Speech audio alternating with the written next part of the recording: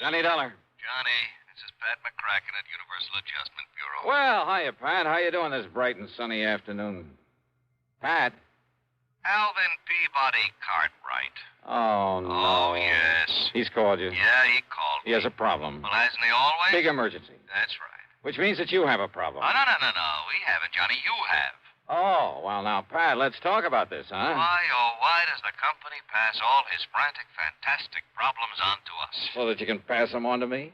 Yeah? Sure, so that I can collect all those fancy fees and commissions, have an excuse to pad out the little old expense account. No, Johnny. After all, when you're serving a client as important as he is, why, hang the expense. Oh, then you finally admit it. Huh? It's only because of the dough you collect that you put up with that wild, wacky old coot. No, wait, that isn't true. Oh, it isn't, huh? Well, I freely admit I've made a lot of money handling his problems over the years, a real sackful. Yeah? But more important, I've grown to like Alvin P., and I feel kind of sorry for him and all the messes he gets himself into. Uh-huh. So, if he's having trouble again, if I can give him a hand... Then the heck with the expense account. Right. Good. That'll save the company a lot of money. No, wait a minute. I didn't mean that. Oh, well, I wish you did. Cartwrights cost us plenty. More than any other client of any other company we act for. Would you rather he took his insurance somewhere else? Right. Maybe I can arrange it. No. Wait a minute. I didn't mean that. Now, listen, Johnny. Okay, I'm listening. Drive on up to Lakewood and see him, will you? Right away? He particularly asked for me? You know he did. He always does. So will you do it? Yeah, sure, Pat. Only what's his problem this time? Johnny, I don't know. Huh? But you said he called you. That's right. And he didn't tell you? Sure he did. Well?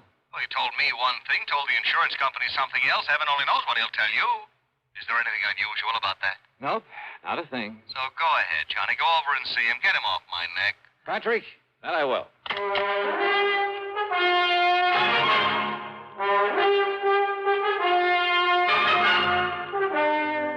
CBS Radio brings you Bob Bailey in the intriguing adventures of the man with the action-packed expense account, America's fabulous freelance insurance investigator. Yours truly, Johnny Dollar.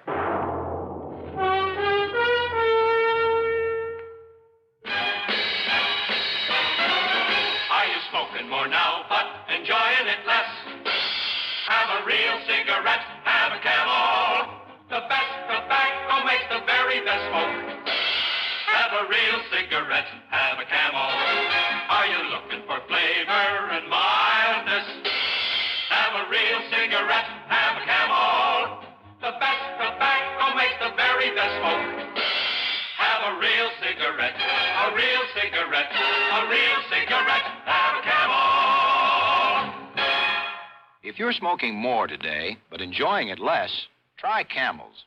The Camel blend of costly Turkish and domestic tobaccos has never been equal for rich flavor, easygoing mildness, real smoking satisfaction every time you light up. The best tobacco makes the best smoke. Have a real cigarette, a real cigarette, a real cigarette, have a Camel. And now Act One of yours truly, Johnny Dollar.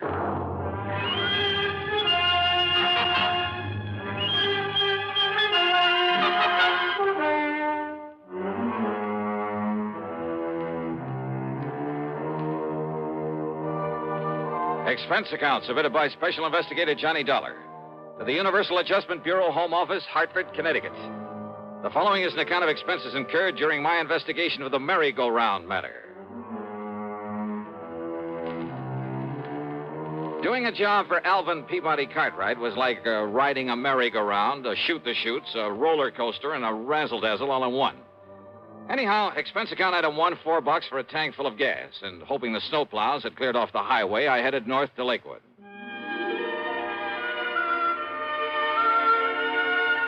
In my humble estimation, Lakewood is one of the prettiest little towns in all of New England, especially in the wintertime. The Cartwright place where the old man lives by himself is on top of a low hill beside the lake. 3 or 4 acres, I'd say, with plenty of elms and towering oak trees guarding the sprawling old mansion. And now, at dusk, with a soft blanket of snow on everything, a group of skaters gliding gracefully over the frozen lake, and a horse-drawn sleigh loaded with happy kids circling around the edge of the lake. Well, it was mighty nice. Peaceful, too. Yeah, it was good being out here in the country again, breathing deep of the crisp, cold air. I felt real good. And I hoped the problem at hand would be no more serious than most of those that were handed to me by Mr. Cartwright. Hiya. Well, don't just stand there letting in the cold. Don't you know it costs a lot of money to heat a place like this? Yeah, I'll bet it does. Well, how are you? And did you stomp the snow off your feet? Yeah, I think I did. Don't want you tracking up the house. Now, what can I do for you, Mr. What? What? Huh? Why, it's Johnny Dollar. Oh, and I know it's a little late, but Merry Christmas, Johnny. Merry Christmas to you. Well, thanks, Mr. Cartwright. The same to you. I knew you wouldn't let me down, boy. Just throw your things there in the hall rack, will you? Yeah. Yes, sir, I knew you'd come. And so I saved it for you. Right in here, Johnny. Yeah, save what, sir? Saved what? Saved what? Why, your Christmas present, of course. You mean to say that's why you... Here you are, Johnny. Oh, well, now, listen. Go ahead. Open it up and see if you like it. Oh, okay, but now you shouldn't... Holy smoke. Well, do you? These aren't diamonds on this Of thing? course they are. What do you think it is, a piece of junk? Oh, hell, no, this is too much, Mr. I Cartwright. don't see why, Johnny. Everybody should carry his money in a bill clip. Everybody.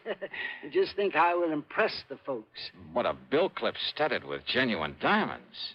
Well, do you like it? Well, sure. Well, I don't know how to thank you, You sir. don't need to, boy. You don't need to. If you like it, that's all that counts. So, Merry Christmas. Use it in good health. And before you go, yes, let me wish you a Happy New Year, too. Belatedly. Yeah, well, thanks. You mean this is the only reason you call me up here? Of course not, John. Can't you see I'm in trouble? Terrible problem. Terrible. Better tell me all about it, then. Come, Johnny, and I'll show you. And I hope to heaven you can help me with this.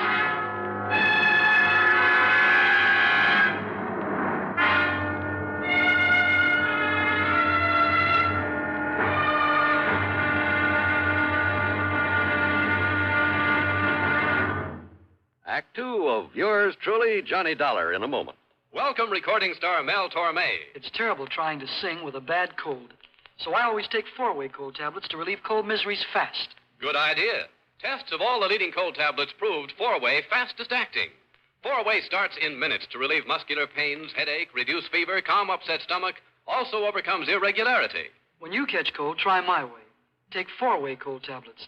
A fast way to relieve cold distress and feel better quickly. 4-way, only 29 cents. Now, here's a word about another fine product of Grove Laboratories. Had dandruff for years? Now get rid of it in 3 minutes with Fitch Dandruff Remover Shampoo. 3 minutes with Fitch regularly is guaranteed to keep unsightly dandruff away forever. Apply Fitch before wetting hair. Rub in 1 minute. Add water, lather 1 minute. Then rinse 1 minute. Every trace of dandruff goes down the drain. 3 minutes with Fitch. Embarrassing dandruff's gone. Fitch can also leave hair up to 35% brighter. Get Fitch Dandruff Remover Shampoo today. And now, Act two of yours truly, Johnny Dollar, and the merry-go-round matter.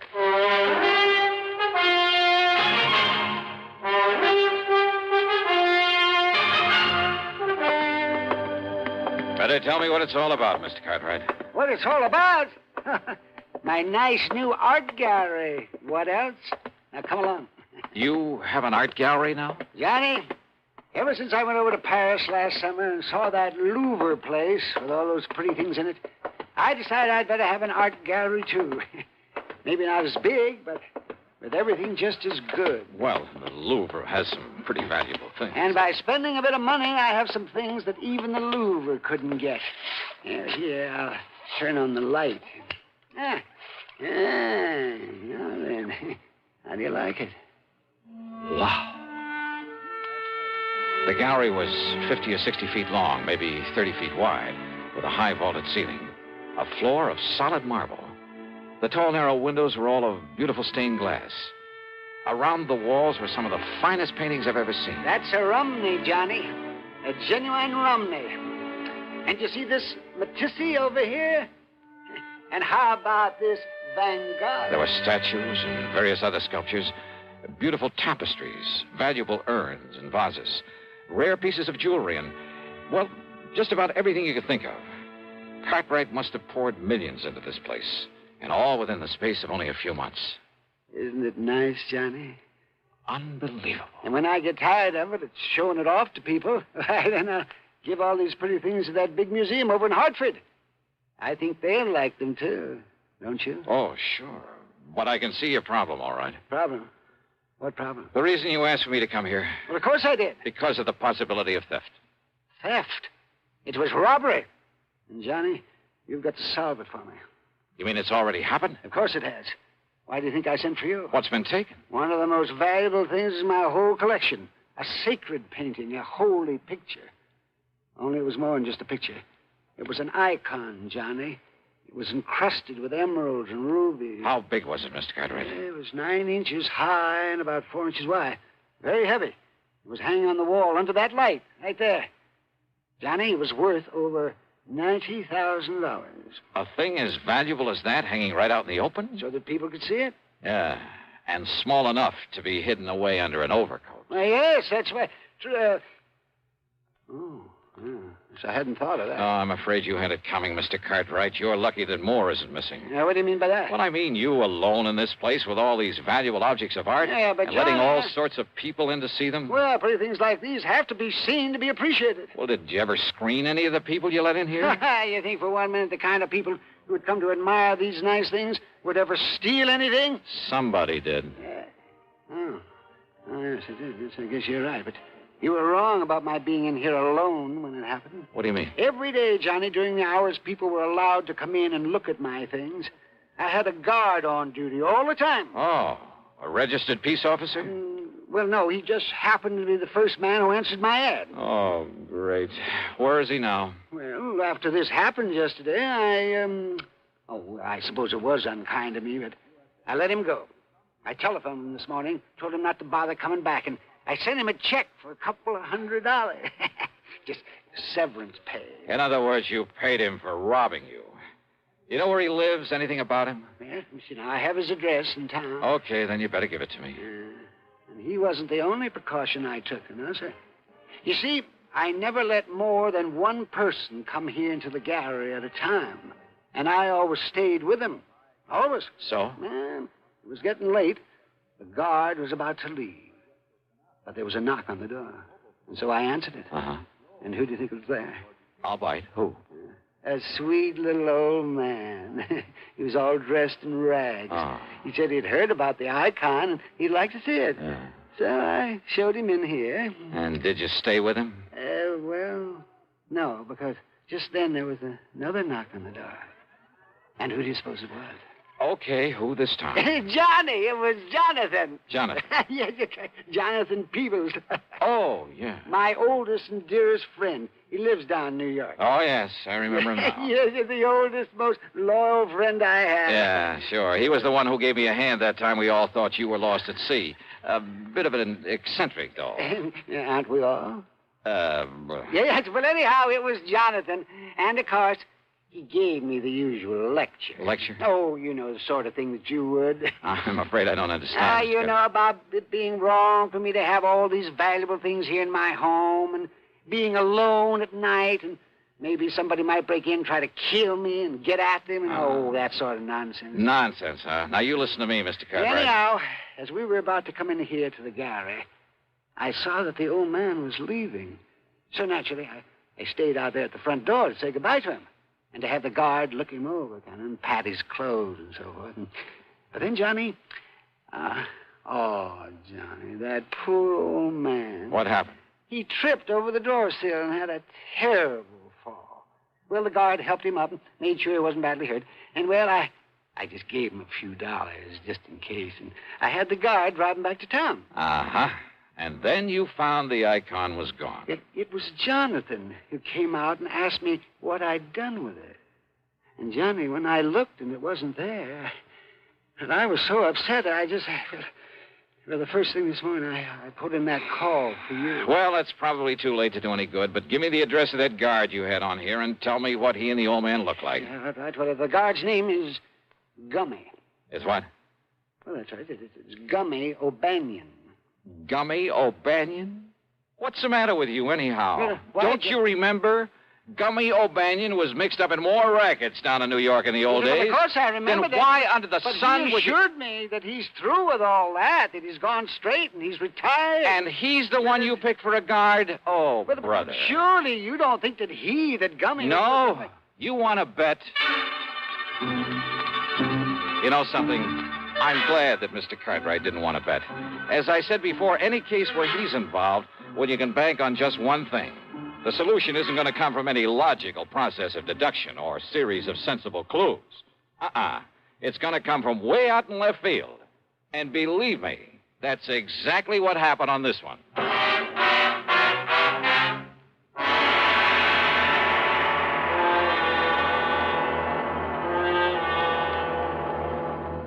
Constipation is something people don't talk much about, but it can be a problem for anyone, even doctors. And when constipation occurs, it's interesting to see just what doctors consider important about a laxative they might use or recommend. Now, a majority of the doctors we heard from had this to say. A laxative should be effective, gentle, as close to natural acting as possible, and a medicine that can be used with complete confidence. Well, pleasant-tasting chocolated X-Lax is effective. Overnight, it helps you toward your normal regularity. X-Lax is gentle. Next morning, it gives you the closest thing to natural action. And that's why many doctors and millions of people use X-Lax with complete confidence. X-Lax, the laxative that helps you toward your normal regularity gently, overnight. Is X-Lax in your medicine cabinet? And now, Act 3 of yours truly, Johnny Dollar.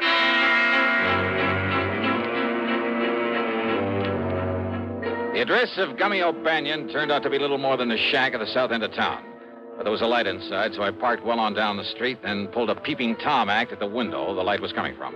The window was slightly ajar. Inside, sitting at a bare wooden table, guzzling beer, were O'Banion and a ragged-looking little old man. On the table between them was a stack of bills. Not only 10s and 20s, but I spotted several 50s among them as they poured them over. I knowed I could have picked up easy money like this. I would have went legit long before I did. Yeah, Gummy? And you know what? What, Gummy? Old Cartwright says he's sending me 200 severance, too. What do you think of that, Doc? 200? That's right. So, with that and all this dough the other guy gives us for that act we pulled at the front door... Other guy? Why, Doc, you and me won't have to work for months. That's pretty good, huh, Gummy? Yeah, Doc, that's pretty good. Well, then open me up another bottle of that beer, huh? Sure. There. But, Doc, I still don't get it. Why that other guy wanted us to make all that fuss for him there at the front door. You falling down and me helping you up and all. A diversion, they call it, whatever that means. Diversion. Diversion? Yeah, and what'd you say his name is, the one that give us the dough, huh? Oh, crazy kind of name. Reminds me of a church like Steeple, only it wasn't. I didn't wait to hear that name. I didn't need to. Because things had suddenly begun to add up the wrong way. Instead of disturbing the two lucky gentlemen, I got back into my car and drove hard. And I didn't stop until I got all the way down to New York, to a fancy apartment building on East 52nd Street. It was well after midnight, and the uniformed doorman was half asleep and a little grumpy about it all. Look, what do you think I am, your brother's keeper or whatever it is they say? And that crazy old man... And you have no idea at all where he might be, huh? Your name ain't Dollar, is it? What'd you say? I asked, is your name Dollar's all? Yeah, that's right, Johnny Dollar. Why? Well, why don't you say so? Here, old Coot left this note for you. He what? Here you are.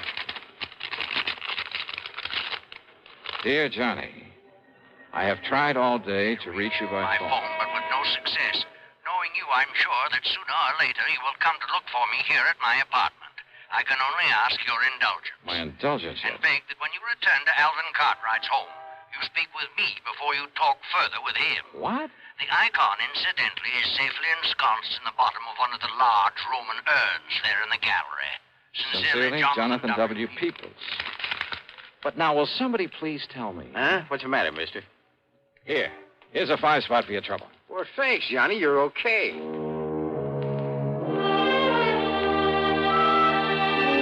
So I drove on back to Lakewood, to Cartwright's home, after a quick stop for some breakfast along the way.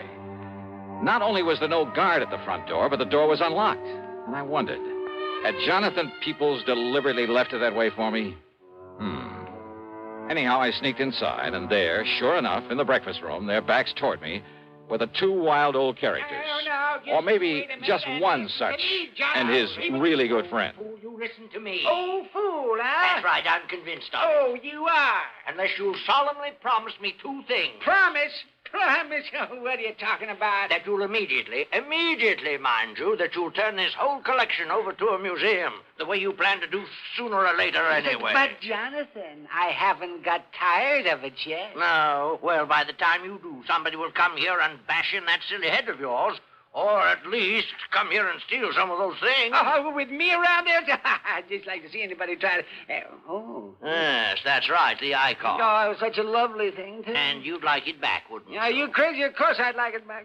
Well, you'd also have to promise to have some honest, legitimate guards around here now, immediately, 24 hours a day. You and your ex-gangster. Yes, I guess I was wrong about him. Of course you were. He might have killed you.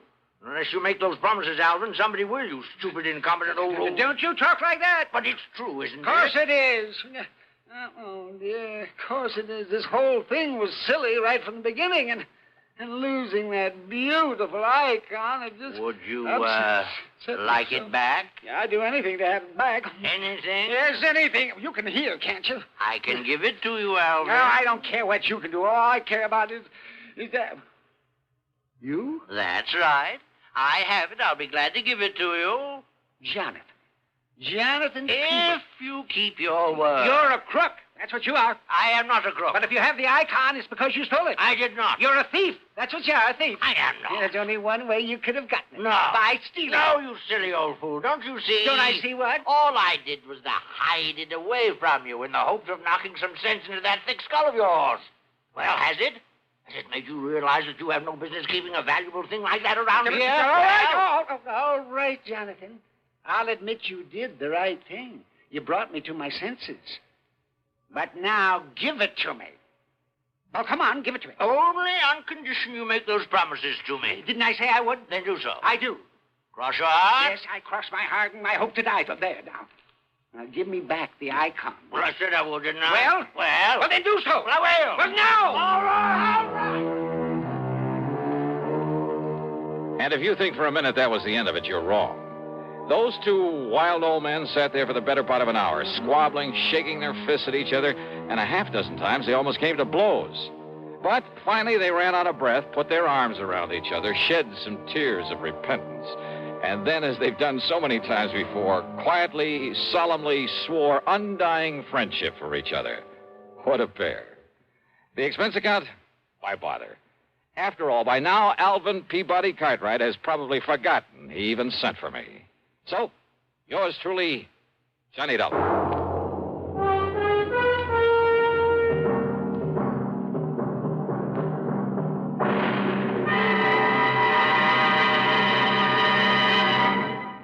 And now our star has a few words for you about the case he'll investigate on next week's program. It's called the Sidewinder matter, and the whole thing happens out in the middle of the Great Mojave Desert. Believe me, it doesn't take long for me to realize the desert can be a mighty dangerous place. So join us, won't you? Right here on the station that brings you all the best in radio. Yours truly, Johnny Dollar. Yours truly, Johnny Dollar, starring Bob Bailey, originates in Hollywood and is written, produced, and directed by Jack Johnstone. Heard in our story were Lawrence Dobkin, Howard McNear, Frank Gerstle, Will Wright, Forrest Lewis, and Joseph Kearns. Be sure to join us next week, same time and station, for another exciting story of yours truly, Johnny Dollar. This is John Wall speaking.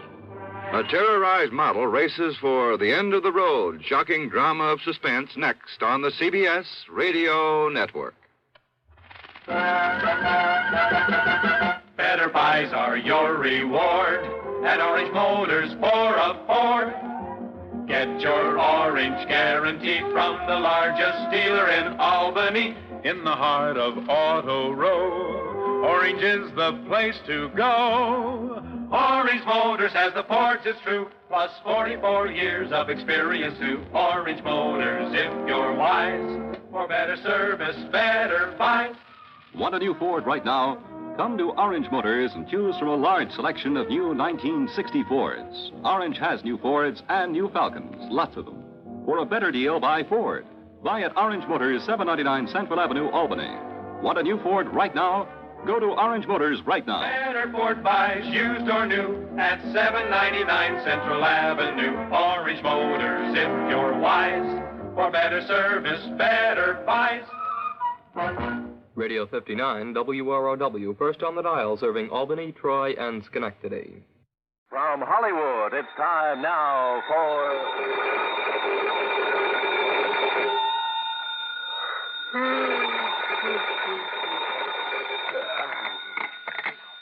Yeah, Johnny Dollar. This is Peter Hanley at Western Maritime and Property Insurance. Holy, look, do you always start making calls at 4 a.m., Mr. Hanley?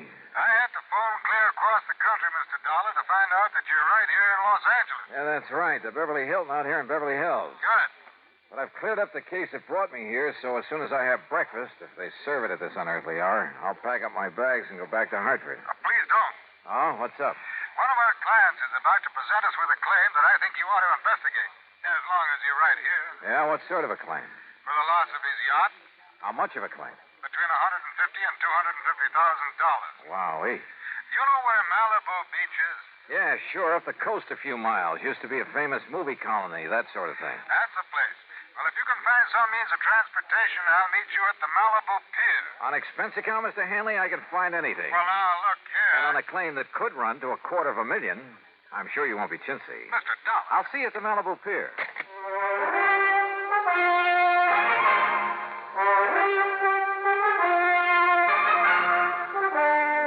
Bob Bailey in the exciting adventures of the man with the action-packed expense account, America's fabulous freelance insurance investigator. Yours truly, Johnny Dollar.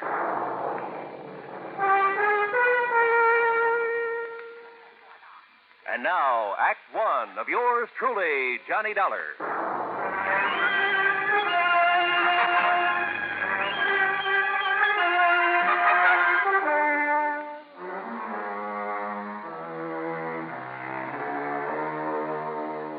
Expense account submitted by Special Investigator Johnny Dollar to the Western Maritime and Property Insurance Company, Los Angeles, California. Following is an account of expenses incurred during my investigation of the Malibu mystery matter.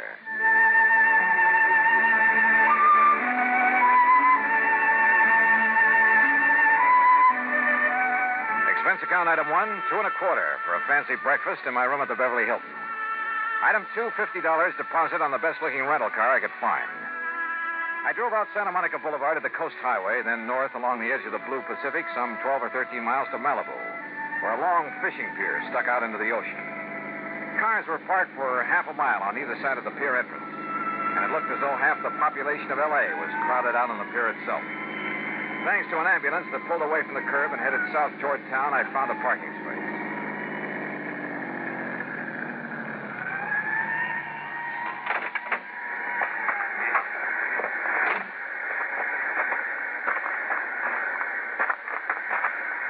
Mr. Dollar? Here. Oh, hi, Mr. Hanley. Come along out on the pier. All right. What's all the mob so early in the morning? Apparently, word of an accident like this gets around quickly. What kind of an accident? Don't you see the Coast Guard vessels out there circling around? Yeah. Did this boat you were talking about sink out there? The Tatus, Mr. Dollar, a $150,000 diesel yacht. What happened to her? Apparently, it just blew up. Survivors?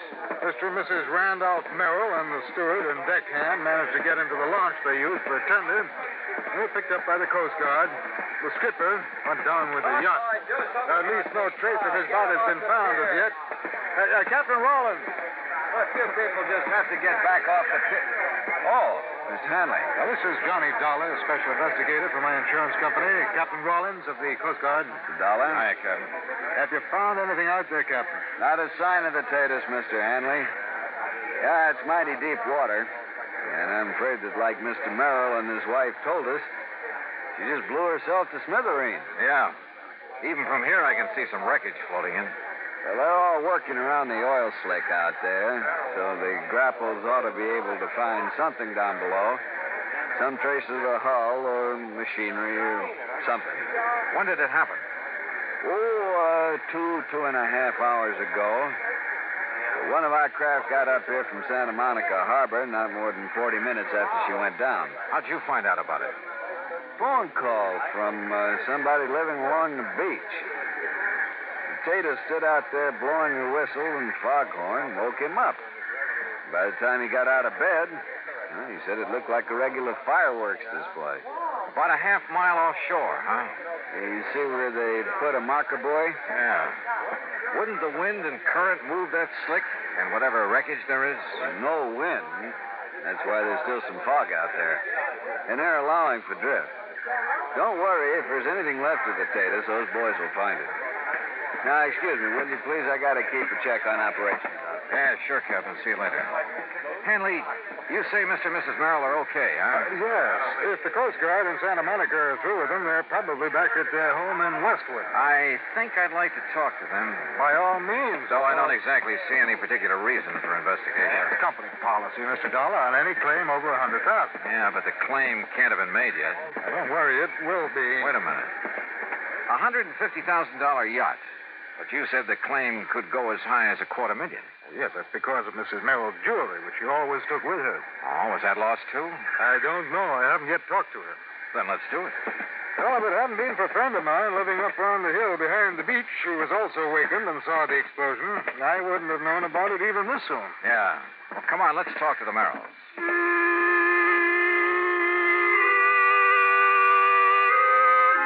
Pete Hanley had his own car, so I tailed him to the Merrill home in Westwood.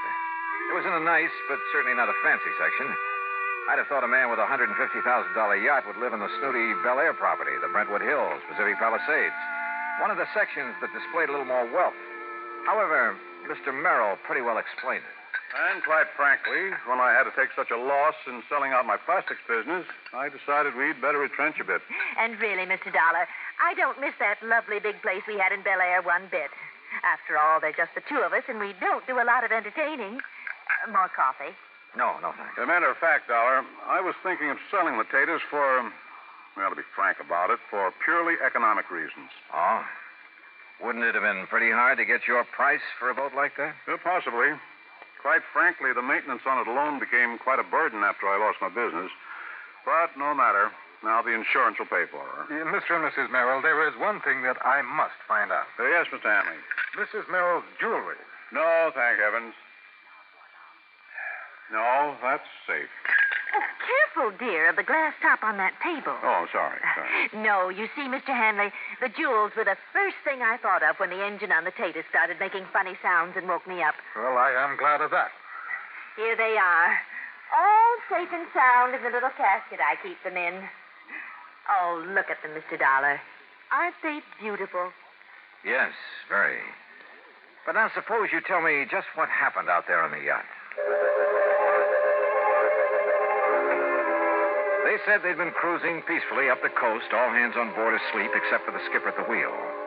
Then the engine started making strange sounds, shaking the whole yacht. The Merrills and the crew jumped out of their beds and rushed on deck. By then, the captain had discovered something wrong with the fuel system, so he ordered them off from the tender while he tried to operate the extinguisher system. Then, barely minutes after they'd cleared her side, came a series of explosions. And that was the last they saw of the Tatus and her captain. As for the Merrills, they were humbly glad they'd been lucky enough to escape. Lucky? Suddenly, sitting there, idly toying with the jewels, I discovered something that... Yeah, believe me, this case did need investigation. Needed it bad.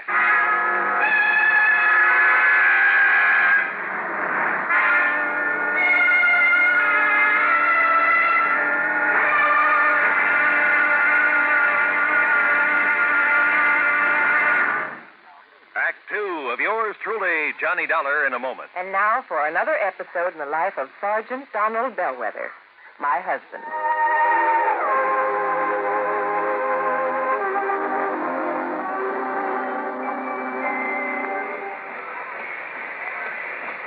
Hi, honey. Did you fix the windshield wipers? I sure did, Reba. How's that? Oh, you fixed them. Good for you, Donald. Thank you, my dear. Well, that's that. Now, if it rains, we're prepared for it, huh? I feel better now. Oh, me too. A driver has to see the danger if he expects to avoid it. That's right. And also keep the back and side windows clear in rain and snowy weather. That's right. Oh, how about the horn? The horn? The horn doesn't work, Sergeant. Aren't you going to fix it? No, I don't think so. Frankly, Reba, I hate horns. Whenever there's a traffic jam, the first thing some guys do is blow their horn. Which does absolutely no good. Of course not. All it does is jar everyone's nerves. No, I don't think I'll fix the horn. Oh, but now wait a minute, Don. Look, supposing we're driving along and suddenly we see a youngster on his bicycle headed right out into the street. Sounding that horn will warn him and possibly avoid a tragic accident. Yes, that's true, but... Or supposing we're driving on the highway, and just as we're about to pass a car, that car decides to pull out into our lane and pass the car ahead of him. He obviously doesn't see us, and he won't hear us shout. But one little beep on that horn, and he'll automatically scoot back and avoid a collision. Reba, you've convinced me. Even though it can be a nuisance, the automobile horn is a necessity. Then you'll repair it? Immediately. Oh, that's my Donald. That's my doll.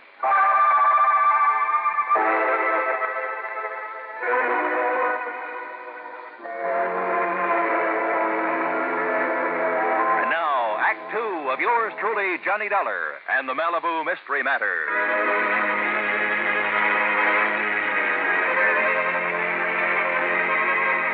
Remember when you were a kid and first found out about how mercury would plate a piece of gold, make it look like silver? How you went around putting it on everything made of gold that you could find? And remember when you first learned that a diamond could put a scratch on glass? How you went around with your mother's engagement ring, cutting grooves in window panes, glass tabletops, and so on? Okay. Sitting there, listening to the Merrills tell about the explosion on their yacht, I toyed with some of the beautiful jewelry Mrs. Merrill had been able to save. Jewelry insured for $100,000. Absent-mindedly, I dragged the diamond in one of her rings across the glass top of the coffee table a couple of times. Then again with pressure. And it did not cut into the glass. I tried a couple of the other so-called diamonds among her jewels. Same result. No result. Those highly insured jewels were paste. Well, Mr. Dollar, it looks like we have the whole story now. Yeah, it sure looks that way. And, Mr. Merrill, whenever you're ready, you just file your claim and we'll take care of it. All right, Mr. Hanley.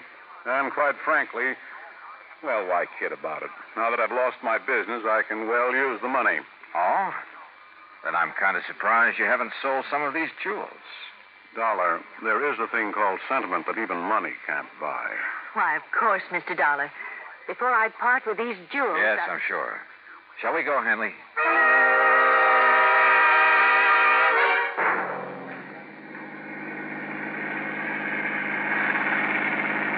But if you're perfectly satisfied with the Merrill's account of the wreck, why go back to Malibu?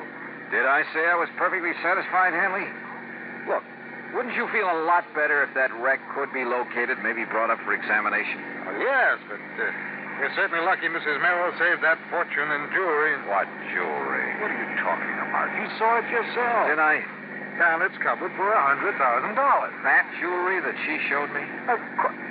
What are you getting at, Dollar? Look, I take it Merrill's business came a cropper, huh? Why, yes, he simply bit off more than he could chew. You know, overestimated his market, overexpanded. Matter of fact, I've been thankful these past couple of years that I didn't fall for his pitch and invest in it. Merrill's quite a promoter, you know. You mean a crook? Well, I didn't say that, no, but his Bel Air estate, where they used to live, his yacht, her jewelry, that sort of thing. They were all to impress the people he got to finance his ventures. A real fast guy was somebody else's buck, huh? Yeah, I guess you could say that about him. So that's why you wanted me to investigate this so-called accident to his yacht? No, not at all, as I told you. What do you mean by so-called? Hanley, you say a friend of yours actually saw the explosion. That's how I learned of it almost as soon as the Coast Guard. But now... And if you know the address, that's where we're going. I told you, he lives up on a hill overlooking Malibu Beach. Only first we're going to stop at the Santa Monica Coast Guard station and pick up a chart or two. Why? Also, if you know a good surveyor, we'll take him along with us. Dollar? Yeah, Hanley? I've got an idea that may save your company a lot of money.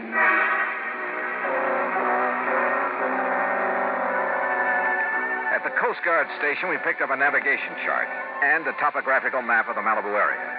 Then we picked up a surveyor named Barkley, who dragged along one of those tripod surveying instruments. Then on to the house of Hanley's friend up in the Malibu Hills. And from him, we got some information that began to bear out some of my suspicions. Yeah, that's right. That's right. When I heard the yacht's whistle and the foghorn, I hopped out of bed and I stood right here in this doorway to the porch. Leaning against it the way you are right now, Mr. Duncan? Yeah, that's right, yeah. Well, of course, it was so dark, it was so foggy out there over the ocean. I was about to go back to bed, and then, boom, the boat exploded. Where? Oh, I can tell you exactly where. From here, that is. What do you mean? Well, the flash it made. It was, right square between those two trees. All right, Mr. Barkley. Set up your transit and get a line on that. Yep. Then plot the line on this map. Right. Dollar, look. You look, Hanley. See that marker buoy where the Coast Guard boats are looking for the wreck? Well, the line Mr. Dobkin has given us is nowhere near that. Well, yeah. Mr. Dobkin, do you suppose any of your neighbors heard the noise and got up for a look? I certainly would think so. Then we really have something to work on. But, Dollar, I still don't understand. You will, Mr. Hanley. You will. Plenty. Act 3 of yours truly, Johnny Dollar, in a moment. Times have changed, and so has the man. How often do we hear the phrase, those were the good old days? But were they? Let's look at the record. During the War of 1812, the man who discharged a missile of destruction had a pretty simple job. A lighted taper, a fuse, some gunpowder, a metal ball, then an explosion. And the metal ball was propelled toward its target, located a few hundred yards away. Now, go back in time to the year 1327. Again, the operation was simple. The taper, the gunpowder, but this time, an enlarged arrow fitted into a block of metal. A man in mail, a smoky explosion, and the arrow flies a few hundred feet. Now, come up to the present. Seated before a complicated control panel is another man, ready to discharge a missile. He, however, is a far cry from that artilleryman of 1812 or the cannoneer of 1327. This man is a skilled, tutored technician. He knows his job. He pushes a button, and a sleek, slim, pointed missile blasts its way into the heavens. Its trajectory has been predetermined by other men with modern-day technological know-how. The missile lands, not a few hundred feet or yards from its launching site, but 3,000, 4,000, or 5,000 miles away. Quite a difference, isn't it? Yes, times have changed, and so has the man. And now, Act 3 of yours truly, Johnny Dollar, and the Malibu Mystery Matter. Pete Hanley, the insurance man, and Barkley, the surveyor, and I continued our interviews of people living along Malibu Beach who'd seen the yacht explode. Yes, sir. I just rose right up in bed, and I could see straight out my front window. And you saw the actual explosion, Mrs. Gray? I certainly did. Right out through there. Good, thank you. Okay, Mr. Barkley, get a bead on it with your surveying instrument, then plot it on the map. Right you are, Mr. Doc. That's right, sir. I see the flash right the other side of that big oleander bush out there in the yard. And you were standing right here, Mr. Phillips? Exactly here, yes, sir. Why, it like lit up the whole sky. Okay, Mr. Barkley. Right? Why, even through the fog I could see it just as plain as day. I'll say I did. Gee. You see, we was having a little party, and I was just going in the kitchen to make us some scrambled eggs. Yes, well, now, just where? Now, it is. After being up all night and having some drink. Well, where were you standing? When the whistle started and the fog went, we came out here. Right where you're and standing all now? of a sudden, bluey. Gee, me and my friends, we thought it was the 4th of July all over Mr. again. Barkley, And gee, you what a take over. noise. Yes, sir.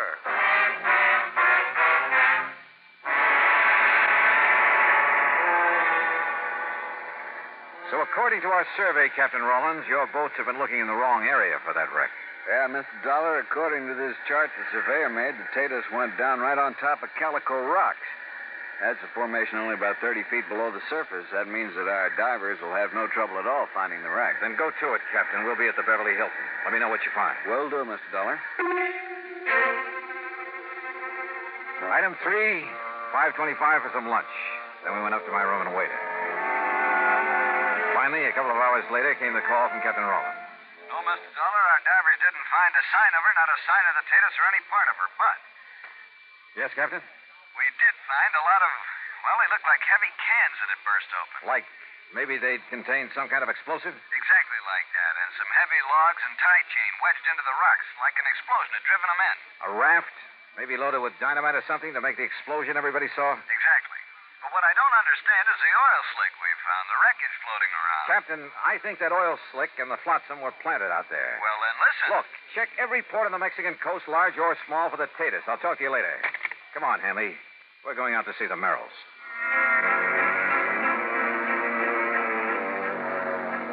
On the way out to Westwood, I wondered.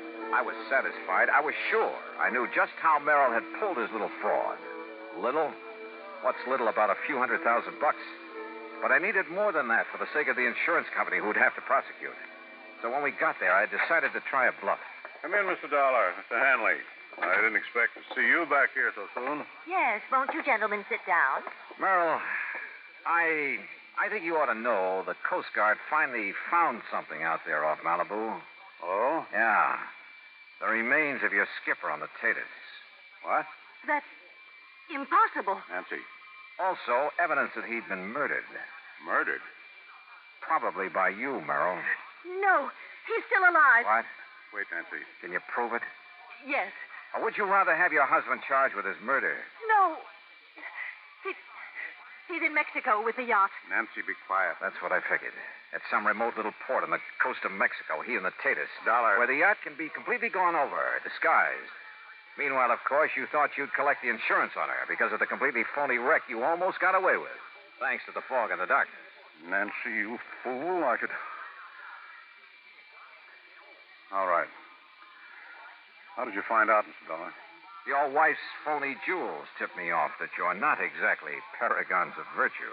Phony, Mr. Dollar? Paste, Hanley, and nothing else. And I'll lay odds they'll sell the originals, that they plan to carefully lose the fakes. Why didn't they claim to lose them in the wreck? Oh, that would have been overplaying their hand. Apparently, having saved those jewels made the wreck look all the more legitimate. But the really clever stunt was dumping oil on the water and some odd bits of wreckage away from the spot where they blew up the raft. Yeah, it almost kept the Coast Guard from finding the cans of explosives they'd used for the little fireworks display. But, Merrill, the only thing around here that's been sunk is you. Dollar, I'll fight you and this insurance company with every legal trick in the book. You know something, Mr. Merrill? I don't think you'll get to first base.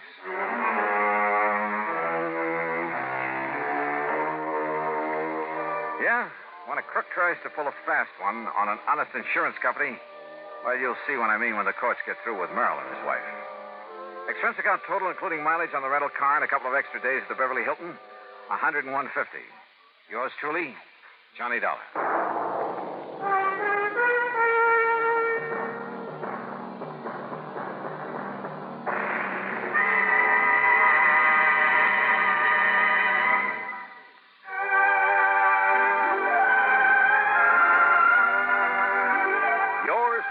Johnny Dollar, starring Bob Bailey, originates in Hollywood and is written, produced, and directed by Jack Johnstone. Heard in our cast were Paula Winslow, Eleanor Audley, Gene Tatum, Ben Wright, Harry Bartell, Will Wright, Lawrence Dobkin, and Barney Phillips. Be sure to join us next week, same time and station, for another exciting story of yours truly, Johnny Dollar. This is Roy Rowan speaking.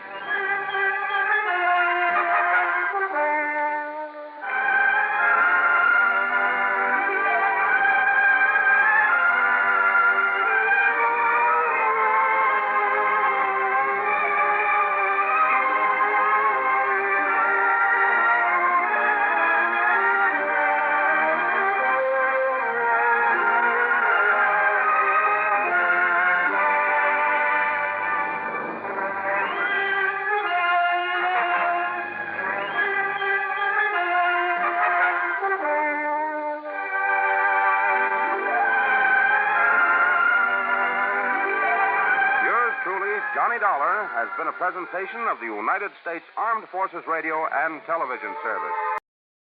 From Hollywood, it's time now for... Johnny Dollar. Pat Cummings, Inter-Allied Life. Hi, Pat. What's new with you? Johnny, ever hear of Everett Benton? No, I'm afraid not. Investment firm down in New York. Real estate, oil, mining, this and that. What about him? We're carrying a $100,000 life policy on him. So? So last night he fell out of a 14-story window. Oh, that's too bad. Accident, Pat, or was it suicide? Maybe neither. I think he got pushed. I'll be right over.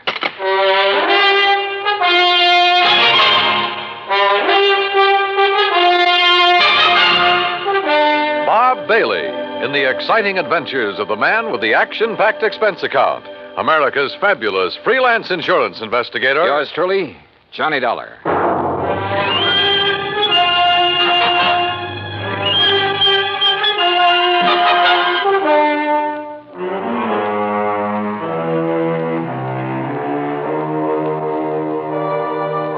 Expense account submitted by Special Investigator Johnny Dollar to the Inter-Allied Life Insurance Company, Hartford, Connecticut.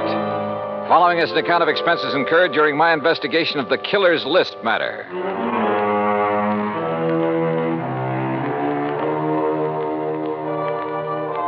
Expense account item 1, $1.20 for a taxi from my apartment to the offices of Inter-Allied. Pat Cummings looked worried and got straight to the point. I don't know, Johnny. Maybe Benton wasn't pushed out that window. But there's something about this deal that just doesn't smell right to me. What can you tell me about this man, Benton? Everett Benton, 45 years old, doing very well in business, so far as we know. Last night, about 10 o'clock, he fell or jumped or was pushed out of his office window. This policy on him, who's the beneficiary? His wife, Claire. What's she like? About 12 years younger. Redhead. I see. Yeah. Well, what do you think? I think I better have a talk with Mrs. Benton. Item 2, $14.40, transportation and incidentals to New York City. The Benton's apartment was on East 67th, very fashionable, very expensive. And Claire Benton looked right at home in her surroundings. Do you mind if I fix us a drink, Mr. Dollar? Not at all, Mrs. Benton. It's been a pretty wearing day. I imagine it has. Police, questions, reporters. You yeah, know. sorry to be throwing more questions at you at a time like this. I'm used to it by now. Here's your drink. Thanks. Cheers. Yeah, cheers. You know, you certainly seem to be bearing up very well. Yes, I suppose so. Mr. Dollar, I think it would save time and embarrassment if we had a few things understood. Such as? You've heard of the ideal marriage. Well, Everett's and mine was not it. Oh. Naturally, I'm very sorry he did what he did, but... Well, we weren't exactly happy together. I take it you think he committed suicide, Mrs. Benton. Is there any doubt about that? Apparently not in your mind. None at all. If it was suicide, why did he do it? I wouldn't know. Everett hadn't confided in me for some time. We haven't been very close recently. Oh, Mrs. Benton, just suppose it wasn't suicide. Everett had no enemies that I knew of. I see. About the insurance policy. Yes, about the insurance policy, Mr. Dollar. $100,000, isn't it? That's right, when you get ready to file a claim. I intend to in the morning. I see.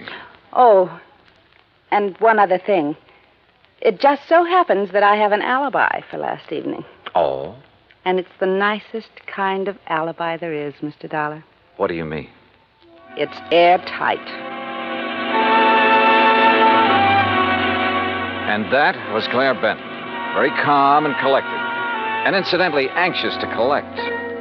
I thought her over all the way to the office of Detective Lieutenant Tovich of Homicide. That's item 3, $1.60 cab fare. Yeah, I talked to her, Johnny. She's a hard one to figure out. Well, what do you think, Tovich? Did he jump or get pushed? You got any ideas? How about financial troubles? He was in the investment business. Have you looked into that? According to his lawyer, his affairs are in good shape. Oh, he'd made his share of poor investments over the years. Wildcat oil leases, stuff like that. But in general, he was doing okay. He was worth a lot of dough, Johnny. Okay, let's assume he was pushed out that window. What was he doing in his office at 10 p.m.? I've wondered about that, too. Any indication anybody was with him? No. The night watchman was in another part of the building when Benton came in. Let himself in with his own key. There could have been somebody else with him, all right. But who? Claire Benton says she has an alibi. Yeah. Don't know as I care for it much, but I haven't been able to break it down. Who is her alibi? Larry Santis. Santis. Runs a supper club over in the East 50s. Yeah. The Ace of Clubs, he calls it. Larry Santis. Thanks, Tovich.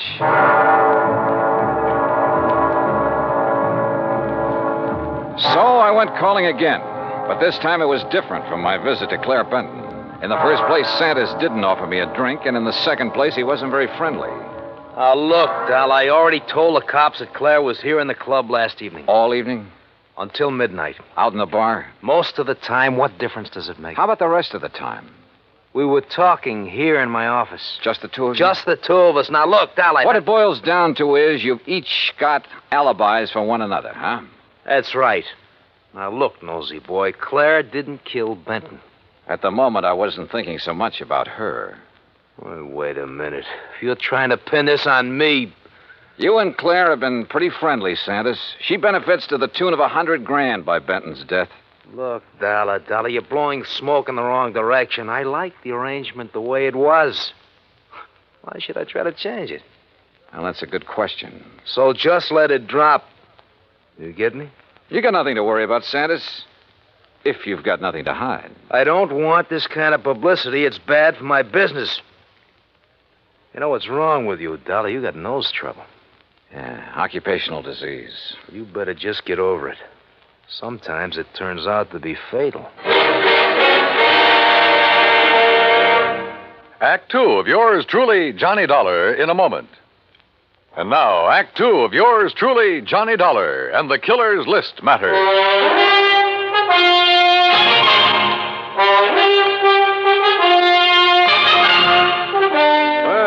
Looks like you didn't get any further with Larry Sanders than I did, Johnny. Look, Tovich, both Sanders and Claire Benton had a motive for killing her husband. Matter of fact, two motives. Money and getting Benton out of their way. Johnny, I'm with you. But we're not even sure yet it was murder. We do have something that indicates somebody might have been in Benton's office with him, though. Yeah, what is it? We found a cigarette butt in one of the ashtrays. Different brand than Benton smoked. Could it have been left there during the day? Janitor says he cleans out the ashtrays about 7 in the evening. Of course, he could have overlooked one. So I don't know whether it means anything or not. Oh, excuse me. Yeah. Homicide, Tovich. Oh? Where? Okay, I'll be right over.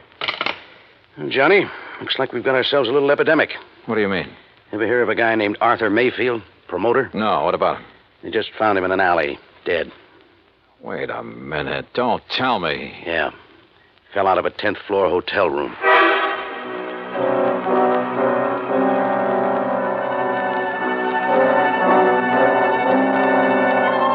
Lieutenant Tovich and I went over to the West Side Hotel where Mayfield's body had been discovered.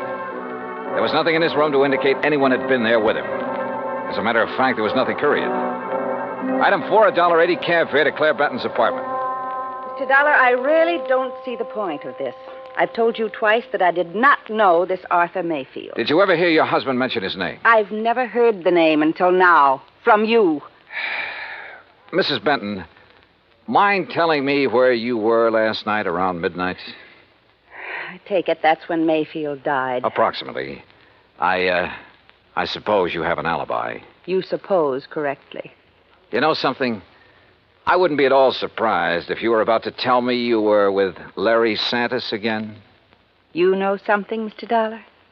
That's exactly where I was last night. I know, Tovich. I know it could be just a coincidence that two guys fall or jump or get shoved out of windows within 24 hours. But I got a hunch there's some kind of connection between them. Could be, Johnny. But so far, we haven't been able to find it. Well, how about their past? The armed forces, maybe? I've already checked that out. The answer's no. Could they have been involved in any sort of business deal? I asked Benton's attorney about that. He's checking through all of his papers. He's promised to call me. And you haven't been able to find any organization they both belong to, any situation in which they could have been thrown together? Not so far. Unless they served on a jury together, something like that. Well, don't laugh. That could be it. And they might have convicted somebody who took this way of getting revenge. Yeah, I'll check it out and call you if we find a connection. But don't count on it, Johnny. Don't count on anything.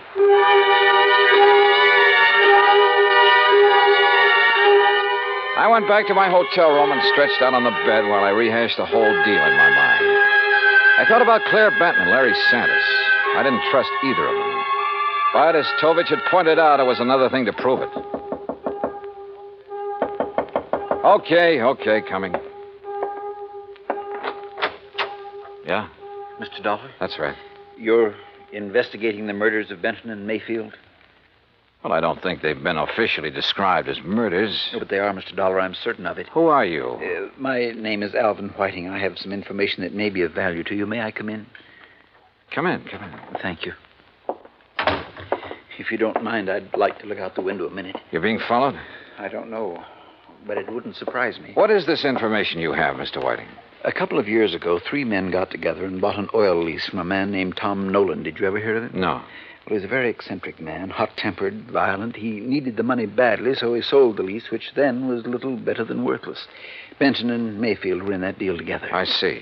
But I still don't understand what that has to do with their murders. I'm convinced their killer is Tom Nolan, getting revenge on them in his own warped way. Revenge? For buying a worthless oil lease from him? Last week, oil was discovered on that property, a lot of it. The property is now worth millions. Ah. I think that Nolan, with his twisted way of looking at things, probably feels that he was cheated out of that property. You're suggesting that this Nolan isn't quite all there, huh? Exactly. That's exactly what I mean. What's your connection with all this, Mr. Whiting? I'll tell you what my connection is, Mr. Dollar. I was in on the deal with Benton and Mayfield. I was the third man. Ah. So, you see, if my suspicions are correct, if Nolan is the killer, then I'm the next man on his list.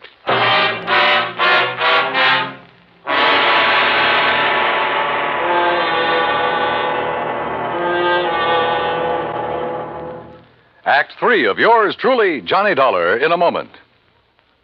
And now, Act 3 of yours truly, Johnny Dollar, and the Killer's List matter. I took Alvin Whiting down to Lieutenant Tovich's office, and he told his story again. I could see that Tovich felt the same way I did, that at last we were getting someplace. Matter of fact, Johnny, I was about to call you. Benton's lawyer just turned up the lease agreement linking Benton, Mayfield, and Mr. Whiting here. Question is, where's Tom Nolan? I don't think I'll draw an easy breath until he's been found and arrested. We have a bulletin out on him, Mr. Whiting. One thing we found out, about a year ago, he served time for assault and battery. Oh? Mr. Whiting, I'd suggest you take every precaution until we pick up Nolan. Don't worry, Lieutenant. I propose to remain in my apartment until you apprehend him. I'll post a man in the building to look after you. Thank you, sir. Homicide, Tovich. Oh, what's the address? Right. Thank you.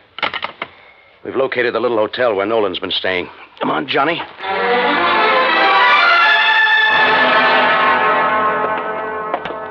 That's Mr. Nolan's room at the end of the hall, Lieutenant. Okay, clerk. Is he in? I don't know.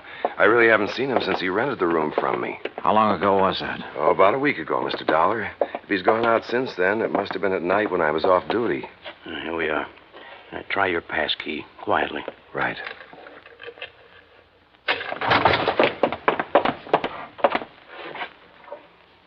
Well, gone. Bag and baggage. Yeah. Room's been used recently, though. Hey, in this ashtray, cigarette butt. Same brand we found in Benton's office. Doesn't prove anything, but it might tie in. Yeah, Tom Nolan could be our boy, but where is he? You say he rented the room from you, clerk. What did he look like?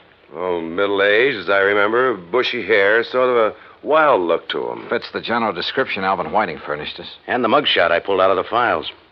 Well, all we can do now is rig a stake out for him here, and then wait. Lieutenant Tovich posted a couple of men in Nolan's room, and we went back to headquarters. While he was getting out another bulletin, I went through Nolan's record. Assault and battery, resisting arrest. There was no doubt he was a violent sort of guy. And with the indication Whiting had given us that Nolan was a little unbalanced, the weird revenge motive might fit. Then something in the records caught my eye. I went back to the office of Larry Santos at his supper club. Oh, look, Dal, I told you the last time you were here. Now, I got a few things to tell you, Santos. The 2 murder victims, Mayfield and Benton, went in on a business deal with a man named Alvin Whiting. All right, so what? They bought an oil lease from Tom Nolan. All of a sudden last week, that lease got real valuable. Alvin Whiting figures that Nolan's the killer. Says he's not all there, and he was trying to get his own strange kind of revenge. Look, Dollar, what's all this got to do with me? That's what I want you to tell me. Look, I don't know anything about any of them. Last year, Nolan was arrested for assault and battery. According to the police records, the man who put up bail for him was you. Okay, so I put up bail for him. Look, Tom Nolan's my uncle, Dollar. Sure, he's offbeat, but he's harmless. Assault and battery? Harmless? So he beat up a guy. That doesn't mean he'd kill anybody. How'd he get mixed up with Benton, Mayfield, and Whiting? Well, he was broke. I asked Benton's wife to get her husband and the others interested in buying Tom's lease to get him some dough. I didn't know the lease would turn out to be valuable. After Nolan got out of jail, he left town, moved to Coopersville. That's upstate. Yeah? Well, he's had a room right here in the city for the last week. I didn't know that. Believe me, I didn't. Look, I haven't heard from him for 6 months. That's the truth. Dollar, I've told you all I know. I still didn't trust Santis, but decided to follow up the lead he'd given me about Coopersville. Maybe Tom Nolan had gone back there. I called Tovich to tell him, and he had a nasty little surprise for me. Alvin Whiting had disappeared from his apartment. I didn't know whether Tom Nolan had gotten to Whiting or not, but I did know I had to find Nolan in a hurry. I hightailed it to Coopersville. It was a small town with half a dozen hotels and rooming houses. I made the rounds, flashing Nolan's picture. Finally, I struck pay dirt. Why, yes, I recognize that picture. That's Tom, all right. But he told me his last name was Niles. You say he roamed here, Mrs. Carr? Yes, kept himself mostly, but he didn't make no trouble for anybody as far as I could see. Oh, didn't hear about, 6 months ago. Around the end of September it was. And then last week he left us. Sure, he probably found out they'd struck oil and moved into the city. You don't understand, Mr. Dollar. When I say he left us, I mean that last week Tom Niles died.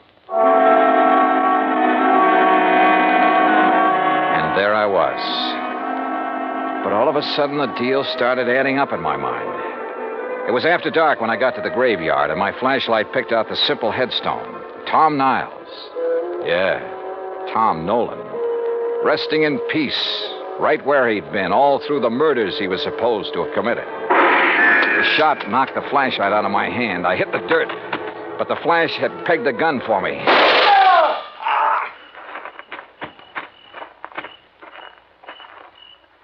Well, Alvin Whiting. Oh, Dollar, my arm. Oh, don't worry. I'll get you a doctor, Whiting. I want you to be in good shape to stand trial. How'd you work? Hire some drifter to rent that room back in New York under Nolan's name? Some character you picked up in the park? No, you've got to understand. I had to have the money. I was in debt. I was desperate. You almost got the money, too, didn't you? Yeah, it almost worked. You rigged the story that Nolan was the killer, that you were on his list of victims. That way you end up in sole possession of the oil lease. If I'd only known he was... Yeah. Never try to frame a guy who's already dead.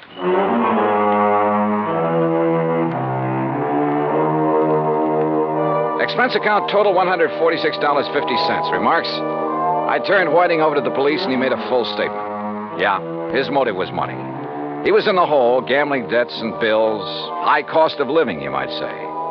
But I guess he knows now it's still a real bargain compared to the high cost of dying. Yours truly, Johnny Dollar.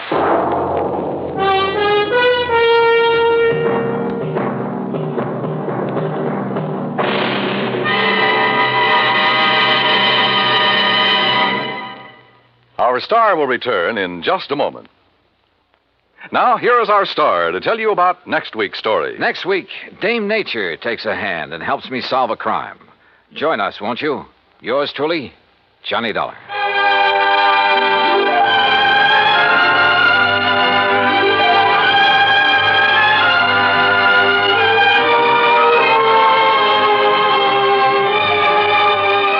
Yours truly, Johnny Dollar, starring Bob Bailey, originates in Hollywood and is produced and directed by Jack Johnstone. Today's story was written by Robert Wright. Heard in our cast were Virginia Gregg, Lillian Bayef, Jack Edwards, Jack Moyles, Tony Barrett, Parley Bear, and Carlton G. Young. Be sure to join us next week, same time and station, for another exciting story of yours truly, Johnny Dollar. This is Dan Cubberly speaking.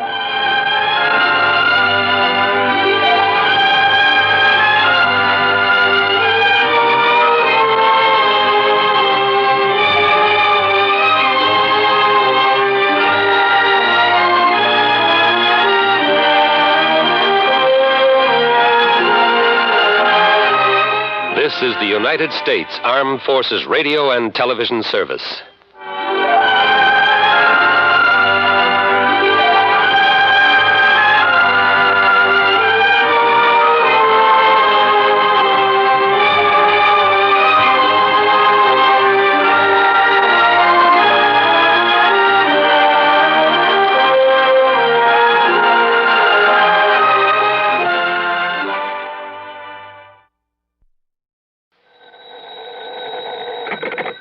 Johnny Dollar. Hi, Mr. Dollar. Hi, yourself. Who's that? You know, Jimmy. Jimmy? Sure, up here in East North Weldon. East North what? And I saved up the money for this long-distance call from my newspapers. Use my own money, because it's very, very important. Oh, well, I'm sure it is. But now you haven't told me Jimmy who. Jimmy Carter. You remember the artist. Artist? I helped you solve that case about the crook you were looking for up here. Remember? Oh, sure, in East North Weldon, Massachusetts. Yes, sir. Well, what are you calling about, Jimmy? I can help you solve another case, Mr. Dollar. Can you? What kind? Well, it's murder, Mr. Dollar. What? Yes, sir. Murder.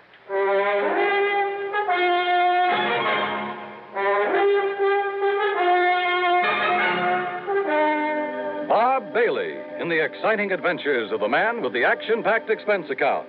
America's fabulous freelance insurance investigator. Yours truly, Johnny Dollar.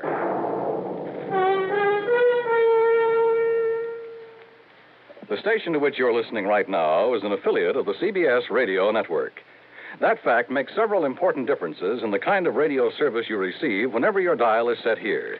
Take the matter of news. Over this station, you hear frequent reports gathered by the foremost broadcast news organization, CBS News. Reports supplemented by the perspective commentary of such distinguished newsmen as Edward R. Murrow, Lowell Thomas, and Eric Severide. In addition, of course, this station provides you with late local news so that you may keep up with what's happening in your community. You hear top dramatic programs, comedy, variety, and music to fit your every mood. In addition, this station provides you with further listening entertainment, courtesy of your favorite local broadcast personalities, plus the cream of today's crop of top songs.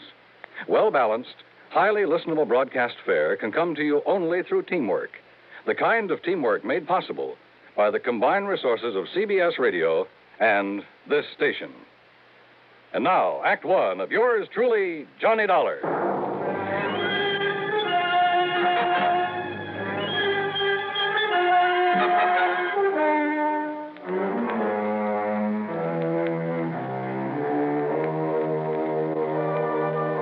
Expense account submitted by Special Investigator Johnny Dollar to the Amalgamated Life Association, Home Office, Hartford, Connecticut. Following is an account of expenses incurred during my investigation of the Jimmy Carter matter. It was only last fall that I'd gone to the sleepy little town of East North Weldon up in Massachusetts to run down a heavily bearded man who'd stolen some money a while back from a furniture plant. It was little Jimmy Carter who'd really solved the case for me by drawing some hair and a beard on a poster.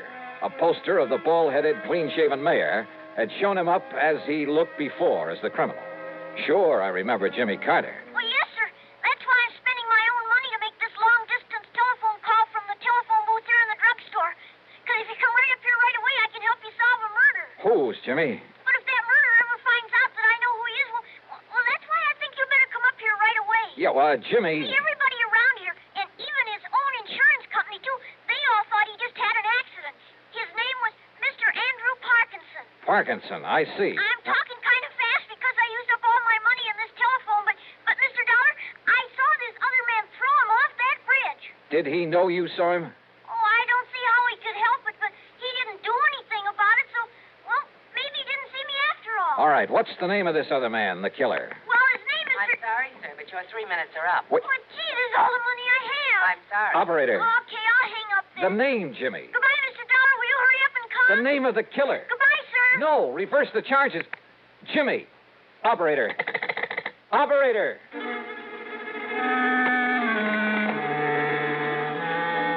Expense account item 1, 10 cents. Phone call to the Auto Club for some route information. Item 2, another dime for a call to Pat McCracken at Universal Adjustment Bureau. It was pretty early in the morning, but fortunately he was in his office. Yes, Johnny? Hey, Pat, listen. Yeah? I'm driving up to Massachusetts fast as I can. Well, good for you. Listen, will you? What? Andrew Parkinson. Get that? Yeah, Andrew Parkinson. What about him? Well, he died a few... Well, that is... He what? He died, and, well, it was supposed to be an accident, but Well, anyhow, he's dead. Johnny, easy. What's this all about? I want to know who his insurance company is. You're a clearinghouse for that sort of information. That's right. Well, will you see if they have a representative or an office up in East North Weldon, Mass? East North Weldon? That's right. It's just east of North Weldon. Oh, no. You know, up north of Fitchburg. Oh, that place I have heard of. Well, somebody in that company called it accidental. But listen, I have reason to think it wasn't. What? So if I can contact whoever it is up there, and listen, Pat, there may be a kid's life at stake. Johnny, this is about as confusing as anything. Yeah, I know. I'm sorry. Just get me the name of the company that insured the life of Andrew Parkinson. Well, whatever you say. Good. But it may take a couple of hours. Okay, just get it for me. I'll call you when I get up there.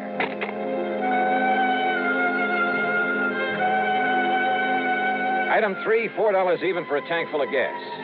By the time I got to Fitchburg, it was a little afternoon, thanks to a slight argument with a highway policeman along the way. I made another phone call. Item 4, 55 cents. Pat McCracken. Did you find out that insurance company for me? Oh, Johnny? That's right. Ah, yes. It's one of the smaller outfits, Johnny. Does a lot of rural business. Amalgamated Life Association. Okay, thanks. Policy on Andrew Parkinson was issued by their local representative, Mr. Waldo Bottomley. There in East North Weldon? That's right. Good. And the company's report on Parkinson says that his death was accidental. It's already been reported? Mm-hmm. Well, when did he die, Pat? Day before yesterday. And a claim's been filed? Yes. $10,000 with a double indemnity clause. Wait a minute. Who's the beneficiary? Lucius R. Weatherby, same town. Okay, thanks a lot. No, wait a minute, Johnny. Tell me what all Wait, this... nothing. I tell you, a kid's life may be in danger. What does a kid have to do Sorry, with this? Pat, I gotta hit the road.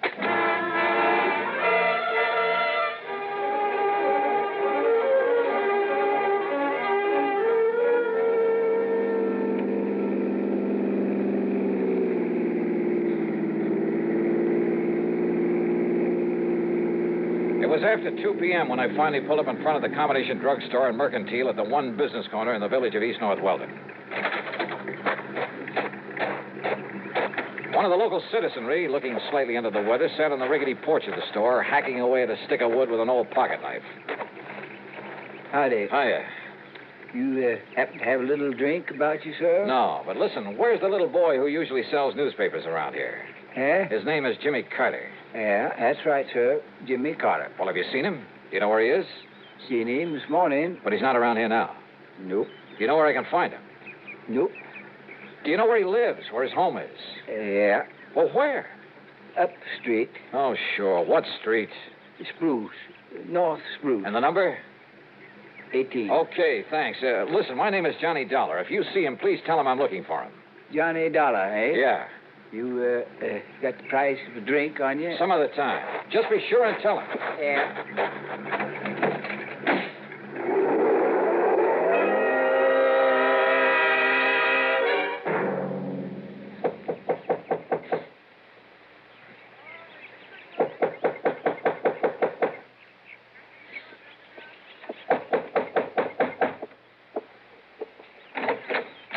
Yes, Mrs. Carter? that's right. My name is Johnny Dollar. Mr. Dollar, where is he? What have you done with him? What? Jimmy, my son Jimmy. He said he had to talk to you. Oh, well, he did. That is, he called me on the He's phone. been just sitting around the house like he was sick or something all day yesterday. And he tossed and turned all night in his sleep. Mrs. Carter. Then this morning he jumped up from his breakfast, only he wasn't eating any of it. And he said he had to see you. He had to talk to you.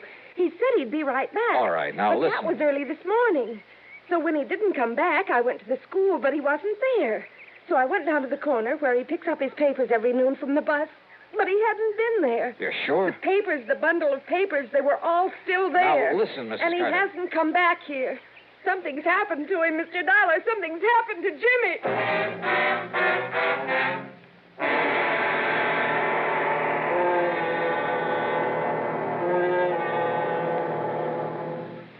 Act two of yours truly, Johnny Dollar, in a moment. Coming up to 10 gallons, Mr. Johns. There. To check your oil filter and air filter might pay you $1,000. How's that? Well, haven't you heard about Fram's big silver treasure hunt? Oh, yes. Heard something about it over my car radio this morning. What's it all about? Well, a regular filter check is so important that Fram Corporation is paying $60,000 to get car owners to check their filters now. $60,000 in cash? Yeah, this is Fram's silver anniversary. Last year, 10,000 secretly numbered Fram filters were distributed all over the United States and installed in cars during regular servicing.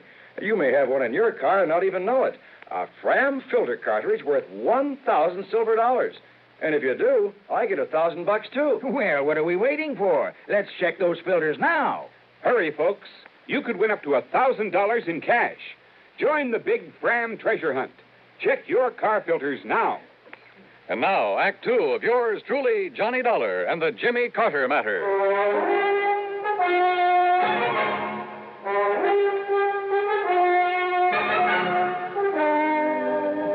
Jimmy Carter, the cute little kid who'd helped me solve an embezzlement case up in a small New England town with the unlikely name of East North Weldon, who'd call me on the phone to report a murder. But when I got there, Jimmy was gone, disappeared. Jimmy said he was going to talk to you, Mr. Dollar.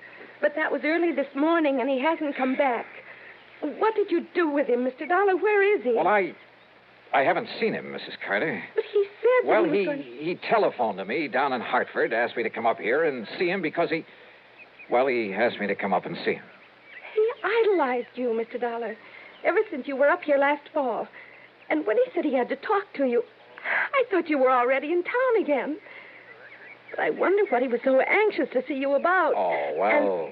And he's been acting very strangely the last day or two.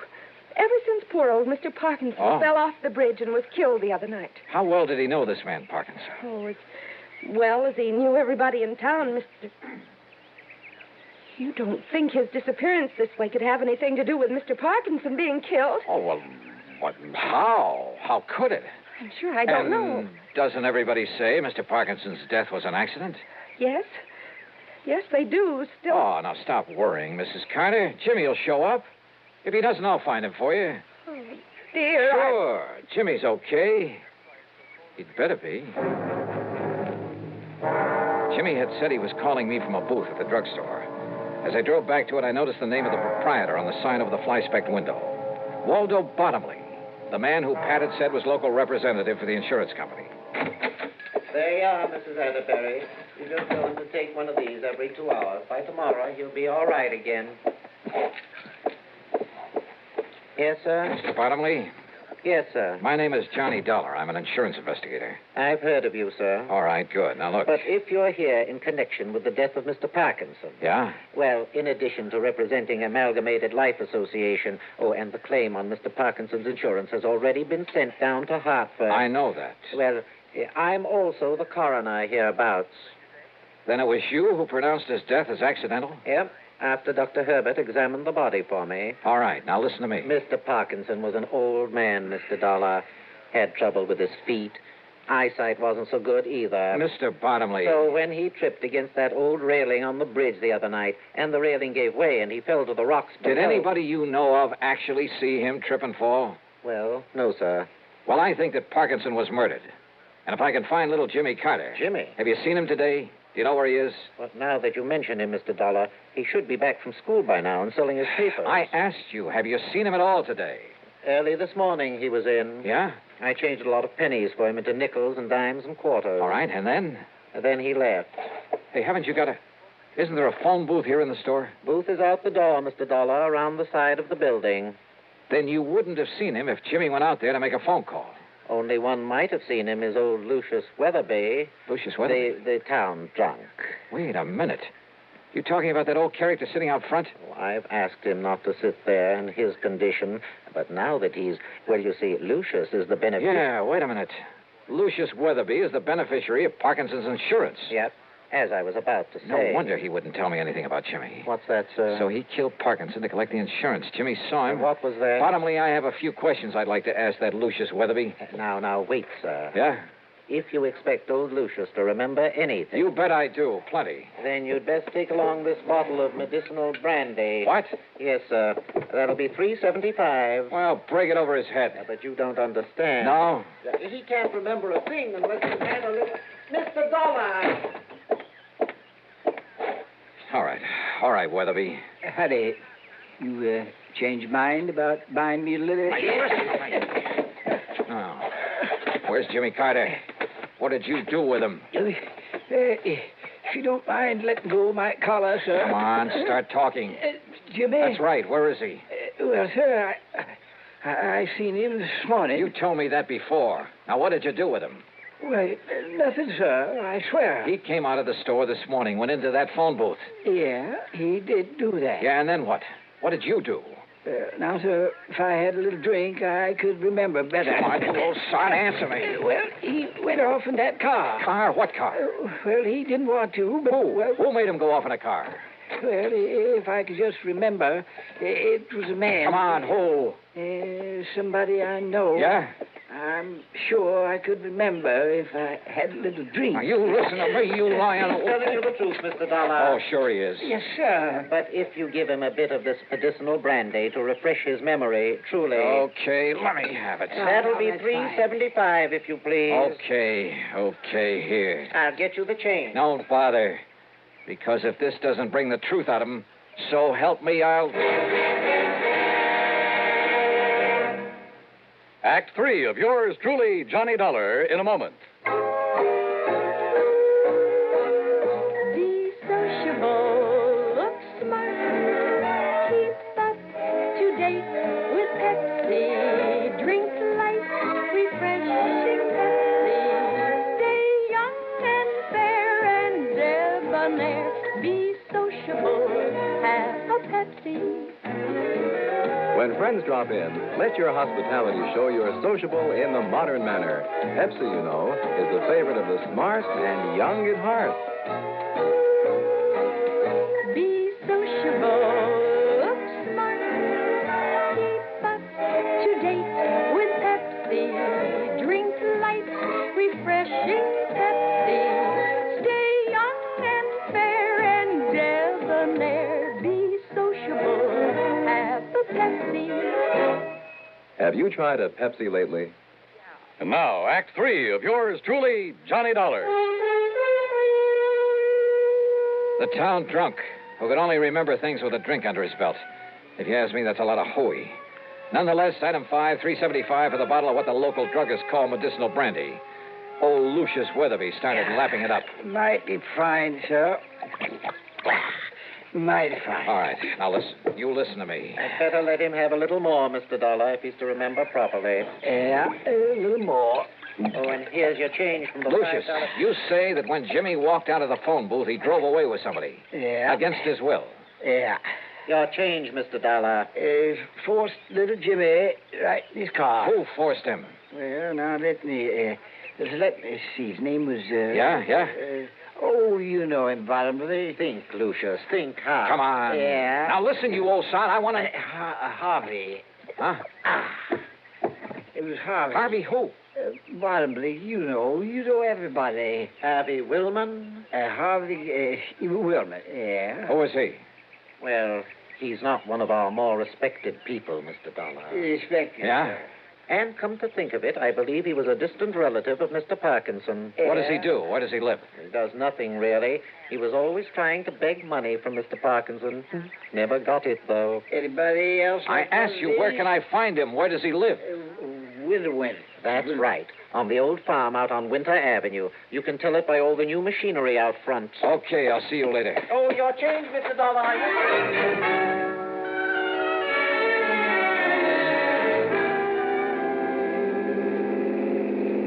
On the way out to Harvey Woolman's farm, I suddenly realized that for once in my life, I'd forgotten to bring along a gun. Judging by all the equipment out front, Woolman must have gone through the Alice Chalmers catalog and taken one of everything. But the farmhouse was nothing but a one-story clapboard shack. Half hidden at the back of it was a beat-up old sedan. Come on, open up. Jimmy! All right, Willman, open up this door. I'll break it down. Willman! Okay, brother, you asked for it.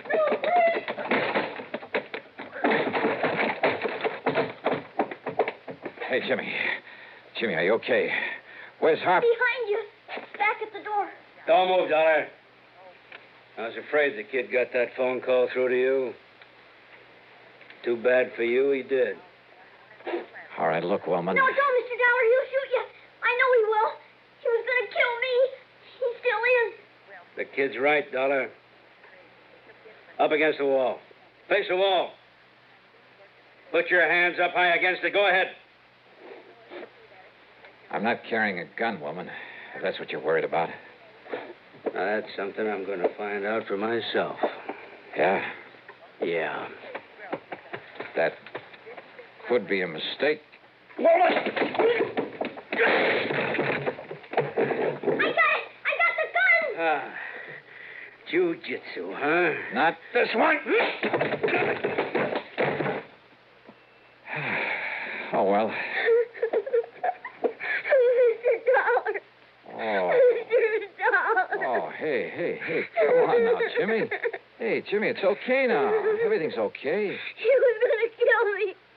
He was going to kill you. Oh, look, you and I kind of stopped him in his tracks, didn't we? Hey, you know something, Jimmy? Now you're a real hero. Because this time you trapped a killer for me. Gee.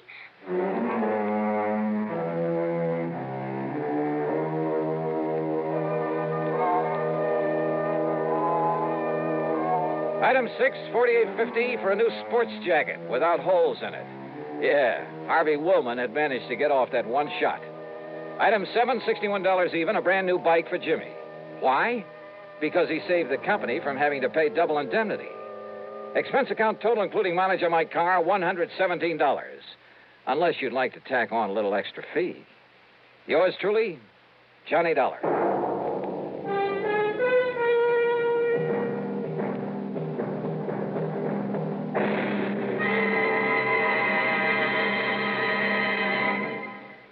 Our star will return in just a moment. If your 1957 income was more than $5,000, last year, when you filed your federal income tax report, you had to use Form 1040, the long form. Those who earned $5,000 or less were permitted to use the short form, Form 1040A, if they chose. This year, the Internal Revenue Service is offering taxpayers a new Form 1040A, a simplified form with only 15 lines to fill out. The most important difference about this new form is that those whose 1958 incomes were $10,000 or less, and if you take only standard deductions, you're now permitted to file your return on the new short form 1040A. If you earned over $10,000 during 1958 or intend to itemize your deductions or other income variations, the long form 1040 must be used. The Revenue Service again reminds you to be sure to attach all W-2 withholding tax certificates pertaining to your earnings to the form you intend to file. Send your return to the District Director of Internal Revenue at the appropriate district office. Now, here is our star to tell you about next week's story. Next week, San Francisco, a wonderful town. Yeah, for a murder. Join us, won't you? Yours truly, Johnny Dollar.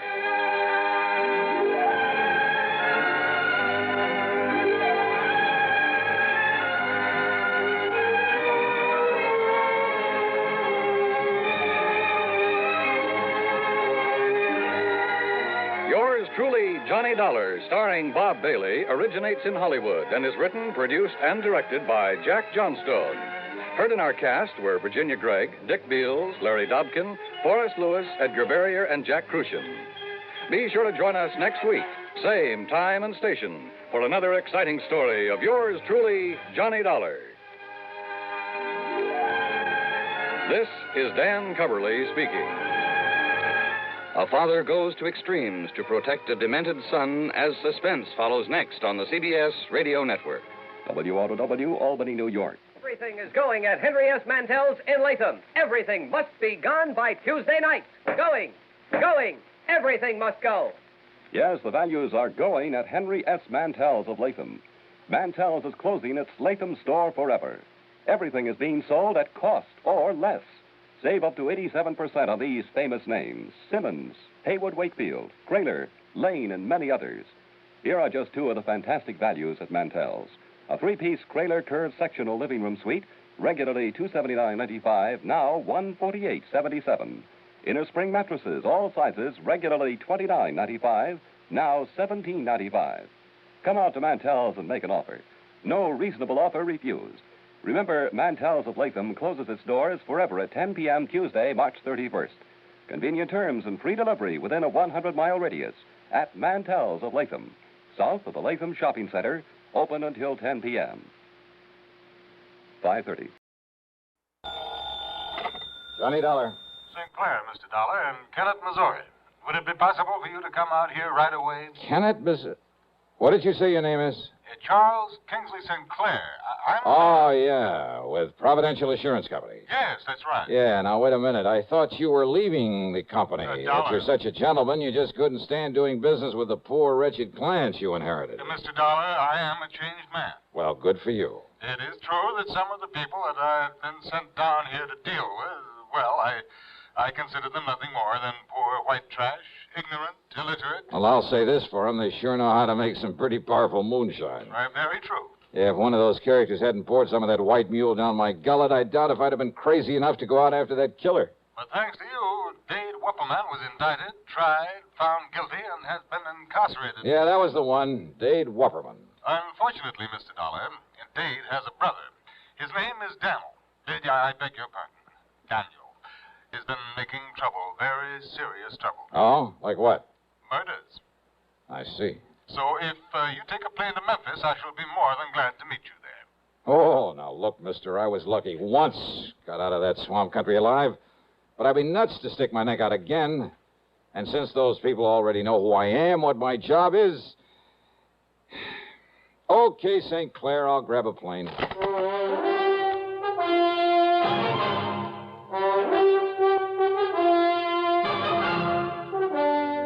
CBS Radio brings you Bob Bailey in the exciting adventures of the man with the action-packed expense account, America's fabulous freelance insurance investigator. Yours truly, Johnny Dollar.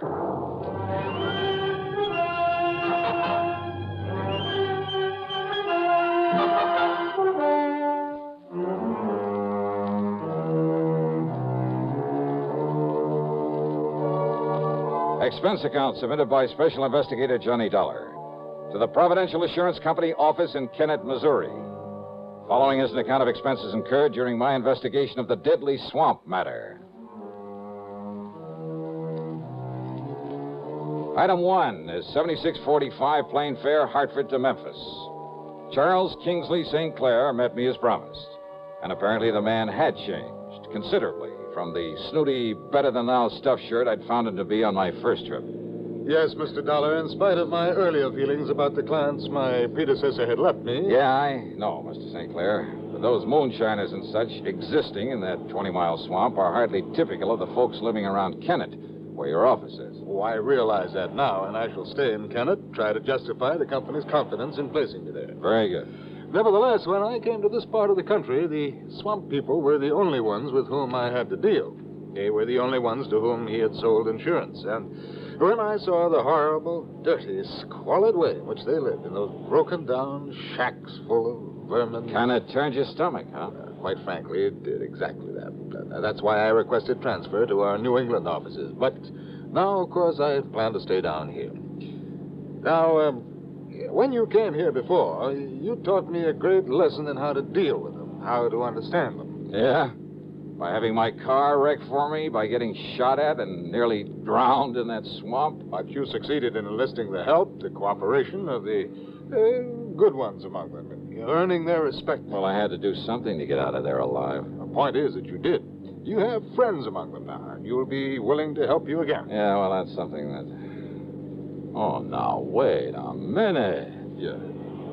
You mean these murders you call me about? They're back in that swamp country, too?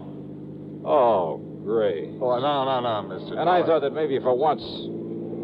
Okay, St. Clair, let's have it. What's it all about? As I told you, a series of murders. So you're having to pay out a lot of insurance. No. And you think that I can somehow, miraculously, put a stop to... Huh?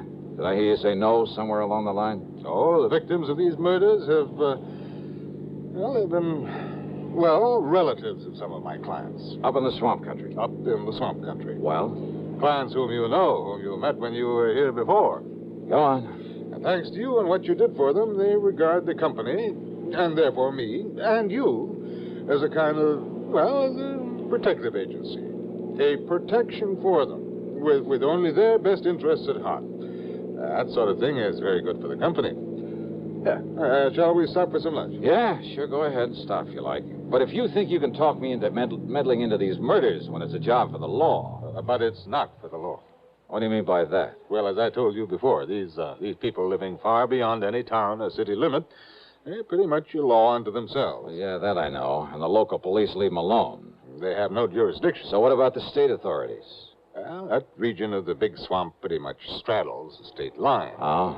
Neither state wants it. And I can't blame them. In any event, when a murder occurs, by the time jurisdiction is established... Miss Dollar... Well? Do you remember the beneficiary of the policy you came down here to pay off with the insurance money? A Eufa Crump. That's right. Yeah, real sweet, pretty young kid. Yes. St. Clair, I'll never forget the look in her eyes, the almost childish, unabashed gratitude when I gave her that money. Yes. Now she can have pretty clothes for a change, good food on the table. Oh, she can fix up that little house she and her kids live in, buy some lace curtains for the windows, and... Oh, what do you mean, no? Eufa was the latest victim of this killing. Well? Come on, St. Clair. Tell me what you know so I can get to work on this thing.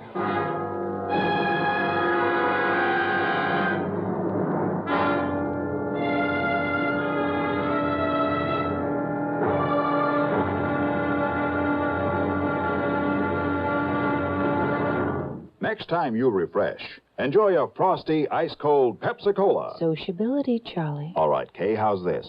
Pepsi is light, refreshes without filling. You like to refresh? Have a Pepsi right now. Well, offer it to everybody, Charlie. I will. Enjoy Pepsi at the fountain. It's delicious at home, too. Have one at lunch or with a snack.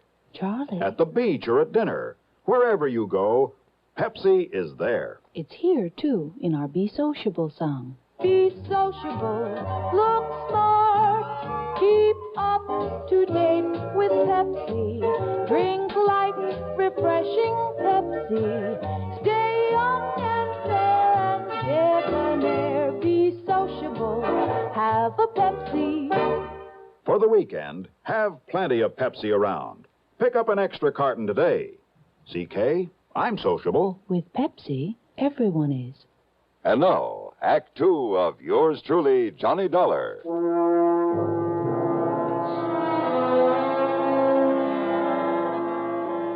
Eufa Crump. Yeah, what a name. But that cute, intelligent little girl, really out of place in the swamp country. Well, regardless of how you or I or the law might feel about it, her inheriting that moonshine still, when her husband was killed a while back, had meant something to provide for both her and her children. Then the insurance she received on top of it. And she planned to marry Cass Dingle, the character who'd befriended me, who'd helped me run down her husband's killer. Cass, who was going to leave this desolate country, get out in the world and make an honest living for her. Yeah, but it was Cass who'd sacrificed his life out there in the swamp in order to save mine. No, Mr. Dollar. What? Cass Dingle is still alive. But I myself saw Dade Wupperman shoot him in the back. Eufa somehow nursed him back to health. They were married according to whatever rites the swamp people observe, and they were very happy. And then she was murdered. Yes, that was Cass who asked me to call on you again. And since you know him, you know these people. Okay, stop wasting time, St. Clair. Get me on up to Kennett where I can rent a car and get on this thing. Now, if you'll drop me at my office, I'll be more than glad to let you have this one. But about some lunch. Lunch? Forget it. Let's get going. Item 2, $4.70 for a tank full of gas there in Kennett. And I headed west a few miles, then due north into the swamp country. Well, as I said before, the 20-mile swamp is one of the most dismal, uninviting places I've ever seen. The road, after a while, wasn't even a road, just a set of muddy wagon tracks. More than once, driving slowly and carefully along, I held my breath, hoping St. Clair's car wouldn't bog down in some mud hole.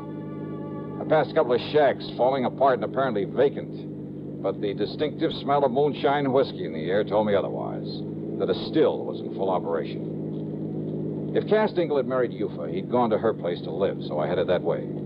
But a mile or so before I got there, edging the car around a thicket of wild blackberries, I had learned the last time I was here that when somebody starts shooting, the only thing to do is stop whatever you're in, whatever you're doing. So I did, fast. I ducked down under the wheel on the floorboards, and I pulled out my gun, and I waited.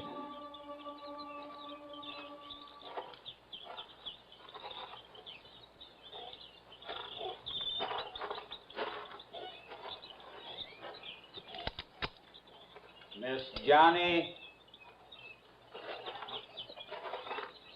That you, Miss Johnny? Who are you? It's Cass, Miss Johnny. Cass Dingle. Oh. Good. Only what was the idea of pulling off a couple of shots? Howdy, Miss Johnny. I'm glad you come, sir. Yeah. Oh, yeah. I knew maybe a shot would make you stop the car, Miss Johnny. And that way you wouldn't go on up to the house in the still. Yeah, well, that's where I was headed, to look for you. It's much better you hide this car back in my old cabin. You remember where it is? Little turnoff right up ahead, isn't it? Yes, sir. Now, you do that, and I'll cut through the swamp and meet you there. Sure, whatever you say. I'll meet you there. I should have got there in 5 or 6 minutes at the most. The car bogged down in a sticky black mud hole. By the time I pulled enough twigs and branches under the wheels to get traction, make the turnoff, and pull up in front of his place, more than half an hour had passed. Because of his shortcut through the woods and the swamp, I'd expected to find Cass out in front waiting for me. But he wasn't, though the door of his cabin was ajar. Now, if I'd had any sense, I would have stopped for a minute, and I'd have given some thought to that. But I didn't. And believe me, it was a mistake. Come in, mister. Come right in. In the dark, windowless cabin, I could see Cass Dingle on a bunk at the far end, tightly bound with ropes and rawhide, looking at me helplessly. I said come in. And standing in front of me was the biggest, most ugly man I've ever seen. 250 pounds at the least, built like a gorilla. His face was covered with coarse black stubble. His long hair straggled down into the back of the collar of his dirty shirt. Aimed at my chest was an ancient rifle with a bore almost big enough for a shotgun. That's better, mister. Now, Peter, Luke, John. 3 specters came forward out of the shadows. Smaller men, also dirty, unshaven, looking no less menacing than the man in front of me. Each of them had a rifle. I could feel one of them against my backbone. Now, listen, I took a course once from the FBI on the proper procedure for disarming a man who has a gun in your back. But they forgot to tell me what to do about 4 of them. So I raised my hands up over my head. That's right, Mr. Johnny. Now, you just keep them hands right up straight. You, Paul? Yes, Daniel? Daniel Wupperman. All right now, Paul. You taking Mr. Johnny's gun away from him. Yes, now will, Daniel. Yes, you taking it away from him, Paul. I gotten it, Daniel. Ooh-wee, it'n's a real pretty one. That's right, Paul. So you holding on to it real careful, so I won't damage it none, while I kill him.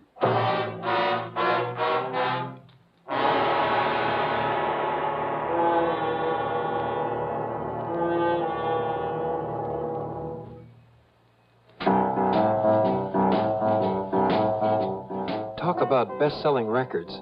Here's a familiar tune about America's best-selling filter cigarette, Winston.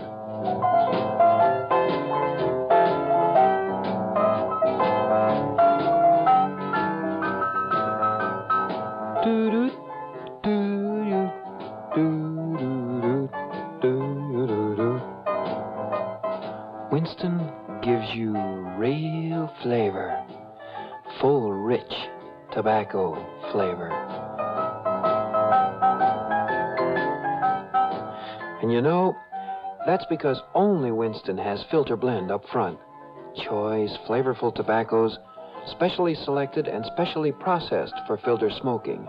No wonder Winston tastes good, like a cigarette should. Smoke Winston. And now, Act 3 of yours truly, Johnny Dollar and the Deadly Swamp Matter.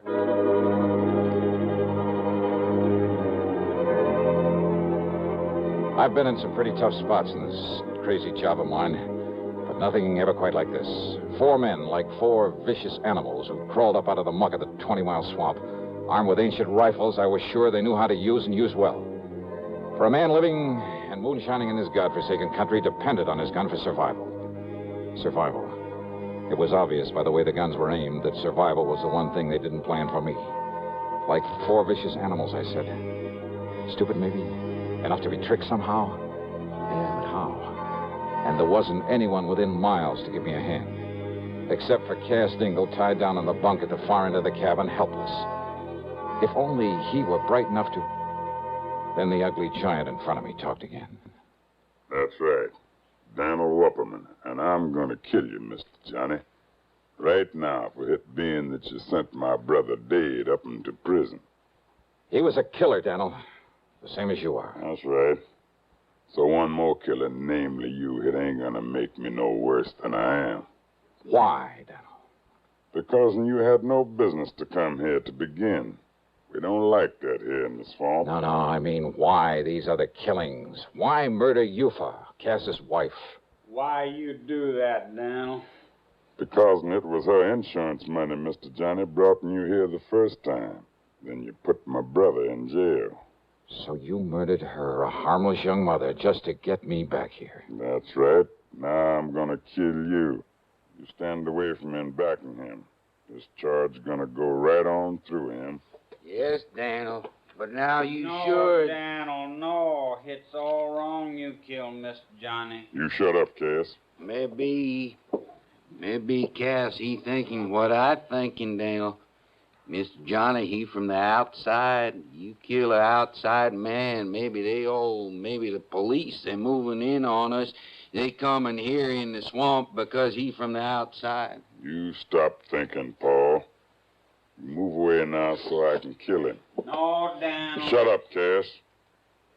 Now, Mr. Johnny. No, Daniel, you kill me instead. Now you kill my wife, I don't care. You kill me instead, Daniel. I'll kill you, Cass. Soon I kill Miss Johnny. Miss Johnny? It's all right, Cass. No, Miss Johnny, that ain't... What? I mean, I talked long enough. What can you say, Cass? Must be nearing to 5 o'clock by now, Miss Johnny. 5? Shut up, Cass, and what do you mean by that? Miss Johnny, no. Oh, yeah, you're right. What do you mean about 5 o'clock? Yeah, Cass, they ought to... I mean, it's about time. What do you mean, Mr. Johnny? What, nothing, not a thing, Daniel. I just whistled. That's all. I mean, what do you mean about 5 o'clock? You tell me. Tell me. Tell me. Because it's nothing you can do anything about. Because if it is 5 o'clock, then by the time you can pull that trigger... You tell me. All right. If I'm not safely out of this swamp by 5 o'clock, this place will be so full of state police. Well, would you like to look at my watch? No, you keeping your hands up over your head. Oh, sure. Because you lying, Mr. Johnny. Am I? You lying to me. Just keep on talking, Daniel. You'll give more time. But if I were you... I said I gonna kill you, Mr. Johnny. And no scheming words out in your mouth gonna... You, Paul. I ain't heard nobody out there, Daniel. You go out, you go look out along the slough and the bayou. Yes, Daniel. You see anybody, any boat, you shoot off that gun. You, Peter, you go on back the road and look. And you, John, you go look up by Cass Still. You don't see no one, you come back here and help me bury Cass and Miss Johnny in the ground. Now you go. Yes, Daniel, come on, you. And the three of them, like so many shadows, slipped off into the growing darkness. Cass Dingle's stalling, his talking as though something would happen at 5 o'clock, had gained time for us. And more important, had reduced the immediate enemy to 1. But Daniel's rifle was still aimed at my midsection. Then, after plenty of time for the others to have looked around. You see, Miss Johnny, you trying to bluff me is all. But that's no good. Because you haven't heard from them, Daniel? That means the police have taken them. Without them getting off a shot? No, Miss Johnny. And I tell you that by 5 o'clock, and it must be 5 o'clock by now. It's getting dark, Miss Johnny. Yeah. Let Let me look at my watch. You keep your hands right up straight. It's long after 5 o'clock. Me, I'll prove it. I'll look at your little watch. Oh, yeah? You think I can't tell the time? Oh, I'm sure you can, Daniel. But don't you move, Mr. Johnny. 'Cause I'm keeping this right in the middle of your belly. And you try and grab and I pull the trigger. Okay. Easy. Easy.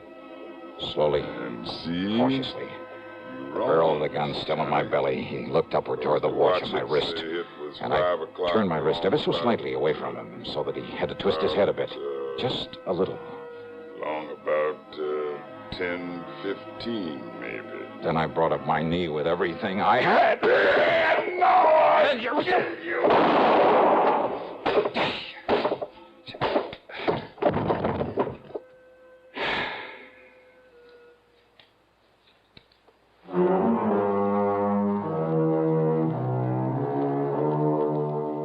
I knew the sound of the gunshot would bring the others back to the cabin. After all, they certainly hadn't found any sign of those mythical state police out there. So after setting Cass free, I lay down just inside the door looking very dead. And then when Paul and John and Peter came in one at a time, Cass, who was standing back at the door, quietly and carefully took care of them with the help of the butt of Daniel's gun.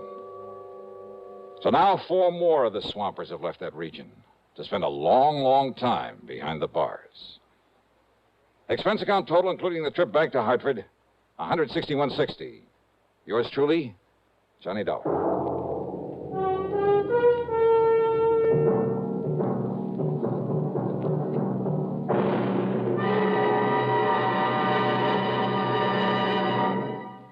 Our star will return in just a moment. Constipation is something people don't talk about much, but it can be a problem for anyone, even doctors. And when constipation occurs, it's interesting to see just what doctors consider important about a laxative they might use or recommend. Well, a majority of the doctors we heard from had this to say. A laxative should be effective, gentle, close to natural acting. A medicine that can be used with complete confidence. Now, X-Lax has been popular with many doctors and millions of people over the years because pleasant-tasting chocolated X-Lax is effective.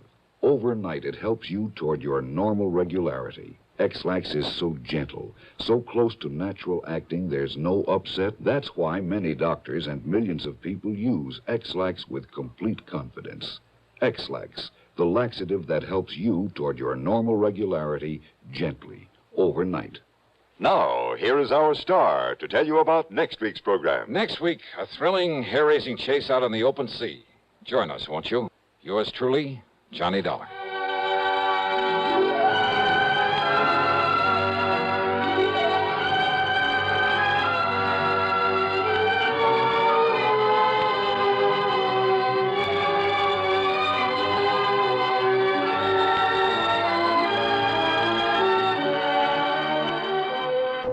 Truly, Johnny Dollar, starring Bob Bailey, originates in Hollywood and is written, produced, and directed by Jack Johnstone. Heard in our cast were Ben Wright, Sam Edwards, Roy Glenn, and Vic Perrin. Be sure to join us next week, same time and station, for another exciting story of yours truly, Johnny Dollar.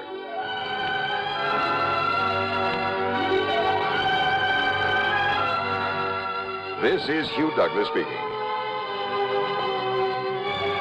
Another gripping drama of suspense, next on the CBS Radio Network.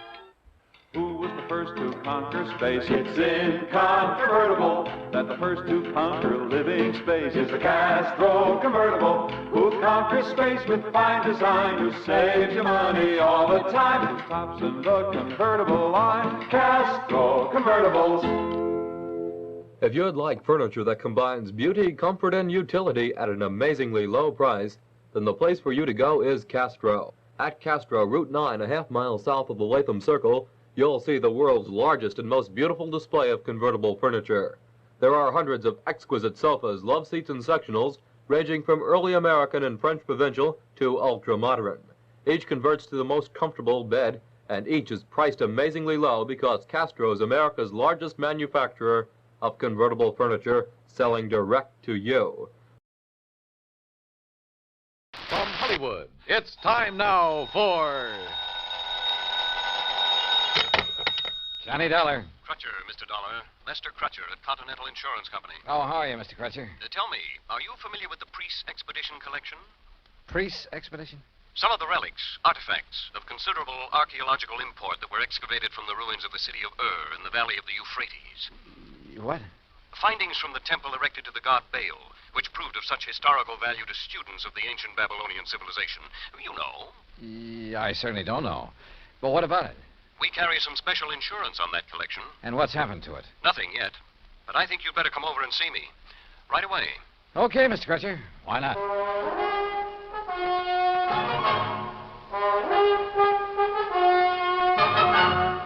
Bob Bailey in the exciting adventures of the man with the action-packed expense account.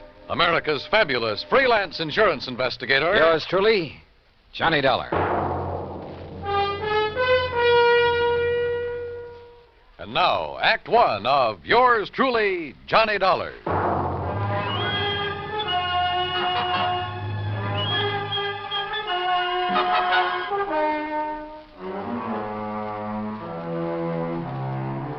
Expense account submitted by Special Investigator Johnny Dollar to the Continental Insurance Company, Hartford, Connecticut. Following is an account of expenses incurred during my investigation of the loss of memory matter.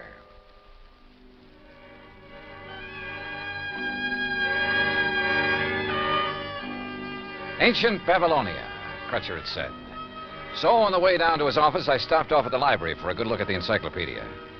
And I learned that what was once Babylonia is now a part of the country of Iraq, one of the hot spots in the Middle East. Good. There might be some action, even international intrigue. On a map, I found the location of the long-forgotten city of Ur. The confluence of the Tigris and Euphrates River near the Persian Gulf was where it was. Romantic names, all of them. And not too far away, the exotic city of Baghdad. Yes, at long last, a trip to the Middle East. Middle East? Well, that's what the map said, Mr. Crutcher. Near west is more like it, Dollar. Huh? You must have misunderstood me. The relics from the temple of the god Baal I mentioned are presently in the little town of Lakeview. Lakeview? Yes, right here in Connecticut. I guess I did misunderstand. They're owned by a Mr. Alvin Peabody Cartwright, who, I might venture to say, is a crackpot of the first order, but who happens to have placed a great deal of insurance with us on his life, property, art collection, and so forth. I see. You mentioned a priest's expedition collection. Of rare scrolls and tablets, principally, taken from excavations along the bank of the Euphrates River. Some of them over 4,000 years old, all of them of great historical and archaeological value. Here, this is a relatively unimportant piece that Mr. Cartwright gave to me some years ago. Well, what is it? What does it look like? Well, like a tiny sort of sofa pillow. Only it's made out of dried mud or some... Hey, wait a minute. There are a lot of tiny marks on it. Hieroglyphics, Dollar. Those are a perfect example of the cuneiform writing that was used by the ancients. Oh, what's it say? Has anybody deciphered it? It's a receipt for 24 fat sheep, 12 oxen, and 12 goats that were taken to the temple for sacrifice to the great god Baal. Well, how about that? Does the whole collection consist of stuff like this? Yes, and of priceless scrolls made of papyrus and leather. You've heard of the Dead Sea Scrolls? Oh, yeah, sure. That throw so much light on biblical times. Yeah, they've had a lot of publicity in time and life and so on. Yes. Those in the priest collection cover much of the history of the Canaanites and Phoenicians. And you've insured the collection? It's this way. Mr. Cartwright has decided to sell it to the museum here in Hartford. Has promised them that his stepson, Alfred Hocking, who lives with him, would deliver it to them today. But now he's suddenly worried to death that something will happen to it en route. So? So, to keep him happy, we've issued a $20,000 transit policy. Well, then what's he worried about? Now he demands a guard for it, too. Well, doesn't he trust his stepson, this Alfred? Who knows? Who knows what old Cartwright thinks, whom he trusts. Well, now look, And after all, $250 plus whatever expense account you can dream up for a couple of hours' drive in the country. What if his own... Oh? Well, sure, why not?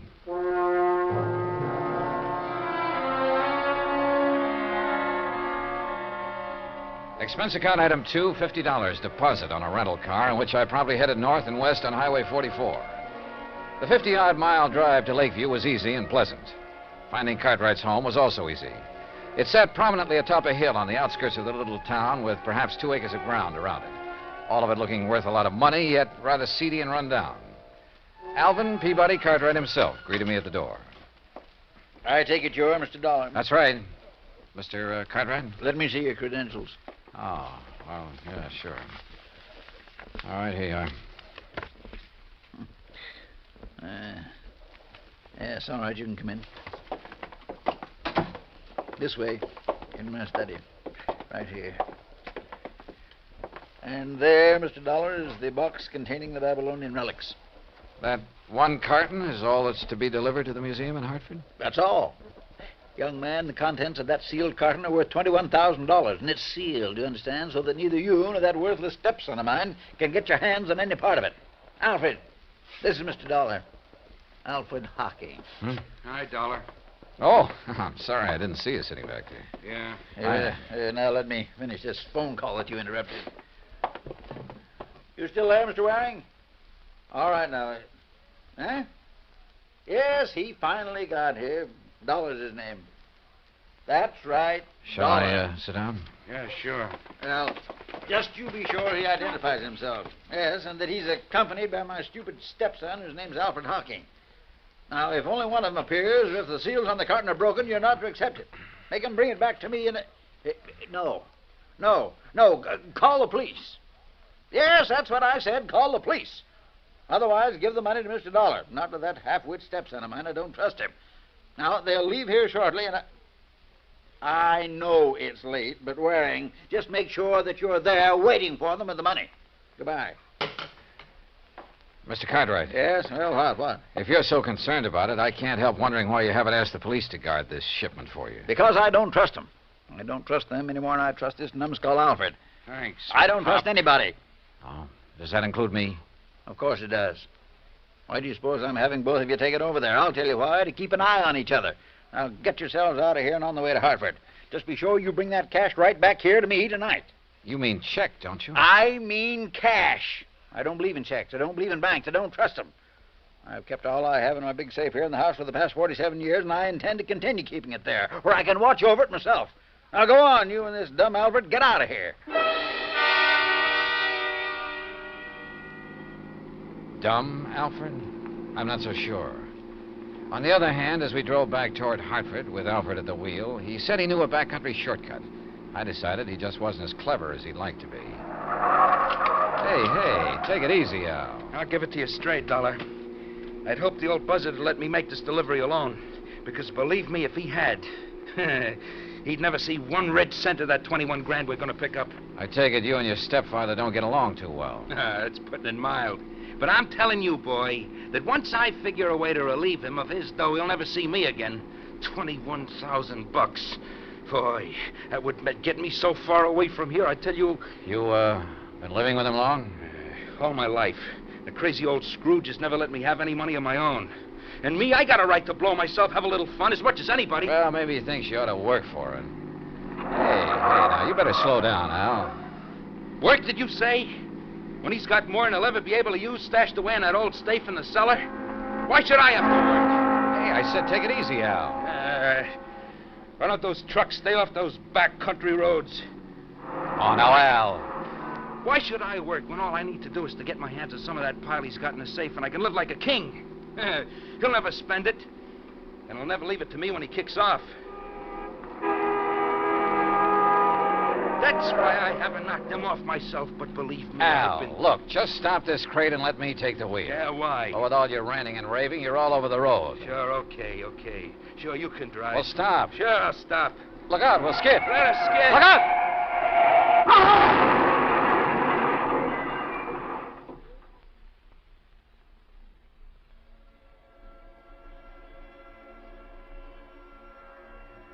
There was a long period of deep, dull blackness, without sound, without feeling.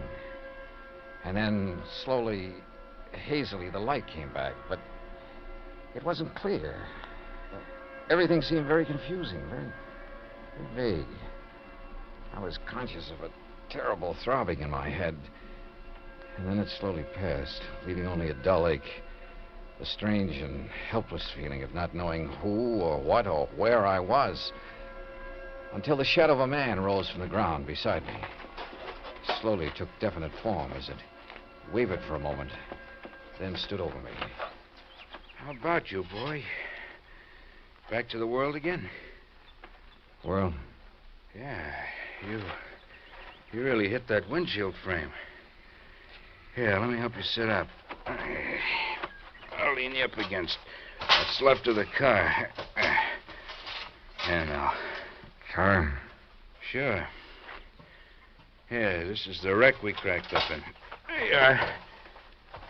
Nothing busted. You were just knocked out. Cracked up? Sure. On our way to Hartford. Hartford? Hey. What's the matter with you? I don't know. I can't seem to remember anything. What do you mean? Not anything. I can't remember. My mind is all blank. Well, you know who we are, don't you? No. What? No, and my head, it's... Look. Are you kidding, Hartford? Bud? Car? Sure. Hartford, to deliver some stuff and collect a big wad of... You're sure you don't remember? I don't remember. Not even who you are? I don't remember. I'm trying to, but... Well, I'll be... Okay, now, listen. Everything's going to be okay, real okay. You want to know who you are, huh? Yeah, who I am. Sure you do, and I'll tell you. Your name is Hocking. Alfred Hocking. Alfred? That's right, yeah. You're Alfred Hocking. We were driving along here in the car. See, I was. You were keeping me company, you get it? Yeah, I guess so. Sure you do, sure. You see, I have to deliver some stuff in Hartford. It's in this box here in the car. There, you see it? Box? Oh, yeah. Yeah, you just came along for the ride. The ride to Hartford, see? Oh. Yeah, and after I deliver this stuff and pick up make a little pickup, that is, why, then you and me will part and go our merry way, you see? I don't know, I guess so. Sure you do, sure you do. Sure I do. You feel better now, huh? Yeah, much. If only my head would clear. If only I could remember something, anything. Look, you're going to be okay. Al? Al. I'm Al. That's right. Yeah. But you... I can't remember. Huh? Who are you? Me? My name is Johnny Dollar. Dollar? Yeah, remember that. Johnny Dollar. That's right. Yeah.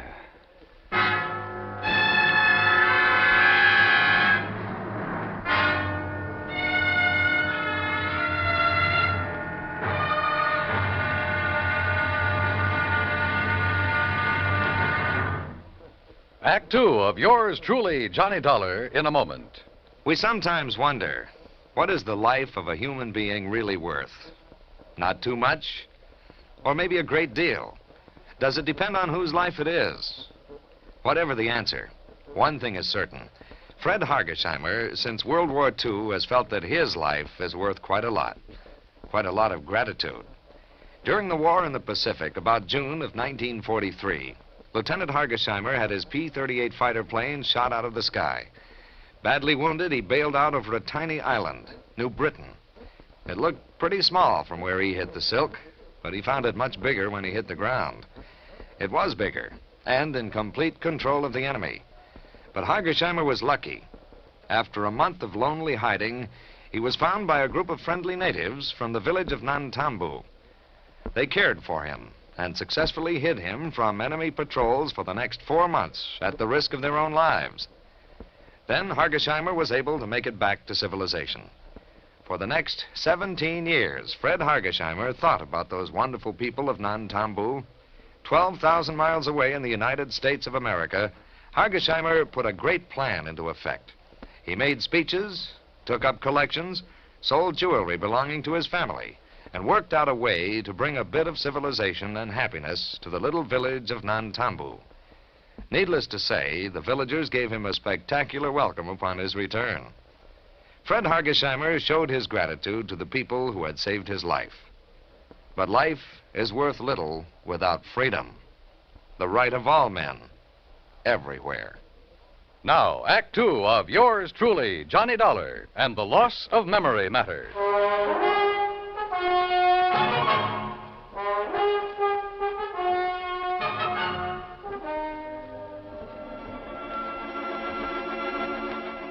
Amnesia. Sudden, complete amnesia. And all the feeling of utter helplessness that goes with it. The man who was with me told me of the crack-up of our car on the way to a place he called Hartford. Hartford meant nothing to me. Nor did I recognize anything of the countryside or the road where we sat waiting, hoping someone would pick us up. Names, places, I remembered nothing. Not even who I was, or who the man with me was. That's right. Dollar. I'm Johnny Dollar. I see. And your name is Hocking. Alfred Hocking. Hocking. Yeah.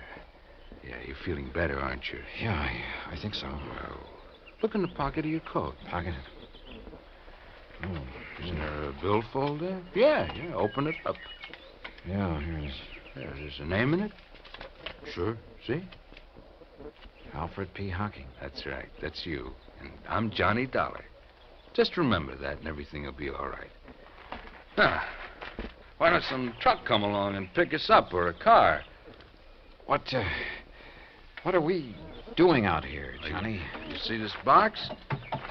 Well, I've got orders to deliver it to the museum in Hartford. Museum, huh? What's in it? No, just some old relics. Then I'll collect the money for it, and that'll be that. You can be on your merry way, okay? Yeah. Yeah, I guess so. Sure. But how come I'm going with you, Johnny? Why, you live in Hartford, see? Oh, I see. You didn't even know that. You still don't remember anything. Only what's happened since I woke up here. Look now. Yeah? Why don't you take me home first, if we can get a ride, that is, and maybe if I rest, I'll feel better. No. Maybe my mind will clear up. No, first the museum. But, Johnny... All right, listen. The crazy old coot I'm delivering this stuff for, well, he phoned ahead that there'd be two of us, see, so you've got to come along to the museum. Museum? Yeah, the museum, the one in Hartford, like I told you. Oh, yes, Hartford. But once I get the money for it, I'll take care of you. Yeah, I'll take care of you. You've done pretty good as it is, I guess. Sure I have, Al. I've pulled you out of the wreck and all. Hey, look, here comes a big moving van, and if I know those boys, who'll pick us up. Come on, get up on your feet, and we'll flag him down.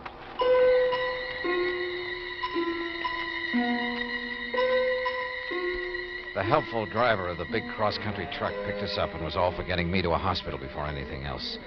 But my companion, who called himself Johnny Dollar, assured him he'd do it as soon as our mission was accomplished. So the driver agreed to take us directly to the museum Johnny had mentioned. Johnny Dollar. The name had a strangely familiar sound, but I couldn't remember. Finally, in the city, they told me it was Hartford. We pulled up in front of a large, rather imposing granite building. You sure somebody will still be there waiting to meet you, mister? It's getting pretty late. Don't worry, driver. There'll be somebody, all right. Okay, but you sure you don't want me to wait and take your friend Al to a hospital? Like I told you, the minute we're through here, I'll take care of him. Come on, Al. Sure. Thanks, driver. Yeah, thanks. Okay, boys. If I couldn't give somebody in trouble a hand, I'd have no business driving this rig. Come on, here's your package. Oh, thanks again. Now, come on, Al. Okay, Johnny. I'll do all the talking, and you just remember who you are. Sure. Let me help you carry that. You just push the bell button there beside... Well, it's about time. Which of you is Mr. Dollar? That's me. Hi, Mr. Waring. Here's my credentials. Yes. Then you... Al Hocking. Oh, yes. Just as Mr. Cartwright said on the phone. But what happened to you? I had a little car accident on the way. Oh, yes. Are you feeling all right, Mr. Hawking? Well, my... Oh, sure. I'm going to take care of him as soon as we leave here. So, if you don't mind, you've got something for me, haven't you? Of course.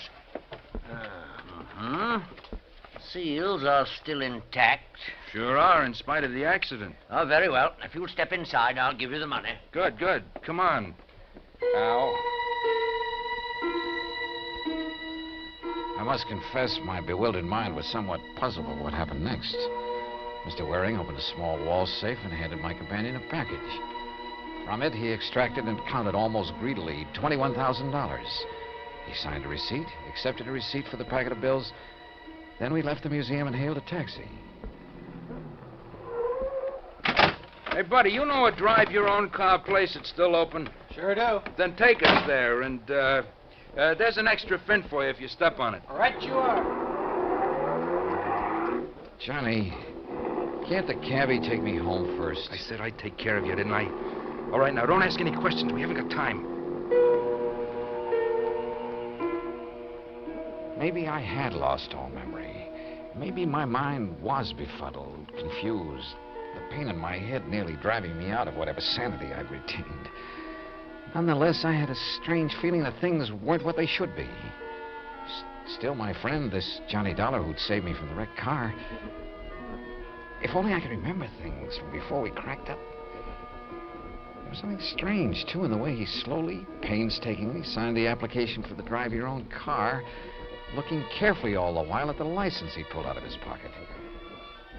Then a few minutes later, we were on the road again, and we were heading, according to the highway signs, out of town and toward a place called Danbury on Route 6. Yeah, these rental cars could stand a little souping up. Look, Johnny, I thought you were going to take me home. I am. But you said I live in Hartford. Listen, if I know that stepfather of yours, the sooner we get out of the state. What? What were you going to say? Nothing. Now, listen. I got to get you to a hospital, see, and the best one I know is over the line in New York. You want to get your memory back, don't you? Yeah, sure, but now look, Al. Huh? What'd you say? It's funny. I called you Al. What's funny about it? Sure you aren't beginning to remember things, huh? How about it? I wish to heaven I could. But now, look, Johnny, there's something funny about all this. I may be a bit muddled after that crack-up we were in, but it seems... You are muddled. That's the reason you're getting crazy ideas, but don't. See? Just quit thinking and relax so you might do something you'd be sorry for. Yeah, real sorry. This determination of his to get across the state line. Things were wrong, and I knew it. But I didn't know why. A man's judgment is based on his experience, or his reasoning powers, based on things he's done or that have happened to him, or at the very least on things he's known about in the past. And all of my knowledge of the past was gone from me. Anything I might do or say at this point would probably be wrong. So how could I argue with this Johnny Dollar? What's more, he had a gun. I'd felt it in his pocket when he bumped against me. Perhaps if I had a gun, I could stop him, demand an explanation. I felt that I should. Why? I didn't know why, but somehow. Johnny? Yeah? Why are you so anxious to get into another state? I told you to get you to a hospital. Now shut up. Oh, listen to me. Don't ask questions. Just leave everything to me. Well, why is driving all this distance, 50 or 60 miles now, better than if you'd taken me to a hospital or doctor back in Hartford? I told you to stop asking questions. Yeah. Johnny, why do you carry a gun? Why shouldn't I? Don't worry about it. Are you supposed to? Sure. I got a permit, so forget it. Let me see it. Hey, what is this? Later. Now. Later, I said. Then I don't believe you. All right, then here. Look in this card case. I looked in Johnny Dollar's card case. His driver's license, business cards that said he was a freelance insurance investigator. And again, something vaguely familiar stirred in my cloudy mind. You find it yet? And then an identification card with thumbprint and snapshot. And the picture was not of the man beside me. Instinctively, I leaned over to look into the rear view mirror, to look at myself. But he pulled the gun from his pocket, and before I could do it, he struck me hard across the head.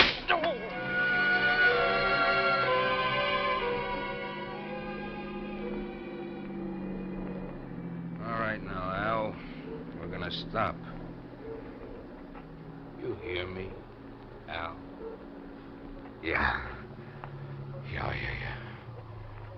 You hit me with that gun. That's right. That was a mistake. Because that second blow on the head. Why have we stopped? You'll see. You see, you gave me an idea about this gun. Get out. Sure. Why not? Pretty wobbly, huh? All right, now. Look down over the side of the road there. What about it? See that deep ravine down there? Why? Al? That's why. Because you called me Al. And this time you meant it. Yeah? I guess I did. Thanks to that poke on the head. So, you got some of your memory back, huh? But not your strength. No. So before you do... No, put that away. Oh, you're not going to get away.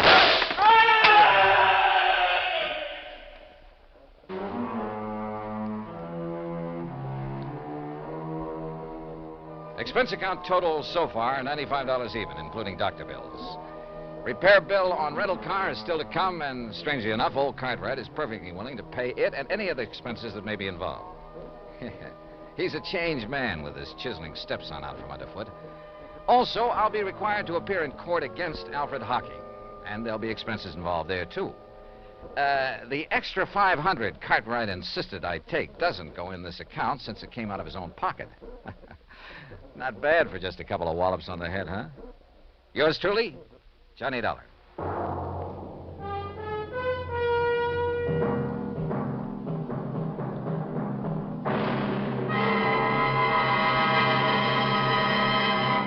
Now, here is our star to tell you about next week's story. Next week? Well, it's another case of mistaken identity, but believe me, a completely different affair. Join us, won't you? Yours truly, Johnny Dollar. Yours truly, Johnny Dollar, starring Bob Bailey, originates in Hollywood. It is produced and directed by Jack Johnstone, who also wrote tonight's story. Heard in our cast were Les Tremaine, Parley Bear, Joseph Kearns, Barney Phillips, Tom Henley, and Shepard Menken. Musical supervision is by Amerigo Marino. Be sure to join us next week, same time and station, for another exciting story of yours truly, Johnny Dollar.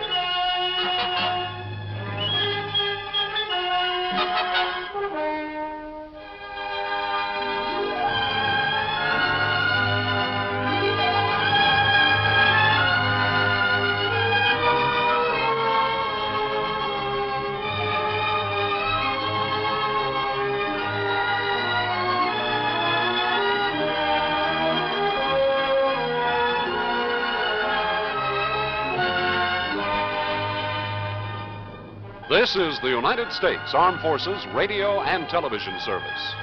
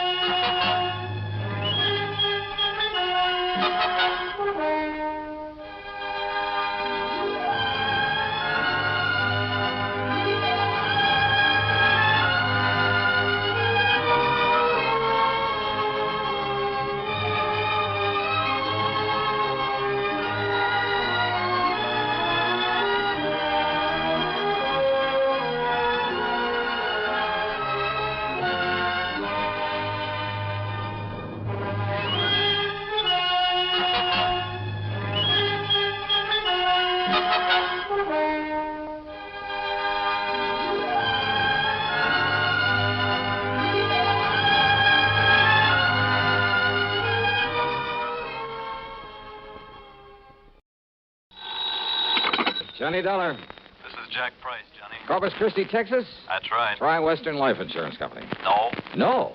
No, Johnny. I've just taken over the office of Providential Property Insurance down here. Oh, that's a good company, Jack. Only I'm beginning to wish I had. Oh, what's the matter? Less than a week heading up this operation, and I get presented with a claim for $465,000. Wowee. But maybe, I hope, you could keep us from having to pay it. Well, I don't know about So, that. Johnny, if you'd like to earn yourself a nice big commission in addition to your expense account, of course. Now, let me see. My commission on $465,000. Tell me all, Jackson. You fly on down here, and I'll be glad to. Right. I'll grab the first plane I can.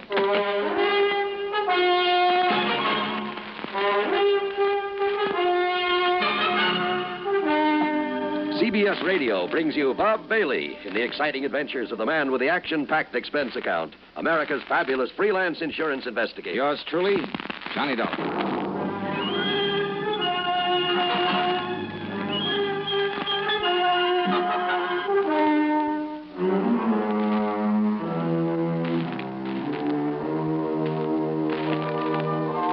Expense account submitted by Special Investigator Johnny Dollar to the Providential Property Insurance Company, Corpus Christi, Texas office. Following is an account of expenses incurred during my investigation of the Canary matter.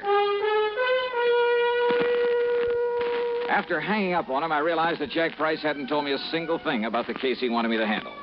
But who cares when it means a commission on nearly $500,000? So item one on the expense account is $128, plain fare and incidentals, Hartford to Corpus Christi, Texas. Price met me at the Cliff Mouse Airport. We piled into his car and headed for town. Johnny, I've made a reservation for you at the Driscoll Hotel on North Broadway. Oh? You get yourself a good night's sleep, and you can start on this matter first thing in the morning. What's the matter with right now? At least you can tell me what it's all about. Well? The Canary diamonds. Canary? Yeah. You mean they're for the bird? Oh, now, wait. I'm sorry. Matter of fact, Johnny, they happen to be the most perfectly matched set of yellow diamonds in the world. A necklace, a brooch, and a solitaire and a ring. Called the Canary diamonds because of their color. No. They were stolen from Mrs. Clara Barnes Smithwick Tyson Brownfield. Oh, brother, that's a mouthful. Now, who is she? The reason she's so loaded with jewels, and about everything else an old lady could want, is that Tyson made a few $1 million in oil, and when he died about 4 years ago, he left her a considerable fortune, mostly in the stock market. Tyson? J.R. Tyson. I thought you said her string of names ended in Brownfield. About a year ago, she married young Augustus Brownfield. Oh, I see. Brownfield loaded, too? He's been up and down over the years. Mostly down, I'm afraid. Until he married the rich widow Tyson. Well, yes. How old is he? 10 or 15 years younger than she is. About 45, I'd say. So that's it. Now, Johnny, you and that suspicious mind of yours. What, Jackson? You'd make a suspect out of your own mother. Oh, look, there's nearly $500,000 involved. But you're wrong if you think he had anything to do with the loss of these jewels. I'm sure of it, Johnny. Yeah, we'll see. I've known Gus Brownfield for years. I'm sure he's on the level. That's why, in spite of all his wife's money, he's trying so hard to make a go of his little cannery business. Cannery? It's just a small operation for the luxury trade. What do you mean? Oh, kumquats, guavas, lychee nuts, things like that. For the fancy restaurants. Real expensive stuff. Oh, I see. His customers are mostly places like Antoine's in New Orleans, Romanoff's in Beverly Hills, the Chambord in New York. Even some of the fancy cafes in London, Paris, and Rome. But now, how and when and where did these Canary diamonds disappear? Well, it was several weeks ago. They'd gone out for the evening. No servants? Only the deaf old cook in her little room in the basement. The others were all off duty out of the house. And? Well, when they got home, she went to the wall safe to put back a pair of earrings she'd worn. When she opened it, she found the Canary diamonds were gone. Anything else taken? No. In spite of the fact there were other valuable things in the safe. They called in the police, I hope. Oh, of course. Well, what did they find? Nothing. Fingerprints? Whatever prints may have been on the dial of the safe have been carefully wiped off. The only thing the police are sure of is that it was a professional job. Hey, Jack, who knows the combination of that wall safe? Only the two of them, Mr. and Mrs. Brownfield. You're sure of that? That's what she told me when she reported the loss. Oh, she reported it? Yes. And he was the only other person who knew that combination? Johnny, they were out together that evening. Where did they live? Let's go over and see him. At this hour? Sure, why not? Well, besides, I told them I'd bring you over in the morning. So what? And if they don't expect us, well, who knows? Maybe we'll learn more than when they do. Johnny, if this is because you suspect Gus Brownfield... Now, did I say that? It's what you mean, isn't it? Come on, Jackson, let's go see him. Well? All right, Johnny. Whatever you say. The Brownfield home was a mansion, a beautiful place, worth plenty of money. Mrs. Clara Barnes Smithwick Tyson Brownfield was about 60, I'd say. She was a lady in every sense of the word, with a sort of quiet dignity that goes with wealth and good breeding. Her husband, Gus, was at least 10 years younger, and, well, he seemed like just an ordinary, hardworking, nice, good-looking guy, sincerely devoted to his wife. Yeah, I must admit I liked him immediately, but then sometimes that's a danger sign. Anyhow, he pretty much repeated what Jack Price had told me, including the fact the police had gotten nowhere. So, if there's any way I can possibly be of help to you, Mr. Dollar? Not so much the money, Mr. Dollar. Though heaven knows the diamonds do have monetary value. That is the understatement of the week. Well, yes, I suppose it is.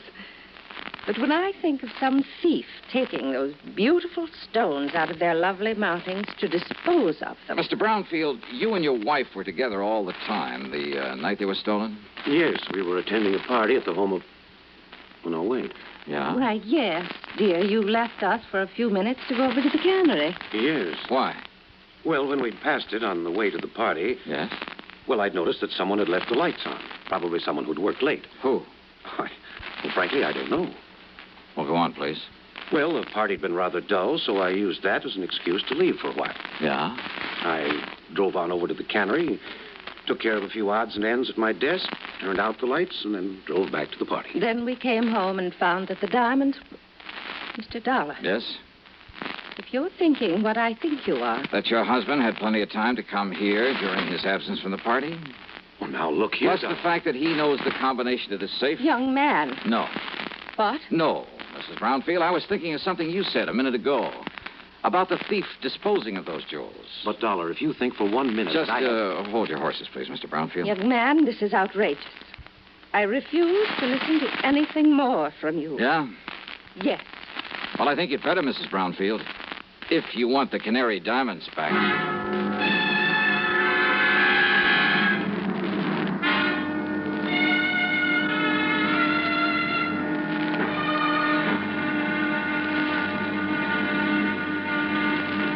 Next time you refresh, enjoy a frosty, ice-cold Pepsi-Cola. Sociability, Charlie. All right, Kay, how's this?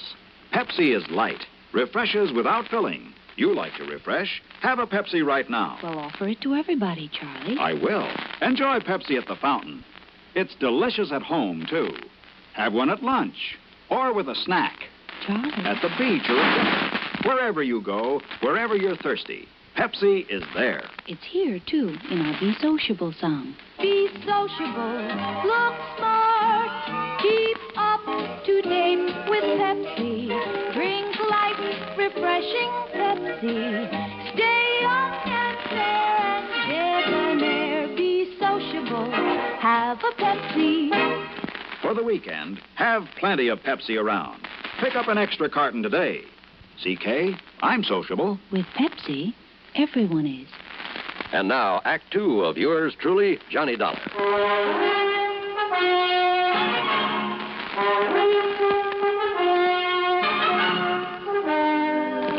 Dollar, this is ridiculous. Is it, Mr. Brownfield? And I suppose the fact that my cannery business is not particularly profitable. Oh? I didn't know about that. I suppose you've decided that that's a motive for the theft of the diamonds. Well, I suppose it could be, couldn't it? Now, listen, Johnny, this is ridiculous. Take it easy, Jack. This is not only ridiculous, it's insulting.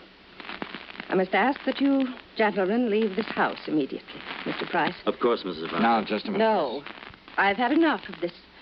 Did I say I suspected your husband, Mrs. Brownfield? Did you need to? No, because I didn't mean to. What? That's right. But I did say that your talk about how a thief might dispose of the stones gave me an idea. You mean about how someone else might have taken them and will try to get rid of them? Something like that, Jackson. But who, Johnny? Yes, Dollar.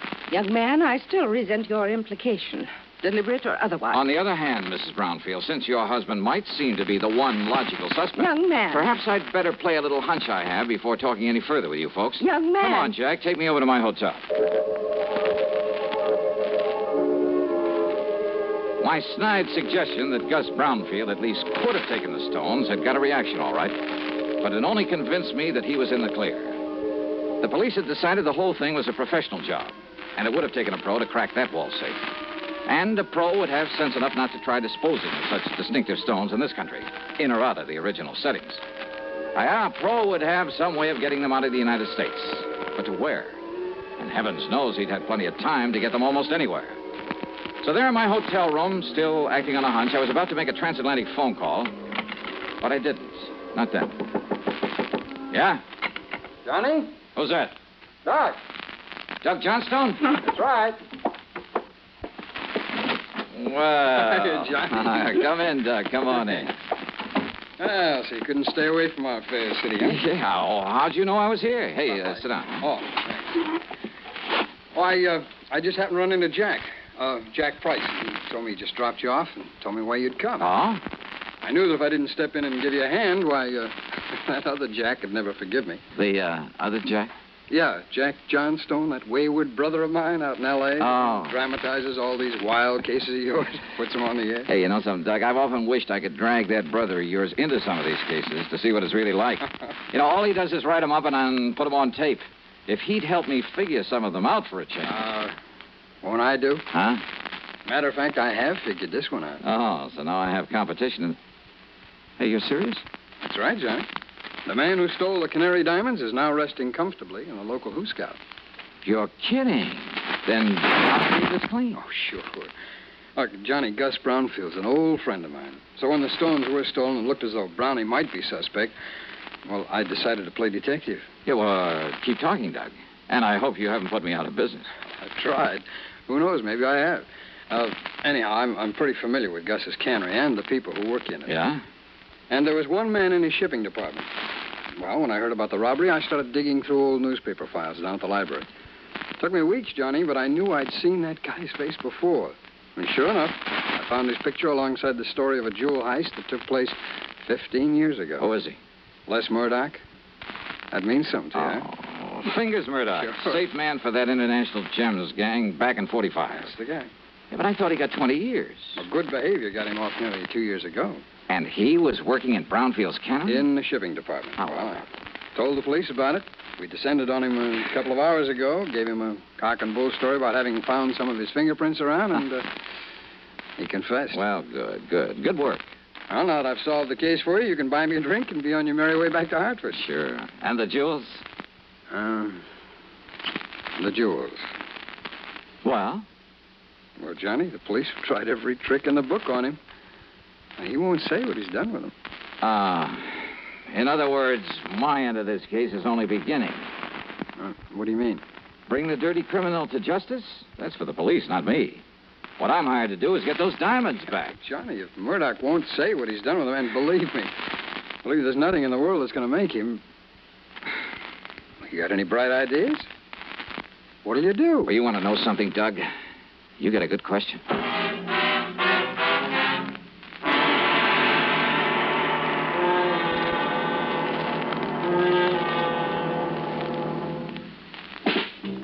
Smoking more now, but enjoying it less. Have a real cigarette. Have a Camel. So good. Have a Camel cigarette. So rich. Have a real cigarette. Have a Camel. So mild. Have a Camel cigarette. And here's the reason why. Best tobacco makes the best smoke. Have a Camel cigarette. You can say that again. Best tobacco makes the best smoke. Have a Camel cigarette.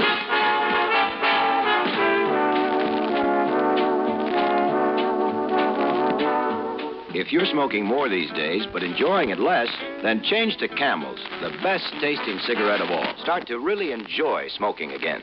Now, back to yours truly, Johnny Dollar, and the canned canary matter.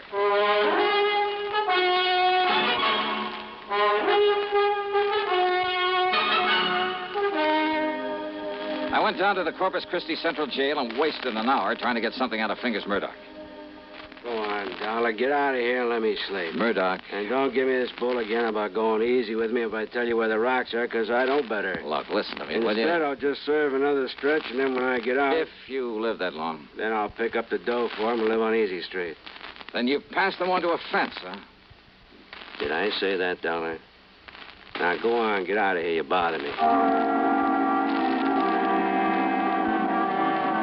Then I remembered about some of Murdoch's earlier activities, about his international connections. about the impossibility of successfully disposing of the Canary diamonds anywhere in the United States. Item 2, 10 cents for a phone call to Mr. Brownfield. Yes, there had been a shipment of canned goods the day after the robbery to an outfit in Paris called Imperial Import Company. The shipment was supposed to arrive there late today. Item 3, $12 for a transatlantic phone call to Paris to a wormy little character named Louis Dumassac, who had another name for himself. Oui, monsieur. This is your oldest, your dearest, your most devoted friend, Le Jacques, the Great Cat. Yeah, devoted friend, huh? You mean as long as I keep forking over good American dollars for information? But of course, monsieur. Sure. Somebody else came along with a bigger bankroll, you'd sell me out in a second. Oh, no, mon ami. You touch me to the quick. Sure. I mean, to have you put it so bluntly. All right, now tell me just one thing. What do you know about canaries? Canaries? That's right. Uh-huh. Well? They are for the birds. Wait. Well, monsieur, that's not a very funny thing I've just said. Oh, very funny. So what about the Canary diamonds? Well, alas, I've never heard of them. But I'm sure that for a slight consideration, if I can find out all about them for you, say for $500. Now listen, your old pal, Francois Dubuisson, the fence. Yeah, Dubuisson. What? Oh, that miserable, that no good, that double-crossing. I love him dearly. Now, what's that mean? Millions he's made smuggling jewelry and paintings into this country from your United States. Now, with your help at times. But of course, monsieur. But now what has he done? What has he done? Closed up the antique shop that he used as a front for his operations. You mean he skipped the country? Oh, no. He's still here in Paris. Doing what? Is it not unthinkable that so clever a crook should turn to a legitimate business? Under another name? What kind of business? Produce. Produce? Oui. Caviar from Russia, cheese from Holland, fine sausages from Germany. And canned tropical fruit from here in the States. Oui. Yeah, but how did you know? And he calls it the Imperial Import Company. That is so. Then tell me where I can find him and I'll cable you $100. But of course.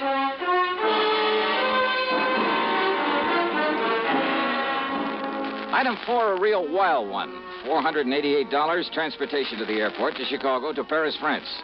Then a cab to the little warehouse called the Imperial Import Company. And somewhere along the way, I picked up a 39-cent kitchen item that just might help solve this case for me. Francois Dubuisson was more than a little surprised to see me. Monsieur Dollar? Yeah, surprise, huh? And what are you doing here in Paris, huh? Well, I want you to help me find some stolen jewels, Dubuisson. I help you? Mm-hmm. After the trouble you have made for me in the past, it is to laugh, monsieur. Yeah, well, you go right ahead and laugh, but maybe I can persuade you. By waving that pistol in my face, huh? I want to look at your latest shipment of canned goods from the United States. Canned goods? Monsieur, Come on now. Where do you store the stuff for this phony import business you're using as a front now? If you will put down that gun... Maybe through this door, huh? Well, we'll see. Monsieur! Well, now, how about this? Will you kindly explain what you mean by this intrusion, huh? Yep. 10 cases of fancy tropical fruits from the Brownfield Canary in Corpus Christi, Texas. And why not, sir? Only one of these cans doesn't contain fruit. I beg your pardon. As if you didn't know. All right, here you are. Take this and we'll get to work. And just what is this, eh? Well, now, Dubuisson, that's a fine old American institution. It's called a can opener. Yeah, I'll pry open the cases and you open the cans. Monsieur. Uh-huh. Until we find the Canary diamonds. All right, here now. We'll start with this case right here. But I know nothing of the Canary diamonds. You are going to wield that can opener until you do. Monsieur Dollar. 24 cans to a case, 10 cases. That shouldn't take you too long, though you might raise a handful of blisters. There you are. Get started, brother. Have you forgotten? You have no authority here in Paris. Oh, have you forgotten this 38 might give me all I need? And, of course, I can always call in the police. Police? But I won't unless you make me, Dubuisson. I would not like the police. Oh, I know. And if you want the truth when it happens, I'll kind of hate to see them catch up with you. Huh? Sure, with you in the clink, I wouldn't know where to turn when I'm over here looking for something smuggled in from the States. Then, but all I'm interested in at the moment is watching you get to work with that can opener. Well, go ahead, Dubuisson. No. No? What do you mean by that? It will not be necessary. I shall show you the case, the very can that contains the Canary diamonds. That easy, huh? Oui, monsieur. Each of them bears a mark known only to me.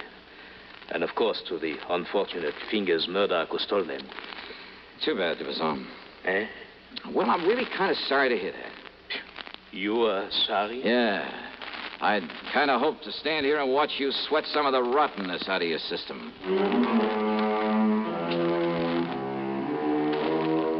Thanks to its Paris representative, the company was able to arrange for getting the stones back to the U.S. As for Dubuisson, well, I suspect he was long gone when the police arrived at his place. Expense account total, including the trip home, $1,121 even. And, don't forget my commission on this one. Yours truly, Johnny Dollar.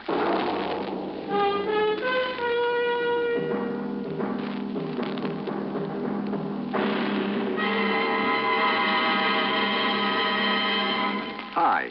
Maybe you'll recall this tuneful reminder of times past.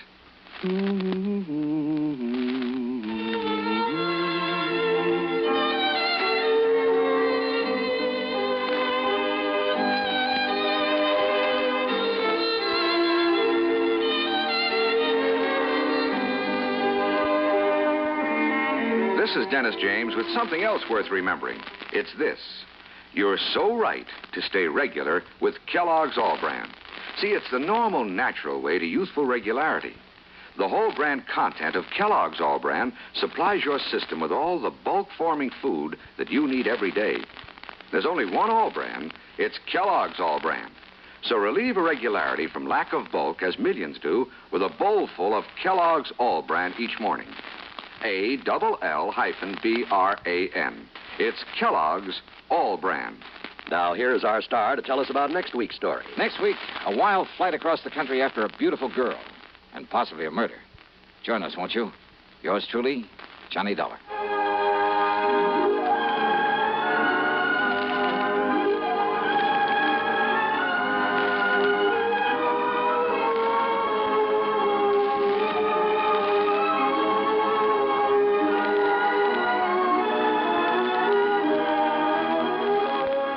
Truly, Johnny Dollar, starring Bob Bailey, originates in Hollywood and is written, produced, and directed by Jack Johnstone. Heard in our cast were Virginia Gregg, Jack Edwards, Russell Thorson, Stacey Harris, Jack Crucian, Forrest Lewis, and Tony Barrett. Be sure to join us next week, same time and station, for another exciting story of yours truly, Johnny Dollar.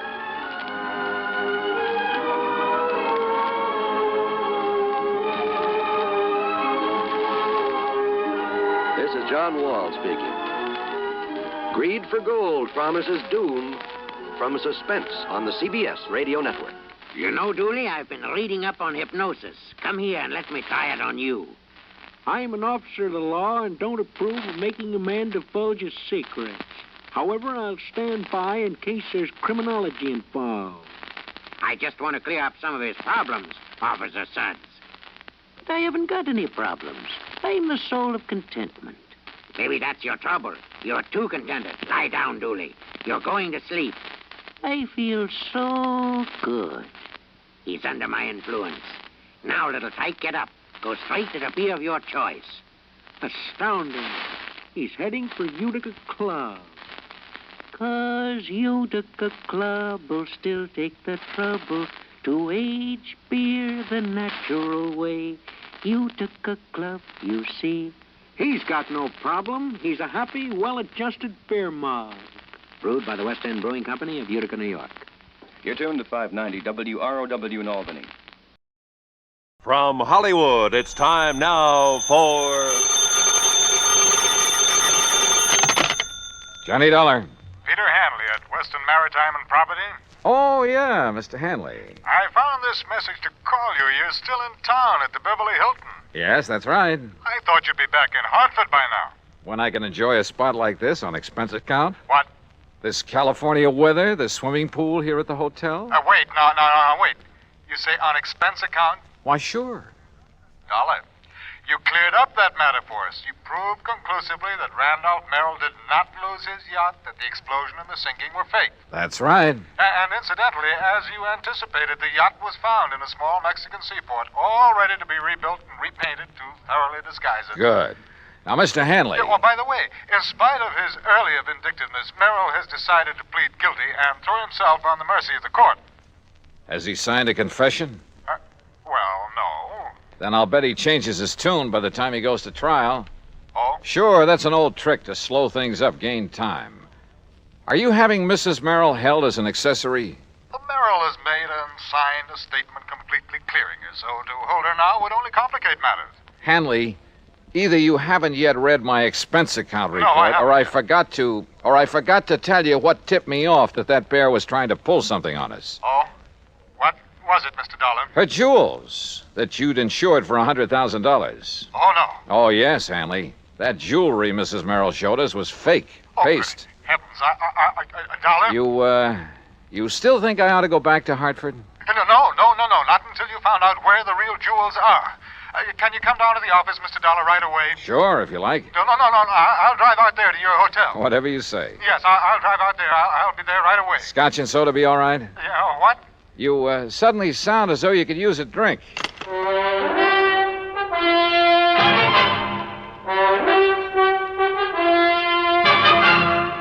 Bob Bailey in the exciting adventures of the man with the action-packed expense account, America's fabulous freelance insurance investigator. Yours truly, Johnny Dollar.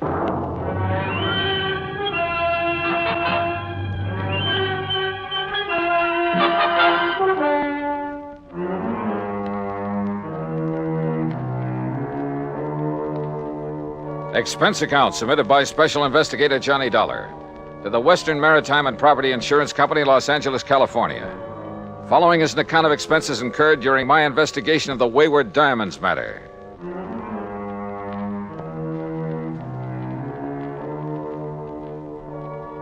Expense account item 1, $2.25 for drinks in my room at the Beverly Hilton. By the time room service had delivered them, collected the tip, and left, Peter Hanley arrived. Yeah, come in. I make no bones about it, Mr. Dollar. I had completely forgotten about those jewels at Mrs. Merrill's. Yeah, well, I can't say that I blame you. We were so intent on exposing the so-called sinking of that yacht. Exactly. All right. Relax. Here, come on now. Sit down and relax while we map out a plan of action. Thank you. After you hung up, I suddenly remembered that you had mentioned the fact that those jewels were fake. To Mrs. Merrill herself. Yeah, that's right. All right. Well, how did you know that they were fakes, Mr. Dollar? You remember when we sat in their living room out in Westwood while they gave us that cock and bull story about the yacht going down? Yes, I remember. All right. She handed me the jewels to look at. I kind of absent-mindedly dragged one of the so-called diamonds across the glass top of the coffee table and realized it didn't scratch it. Oh. Nor did any of the others, which proved they weren't diamonds at all, but some kind of imitations. Look, why kid about it, Hanley? Up to that point, they'd had me believing their story about losing that yacht. You weren't alone, Dollar. You weren't alone. But now I suppose we'd better call in the police about that jewelry. Why the police? Well, to see if they can find the originals. Now, look. The Merrills are a clever pair. They proved that when they almost got away with a $150,000 claim against you for a boat that didn't sink after all. Very true, Dollar. Very true. So you can be pretty sure they didn't take the diamonds out of that jewelry and just hand them over to some fence around here. Yes, you're right. Later, I suppose she figured to lose the fakes, have them stolen, and then claim the insurance. Yeah, probably. If we hadn't nabbed the old man for the yacht fraud. You say she hasn't been held? No. But I see now that she should have been, in spite of her husband's statement that she was completely innocent of any complicity in the whole scheme. Yeah, I think she should have. You know, it's going to take a lot of money to defend him. And with him in the clink, she's the logical one to raise it. With the diamonds. The real diamonds. Uh-huh, that's my guess. Very well, then I'll go over to police headquarters right away, charge her with fraud. You know, because of the diamonds themselves, and see that she is held until she tells us where we can recover them. Hadn't you better get evidence of fraud first? Well, the mere fact that she substituted paste for the real diamonds in that jewelry, Dollar. Well, a lot of people do that. Never wear the real stuff in public unless they have a lot of guards around. Well, even so... No, Hanley. You've got to prove that she's actually got rid of the real ones. Or tries to. You see, I don't think she's had a chance to yet. Why not? No, listen. I'm running up a nice fat item for you on my expense account. What kind of an item? Well, so far it only amounts to $150. What for? Fee to a private detective agency. Somebody to tailor 24 hours a day. In the hope of finding out what she's doing with the genuine stones? More important, to find out how she'll try to dispose of them. But she may have done that some time ago. No, I doubt it. Why? It's only recently they've needed dough. Granted. They had two plans. The phony sinking of their yacht, and later, if that worked, a phony loss of their phony diamonds. But why later? Well, to run them both together would look suspicious. What's more, apparently saving the jewels made the yacht accident look legitimate. Yes, I suppose so. Sure. And remember this. She made a big thing of having saved her jewelry. When we still believed the wreck was legitimate. That's right. She made a big point of displaying those phonies to us because she wanted to be sure we'd not only see them, but believe they were the originals. That we'd be witness to the fact she still had them. Yes, I see. But you must recall that you finally recognized them as paste. Yeah, but like you and I almost forgot about it simply because they had nothing directly to do with the matters at hand. Yeah, and she may think that we have forgotten. I doubt it. The point is, now she needs money. He saw to it that she stayed free to raise it. And the diamonds are probably her only way of getting it. Which is why I put a detective on her. Oh, excuse me. Johnny Dollar. Yeah? What? Well, how did... Yeah. Well, look, I'll be right over. What is it, Dollar? Oh, that detective I was talking about has just lost his job. I don't understand. He just came to. Came to? Yeah, at the home of Mrs. Merrill. He's in her home? Yes, but she isn't. She's gone.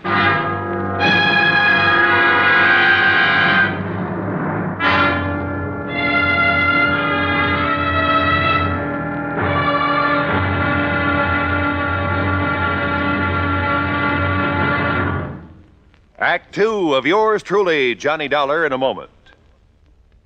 Although most men by nature don't feel in a combat mood much of the time, there are some who just can't get enough of a good fight, particularly if there's a good, sound reason for it. In July 1900, when American fighting men were protecting the rights and liberty of their fellow countrymen during the Boxer Uprising, the battle was a furiously fought affair. Army Private Robert H. von Schlick, serving with Company C of the 9th United States Infantry Division, was in the thick of the fracas. Although he had been wounded previously while carrying a wounded comrade to a place of safety, he rejoined his command, which partly occupied an exposed position on a dike. Private von Schlick remained there after his company had been withdrawn and, in spite of the hail of bullets around him, single-handedly continued to fire into the enemy ranks. Oblivious to the fact that he was a conspicuous target, he refused to leave the fight until he was literally shot off his position by the enemy. Private Robert von Schlick earned the Medal of Honor for valiant devotion to duty and added heroic background to the code of conduct of American fighting men. And now, Act two of yours truly, Johnny Dollar, and the Wayward Diamonds matter.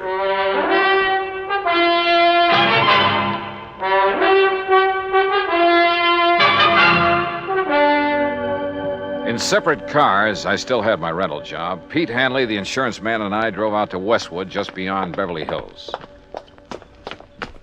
You're sure that detective was here at the Merrill home when he called you? Well, that's what he said. But if he was supposed to simply tail... Come on.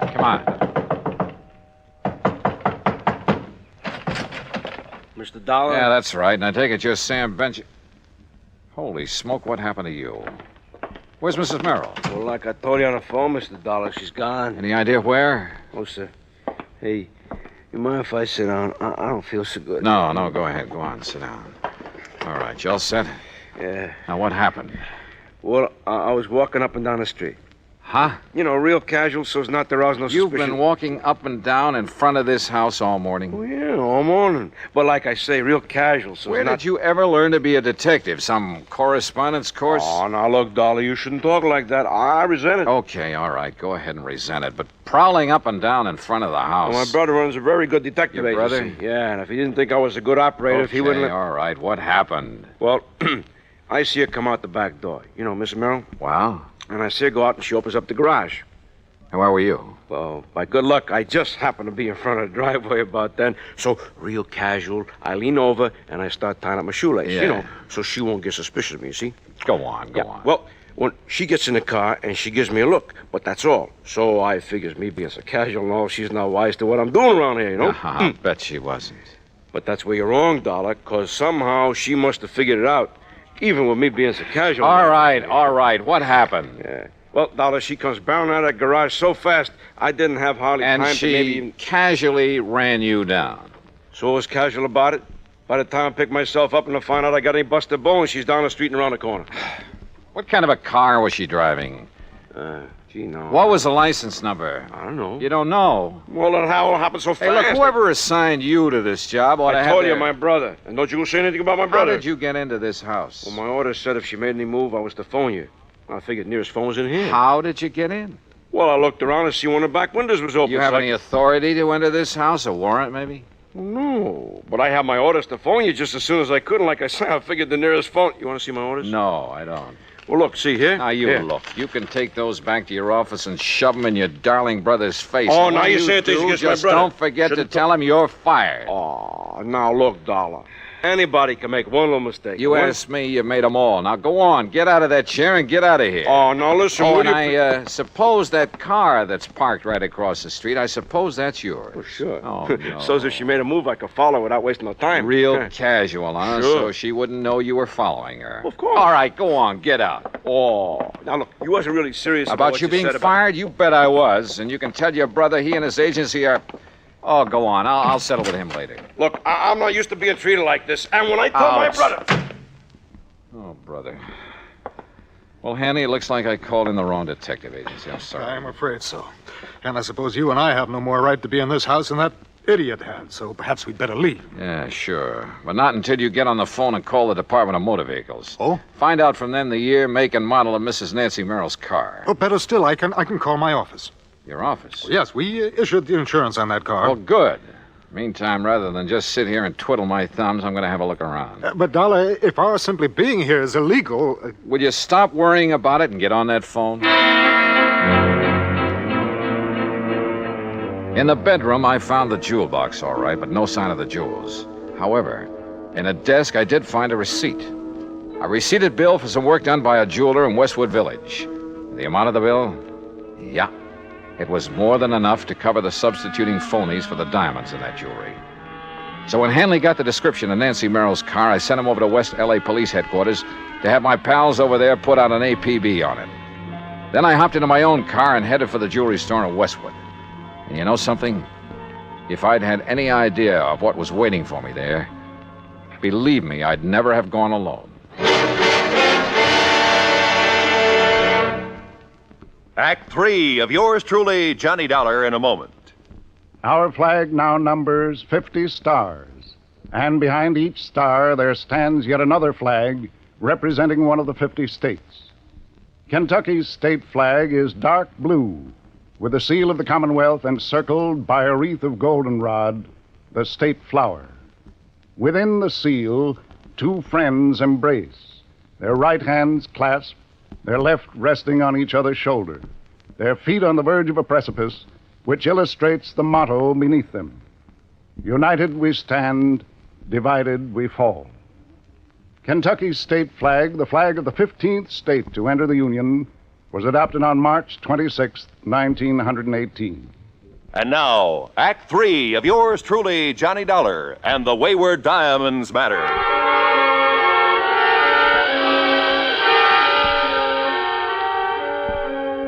Howard's Hillcrest Jewelry is a small but very exclusive shop on Weyburn Avenue in the Westwood Village section of Los Angeles. There, with the help of a receipt I'd found in Nancy Merrill's desk, I hoped to get on the track of the missing diamonds. I entered this snooty little shop and asked for the owner.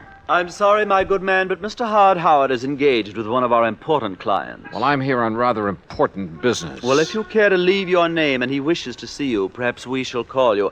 Ah, Mrs. Smythe Kenworthy. Hey, look, Buster. How delightful to see you said... again. And did little Chi-Chi like the jeweled collar we selected for him? Chi-Chi. Such a lovely puppy. You know, he's the favorite of all my doggy friends, just as you're my favorite. Maybe I'd better look for this Howard myself. Mrs. Smythe Kenworthy, you have no idea how it brightens the day to have you drop in.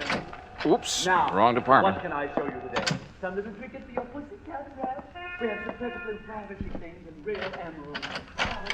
No. But you must please. Oh? Nancy, my dear. Yes, Howard. My pet, when I removed the genuine diamonds from your various pieces and replaced them with paste, it was with the distinct understanding. I know, dear, I know. But now I have to have the real stones put back. Why? As I understood, it was in order to have the fake gems stolen so that you could collect on the insurance. Oh, of course it was, of course. Not so loud, Nancy, please.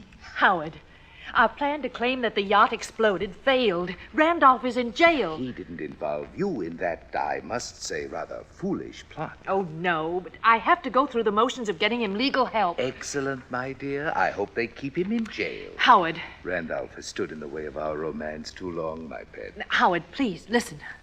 Because of the yacht, they sent an insurance investigator out here.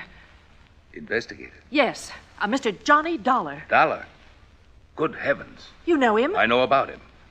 I don't like this. And he found that these jewels I have now are paste. Now, you've got to put the original stones back so that when he sees them again, he'll think he was mistaken. Impossible. I've already disposed of them through various connections.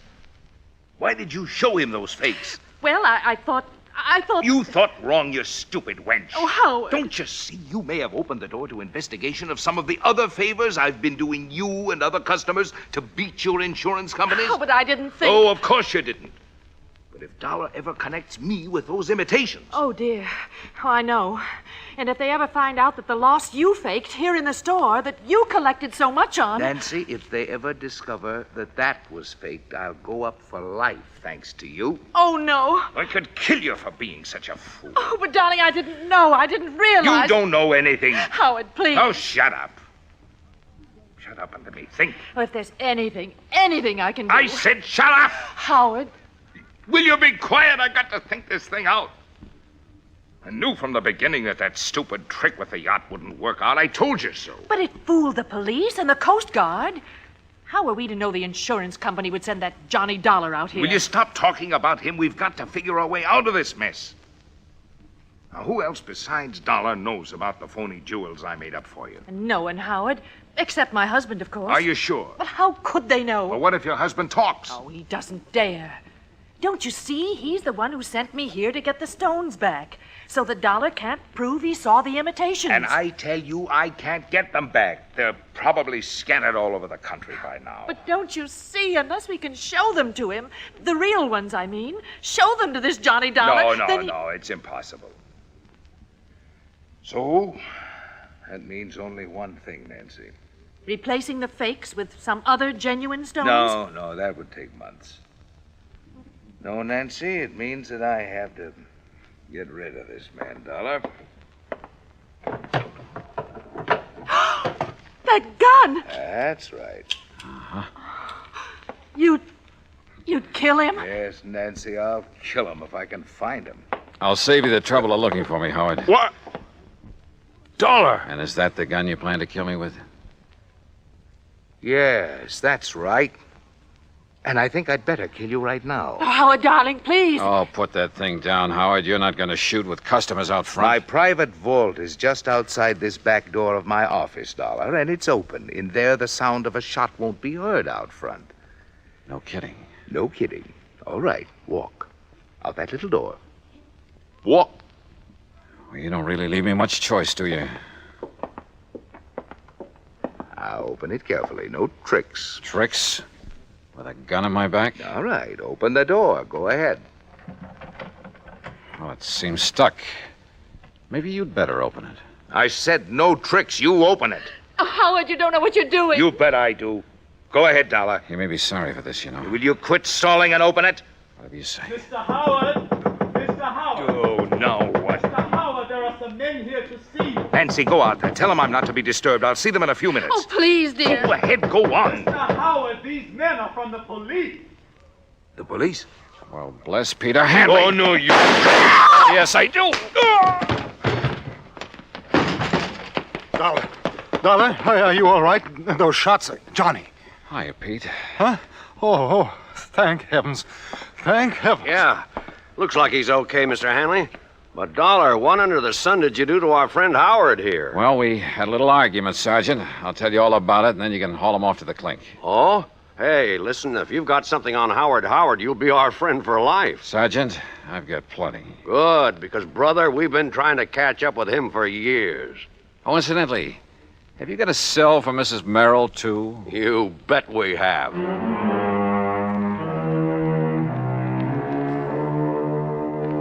Expense account item 2, $50 in legal fees to make a deposition so I won't have to hang around for a trial or 2 or 3. And I have a sneaking suspicion that Howard and Merrill and his wife are going to have a long, long time to think things over. Expense account total, including additional mileage on my rental car and the trip back to Hartford, $218 even. Yours truly, Johnny Dollar.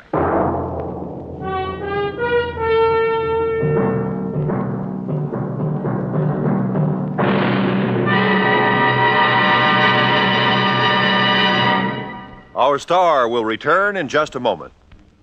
There are some men who, after being practically pushed into the service, find their element and commit heroic deeds. Frank Luke was that sort of young man. Soon after the United States entered World War I, Luke was taunted by his patriotic family into joining up. He was commissioned a second lieutenant after completing his flight training with the Signal Corps Air Service, that small beginning of today's mighty Air Force. Lieutenant Luke found it difficult to accept the discipline so necessary in the military. When he got to France and was assigned to the English Spads, his attitude worried his commanding officer. But Luke's performance in the air didn't. In less than 2 months in aerial combat, he accounted for 7 enemy aircraft and earned himself the nickname of Balloon Buster for knocking down 11 or 12 of those menaces to the ground troops, the observation balloons. For his gallant action in the face of great danger and overwhelming odds, he was awarded 2 Distinguished Service Crosses and the Medal of Honor. Shortly before the end of the war, Lieutenant Frank Luke made his last heroic combat flight. After having just returned from a sizzling air battle, he refueled his Spad and took off on an extra duty mission. Pursued by 8 enemy planes, he shot down 3 balloons. He was wounded, and his plane was so badly damaged in the action that he had to make a forced landing in a German cemetery. Perhaps the irony of it struck him at the time. When called upon to surrender, he preferred to open fire with his automatic and fight to the death, though he was only 21 years of age. Lieutenant Frank Luke may have had trouble adjusting to the military life, but when he did, he was a gallant fighter and a credit to his country. Now, here's our star to tell you about next week's story. Next week, a quiet little fishing pier on the coast of California. Only they call it the Pier of Death. Join us, won't you? Yours truly, Johnny Dollar.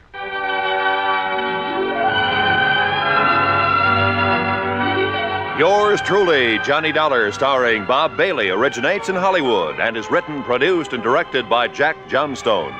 Heard in our cast were Paula Winslow, Ben Wright, Jack Crucian, Jack Edwards, Marvin Miller, and Joseph Kearns. Be sure to join us next week, same time and station, for another exciting story of yours truly, Johnny Dollar. This is Roy Rowan speaking.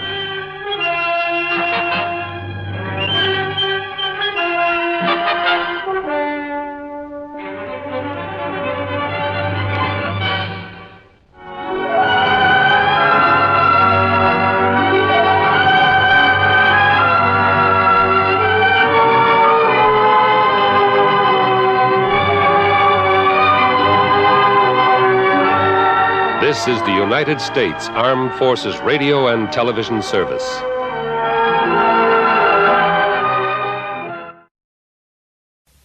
From Hollywood, it's time now for Johnny Dollar. Pat McCracken, Johnny, Universal Adjustment Bureau. Hi, Pat. What's on your mind? $75,000. Yours or somebody else's? Johnny, ever hear of the Subala diamond? Sabala. Yeah, matter of fact, I have. It's a pink diamond, isn't it? That's right. One of the companies we represent wrote a $75,000 policy on it. The owner of the stone, a jeweler named Joseph Wentworth, was trying to sell it. So? So last night, the Subala diamond was stolen. I'll be right over.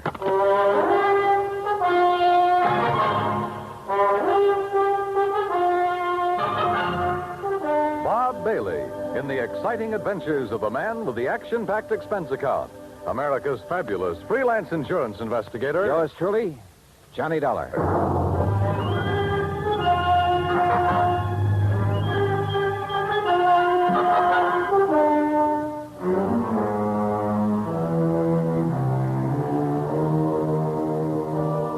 Expense account submitted by Special Investigator Johnny Dollar to the Universal Adjustment Bureau, Hartford, Connecticut.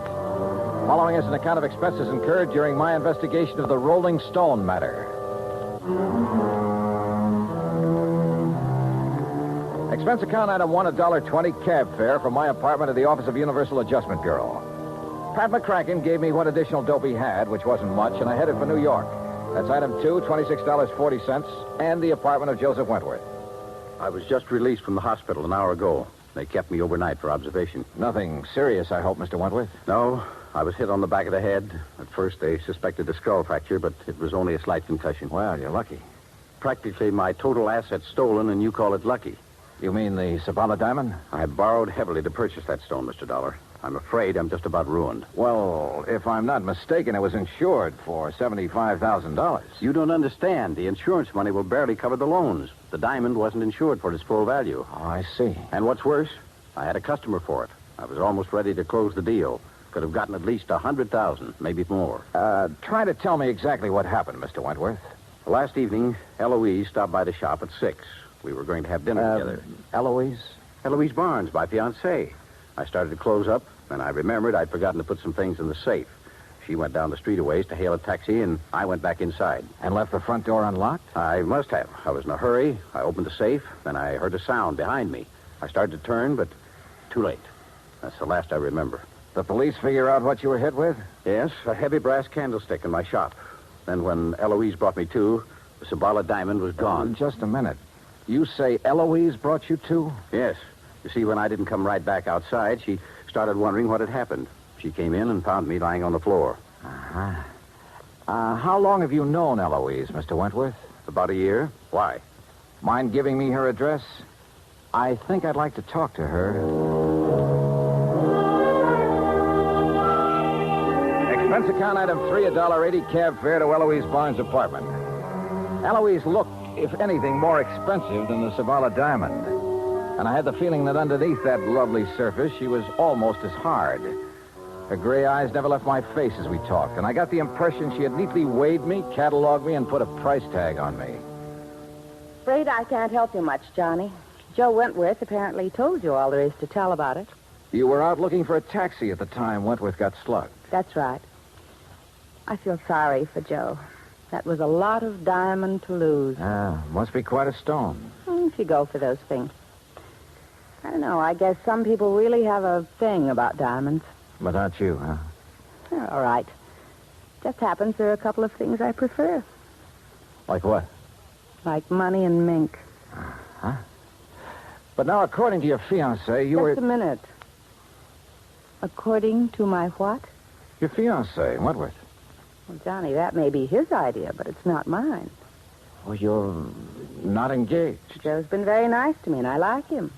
But we're just friends, so far as I'm concerned. Oh, yeah. I'm afraid I'm not the engaged type, Johnny. I've tried it once or twice, but it didn't work. Seems to interfere with my hobby. Your hobby? Yes. Having fun. What's your hobby, Johnny? Well, at the moment, trying to find the Sabala diamond. Then what? Well, I have been known to have fun now and then. Johnny, I hope you find the diamond real soon.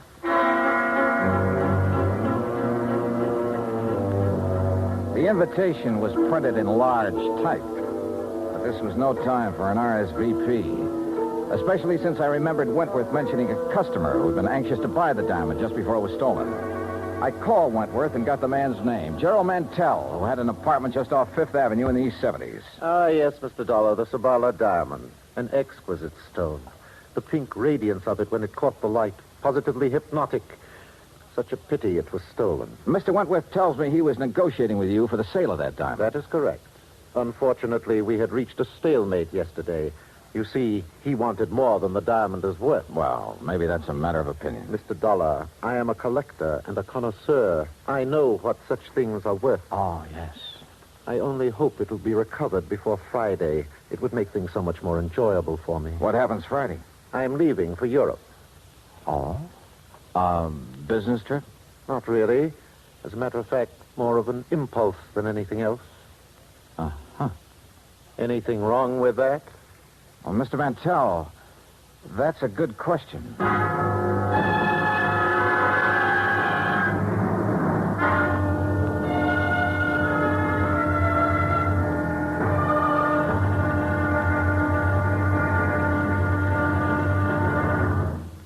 Act two of yours truly, Johnny Dollar, in a moment.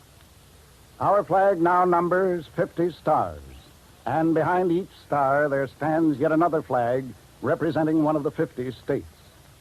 Alabama's state flag is of St. Andrew, the symbol of the Confederacy and the national flag of Scotland. Alabama's state capital, Montgomery, served as the first capital of the Confederacy, and it was on the steps of its Capitol building that Jefferson Davis took the oath of office as President of the Confederated States of America. The Scottish cross is in the form of an X, or saltire, and is also found on the state flags of Georgia and Mississippi. Perhaps it is the independent, rugged spirit of the Scots that recommended its national symbol to the Confederacy as a symbol of its rebellion. Alabama's state flag, the flag of the 22nd state to enter the Union, was adopted on February 16th, 1895. And now, Act two of yours truly, Johnny Dollar and the Rolling Stone Matter. I went back to my hotel, stretched out on the bed, and went over the whole thing in my mind. Eloise, who liked the things that money could buy, and who supposedly had been looking for a taxi while Wentworth was slugged and the diamond lifted. Then there was Gerald Mantell, the collector, who was now suddenly leaving for Europe. Yeah, could be either of them. Johnny Dollar. You looking for the Sabala diamond, Mr. Dollar? Who's that? Well, that doesn't matter. I know where the diamond is. Oh, where? Not so fast, Dollar. I'm sure the insurance company you represent would pay quite a bit to get that stone back. The question is, how much? Oh, there's a bigger question than that, friend. Whether you're on the level or not. Suppose I can show you the case the diamond was kept in. Would you be convinced then? Maybe. Antonio's bar on East 53rd? Yeah. Maybe there in an hour. Now, wait a minute. How'll I know you? I'll know you. Hey, wait a minute.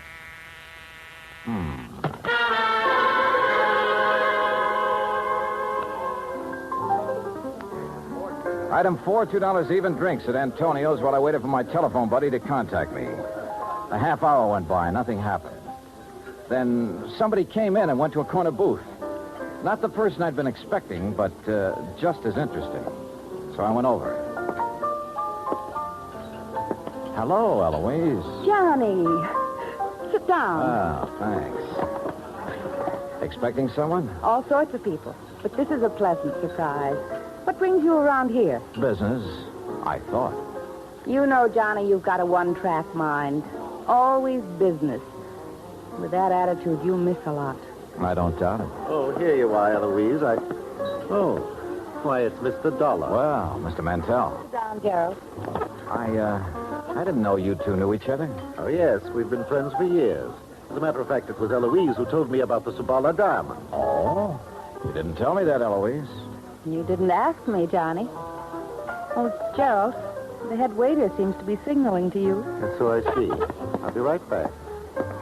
Well, look, Eloise, I think I better be getting along. Don't leave, Johnny. Well, you've got a date with Mantell. He just wanted to have a drink with me before he left for Europe.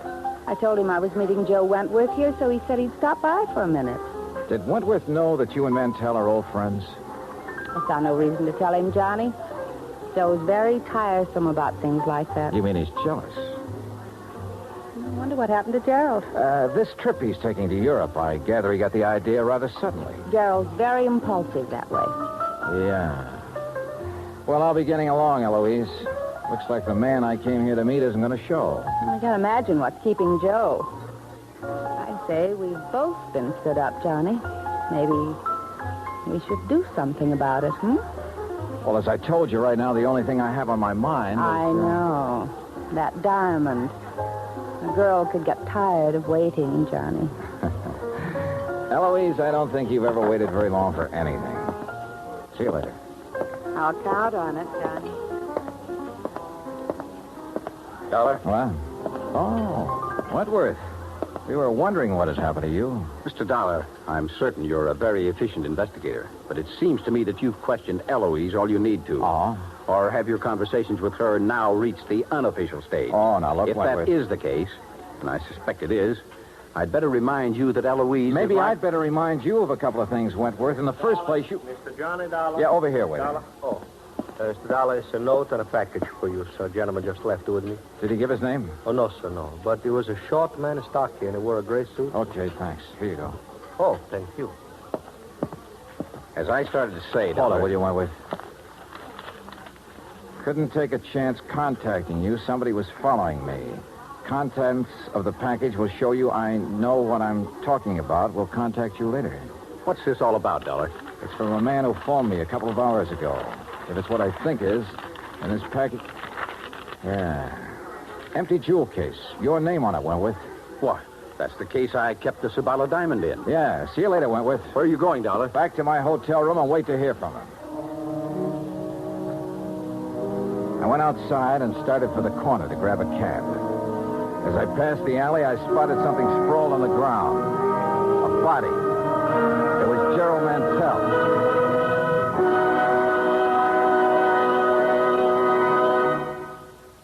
Act 3 of yours truly, Johnny Dollar, in a moment. The way a man conducts himself at ease or under stress shows what he's made of. It shows his character under the strongest light. This is particularly true when a man becomes a prisoner of war. One of the points of the code of conduct of the American fighting man says, "If I become a prisoner of war, I will keep faith with my fellow prisoners. I will give no information nor take part in any action which might be harmful to my comrades.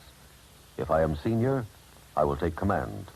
If not, I will obey the lawful orders of those appointed over me and will back them up in every way." The very essence of the ideals set forth in those words were displayed by Commander, later Rear Admiral, Richard Antrim in April 1942, while a prisoner of war in Macassar, Dutch East Indies, during World War II. Acting instantly on behalf of a naval officer who was subjected to heavy punishment, Commander Antrim boldly tried to quiet the guard and to persuade him to discuss the charges against the officer. The guard refused. Tension increased. The entire enemy prison force was faced by 2,700 Allied prisoners. An order was given to continue the punishment. Suddenly, Commander Antrim, at the risk of his own life, stepped forward and volunteered to take the remainder of the punishment. This sudden move got a roar of acclaim from the inspired Allied troops and so amazed the enemy that both men were spared any further indignities or punishment. Commander Antrim's heroic and unselfish conduct brought about better conditions for the prisoners and earned new respect for American officers and men. Commander Richard Antrim upheld the highest ideals of an officer and earned for himself the Medal of Honor. And now, Act 3 of yours truly, Johnny Dollar and the Rolling Stone Matter.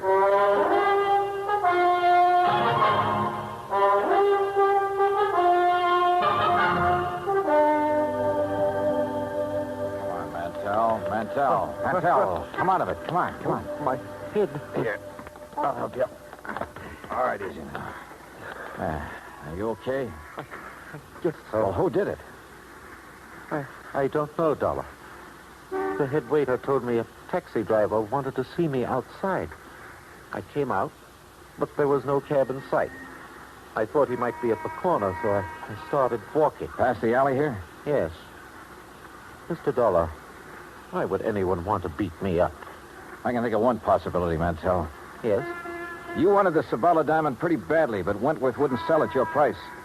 Are you suggesting... I'm suggesting you lifted the diamond and somebody was trying to get it back from you just now. But I don't have the diamond. I never did. Maybe you know where it is. No, I swear I don't. As for getting beaten up just now, I'm every bit as much in the dark as you are.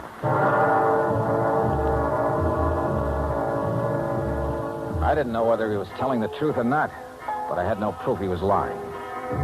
Item 5, $1 even, a pot of coffee in my hotel room while I tried to pull some threads together, but they didn't pull. If Mantell had the stone, who'd phoned me and sent the empty jewel case to convince me he had information? How did he Yeah, coming. Oh, Wentworth, come in. Hey, Mr. Dollar, I have some information that will interest you. Yeah?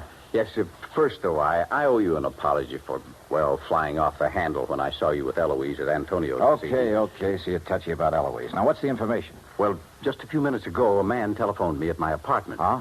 Yes, I think he was the same one who phoned you and sent the empty jewel case. Well, what'd he say? That he knew where the diamond was, and for a price would furnish the information.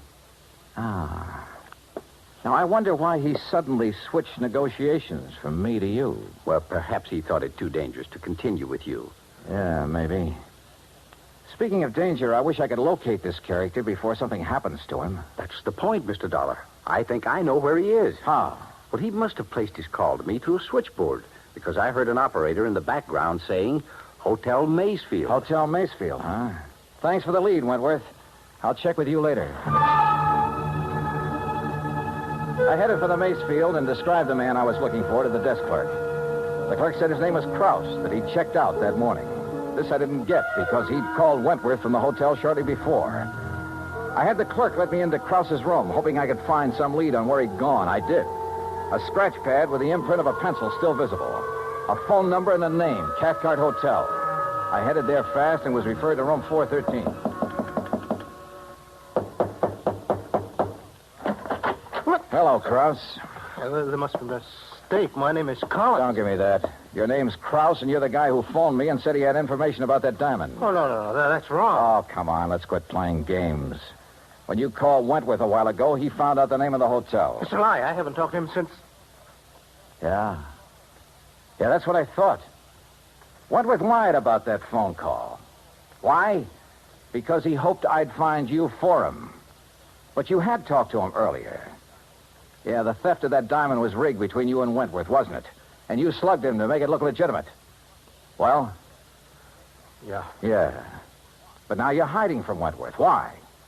What happened to your cozy little partnership? It was blackmail, Dollar. Wentworth. Don't move, either of you.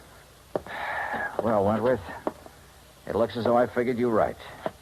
You thought I might have better luck finding Krause than you had, so you gave me his last known address and followed me. Now, what's this about blackmail? I thought I could trust you, Krause. Look, I wasn't really going to blackmail you. You got to believe that. I think I get it now. Krause was supposed to turn the stone over to you after a decent time had elapsed. Instead, he held on to it and tried to blackmail you about your being involved in the fake robbery. That's why he pretended to open negotiations with me, to scare you into buying. Yes, but you made a big mistake, Krause, trying to blackmail a desperate man. I had no money to pay you. I needed every cent from the insurance and from what we'd get for the stone when it was cut and sold. Why, Wentworth? Why'd you need the money? For Eloise? For Eloise. Does she know about all this? No, she knows nothing about this. But she wants so many things, and I want to give them to her. I've got to hold on to her. Brother. No, you wouldn't understand. You don't know what it's like when a girl like that gets into your blood. You're willing to do anything. Like a couple of murders, Wentworth? You willing to add them to your list, too? Yes. Yes, I am. Oh, now, look, put that thing down. Why don't you stop kidding yourself about Eloise? She loves me, Dollar. I tell you, she loves me. Are you kidding? She told me what she loves. Mink and money. How long do you think she'd stick with you after the money ran out? Get back. Stay where you are. You're a thief and a fool, Wentworth, but you're not a killer. Stay away. So you just better give me that gun right now. Oh. Thanks.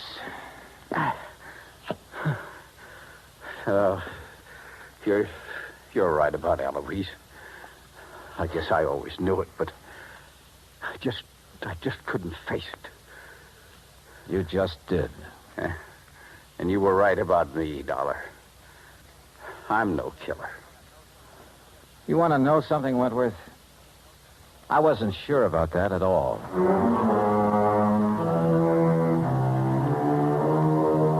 Expense account total, including the trip home, $146 even. Remarks? Krause handed over the diamond. He and Wentworth are both in custody. It was Wentworth who beat up Mantell for hanging around Eloise. And Eloise, last I heard, she was going her merry way, having fun, as she calls it. I never did accept her invitation to join her after the diamond had been recovered. And I'm not about to. Yours truly, Johnny Dollar.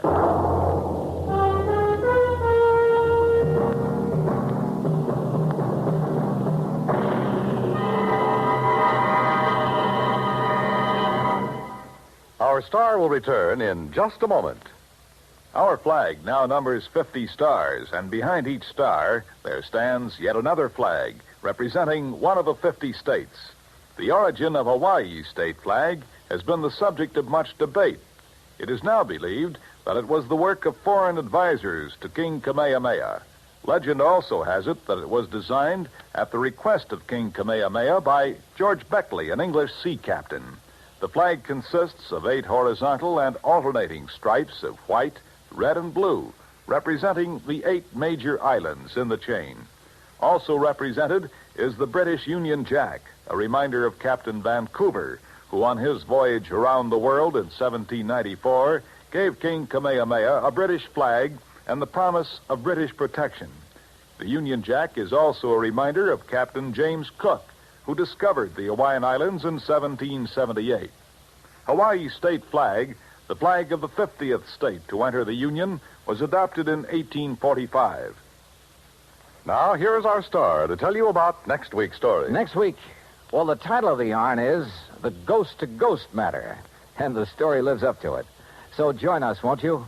Yours truly, Johnny Dollar.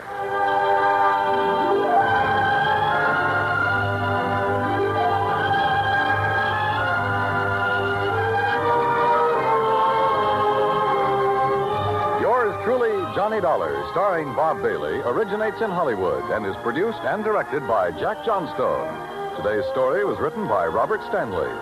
Heard in our cast were Virginia Gregg, Larry Dobkin, Forrest Lewis, Edgar Barrier, and Don Diamond.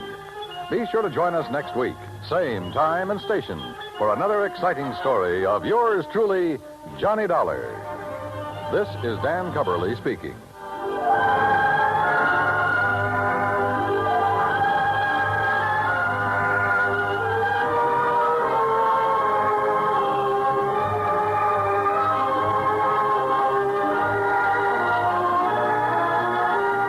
United States Armed Forces Radio and Television Service.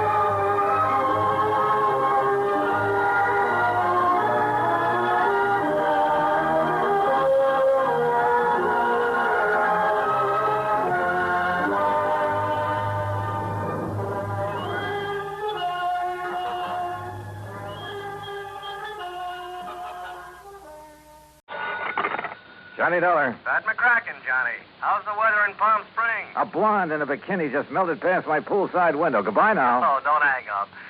Johnny, this job's just a few miles north of where you are. It'll take maybe a day to clear it up.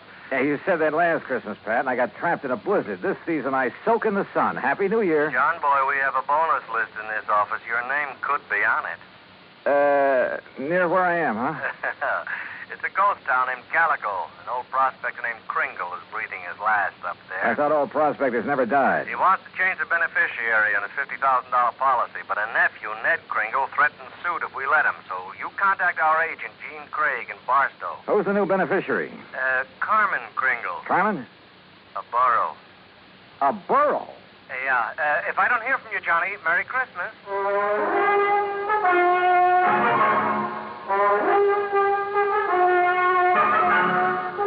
Bob daily in the exciting adventures of the man with the action-packed expense account, America's fabulous freelance insurance investigator. Yours truly, Johnny Dollar. And now, Act One of yours truly, Johnny Dollar.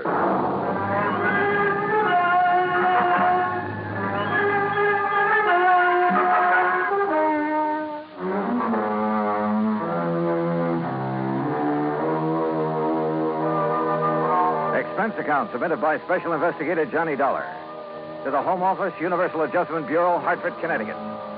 Following is an account of expenses incurred during my investigation of the Carmen Kringle matter. Expense account item 1, $1.40. Telegram to Gene Craig in Barstow telling him where and when to meet me. Item 2, $50 even to Al Sterner for his charter plane to the ghost town of Calico. The guidebook says there's something about desert country that's good for the soul. And in spite of the air bumps, I got a panoramic view of the great Mojave that took my breath away. The sun's setting rays hit the weird mineral stratas of the Calico Range and turned them into a patchwork of beauty. Night comes quickly in this country, and I turned to Al when a Christmas tree cluster of blinking lights appeared under our wings. By way of answer, he put the plane into a glide and set us down on the smooth surface of a dry lake bed.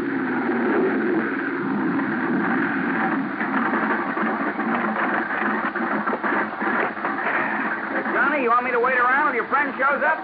No, thanks. Well, there seems to be plenty of company. That's just an old coyote. Don't stand too long or you'll freeze to the spot. Okay. Good luck. Call me when you want to be picked up.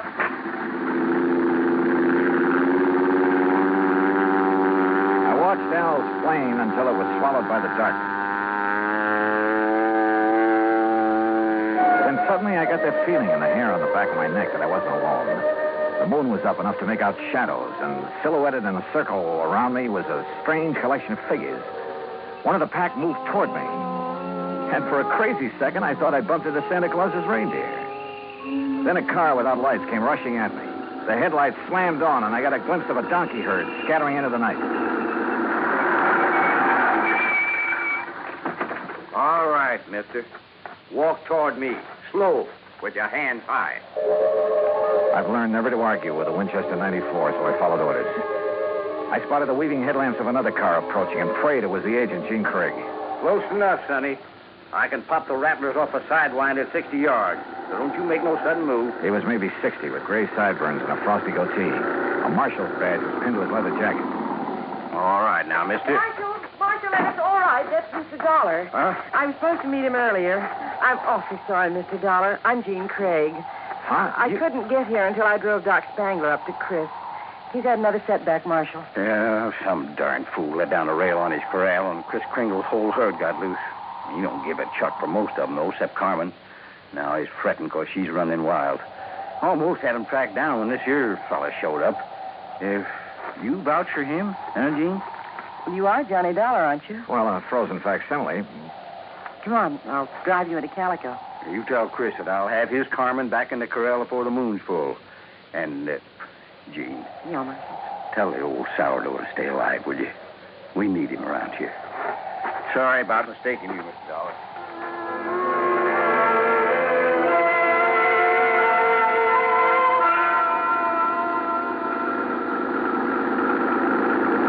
Gene Craig, with a J, knew her way around. She was strictly business and filled me in fast on the old prospector with the odd name and his desire to change the beneficiary of his policy.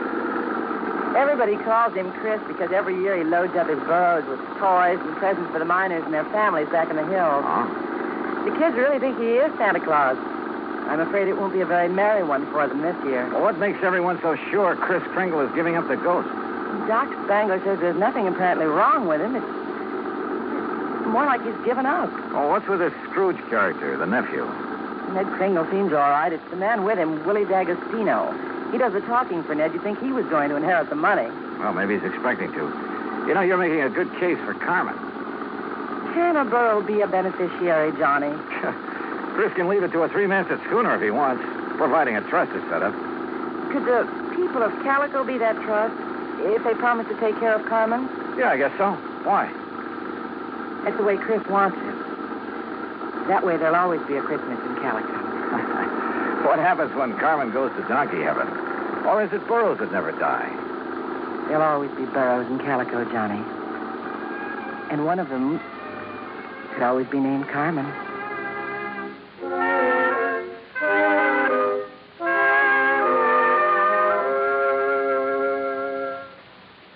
Act two of yours truly, Johnny Dollar, in a moment. Act two of yours truly, Johnny Dollar, and the Carmen Kringle matter.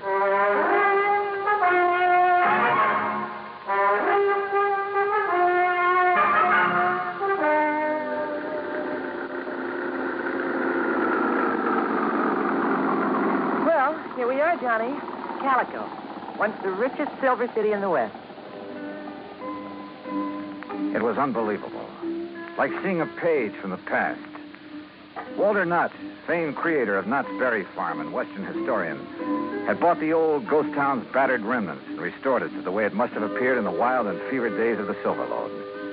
I could make out signs nailed to weathered batten boards that told of a flourishing and colorful past. Joe's Saloon, The Last Chance, Hyena House Hotel, Lane's Mercantile, the Calico Prince. High on a hill at the edge of town, people were gathered at the entrance to a cave that was illuminated by hundreds of miners' lamps. Kind of gets you, huh? Almost like it was planned. They're rehearsing for the Christmas Eve pageant. Maybe you can spend Christmas Eve with us, Johnny. If you don't have other plans. I have a day with a steam-heated swimming pool. What? Come on. Let's meet the old man. Expense account item 3, $100 for a quart of perfume or a mink scarf, anything to wipe the hurt look off of Jean Craig's face. She led me up the steps to the rickety porch of Chris Kringle's wooden shack. A tall figure carrying a black bag stepped toward us out of the shadows. Jeannie, I'm glad to see you. Will you drive me back to town? Why, certainly, Doc. Oh, this is Mr. Dollar. Hi, son. Hi. Chris, is he still all right? I couldn't say. Been sitting out here waiting for you. You haven't seen the patients? The medical man owes a duty and all that, but I'm too old to talk back to a gun. You mean they wouldn't let you in? Tired of it. Well, I'm not a medical man. Well, please be careful, Johnny. I told you, Starbone, stay away and leave the old man to... Well, if it ain't little Jeannie, the policy fixer. And who are you, mister? Willie D'Agostino. This is Johnny Dollar. He's from the insurance company to see about changing the policy. Who is it, Wooly? Who are you talking to? Relax, will you, and let him give us some tourist directions back to Barstow. There'll be no policy changing at this late date, mister. Ned Kringle is very bereaved at the imminence of his uncle's demise. Just family admitted at this sad hour, so mosey along, folks. I'll leave the young man to his grave. Your foot is in the door, mister. I don't like your foot, and I don't like you. His hand moved to his shoulder holster, but Jean was standing right beside me. It was Doc who suddenly shouldered past D'Agostino and fled up the stairs that gave him my chance. I kicked the door wide. Threw him off balance. I shoved Jeannie aside, and that was a mistake. Because a million Christmas tree lights blazed up in my skull.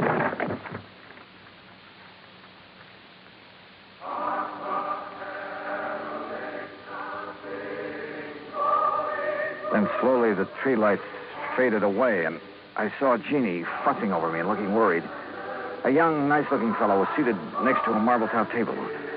D'Agostino leaned against the stone fireplace and dangled his gun, smiling like he had a stacked deck. He's all right, Doc? A nasty cut, but no fracture. I know how to pull my punches, Doc. The old man. How is he? No better, no worse. Just lying up there staring at the ceiling. I want to see Chris. I have a right to, Ned. I'm an old friend. Wooly, wouldn't it be okay if Jean just went up? No, let him die in peace. He's past carrot hoe season. Wooly, these people have a right. I said no. I'll get a hero boy on his feet and shove off. Go on. Come on, Johnny. Help me, Doc. How's it going to feel, Ned? Sharing blood money with a hoodlum. Your uncle paid for that policy with a pick and a shovel. It took a lot of years, a lot of sweat. And he's had your name on that policy ever since you were born. Old man Kringle never saw pay dirt in his life. Ned had given money to live on, paid the premiums on his policy. Chris was always tapping the kid, claiming he had a new find. He was going to mine $1 million. Boy, shut up. The old man's dying. Tell him, Ned. Tell him how the old phony was always taking the bows, making like Santa Claus with the money you give him. Willie, haven't you got a... Tell him who owed you the money? I know he's been waiting a long time for this. Me. Willie D'Agostino, that's who. Is that true, Ned? Yeah. I thought my uncle would make a strike someday. I honestly thought he'd strike it rich. I know he tried. He did strike it rich, Ned. When he dies, every man, woman, and child in this town will mourn him. He'll live in their hearts. What will people remember about you, Mr. D'Agostino? All right, get out and stay out before I... Willie, this rifle will make a hole in your belly big enough to pass a borax team through. So you just drop that gun. Well, I don't know what the shouting's about, but you're guilty of carrying sidearms and you're threatening violence, Mr. D'Agostino. And ain't nobody does that in Calico, as long as I'm the marshal. Now, you better get. Ed Noller, I love you. So let Gladys hear that. Well, I'll see how Chris is. Doc, you tell the old buzzard that I got his Carmen back in the corral. Jingle bells and all. Yeah, nice work, Ed. Now, what's holding you, mister? Okay. All right, let's go, Ned. Let the squares have a round, huh? I'm going to stay here, Willie. I want to be here when Chris... Hey, that's a good idea. That way, no fooling around with the will, huh? Smart kid, that Ned. See you at the funeral, huh? I'll go up now. You were wonderful, Marshal. And you too, Johnny. Oh, yeah, sure. I take a nice sock on the head. Say, you folks better come up, too. Chris wants to say something. Oh, wait a second. I forget on this. The corral. Come on.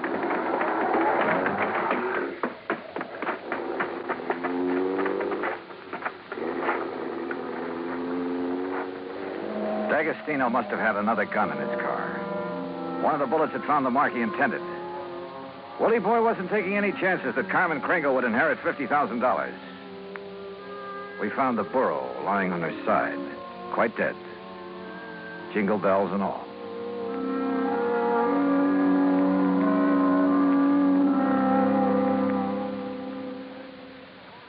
Act 3 of yours truly, Johnny Dollar, in a moment. Oh, Act 3 of yours truly, Johnny Dollar, and the Carmen Kringle matter.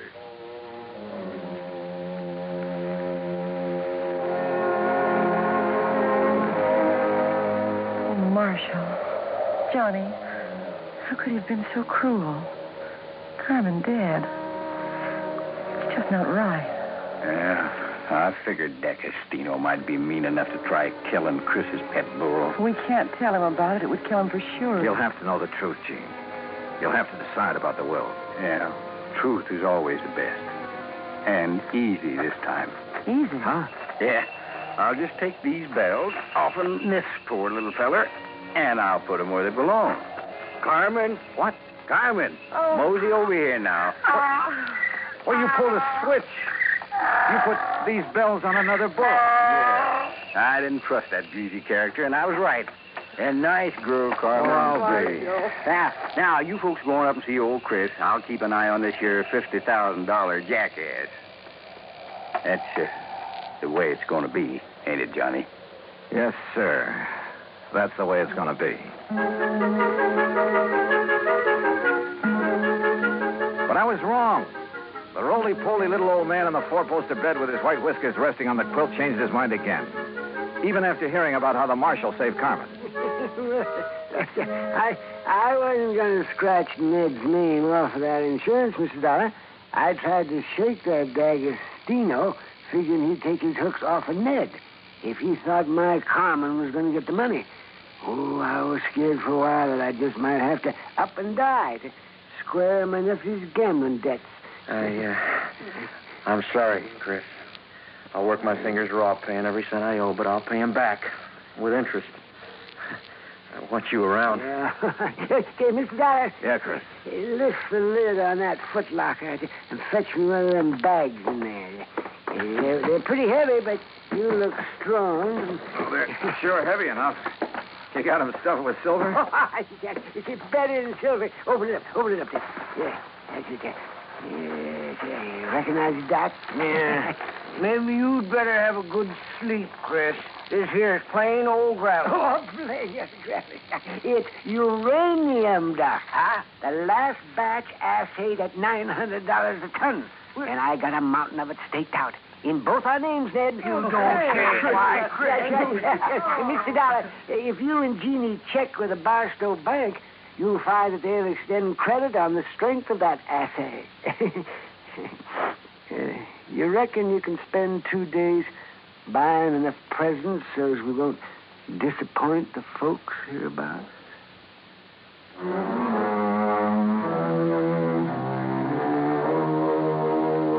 Expense account item 4, $68 even. Telephone calls to 5 principal cities where I thought Willie D'Agostino might be remembered. The police departments had a long list of reasons why they remembered Willie. That was my Christmas present to them. Expense account item 5, another $50. Truck rental to haul the presents we bought for Ned to give away come Christmas morning.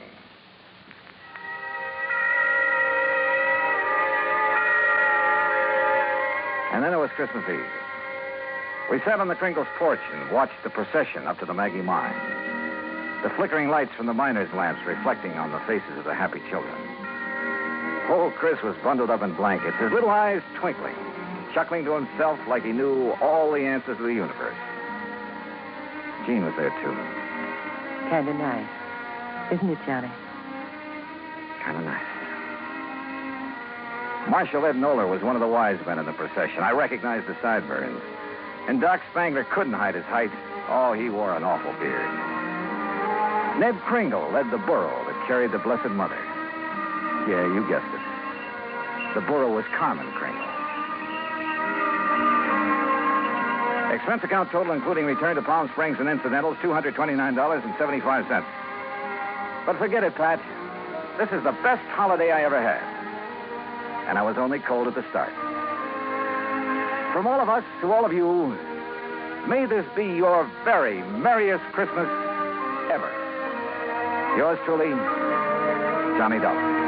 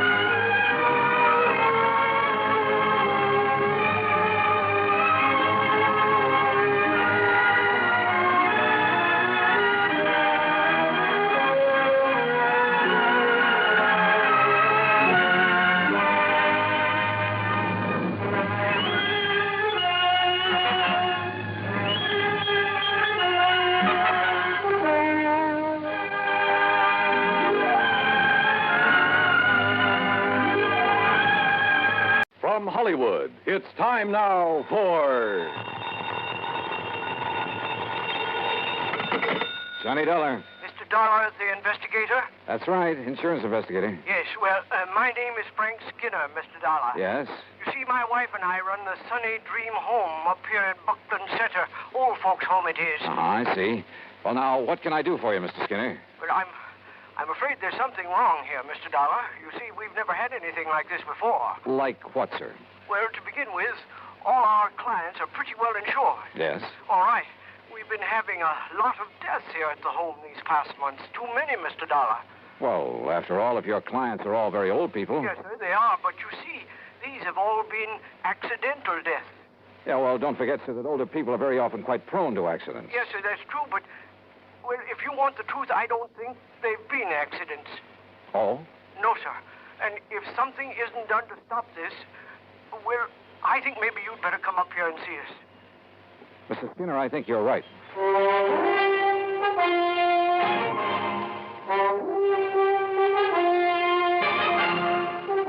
Bob Bailey in the exciting adventures of the man with the action-packed expense account. America's fabulous freelance insurance investigator. Yours truly, Johnny Dollar.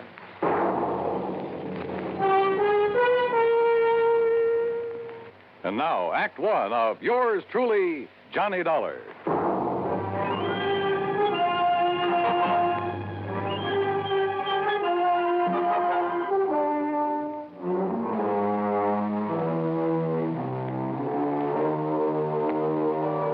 Expense account submitted by Special Investigator Johnny Dollar to the Universal Adjustment Bureau, Hartford, Connecticut.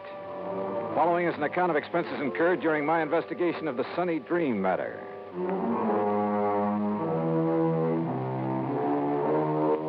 Expense account item 1, 10 cents for a phone call to Pat McCracken, my old friend and contact at Universal Adjustment Bureau. Oh, say, I'm glad you called, Johnny. Yeah, well, Pat, I just want you to know I won't be available for a couple of days. Oh, yes, you will. And it isn't because of any insurance matter. Yes, it is. What's happened is that I've just received a phone call that's aroused my curiosity.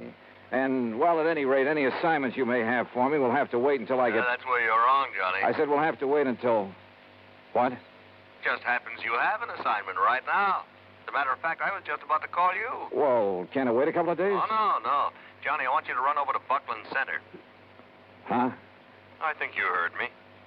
The Sunny Dream Home for the Aged? That's right. How did you know? Never mind that. What's wrong over there that you know about? Oh, the number of deaths over there within the past few months have made our actuarial tables look like a big fat mistake. And the companies that have carried the insurance on them are getting a little worried. All separate companies, huh? Yeah, but they all cleared their policies through us, fortunately. Otherwise, we'd never have gotten wind of this. Anyway, I promised to send you over there. Any particular reason for thinking something's wrong, aside from the unusual number of deaths? Yes. What? The beneficiary of the policies that have had to be paid. Who? The Sunny Dream Home for the Aged.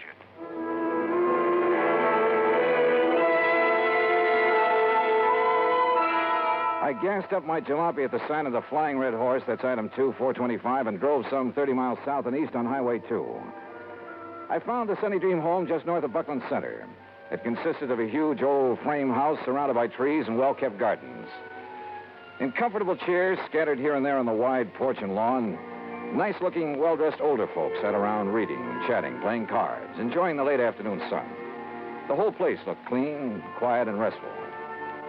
After parking my car, I walked slowly up the long, flower-bordered walk under the trees toward the entrance. And as I did so, a little wizened old man in a wheelchair detached himself from a group of the old folks and wheeled over to me. Mr. Dollar? Yeah, that's right. I'm Frank Skinner, the one that called you. Oh, how are you, Mr. Skinner? Come right along in the office where we can talk. Yeah, sure. Oh, may I give you a hand with that chair? Nope, don't need it. Huh? I must say you handle it well. Should. Haven't been on my feet in over 5 years now. You can help me up this little ramp, though, if you don't mind. Oh, sure. Here you are. Walter, my stepson, built me that ramp. Good idea. Yes, sir. It's a big help to a man that can't use his legs. Now, right around the side of the porch here. Oh, evening, Miss Baker. Good evening, Mr. Skinner. Here we are. If you just open the door. Sure.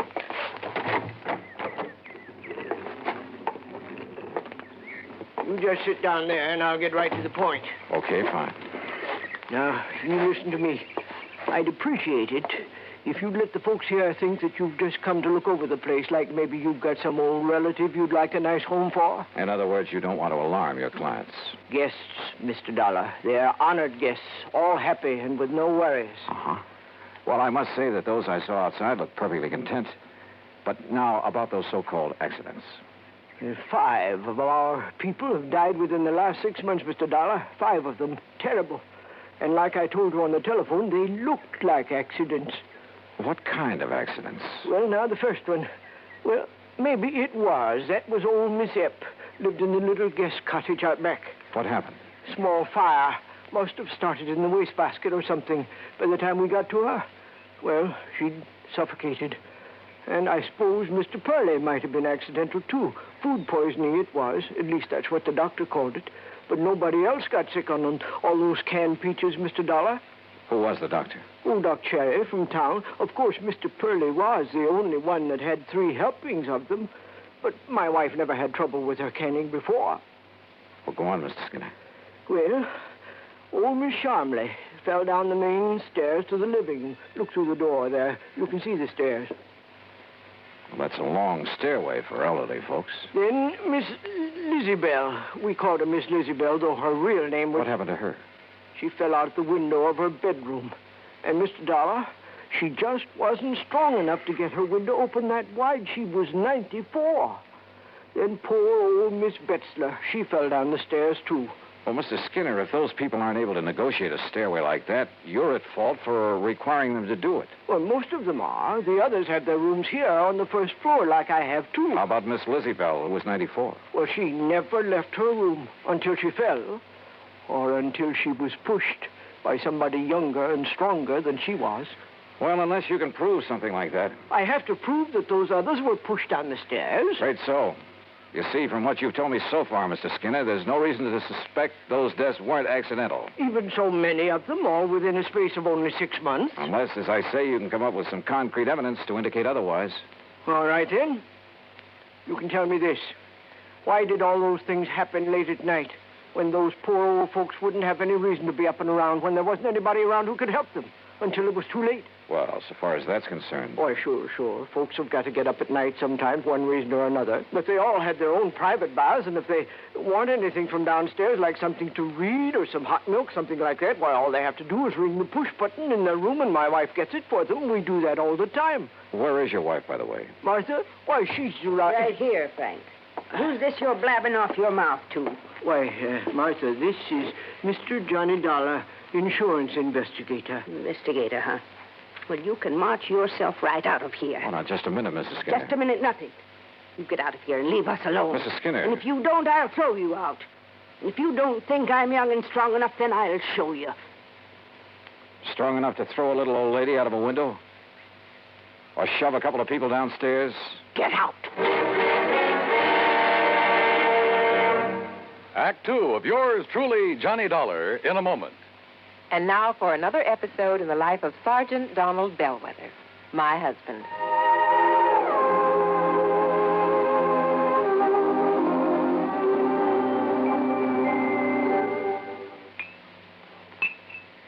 Oh, that's what I call a good dinner, Reba. Oh, that was delicious. Well, I'm glad to hear that, dear.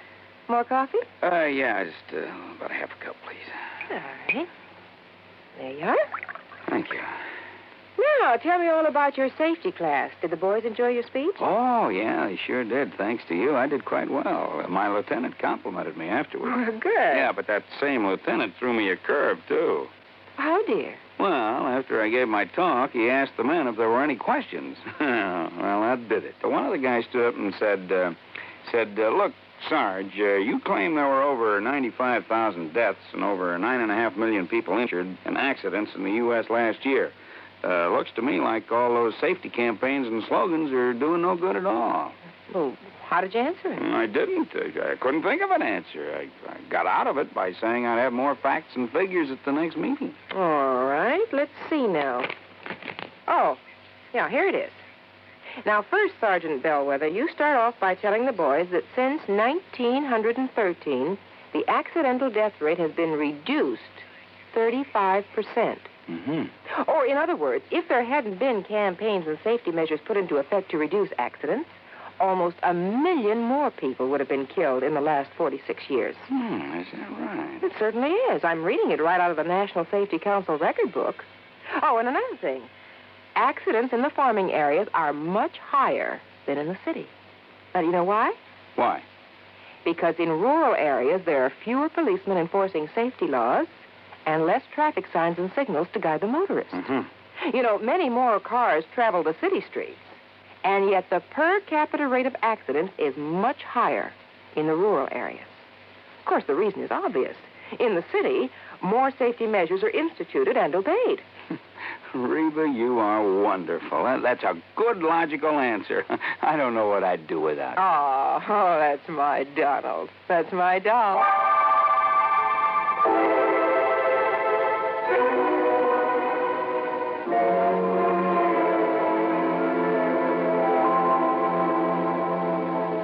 And now, Act 2 of yours truly, Johnny Dollar, and the Sunny Dream Matter.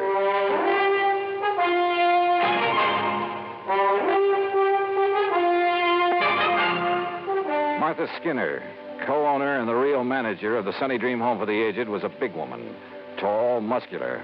and a lot younger than her husband. I don't want your kind snooping around, Mr. Dollar, so get out of here and leave us alone. Your husband seems to think those deaths here in your home for the aged weren't so accidental, Mrs. Skinner. So he does. Yes, that's what I told him, dear. If you'd keep that mouth of yours shut, Frank, we wouldn't have this sort of thing. Why don't you in that wheelchair get out of here? You sound as though you have something to hide, Mrs. Skinner. I have nothing to hide. Don't you see what your coming around here will do to our nice place? It'll give us a bad name, that's what it'll do. Folks come here on the recommendation of the folks that live here. If your sort starts prowling around, it'll make our nice home for them sound like a murder factory, and I won't have it. Oh, now, just calm down a moment. Those poor old folks, Miss Lizzie Bell and Mr. Purley and the rest, were accidental, that's all. You got any reason to think they weren't? Well, I didn't have until a minute ago. What do you mean by that? If they weren't accidents, well, it certainly took somebody younger and stronger to push them down those stairs. You mean me? Well? No. No, Mr. Dollar, you're wrong. And if anybody started that talk about not being accidents, I guess I did. Yes, you did, Martha. Oh, I was so upset, those fine old people passing away. Why, they were like family to me. I guess I said a lot of things that didn't make sense.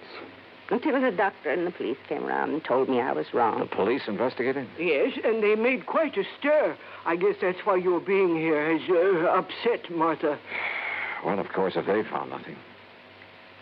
Mr. Dollar, do you think that I could do anything like what you're... that I could harm a single hair of any of these nice old people? What possible reason could I have, and what sense would it make? Why, we're being paid for their living here, and if anything happens to them... Yeah. Yeah, if anything happens to them, you collect a nice, big, fat hunk of insurance money. You know about that? Insurance investigator, remember? No. No, you're wrong. It was their idea to name us in their policies, now wasn't it, Frank? Yes, Martha, it certainly was. Well, let's not talk about it anymore now. It's getting late, so I think I'll drive back to Buckland Center and have some dinner. Why, you'll do no such thing. You'll have your dinner right here. And if you wish to stay overnight... No, you mean I'll have another room to fix up? Well, I'll help you, of course. Walter, this is Mr. Johnny Dollar. Dollar? The insurance investigator I hear about all the time on the radio? That's right, son. What's your business here, Dollar? Frank called in, son. Yes. About those accidents? Yeah, that's right. What do you think about them, Walter? Look, Dollar, Mother's got enough trouble without you coming around Walter. here. Well, it's true, Ma. You know it. First it's the police making a big racket. We've been through all that, Walter. I asked you a question. Well, why don't you get out of here and leave us alone? I'm sick of all this nonsense. I'm sick of this whole place. Oh, Walter. Year after year working like a dog for a lot of old fogies. Are there only the three of you to take care of this place? That's right. Oh, and of course, Frank here is a lot of help tied down to that wheelchair. Well, I do all the office work. Oh, sure. Big deal. Handle all the money, too. Well, what about the talk that as soon as we get enough money, we can sell out and get away from here? Hey, look, Dollar, what difference is it to you who keeps this place up? Hey, you're a pretty husky fellow, Walter. Yeah. Would you like a little demonstration on you? Now, what do you mean by that? Well, maybe I'll tell you after I've had a look around. Then you will stay. Oh, yeah, I'll stay until I'm satisfied. Well, you won't be here for long if I've got anything to do with it, understand? Is that a threat, Walter? Take it any way you like. I'm sorry, Mr. Dollar. I'm sure he didn't mean that the way it sounded. Yeah. Well, tell me, do you two have joint ownership of this place, you and Mr. Skinner? Well, it's really in my name. And if anything were to happen to you? It would go to Frank and Walter. I see. Walter said that you've talked about getting enough money to sell out and leave this place. He certainly did. Is that what you plan to do? Yes, sir. Well, I'm not so sure. Of course you are. I've grown to love this place. All the nice people who... Mr. Dollar. Yeah? Enough money, you said. Like a lot of insurance money from... Oh, no. You can't think that Walter would... Oh, no. He's spoiled and fresh and impetuous and talks a lot, but... Surely you don't think... Mrs. Skinner, what would you think?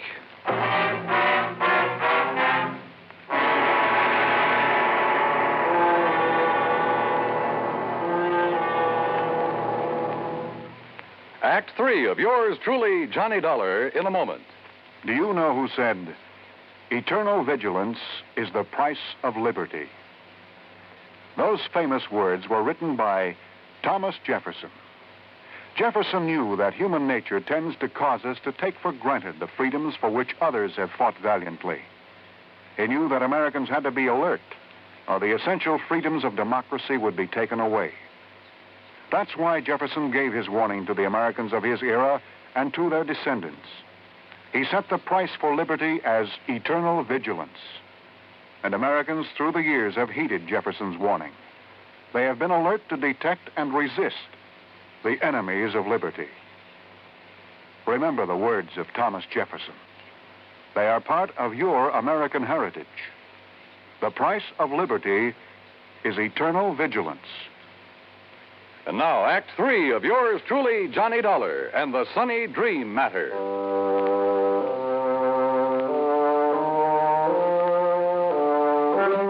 At dinner that evening, I made a point of chatting with as many guests of the Sunny Dream Home for the Aged as possible. Sweet old Mrs. Baker, who must have been in her 80s, pretty much summed things up as we talked together on the porch in the cool of the evening. We're all really kind of sorry for Walter, Mr. Dollar. Young man like that doesn't really have a place here among all of us old ones. Yeah, I wonder why he doesn't go out on his own then, Mrs. Baker. Because in spite of his brash, noisy way, he loves his mother, Martha. And since she has so much to do taking care of us, why, he just stays and helps her. Isn't she one of the loveliest people you ever met? Well, she certainly seems devoted to you folks. And she is. Makes us toe the line, bawls us out sometimes, just like a mother hen. But she's all heart. And Mr. Skinner? Very nice. Handles the business affairs of the home real good, too. It isn't generally known, but he's the one who gave us the idea of making out our insurance to the Sunny Dream. Oh? Of course, we never told Martha. Oh, there you are. Evening, Miss Baker. What a nice young man this is, Mr. Skinner. We've been having a wonderful time talking away about this and that. Yeah, that's fine. They make you a comfortable room upstairs, Mr. Dollar? Yeah, right at the head of the stairs. Very comfortable. Good. Well, don't let me interrupt. I'd like to talk to you a minute if Mrs. Baker will excuse us. Why, of course. Thank you. And we'll talk again tomorrow, won't we? Sure, of course we will. Good night. Mr. Skinner, when was the last accident when someone fell down those long stairs? Huh? Why, that was Miss Betzler earlier this month. Why? Well, at the head of them, as I came out of my room, I found something that, well, they were marks that looked to me as though they'd been made by some kind of struggle up there. Oh? And a tiny piece of cloth from a man's suit caught in a splinter on the newel post. Well, what are you going to do about it? Oh, just leave it there. Tomorrow I'll get somebody from the police laboratory over here to look at it. Uh-huh. Well, whoever suit that was must have a tear. Oh, no, not necessarily. It was really just a few threads that had been pulled out. But they might be the clue to a killer. I see. Well, good luck, Mr. Dollar. Yeah. Thanks. In my room, I waited until long after the big home was quiet and wondered if my hunch was going to pay off. Hunch? Sitting there on the porch talking with old Mrs. Baker, I'd suddenly remembered something Pat McCracken had told me in the very beginning. He had notified the home I was coming here to investigate. That meant he'd notified Frank Skinner. Could that have been why Skinner phoned me? To allay any suspicion the insurance companies might have? Yeah, I wondered. Finally, about midnight, I heard a noise at the head of the stairway. Quietly, I opened my door. And there at the top of the stairs, armed with a flashlight and standing solidly on his own 2 feet, was the man who said he was confined to a wheelchair. Well, Mr. Dollar. You won't find anything there, Mr. Skinner. Because there isn't anything. See? You lied to me. It got you up out of that phony wheelchair, didn't it? To see if you left some trace of your last murder, didn't it? Now listen, Dollar. Pretty rotten racket, Skinner. You and only you handle all the finances of this place. You persuaded the old folks to name you as beneficiary of their insurance policies. Then you proceeded to shove them down those stairs. Would you like to see how? Yes, Skinner. Then I'll show you. No, you don't.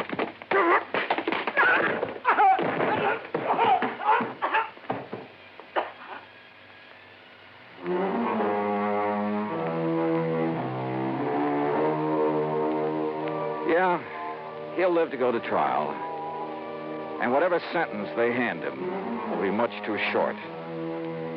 The Sunny Dream home, well, I hope it'll be the quiet, peaceful place his wife wants it to be.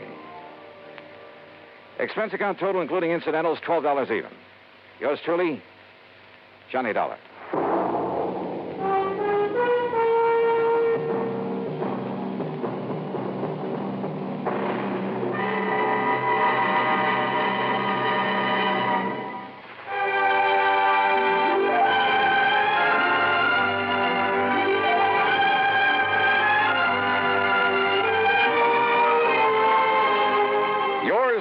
Johnny Dollar, starring Bob Bailey, originates in Hollywood and is produced and directed by Jack Johnstone, who also wrote tonight's story. Heard in our cast were Virginia Gregg, Peggy Weber, Junius Matthews, Larry Dobkin, and Bert Holland. Be sure to join us next week, same time and station, for another exciting story of yours truly, Johnny Dollar. This is Dan Cubberly speaking.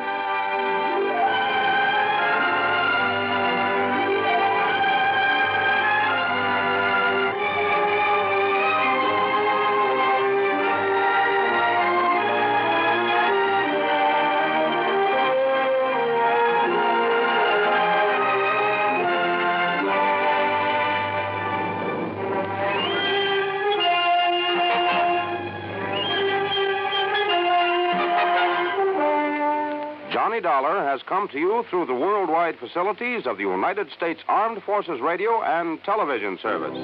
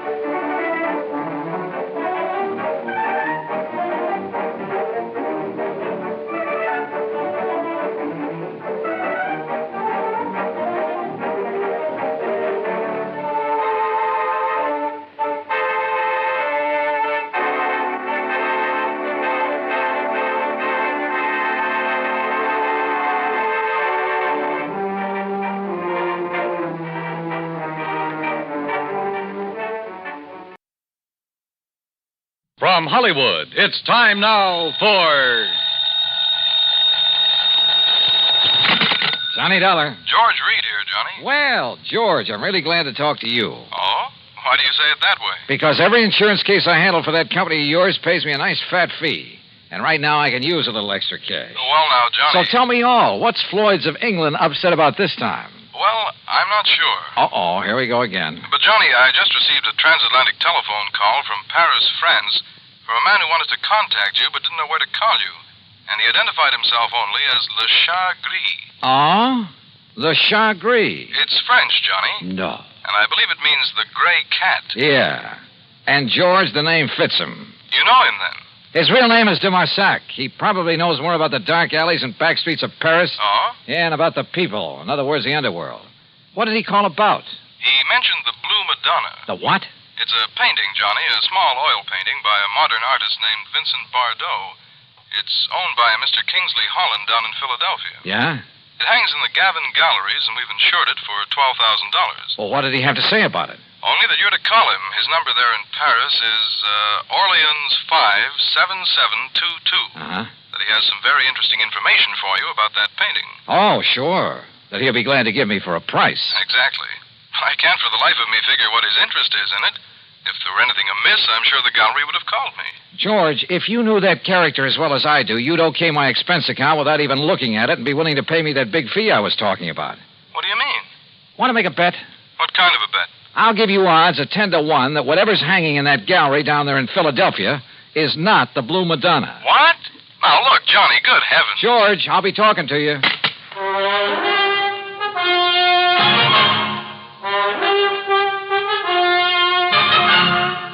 Bob Bailey in the exciting adventures of the man with the action-packed expense account.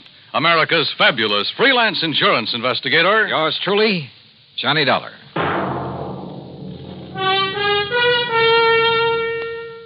And now, Act One of yours truly, Johnny Dollar.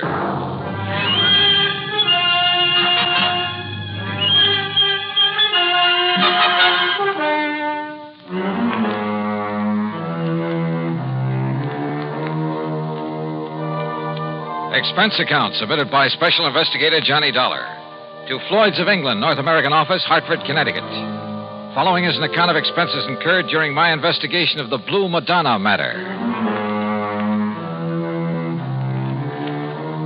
Expense account item 1, $12 even for a phone call to my underworld contact in Paris, France, a man by the name of Dumarsac, who calls himself the Gray Cat. Oh, oui, Monsieur Dollar. This is your very dear friend, Le Chagris? Very dear friend, huh? Now listen, you telephoned George Reed that you have some real hot information about a painting his company insured. Ah, oui, Le Madonna Bleu. What did you call the Blue Madonna? Okay. How much you want this time? Oh, monsieur, you touch me to the quick. Well, one might think that I slave and suffer and risk my life on your behalf only for money. How much, Dumarsac? Say, $1,000. $1,000? Look, if your info's worth anything, I'll send you a check for $50. $50? No. 900? Okay, I'll make it 75. But, monsieur, 750? How about an even 100? 500. 2. 4? 3, that's final. Oh, please. 200? Okay, 200. Oui. Eh? No. It's all settled, $200. Now, what about the Blue Madonna? Yes. It is now here in Paris. Yeah, where? In the shop of Monsieur Dubuisson on the Rue des Pas de la Moule. Dubuisson? Huh. You sure it isn't just a copy? That he'll try to foist it off on some wealthy sucker? Dubuisson is a crook, an evil crook. But he's an honest one. Oh, sure. Yes, and he knows the works of art. Also, he's very clever. To get his price, he will wait until the real Madonna is discovered missing. If it really is. That's what I'll check on now. And then you will send me the $500, my very dear friend. 200, remember? Oui, I cheated myself. But, monsieur... Yeah? Suppose I could find out who smuggled the painting into him, eh? Fine. That would be worth a lot to you, no? Say, 1,000? We'll see. I'll be talking to you. Item 2, 420. I phoned to my old pal, Foster Harmon, down in Sarasota, Florida. Told him I'd pay his fare if he'd grab the first plane out and meet me in Philadelphia at the Bellevue Stratford Hotel. I knew that if anybody could identify the genuine painting, he could. Item 3, $9.40 for my own transportation to the city of brotherly love. Item 4, $9.50, cocktails and dinner for the two of us there at the Bellevue. Yes, the Blue Madonna is one of Vincent Bardot's best-known works. I don't think there's another living artist who could so effectively use various shades of just one color. But what about it, Johnny? Well, first thing in the morning, I want you to come along with me and take a look at it. It's in the Gavin Galleries, isn't it, up on Walnut Street? Yeah, at least it's supposed to be. Suppose? Now, all I want you to do is take a good look at it, then reserve any comments until after we get out of the place. And? That's all. Well, but Johnny... Meantime, I want to check with the owner of that painting. The telephone directory gave me Kingsley Holland's address. Item 4, 620 for a cab to a small apartment house out in West Philadelphia. Holland turned out to be, well, I'd say he was about 30, short, lean, and nervous, with the surly expression of a man who feels the world hasn't done right by him. Yeah? You mean you're interested in buying the Blue Banana? Well, it all depends, Mr. Holland. Uh-huh. Look, Dollar, that's what you said your name is? Yes, that's right, Johnny Dollar. Sounds familiar. Well, anyway, listen. Yeah? That gallery's got a price of $18,000 on it. But if you want to buy it direct from me, and right now, I'll give it to you for $12,000. Save yourself a few $1,000, and it'll save me having to pay them their 20%. But if you've already commissioned the gallery to sell it for you... So I'll tell them I changed my mind, that I want to keep it. Then when they find out that I've sold it, well, let them try and catch up with me and collect. Because me, I'll be right back in little old gay Paris. Back in Paris? Sure, I'd be there still, only I ran out of money.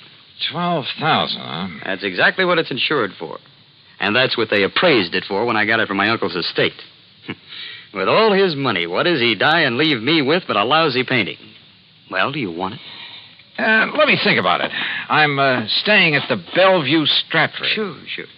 Just don't tell them at the Gavin Gallery about our little deal, huh? What those crooks don't know won't hurt it. Crooks? You think for a minute all that stuff they've got laying around the place is genuine? But the Blue Madonna is. You're sure? Huh? What do you mean by that? Just stick around, Mr. Holland. Any reason why I shouldn't? I don't know. Is there? Now, wait a minute, Dollar. I'll be in touch with you. Act two of yours truly, Johnny Dollar, in a moment. Now, Act two of yours truly, Johnny Dollar, and the Blue Madonna matter. Had Kingsley Holland, the owner of the painting, recognized my name? I thought so.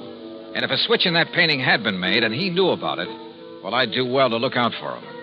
Yeah, the more I thought about it, the more certain I became that whatever hung in the Gavin galleries was not the Blue Madonna. Item 5, another $6 for a taxi back to my hotel. Item 6, $5.80, breakfast the next morning for Foster Harmon and myself. By 10 o'clock, we were at the Gavin galleries, looking at a pretty modern, but I must say beautiful painting. It's amazing, Johnny, amazing. The most extraordinary... Well, I just can't believe it. Can't believe what, Foster? That it's the real thing or just a good copy? Oh, good morning, sir. That's just it. You see... I've helped these gentlemen. Johnny... Hold it, Foss. That painting, you know, is a genuine Bardot. Yeah? My name is Johnny Dollar. This is Mr. Foster Harmon. Gentlemen, I'm Arnold Gavin. You're interested in buying the Blue Madonna? If this is really it. Johnny, listen. Wait, Foster. What is the price of it, Mr. Gavin? 20,000. Mr. Dollar, did you say? Yeah, but, wow. Haven't you got a Bardot that's a bit cheaper? His Laconic Lagoon is priced at 10,000. Holy. Well, how about a copy of this? Bardot has never allowed his works to be copied. Johnny, listen. Yeah, Foster. It looks like this stuff is too rich for our blood. No. Come on, let's go back to the Bellevue Stratford. No, listen. Perhaps there's something else that might interest you. No, I'm afraid not, but thank you. That's quite all right. Now, look, suppose I come back later. Johnny, listen. Come on, will you? Yeah, I'll see you tomorrow, Mr. Gavin. Now, Johnny... Just take it easy. Well, Foss? It's a fraud, Johnny. It's a copy. I'm sure of it. Hey. Did you say that Blue Madonna's a copy, mister? Yes. Wait, Well, I thought you were looking at it kind of funny there in the gallery. Yes, sir. It's a fraud. Foster. You don't mind my asking, who are you? My name is Foster Harmon. Harmon?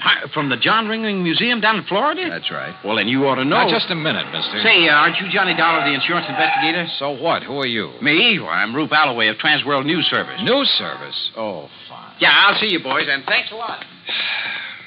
Well, Foss, it looks like you opened your mouth and stuck my foot in it. Well, I'm sorry, Johnny, but what I said is true. That Blue Madonna is an imitation, a phony. That much I already knew. At least I was pretty sure of it. But don't you see the amazing thing? Well, Johnny, that copy is so perfect, so exactly in the style of Vincent Bardot, even to little things, little idiosyncrasies that even the finest copyist couldn't match. Certain minute details about an artist's work are as distinctive, as impossible to copy as a man's own fingerprints. Yeah, well... What I'm trying to say is that if I didn't know every brush mark on the original... Okay, Foss, forget it. Forget it? Hey, listen. Kingsley Holland, the owner, and I wouldn't trust him for a minute. I think he knows who I am. If so, and if he knows that painting is just a copy, well, he's pretty sure to figure out what I'm doing here. Johnny, he must know it's a copy. If he gave it to the galleries to sell. Perhaps. Or maybe the switch was made after it was hung there. Then what you're saying is that either one of them could be responsible for the fraud. That's right. How well do you know the Gavin galleries?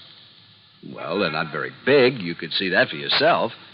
And, of course, they're rather new in the business. I think I'd better get a rundown on this Arnold Gavin while we're waiting at the hotel. Waiting? What for? Well, you plant a couple of seeds. You hope that one of them will sprout. I'm afraid I don't understand. Foss, I told both of them who I am in the hope they'd guess at why I'm here. I also gave them reason to suspect I think that Blue Madonna's a phony. Well, I'm afraid that I may have led Arnold Gavin to feel that way. Same thing. I also made it very plain to them that I'm staying at the Bellevue Stratford. In other words...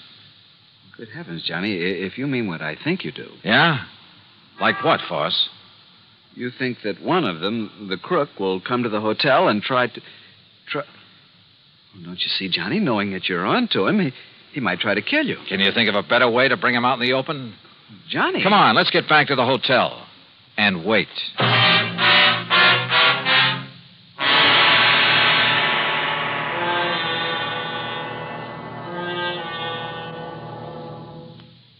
Act 3 of yours truly, Johnny Dollar, in a moment. And now, Act 3 of yours truly, Johnny Dollar. After all, there was no reason to drag Foster any further into this mess, although I knew he'd be game to see it through. So I paid him for all his expenses. That's item 7, 151 even, and sent him on back to Sarasota. Item 8, 10 cents for a phone call to Sergeant Jerry Hawkins at police headquarters. About mid-afternoon, he called me back. Boy, did you ever start a riot. Well, what'd you find out for me about Gavin and Holland? Well, Holland's just a lazy kid that's been trying to live off his relatives all his life. And Gavin? Okay, so far as we know. But listen, you seen the papers? No. The story about that phony painting is on every wire service in the country. All you can see in the headlines is that name Bardot, and I don't mean Bridget. Johnny, you and that Foster Harmon ought to collect a publicity fee. Are you holding Gavin or Holland? Well, what on? Sure, the boys have questioned both of them, but unless we can show some evidence that one of them pulled the switch. Johnny, you got any ideas? Yeah, Jerry. Suddenly, I think maybe I have. Well, then start talking so I can make a pitch. No, I don't think you will. What do you mean, if you know who did it? Well, I didn't say that, but, Jerry, I've got a hunch, a real potent one, and if it's right... Yeah? Well, read tomorrow's papers. Huh? Item 9, half a buck for an evening paper and a tip for the bellboy who brought it up to me. Yeah, the sergeant was right. This was the most free advertising any artist has had in years. Prices on genuine Bardots were skyrocketing. As for the fake Blue Madonna, I put in a fast call for Paris. But before the operator could get it through... Yeah? Arnold Gavin, Mr. Dollar. Well, Mr. Gavin... Do you see what has happened? Have you seen the papers? I sure have. And the police have closed my shop, my galleries. Can you blame them? But don't you understand? I've had offers of up to $30,000 for the Madonna. I've received wires offering me nearly $20,000 for the other Bardot, the real one. No kidding. Well, I'll show you how much I'm kidding.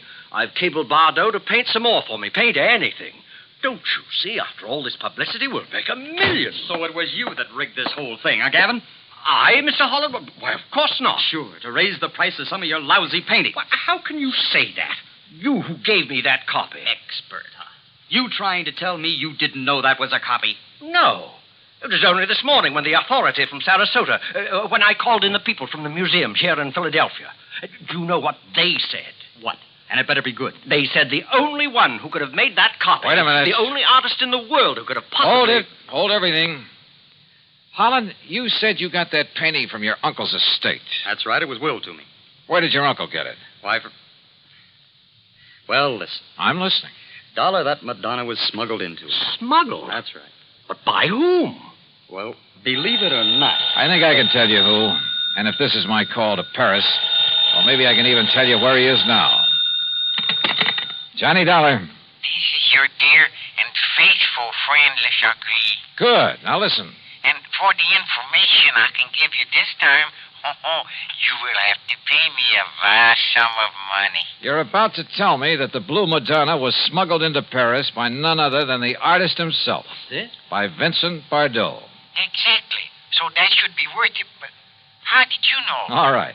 All I want to know now is where is he? You know. He's not in Paris. Where is he? For $100? 150? 300. Oh, for that much I'll find out for myself. Goodbye. No. Okay, 200 or I hang up on you. Well, only for you, my best, my oldest friend. Where? He is aboard the plane for the United States. I might have guessed it. He has the Madonna Blue with him. He received the cable this morning. Great. I'll send you a check. You hear any of that, Mr. Gavin? Holland? Well, yes, but I'm afraid I don't understand. Oh, I sure don't. Then maybe this call will help you.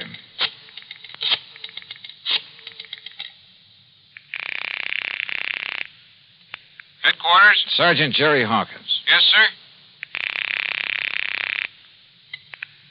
Sergeant Hawkins. You can have the boys in New York pick him up or wait for his plane to arrive here in Philadelphia. Johnny. If you're sure you really have any charges against him. What? Yeah, he's on his way in from Paris. The guy who painted the copy of the Blue Madonna. Or maybe this is really the original over here. Huh? Well, at any rate, he'll have the other copy with him. So do you want to tell the papers or shall I? Look, will you make sense? Oh, and his name is Bardot. Bardot? That's right, Vincent Bardot. Well? You mean that he painted two of them? Sure, with probably something like this in mind. But I can't And believe... look what it's done for him. Put him on the map. Anything he paints now will net him a fortune. And I don't think you'll suffer particularly either, Mr. Gavin. Well, no. As for you, Holland, well, you'll get a lot more than you thought for that painting of yours. Man, what a fast. Sure. But you know something? What, Mr. Dollar? I just wonder if Le Chagris was in on this thing with him from the beginning. Le Chagris? So help me, I wouldn't put it beyond him.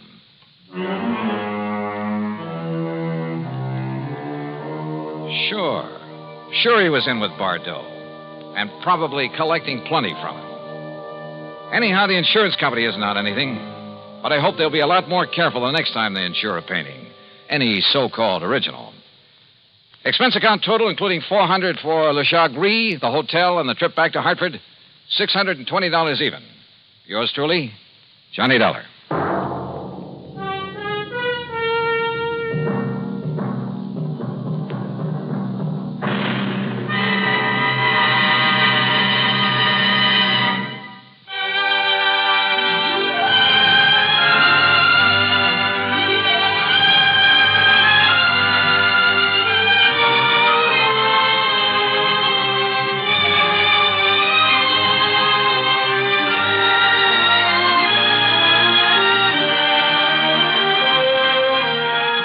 Yours truly, Johnny Dollar, starring Bob Bailey, originates in Hollywood and is written, produced, and directed by Jack Johnstone. Heard in our cast were G. Stanley Jones, Forrest Lewis, Harry Bartell, Joseph Kearns, Bert Holland, and Byron Kane. Be sure to join us next week, same time and station, for another exciting story of yours truly, Johnny Dollar.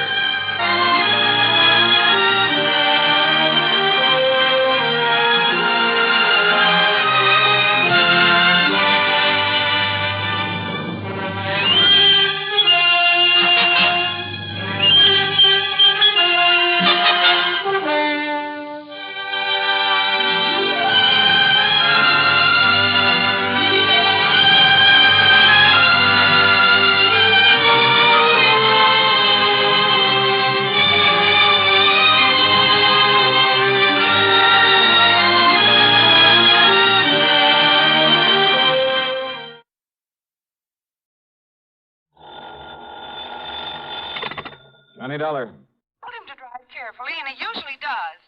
But a few minutes ago on WSPB, when I heard the radio news report... Huh?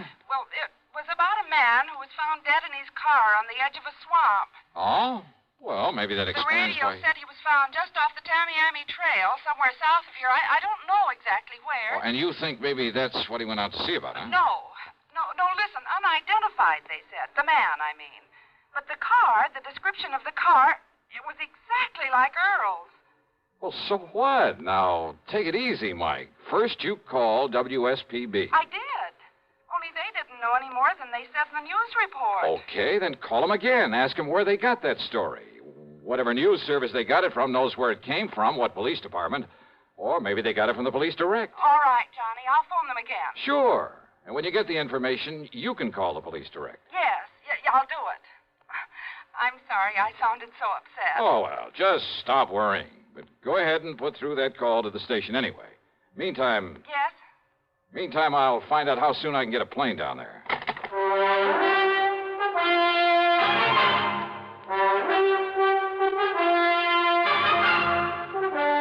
CBS Radio brings you Bob Bailey in in the exciting adventures of the man with the action-packed expense account, America's fabulous freelance insurance investigator. Yours truly, Johnny Dollar.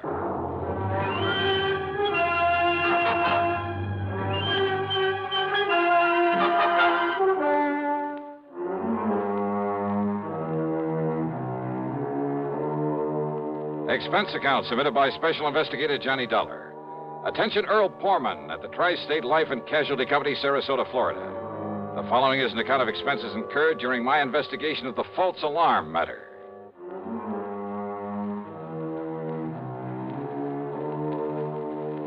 Expense account item 1, $79.60, taxi and a plane out of Hartford. Flight connections were perfect. The trip was easy, and by mid-afternoon I was at the Poorman home on St. Armand's Key in Sarasota.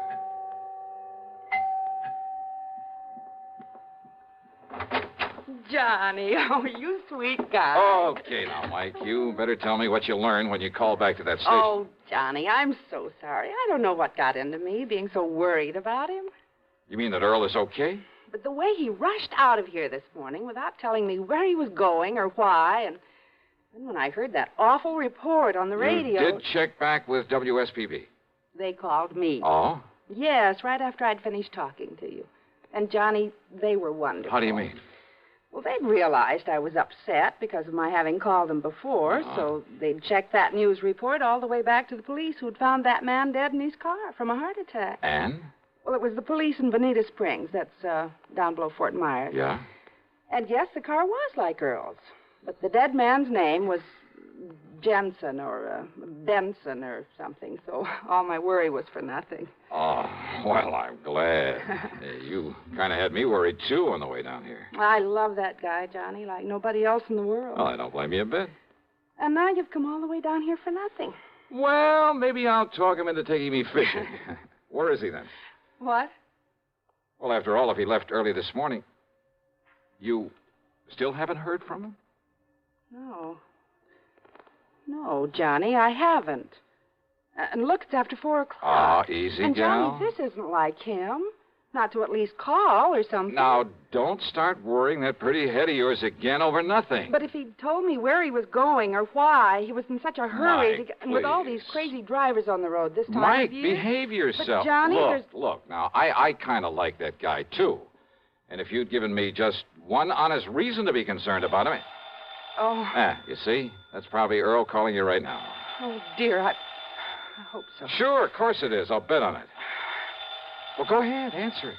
But if it isn't, if it's the police or something... Okay, I'll take it. Mike, listen to me. Huh? Who is it, Johnny? Look, listen, I'm sorry not to have called you. It's Earl. But I've been tied up on a pretty serious matter down here. What kind of matter? It could be a murder, one of my policy holders. So put in a call for me to Johnny Dollar up in Hartford. Johnny. Ask him to get here as fast as he can. You get that, Mike?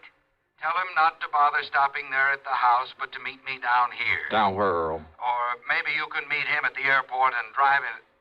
What? What did you say? Well, I simply asked you down where. Oh, well, down here. What? Who's that? Well, keep talking, Earl. No, wait. What is this? I mean, who are... Johnny? That's right. Oh, now look, somebody's trying to... Is this some kind of a gang? Well, just exactly where are you? You haven't been very definite so far. Okay. It's 9727 Sunnyvale Road. It's off the highway below Venice. But now listen... Well, if Michael let me use her car, I'll be down there in jig time, okay? Who are you? I told you. But it isn't possible. Just keep your shirt on. How could it be? Why don't you sit there and patiently try to figure it out, huh? You rascal. But, Johnny, if you really are Johnny... Look, say something more. Talk to me some more. Or else I'll down in Venice. What? Yeah, try figuring that out, too. Well, I know I can. Oh. Well, everything okay now, Mike? Am I relieved? Sure. But you rascal, have you ever put Earl into the Department of Utter Confusion? Oh, I tried. I'm sure you succeeded. So if I may use your car... Of course you may. Then maybe I better hit the road before Earl has a chance to call back. Yes, you do that.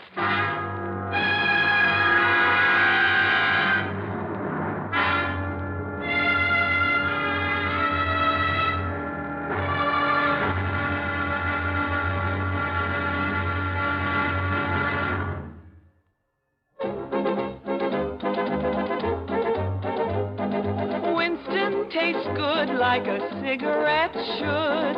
Winston tastes good like a cigarette should. Winston gives you real flavorful, rich tobacco flavor. Winston's easy drawing too. The flavor comes right through to you.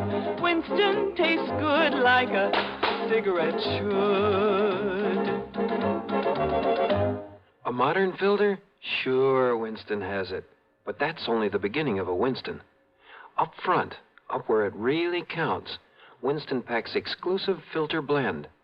Light, flavorful tobaccos, specially selected and specially processed for filter smoking. Filter blend. That's why it's fun to smoke Winston, America's best-selling filter cigarette. Winston tastes good like a cigarette should. And now, Act Two of yours truly, Johnny Dollar, and the false alarm matter.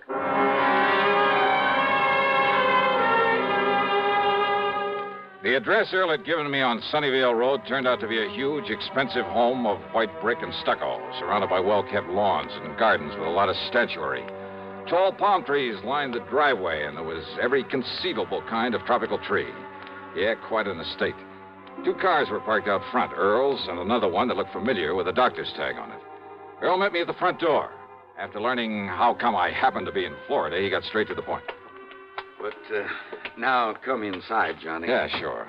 It was Dr. Crutcher who called me, dragged me over here. You remember him? Sure do. Lives just up the street from you and Mike. Yes. Well, Doc is here now, and he can probably tell you more about this than I can. Well, Earl, you said something about a possible murder. Crutcher has been the family doctor. Has taken care of Linda ever since she was a little girl. Linda? Which is to say, since long before she inherited the family chemical business, made it pay off, then married Frank and built this beautiful home. Frank who, Earl? As wrong a marriage as there could possibly have been. Frank was after Linda's money, that's all. And everybody in the world seemed to realize it but she. Yeah, but who's to argue when love comes along? Love? Don't kid yourself. It was out of pity for Frank that Linda married him, made him president of the plant. Typical of her, though. What do you mean? Harry Forrester, chief chemist and VP. Not because he knows anything about it, but because she felt sorry for him after she turned him down in favor of Frank. Jim Tarker, Bill Price, Art Higbee, sitting there in their fancy offices, collecting big salaries, and only because she'd known them as kids, heard their sob stories, and wanted to help them. And that plant makes money? Only because Linda really ran things herself.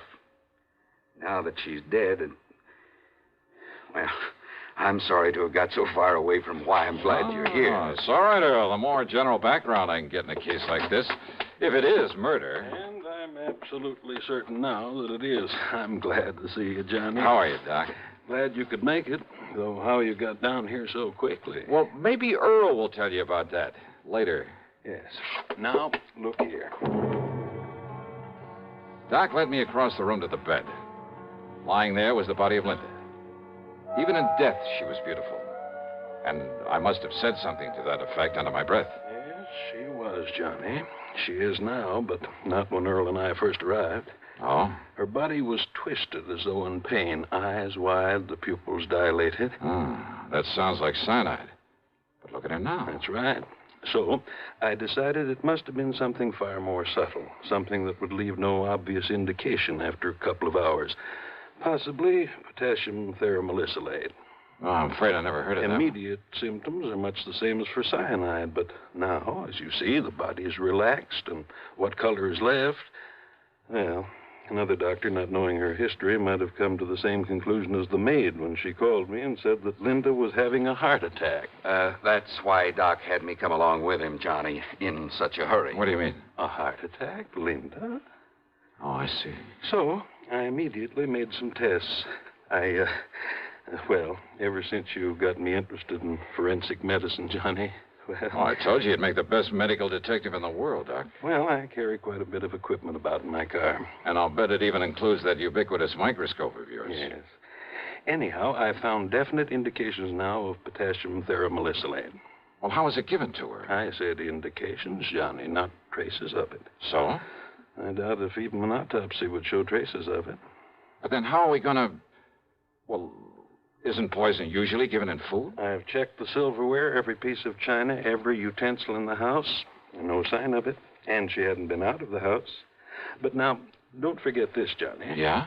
Just one good breath from a PTM crystal could produce death in a matter of minutes.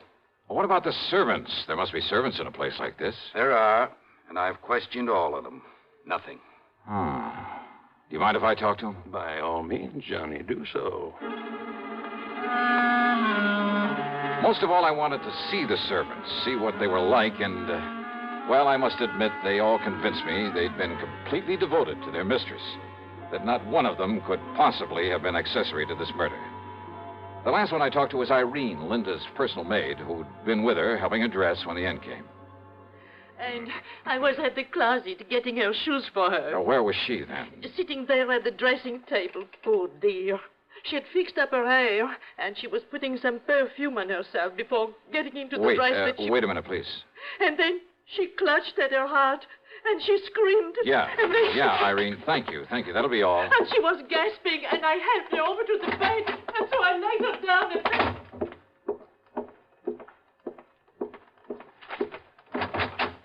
Hey, listen, Doc. Yes, Johnny? Now, let me see. Yeah, here. This perfume bottle with the stop bar lying here beside it. Yeah, here you are, Doc. Yes. No, don't sniff it. Looks to me like it's empty. Sure it is. Now. But, Doc, can you run a test? Can you tell if it's ever had a crystal of that potassium thera stuff in it? Well, yes, Johnny, immediately. Okay, now, Earl. You seem to have known quite a bit about Linda, whatever her name is. Well, I should. So maybe you can come up with some idea about who might be suspect in this thing. Of course I can, if you and Doc will give me half a chance to get a word in it. Who? But it's the proof you've got to get for us. Who, Earl? Look, I told you about her marriage, the reason for it, didn't I? Huh? And who else would have access to this rare drug that Doc is talking about? And who else will get hold of the chemical plant now that she's gone?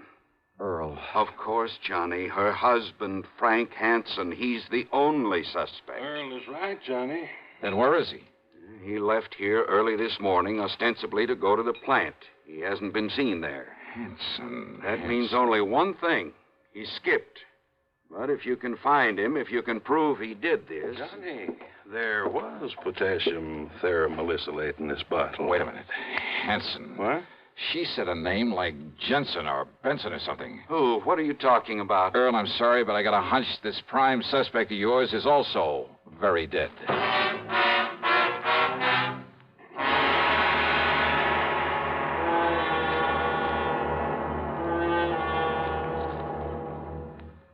Act 3 of yours truly, Johnny Dollar, in just a moment. Here's a reminder to you that March is Red Cross Month. There are a lot of facts in print about the effective, broad battle the Red Cross wages to overcome human problems all year around. It's not likely at this late decade that anyone has to sell the Red Cross. It might be in order, however, to remind our listeners to send that annual check to your local Red Cross chapter. Now, Act 3 of yours truly, Johnny Dollar.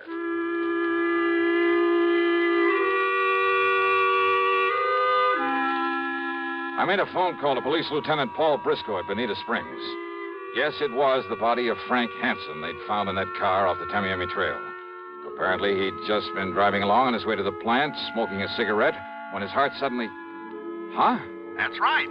The cigarette just fell to his lap and burned up to ashes. I told him to run a test on the other cigarettes they'd found with the body, a test for PTM. About an hour later, the lieutenant called me back. You were right, Mr. Dollar. It was no heart attack that killed him. It was that poison. Then I talked with Doc and Earl about the personal side of Linda's life, about her love affairs over the years. And yeah, sure enough, the one man who threatened all sorts of things if she married somebody else. But there was still the matter of getting proof for a confession. Yes? What is it, Johnny? What are you thinking of? Doc, I'm going to need your help. You know I'll do anything I can. Now, let me think. Let me think for a minute. Yeah. Hey, listen. Can you concoct something out of those chemicals you have there? Something that will, say, make a kind of stain after a few seconds if you put it on your hand? Well, I don't know, John. Yes, maybe there is. Yes, Combination of this colorless dye with a small amount of ferrous hide. Yes, of course it will. A combination? Good. But what for, Johnny? Because I'm going to play this hunch of mine to the end. But we need some proof. And Doc. Yes? A tiny sponge or a piece of gauze that'll absorb one of those two chemicals that I can tape it inside a finger on my left hand. Why? Anything you say, Johnny. The other chemical, well, just keep it in the bottle until I'm ready to use it. Johnny, do you mind telling me what you're up to? Sure I mind. Just get that stuff ready for me, Doc, and we'll take off. A few minutes later, the three of us in Earl's car drove down to the chemical plant. Fortunately, the chief chemist, Harry Forrester, was still there. I was introduced, shook hands with him, with both my hands. Then we took him into a private office, and I went to work on him. I'm afraid I don't understand what this is all about, Mr. Dollar. Insurance investigator, did you say? Yeah, that's right, Forrester. Now listen to me. Oh, very well. If Linda Hanson were to die... Linda? Die? Heaven forbid. Oh? I was in love with Linda at one time. Very much in love. With Linda or her money? I beg your pardon. You know that's true, Harry. Pullman, I resent that. Just sit down, Forrester, and take it easy. Okay, now. If Linda were to die, I would assume that her fortune, including this plant, would go to her husband, Frank. Frank? Well? Well, of course it would. But why do you bring up the thing? But suppose Frank were to die, too. You'd kind of be next in line, wouldn't you? I? Of course you would. After all, you were next in line in her affections, weren't you? Well, Dollar, I don't see that Smart, ambitious guy like you? You mean you didn't even rate next to Frank? Of course I did. Then you'd be next in line, wouldn't you? Well, suppose I were. What difference does it make? And you just happen to know where to get your hands on PTM. PTM? Potassium theramacylolate. You do have it here, don't you? Why, I would assume so. That is a chemist? And you aren't sure? Well, of course we have it. But I've never had occasion to go near this stuff. Never? You sure of that? Absolutely. Quite frankly, I'd be afraid of any proximity to such a drug. Never touched the stuff, huh? Never. May I have the bottle, please, Doctor? There you are, Johnny. That is PTM. Now you know it comes in crystal form. Oh, yes. No, Forrester, this is just a harmless... Oh, I'm afraid I spilled some of it on your hands. You certainly did. Oh, that's all right. Wipe it off. It's already begun to do its work. What? That bluish tinge. Positive proof that you've been handling PTM. You sure? Yeah, that you somehow got into Linda's perfume bottle on some of Henry's cigarettes. Well? Then you know. That's right. Want to call the police, Earl? Sure. No. So you're right. So I killed them both. But I'm not going to be dragged through the filthy courts. And neither you nor anybody else... No, you don't. Oh.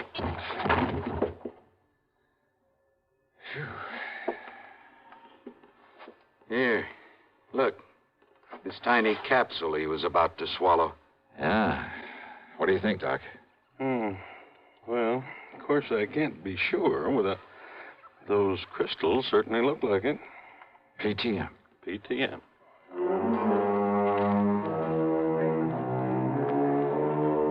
So, it'll be up to the courts whether Harry Forrester likes it or not. And believe me, I'd hate to be in his shoes. Well, I keep wondering, why don't they ever learn? Expense account total, including a gift to the Pormans for putting me up for a few days while Earl and I did some fishing, $161 even. Yours truly, Johnny Dollar.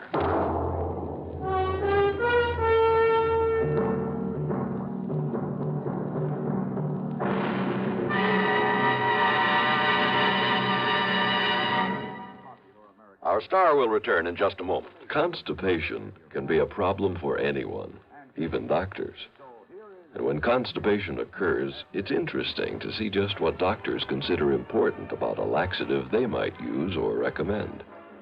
Well, a majority of the doctors we heard from had this to say. A laxative should be effective, gentle, close to natural acting. A medicine that can be used with complete confidence. Now, X-Lax has been popular with many doctors and millions of people over the years because chocolated X-Lax is effective. Overnight, It helps you toward your normal regularity. X-Lax is so gentle, so close to natural acting, there's no upset. That's why many doctors and millions of people use X-Lax with complete confidence. X-Lax, the laxative that helps you toward your normal regularity, gently, overnight. Now, here is our star to tell you about next week's program. Next week, a lesson in how to rob a bank. You think I'm kidding? Well, I'm not. You see, it's also a lesson in how to get caught doing it. Matter of fact, it involves a modern, clever, scientific device that not very many people know about. If more of them did, well, believe me, there'd be a lot less futile attempts at bank robbery. And it's this very device that helps me solve the case I investigate by providing a picture, a simple snapshot that didn't turn up, but that gave me all the evidence I needed. Join us, won't you? Yours truly, Johnny Dollar.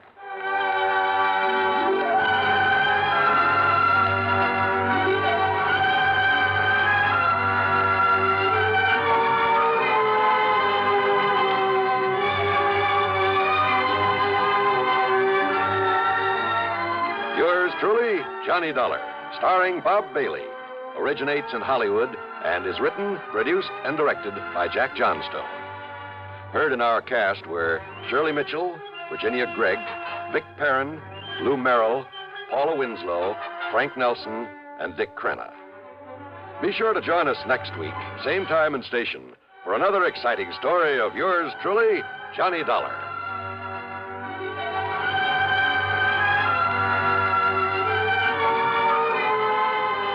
This is John Wall speaking. Stay tuned now for Suspense on the CBS Radio Network. Okay, they're coming into the stretch and turning for home. It's Warlock and Gay Reward head and head for the lead. Here they come. Here comes the finish, and it's Warlock by an O. Man, oh, man, what a race. Man, oh, Manischewitz, what a wine. Yes, in sports, you can tell it's a great moment by the cheers. And in wines, you can tell it's Manischewitz by the raves. Man, oh, man. Nano Manischewitz, everybody's wine because it tastes so good. Try all three new Manischewitz fruit wines, blackberry, cherry, and loganberry, each 100% pure and specially sweetened. Serve Manischewitz fruit wines anytime and often. In a wine glass, on the rocks, in a highball with your favorite mixer. Man, oh man, Manischewitz, everybody's wine because it tastes so good. Manischewitz Wine Company, New York. WROW, Albany, New York. From Hollywood, it's time now for Johnny Dollar. John, this is Harry Branson of Philadelphia Mutual Liability and Casualty Company. Well, hi, Harry. What is it this time? Fraud, murder, arson? No, none of them. Then what kind of a case has you in a dither this morning? As a matter of fact, John, there is no case. Oh, now don't tell me you're spending company money on just a social call. Why, Harry. Of course not.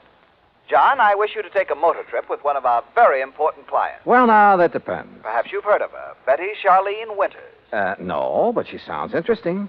She is. She's one of the most charming people. Very wealthy, too. John, you'll love her. Oh, tell me more. I want you to accompany her to her summer place on Lake Wawayanda in northern New Jersey. Sounds better all the time. On expense account, of course, plus a fee of $1,000 for the week or any fraction thereof. How can I lose? Harry, I'll grab the first train.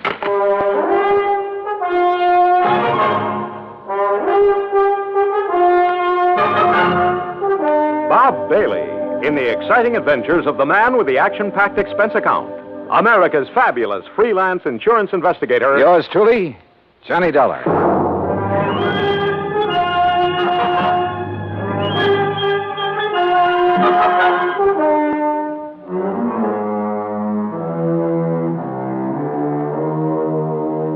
Expense account submitted by Special Investigator Johnny Dollar to the Philadelphia Mutual Liability and Casualty Company, Philadelphia, Pennsylvania. Following is an account of expenses incurred during my investigation of the Wayward widow matter. Expense account item 12150, fare and incidentals, Hartford to Philadelphia. At his office on Walnut Street, Harry Branson looked as though he'd been just sitting there waiting for me ever since his phone call. I'll get straight to the point, John. Well, good, good. You don't mind if I sit down first, though, do you? Oh, no, of course not. Ah. As I told you on the telephone, Mrs. Winters is one of our Mrs.? You didn't tell me that. Her husband died just a short time ago. Oh. And you, the old friend of the family, have been consoling the lovely widow, eh? John. Yeah, when you pick 'em, you really pick 'em, Harry. Hey, do you remember that little brunette you went for in the last case I handled with you? John, that has nothing whatsoever to do with the matter at hand. Yeah, okay, maybe not. Oh, but you sly dog.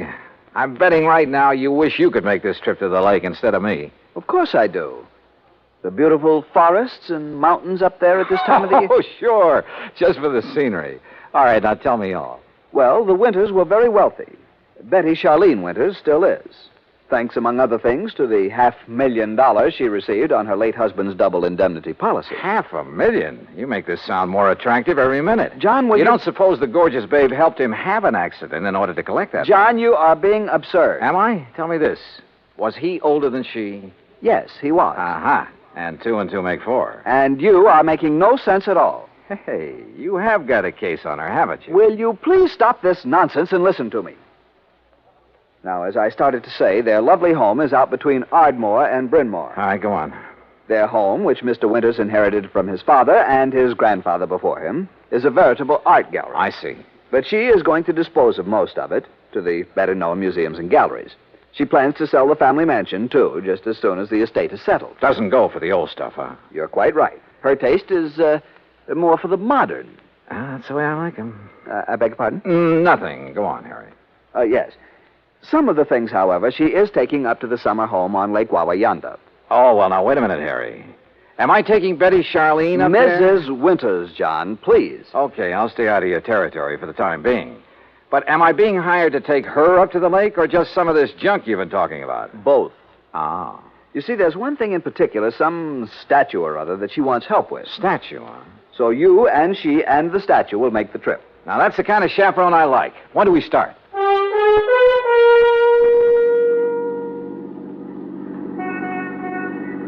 I must confess it's quite a relief to get out of that office for a while. Oh, don't try to kid me, Harry. The only reason you wouldn't let me find my own way out to this winter babe's home. Babe? Honestly, John, you sometimes carry this levity much too far. By the way, how long ago did her husband die? About, 4 months ago. Oh, brother, you don't even wait for the ashes to get cold, do you? John, I tell you that... What did he die of? Well, it was an accident. Yeah? In the car during a little trip that they were making south of here. He'd taken over the wheel from the chauffeur. They struck the abutment of a bridge over a tidal creek leading out to Delaware Bay. Oh? He was thrown out, and his body was carried into the bay. It was never recovered. And so our tasty little dish was left with $250,000 life insurance, a huge estate... John, I simply will not listen to any more of this sort of nonsense. Besides, this is the driveway up to the house. Lovely place, isn't it? It was lovely. There must have been over an acre of perfectly tended lawns and gardens. And in the middle, atop a slight rise, was the main house, built of solid white stone of some sort. Old, too, but in beautiful condition. This was wealth, all right, and plenty of it. Harry's year-old car looked almost tawdry in this setting. We stopped, went up the broad front steps and across a wide porch and rang the doorbell. Yes? Oh, Mr. Branson. That's right. Mrs. Winters is waiting for you in the sunroom. Thank you. Come, John. The butler led us through a large reception room, a huge living room, both of them hung with beautiful prints and paintings, through the walnut-paneled library with its high ceiling and hundreds of leather-bound books. Finally, after passing through a long corridor lined with statues and magnificent vases, we entered the spacious sunroom. There, standing in front of a chair at the window, was a chauffeur. And in the chair sat Betty Charlene Winters. Mrs. Winters, may I present Special Investigator John Dollar.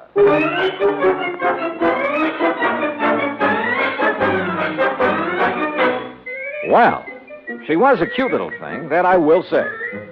But instead of a young, blonde, and beautiful, well, let's face it, she was 70 if she was a day. All my dreams of a high old time during a week at a mountain lake suddenly vanished into thin air. How nice of you to come, Mr. Dollar. Investigator, did you say, Mr. Branson? Yes. I see. Well, don't just stand there. Sit down and be comfortable, both of you. Thank you. Yeah. Is something wrong, Mr. Dollar? No, not at all. Oh, Haskins here's my chauffeur and general handyman. Hi, Haskins. Mr. Dollar? I've just asked him to get the statue ready for our little trip. Oh, you may go now, Haskins. Oh, thank you, madame. No, wait, please. I wonder if I might see this thing we're taking up to the lake, Mrs. Winters. Well, of course, it's right there in the corner behind you, Mr. Dollar. The cherub. Cherub, huh? Oh, This? Isn't it beautiful? Well, it was a cherub, all right. About 4 feet high with a couple of doves fluttering around its feet. At least that's what I gathered from the garish paint on it. Believe me, it looked like something a third grader had slapped together as a joke on his modeling class. Now, I'm no artist, but so help me, I could have done better myself with a handful of mud and with my eyes closed. No family piece, Mr. Dollar. Antique. I started to say what I was thinking, but then Haskins lifted the atrocity off its pedestal and left with it. Haskins has made a special box for it. He'll place it in the car so we can leave with it tomorrow. You are ready to leave on such short notice, aren't you, Mr. Dollar? Well, now look, Mrs. Winters, Yes, his luggage is right outside in my car, Mrs. Winters. Then, Eric, you may fetch it and put it in one of the guest rooms. Very good, madam. By the way, I hope you know how to drive a Pierce Arrow, Mr. Dollar. Pierce? Or did you think perhaps Haskins would drive us up to the lake? Well, I don't know. No. Haskins is leaving today on his vacation. And I wonder if he will come back. Why do you say that, Mrs. Winters? Oh, I've been having some trouble with him. Oh? I thought you were always eminently satisfied with Haskins. Until recently. Until the death of my husband. He's been... Well, if he doesn't come back, I shall have to replace him. But now, Mr. Branson... Yes? You're a bit of a rascal. You didn't tell me you were bringing a detective to go along with me. Investigator, Mrs. Winters. Insurance investigator. Since the company wouldn't permit me to issue any special insurance on that thing... But I'd thought you were going to bring me just some strong bodyguard. I have known John for many years, Mrs. Winters, and I assure you... Oh, now, don't apologize. I think this is fine. I just hadn't expected so much. Such a nice, good-looking young... But now come, Mr. Dollar, and I'll show you the rest of the house. We spent the next hour or so on a tour of the place, and Mrs. Winters pointed out the various works of art destined for specific museums and galleries all over the country after she moved out, after the estate was settled. Then Eric caught up with us and announced that Haskins had created the statue and placed it in the car. You know, I was curious about that car, so we went out to the garage and inspected it. It was a Pierce Arrow, all right. Vintage of 1928, complete with headlights on top of the fenders and as bright and shiny as the day it was made. When I tried to start her, it purred like a contented kitten. With a bass voice, that is. Along about 5 o'clock, Mrs. Winters, with a sparkle in her eye, announced it was cocktail time. Harry, being a teetotaler, decided to leave, but not before I buttonholed him for a quick conference. What doesn't make sense, John? Oh, that silly statue, Harry. All the fuss over that piece of junk. After all, John, with all the big policy she carries with us on the legitimate artwork, well, we just can't afford to displease her. But if it had any real value... Perhaps it does to her. How can it? Unless she has a lot of jewelry hidden away in the base of it or something. What, John? Cocktails, she said, and I'm sure ready for them. Go on back to Philly, Harry, and wait for my final report. Well, I must admit that Betty Charlene Winters turned out to be a charming hostess, a very interesting conversationalist. Even long after dinner, over brandy and cigarettes, we chattered away like a couple of magpies. I didn't question her about the statue because I wanted to find out more about it on my own hook. Finally, about midnight, we decided to retire, had a nightcap, and went to our respective rooms. But instead of going to bed, I sat around and read for a few minutes, turned off the light, waited a few minutes more. Then, quietly, I slipped out of my room. That was a mistake, for as I reached the end of the long hall to the stairway, a door behind me suddenly opened. Huh? Who's there? I said, who's...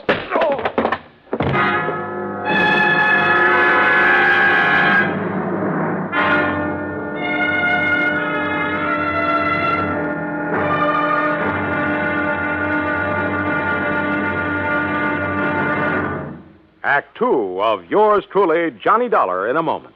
With the bigger, more impressive kaleidoscopic change of events on the world scene today, we sometimes forget the smaller kaleidoscope, the child's toy, with its ever-changing designs and color.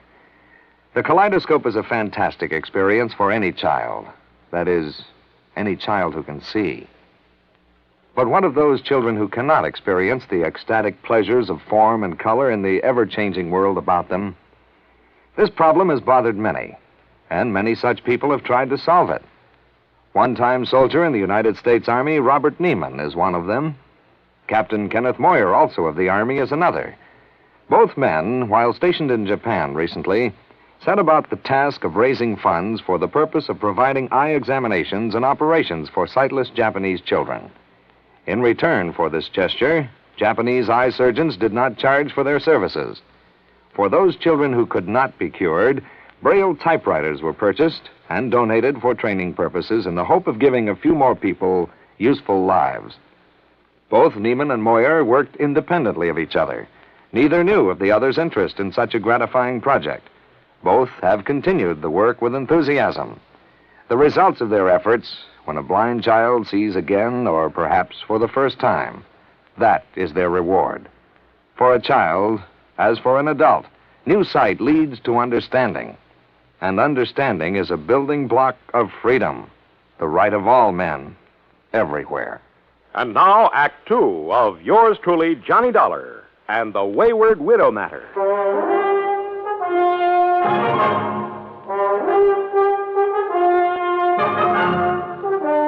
When I came to, it was morning, and I found myself in my pajamas lying comfortably in my bed in the guest room. But there was nothing comfortable about the lump on the back of my head. Whoever had slugged me out there in the hall had meant business. I got up painfully, went down the hall, and made a quick check of the room from which the attacker had surprised me. It was just another guest room. I showered, dressed, and went downstairs, where I found Mrs. Winters at the breakfast table. She was very much distressed over what had happened and suggested we go out and look in the trunk of the car immediately.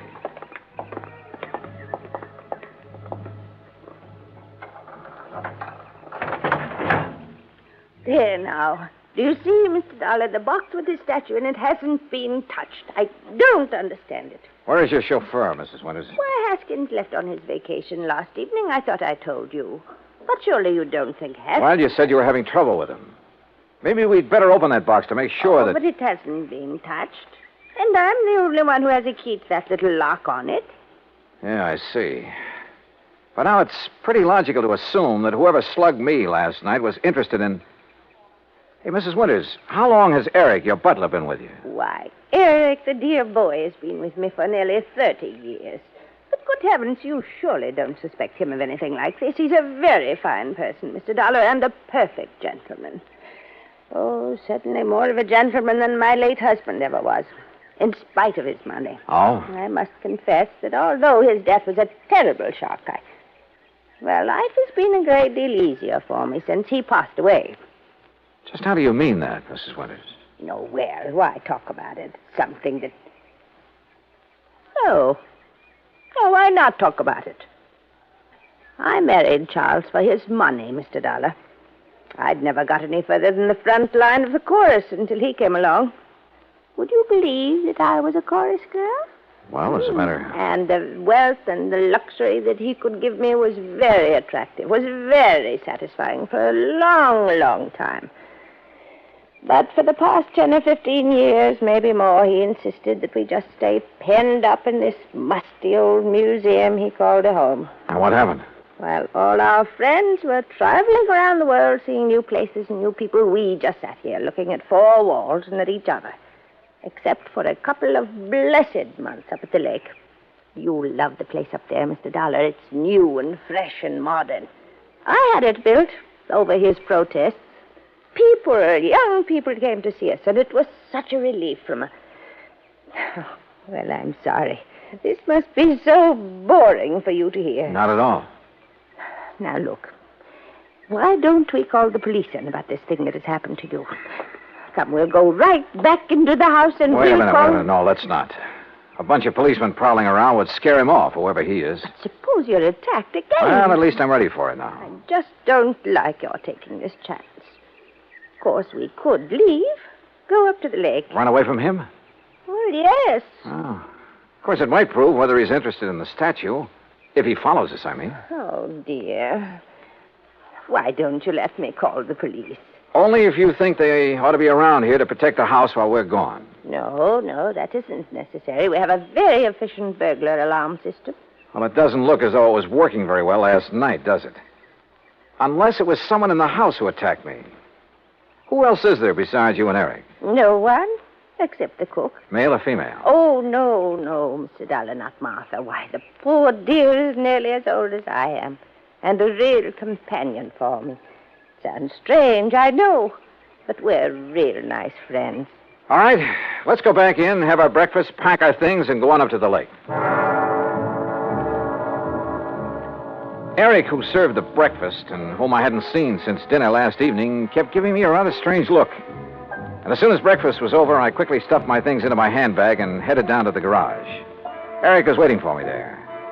He insisted that he put my things into the trunk of the car, which killed any chance I might have had to pry open the box with the statue. I started to question him about the night before, but as it turned out, my questions were quite unnecessary. Yes, Mr. Dollar, it was I who carried you back to your room and put you to bed. Oh? You see, I was making a final inspection of the house, as I always do after everyone else is retired. I'm always concerned about the many valuable things we have. I don't blame you. Well, I was on my way up the main staircase when I heard you fall. I was slugged. Forgive me, sir, but when I found you there at the head of the stairs, I thought your condition was due to... you must pardon me, sir, but was due perhaps to having imbibed too much brandy after dinner? Not a bit of it. Somebody barged out of that guest room and struck me from behind. But I saw no sign of anyone else about. You're sure? Most certain, sir. Was this fancy burglar alarm system you have turned on? Yes, sir. Well, then whoever did it either stayed in the house until this morning or knew the place well enough to get out without setting off the alarm. But I don't see how that would be... Have you called the police, sir? No, and we're not going to. Mrs. Winters and I are leaving for the lake just as quickly as possible. But don't you think this is sufficiently serious to warrant... Don't forget one thing, Eric. It was pretty dark in that hall. The attack might have been intended for you. Good heavens. But why, sir? I don't know. Oh, dear. Oh, there you are. Eric, you may fetch my bags from my room while Mr. Dollar and I planned the trip. Very well, madam. No, you don't know how glad I'll be to get there. Such a relief from this place. And all the things associated with it. I'll be so glad when Charles' estate is settled and I can sell this old house and just Martha and I can stay at the lake. Oh, I know all the paintings and things are all very fine and valuable. But I'm so tired of looking at them. Well, then why do you take this so-called, I beg your pardon, the statue up to the lake? Well, this is different. Oh, yeah, I'll grant you it is a bit different from the other things that... Oh, well, let's talk about it along the way.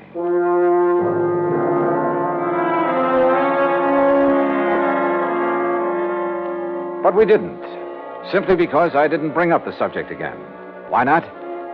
Because a couple of pretty wild ideas had begun to peck away at the back of my brain. Ideas just crazy enough to have some basis in fact.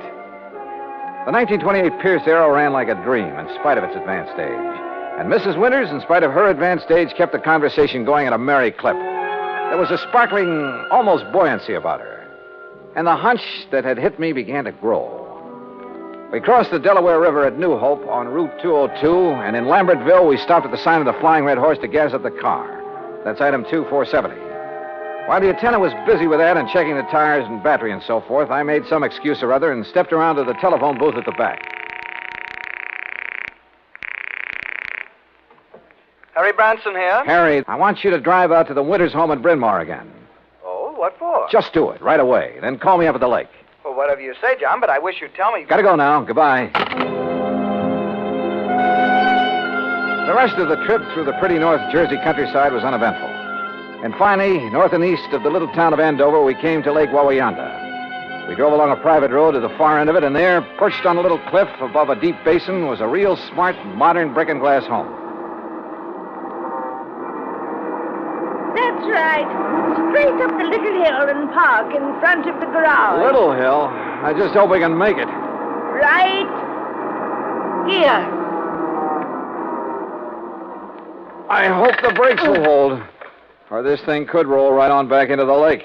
Oh, and the lake is so deep right there, nearly 100 feet. An old mine or something before the water came up. Oh, this is a pretty dangerous driveway. Here now, let me help you. Thank you. One of the first things I'm going to do is have this driveway built up and leveled off and a big stone wall built around it. Yeah, you'd better. Careful now. This is pretty steep. Oh, listen. Yeah? Telephone is ringing inside the house. Oh, well, let me have the key and I'll go in and answer it for you. I'll answer it. You can unpack the car while I do. I suspected the call was from me, but didn't want to say as much. So I opened the car trunk and proceeded to take out the luggage and the big, clumsy box for the statue. The box was heavy, very heavy. And I wondered how Haskins, the chauffeur, had been able to pick up and carry the statue so easily back in Bryn Mawr. I finally got the box perched on the edge of the car trunk when Mrs. Winters called to me. It's for you, Mr. Dollar. It's Mr. Branson. Oh, okay, I'll take it. Leaving the box there on his precarious perch, I went on up to the house. Right here in the front hall, Mr. Dollar. Oh, all right, thanks. I'll go on out to the car and get my coat and purse. Yeah. Johnny Dollar. John, this is awful. Terrible. As I just told Mrs. Winters, this is... Well, I couldn't believe it. How did you know? How did I know what? Eric, the butler. Yeah? Dead. He's dead. And John, Dead from what? How did he die? He apparently fell down the main staircase. The poor cook, Martha, is the only other person in the house. She's beside herself. Yeah, I'll bet she is. But whatever made you suspect something was wrong out here? Call the police, Harry. Make sure they look for a possible blow on the head that might have been delivered before he fell. What? Mr. Dollar, it's going to fall. So long, Harry.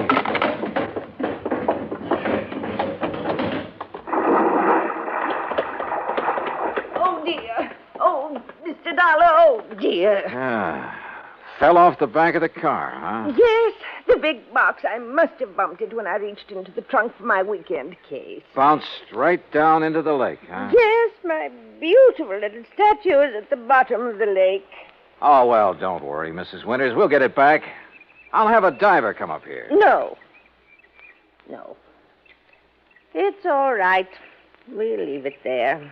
Huh? No, you were right. It'd only be another memory of the musty old house in Bryn Mawr. It really has no place here where everything is so fresh and new and clean. We'll get it back. But it really had no actual value. You were right, Mr. Dollar. It's better to just... Yes, we'll leave it there. Sorry, Mrs. Winters, but that's where you're wrong. Why, Mr. Dollar... We'll get it back, all right. And whatever's in it. Oh, dear. I suppose I might have known. Expense account item 3, $290 even for the diver who came over from New York and retrieved the box from the deep hole in the lake. 2 boxes, as a matter of fact. One with Haskins' body in it, and the other with the body of Charles Winters, the body that was supposed to have been washed out to sea after a car accident. The story? Well, of course. After Haskins got rid of Charles for me, I had to do something about him. Or rather, we did. Martha, you know. Such a wonderful friend. Was Haskins the one who slugged me? Yes, so foolish of him, wasn't it? But he'd heard Mr. Branson say you were an investigator, and it frightened him. Worried me a little, too. Well, he might have killed you, too, if Eric hadn't stopped him. And, of course, Eric knew that Haskins had unwittingly made this second box for his own body. So now Eric's gone. Martha, huh? Yes, she did it. But she had to put him away. Oh, yeah. You see, he was the one who took care of Haskins for us. And we couldn't have him around knowing everything. Oh, dear. Martha and I had planned so many wonderful things together. But now... Oh, dear.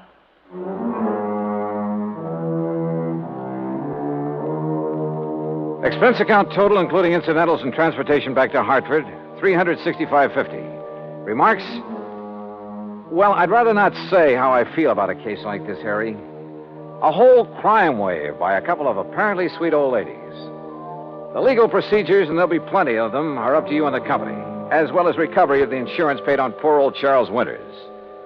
Hey, next time, give me a case that doesn't turn my stomach, will you?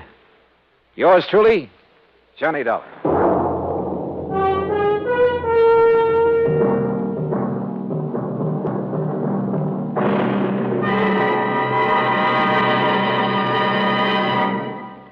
Now, here's our star to tell you about next week's story. Next week, a taste of the Old West and a taste of lead from a .38 Colt. Join us, won't you? Yours truly, Johnny Dollar.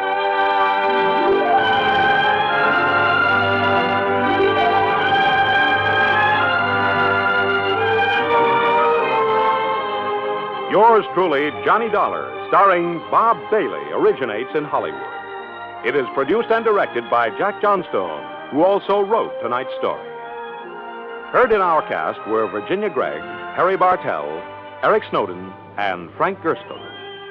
Be sure to join us next week, same time and station, for another exciting story of Yours truly, Johnny Dollar.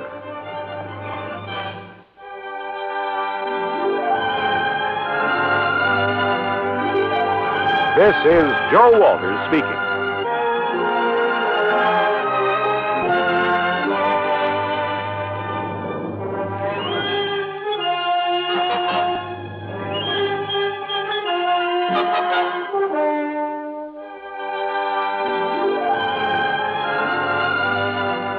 This is the United States Armed Forces Radio and Television Service.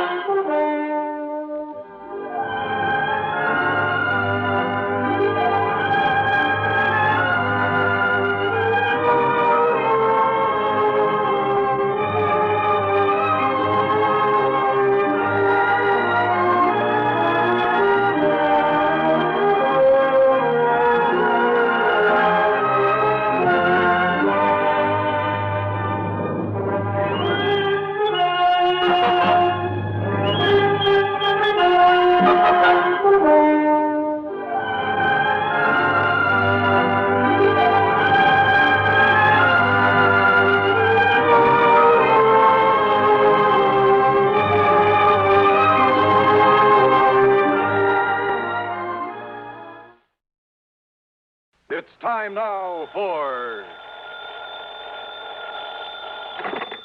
Johnny Dollar. Hi there, Johnny. This here is Sidewinder Wilson. Oh, well, what can I... Who did you say? Sidewinder Wilson, you know, out here in Bumswung, Oklahoma. Oh, wait a minute. You mean that old friend of Durango, Laramie Dalhart? I sure do. Unless you've forgotten it, I'm the man that helped you find Durango that time he disappeared. Sure, of course you did, Sidewinder. If it hadn't been for you, we'd never have found the old coat. Yes, sir. Oh, what's on your mind? Well, if you should just happen to mosey out here to Bumsprung, well, Johnny, I think I could show you something that'd make your eyes pop out all over your head. Sidewinder, is this an insurance matter? Now, you don't think I'd be calling on you if it wasn't, do you? What's it all about? Well, I'll tell you when you get here. Well, now, Sidewinder, I'll be waiting for you at Durango's ranch. So long, Johnny. Well, now, wait a minute. Sidewinder.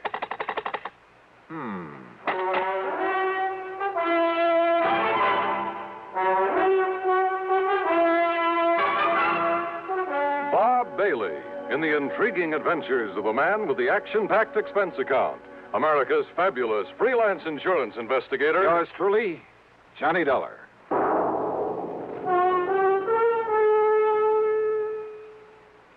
With your permission, we'd like to talk shop for just a moment. CBS Radio Shop.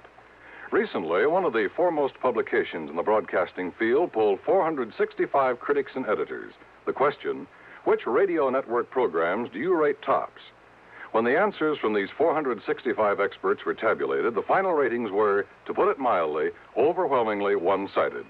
Total honors accorded CBS radio programs exceeded those of all the other networks combined. Let's put it another way.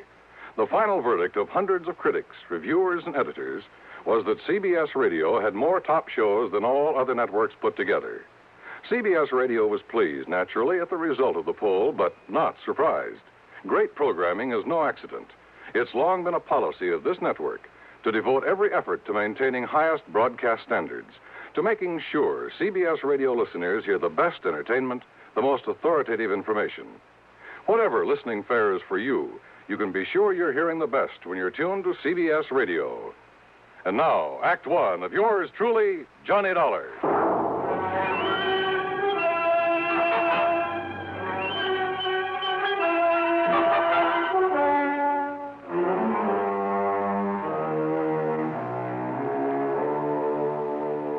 Expense account submitted by Special Investigator Johnny Dollar to Floyd's of England, North American Office, Hartford, Connecticut. Following is an account of expenses incurred during my investigation of the Fairweather friend matter.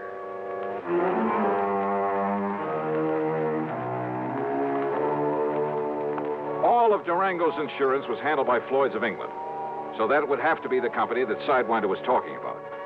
Expense account item 1, $1.20 for a taxi to Floyd's headquarters in Hartford in the office of George Reed. Well, this is a switch, Johnny. You're coming here. George, I just got a call from that town out in Oklahoma with the unlikely name of Bum Spung. The old Indian name, I understand. It means bad spring, bad water. Yeah, it was from a friend of Durango Laramie Dalhart's, an old character by the name of Sidewinder Wilson. You know, of course, that Durango was here a few days ago. Here in Hartford, and he didn't drop in to see me? He dropped in to pay the $4,500 premium on that insurance he carries for the benefit of his niece, Carol Dalhart. He must think an awful lot of that girl. Yeah? Well, who wouldn't? What? George, that Carol's a living doll. If I were ever to think seriously of getting married, well, believe me. Oh, what's the hitch? Does old Durango object? Object? Far from it. Hey, tell me, did he pay off that premium in the usual brand new $100 bills? Yes, and as usual, he peeled them off a roll that was big enough to choke a horse. Johnny, why that man carries so much cash around with him? Now, what did this fellow Wilson call you about?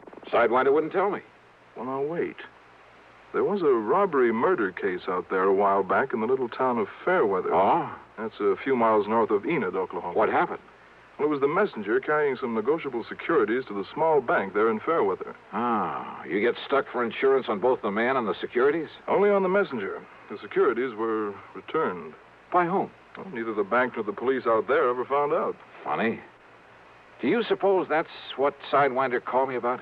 Well, there's only one way to find out, Johnny. Which is to say that Floyd's of England will pay my expenses. Well, now, within reason, of course. Huh? Well, why kid about it, Johnny? That freewheeling expense account of yours. George, you sound as though you don't trust me. Well, of course I do. Oh? Well, you shouldn't. Huh? George, I'll be in touch. Expense account item 2, $97.30, transportation. The plane dropped me off at Enid, Oklahoma, shortly after 6 p.m. Item 3, $2 even for some food. Item 4, a $50 deposit on a drive-your-own car. I drove north on Highway 81 then, after some 27 miles and after crossing the Salt Fork of the Arkansas, which, much to my surprise, had a trickle of water in it, I turned left on the rough dirt road leading to Bum Spung. Finally, there it was. The same 2 or 3 acres of poor, barren, sandy soil. The ramshackle house and the remains of a barn, leaning tiredly on the timbers that helped to prop it up. And out in front were the same 2 sad-looking cows, the old and weather-beaten horse, a friendly, mangy, toothless hound who shook himself as he got up out of the dust and proceeded to assert his authority. And I still couldn't figure why Durango, who was worth millions in oil royalties, had ever chosen to settle down in this lonely, desolate spot. And yet, thanks to Carol, his attractive niece, the inside of that huge, unpainted house was clean, modern, well-furnished. I wondered if Carol would show up, but I saw no sign of the sleek convertible she always drove. Swinging open the sagging wire gate, I wondered if the ancient Maxwell, parked at one side, belonged to Sidewinder Wilson. I didn't have to wonder for long. Hey! Hey, you crazy old coot! Sidewinder! What the Sam Hill's the matter with you? Well, welcome to Bum Spung, Johnny. Oh, listen, you wild old character. Put that thing down or I'll start throwing some lead around myself. With that little 38 lemon squeezer of yours? Why, you... No, sir, Sonny. You wouldn't stand a chance. Well, now, what's the big idea? Well, I just wanted to show you that when Durango leaves me in charge of his ranch, he leaves it in good hands. And also, I wanted you to feel real welcome around here. Yeah. Now, how are you, Johnny boy? Well, still in one piece, no thanks to you. The crazy way you and Durango have of making somebody feel welcome around here. Where is he, by the way? Well, first he went to Hartford to pay up on his insurance. Then he flew down to Washington. Oh, what for? Well, to pay up on his income taxes. Wanted to make sure he got them in the right hands. Well, now, he didn't have to go to Washington for that. Well, he figures it makes it easier that way. He just carries along a big bundle of money and lets them take whatever they think is right. Oh, no. Now, listen, Sidewinder. Yeah? Did you call me in connection with that bank messenger who was killed down in Fairweather? That's right, Johnny. I understand the securities he carried were returned to the bank. Yes, sir. They were sealed up in a big envelope and laid on the front doorstep of that bank. And what I figure, Johnny... You figure that if I can find out who sent them back the securities, I'll have a lead on the killer. That's right. And, Johnny, I know who sent them back. You do? Yeah. You're sure? Yeah. Well, who, Sidewinder? Me, Johnny. What? Yes, sir. Me.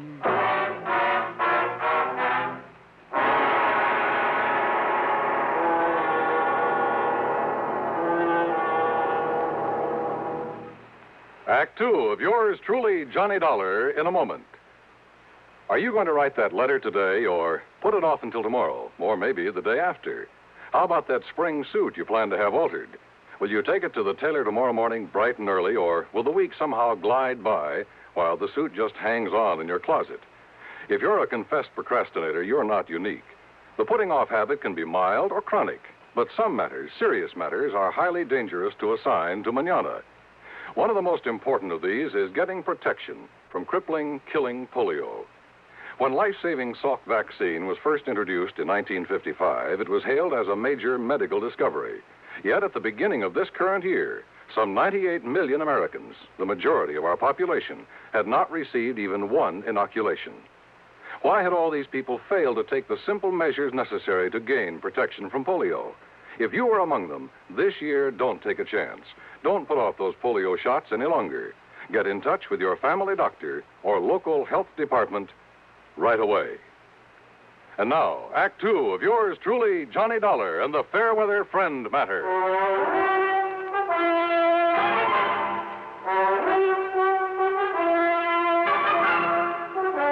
on in the house, Johnny, and I'll tell you about it. Now, just let me get this straight, Sidewinder. Huh? The bank messenger down there in Fairweather was held up and murdered. Yeah? The securities he carried were stolen by the killer. Then they were returned to the bank. That's right. And I'm the one who returned them. Sidewinder, you... Now, look. Don't tell me that you're the one. Me? You think that I'm the one that killed that messenger? I didn't say that. But that's what you were thinking, ain't it? Well, you said yourself that whoever returned those securities... I said whoever left them back at the bank. Now, just you stand real still, Johnny. Oh, come on now. Put that thing down, Sidewinder. And don't you move none. Look, would you listen to me? And maybe you even better stop talking, or that Sidewinder rattlesnake coming toward you might take it into his head to... Easy now. Oh, yeah. I can hear him. Easy now, whilst I get a bead on him with this study. A bead. Right in one eye, not t'other. And I'll just cut off his rattles and add them to my collection. Oh, brother, thanks. No wonder they called you Sidewinder. Yeah. That's the 427th rattle so I've taken off these varmints. I just don't like them, Johnny. They ain't like Diamondback. These sidewinders around here will sneak up on a man, just like that dirty snake that killed the bank messenger. And you know why he done it, Johnny? You still haven't told me who he is. It was to collect that insurance on him, that's who. Oh? Yes, sir. The man that killed him was his hair. What you call his beneficiary. How do you know, Sidewinder? Because I lived on the Fairweather. That is, when I ain't up here looking after Durango's place. Yeah? And that's how come I knowed that Claude Needles, that was the messenger, left his insurance to that no-count nephew of his and that Barney Gifford. Sit down. Barney Gifford, huh? Yeah. So what I done was talk it over with Durango and Carol Dalhart. Where is Carol, Sidewinder? I've been waiting for you to ask that, Johnny. Oh, she'll be around. Good. You're kind of sweet on her, ain't you? Wow. Nah, don't you try to fool me, Johnny boy. And you know how she feels about you, too. And if you don't think Durango knows, well, I'll tell you this. You say you talked it over with. I'll tell you this, Johnny. Durango finds that you've been out here and went back to Hartford without hitching up with Carol. Sidewinder, would you... Well, I'll tell you this. He's liable to shotgun you into it if he catches you around here. Oh. And don't you try to tell me you wouldn't like being married to her, too. Sidewinder. Okay. So anyhow, me and Durango and Carol. Carol! Johnny, I'm glad to see you. Carol, I'm glad to see you. Oh, then don't you stand there. Give me a kiss. Oh, you think I need an engraved invitation? Come here. Oh, hi. Oh, don't stop, Johnny. It's been a long time. If Durango could see this. Oh, drop that, Sidewinder. Yes, sir. He'd have that shotgun out so fast. Oh, man. Oh, it's been an awful long time, Johnny. Oh, too long. I thought you were never coming back here. I'm here. Uh-huh. So let's make up for lost time. Oh, why not? Oh, come on now. Come on, you kid. Oh, it's good to see you. Johnny, don't you want to hear the rest of what I was... Now, looky here. If you don't cut loose from each other there, you know what I'll do. I'll walk right out of here, and I'll go back to Fairweather. And I'll send a telegram to old Durango, and I'll tell him you two are making out like this all alone inside of his house. And if that don't bring him out here to get you two married... Oh, why don't you mind your own business? Well, I tell you... You old goat. Why don't you go somewhere and get lost? But that's it. I'm going right down to Fairweather and send him a telegram. No. Just settle down there, Sidewinder. I'll settle down, Johnny. With you.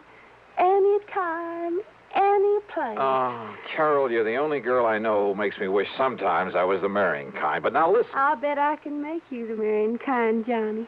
You like to give me a chance, huh? Well, that settles it. I'm leaving right now. No, you aren't, Sidewinder. Oh, let him go. Let's just be sensible for a minute, will I you? was trying to, Johnny. I mean about this murder case. And when we finish talking about it? We'll see. Well, then let me tell you about it. It won't take me so long. And Sidewinder, you stop making those silly eyes or I'll let you have one right between them. Well, I still think I ought to leave. So do I. But as long as you're already...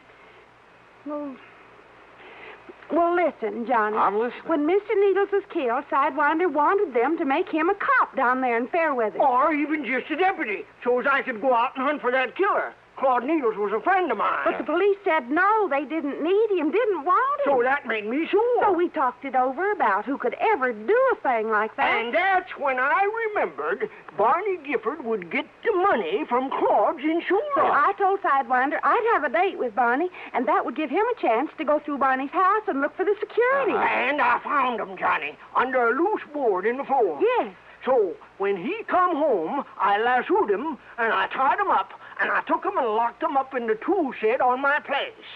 You didn't turn him over to the police? Oh, the chief in that little old hick town told Sidewinder that if he interfered in the case, he'd lock him up. That's what he said. Well, look, nevertheless, and that's when Durango, just before he left to go to Hartford, always has to be there right on time, you know, with that insurance payment. Yeah, I know. Well, that's when Durango said to call you up on the phone. Yeah.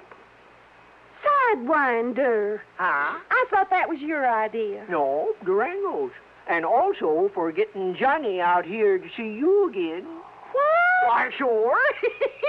Well, who does Durango think he is trying to run my life that way? What kind of a trick is that to pull on? Just you wait until he gets back here. Is that my cue to leave these parts, Carol? Well, it certainly... Oh, no, of course not, Johnny, but... Well... All right, now. Sidewinder, where is this Barney Gifford? Locked up in my tool shed. Well, who's looking after him? Oh, Pete Whaley, I told him not to let on to the police. You sure he can handle a man like Gifford? Oh, yes, Sidewinder. Well, I don't see why Hey, not. look, maybe we'd better drive on down there. Well, sure, but wait till I answer that phone. It's probably Durango saying to hold on to you, Johnny. He's probably on his way. If that's Durango, you tell him I've left. Hello? Now, you don't mean that, Johnny. I bet Durango really would make you marry me. Would that be so bad? Johnny. Johnny. Carol. Oh, why don't you stay on that... Sidewinder, what's the matter? Listen, that was old Pete. Yeah? Barney got loose. Like to kill old Pete. Oh, no. And now Barney's coming here. Coming for me. To kill me. Act 3 of yours truly, Johnny Dollar, in a moment. Be sociable, look smart, keep up to date with Pepsi, drink light, refreshing Pepsi, stay young and fair and debonair, be sociable, have a Pepsi. When friends drop in, let your hospitality show you're sociable in the modern manner. Pepsi, you know, is the favorite of the smart and young at heart. Be sociable, look smart, keep up to date with Pepsi, drink light, refreshing Pepsi, stay young and fair and debonair, be sociable, have a Pepsi. Have you tried a Pepsi lately? And now, Act 3 of yours truly, Johnny Dollar. Okay, then. If Barney Gifford's coming here, we'll be ready for him. We'll... Sidewinder, you aren't afraid of him, are you? He's a bad one, Johnny. But if Sidewinder was able to subdue him before... Well, I caught him off guard, Johnny. He didn't have no gun then, but he has now. He took old Pete. And Barney's a deadly shot. It's the only good thing you can say about him. And don't you see, it's dark outside now. If we stay around here inside the house, we'll be like a flock of sitting ducks. Yeah, but I don't think we'll stay inside. You mean we'll just run away from him? No. How long ago did he get away from Pete? Well, Pete says it was more than an hour ago. Then we haven't any time to waste. What are you going to do, Johnny? I know what you're going to do, Carol. Yes? Get out of here. Go on back to Enid. Tell the police. By the time they can get up here, Sidewinder and I will either have things under control or, well, then they can take over. Why don't you phone the police? Because I'm telling you to go on down there. You're just trying to get me away from here, aren't you? That's right. No, Johnny. I can shoot just as good as you and Sidewinder, and there's plenty of guns in the back room. No, Carol, that doesn't make any difference. You think I'm going to leave you here with a killer after old Sidewinder, and if Barney finds you with him, he'll try to kill you, Carol, too. will you just... I won't go, Johnny. I won't leave you. Okay. We're just wasting time. I haven't seen any car lights out on the road, but that doesn't mean that... That's right, mister. It doesn't mean a thing. Damn. The front door had been pushed open by the barrel of a high-powered rifle that slowly fanned the three of us. I knew that if I made a move to draw my handgun, if Sidewinder took a step toward his .30-30 on the table, and if Barney was the excellent shot that Carol said he was... All right. Put your hands up and come walking out this door. Listen, Barney Shut up, Gifford... do like I say. Come on, Carol. Sidewinder. Come on, don't try anything. All right, Barney. Not so brave now that I got the advantage, are you, Sidewinder? All right. If you got to kill somebody, kill me. You leave them alone. Now that they know all about me? No, sir. I'm going to kill all of you like I killed old Pete. Now, stop. You keep your dirty hands off of me, you... Keep them up, Carol. So you're not carrying a gun. I know that Sidewinder never carries it. But you do, don't you, mister? Thanks. And I think I'll use it to kill you. So if you want to put your hands down to pray... Well, Sidewinder? Yes, Johnny? You think maybe this is retribution for that killing you did today? Killing, Johnny? Yeah, when I first got here. You remember. Oh. I don't know what you're talking about, mister. But I'm not going to waste any time. Barney, please... Shut up, Carol. You're going to go first. All right, now listen, Gifford. And you, mister. And last of all, Sidewinder. Huh? What's that? It's a snake. It's a rattler. It's back of you, Sidewinder. No. It's over next to Barney. Where? I can't see it. Where is it? I'll kill it. Where is it? Right here. Oh.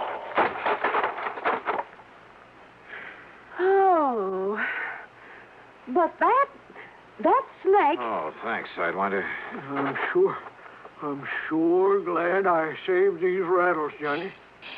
What? Yeah, so am I. But I never would have remembered them if you hadn't reminded me about killing that snake.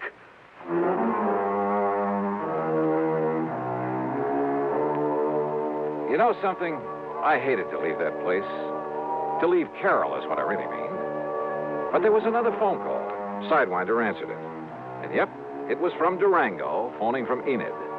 Durango was so tickled to learn I was still around that he promised to come out to the ranch as fast as he could. Yes, sir, just as soon as he can pick up the preacher. Sidewinder. Well, much as I love that gal.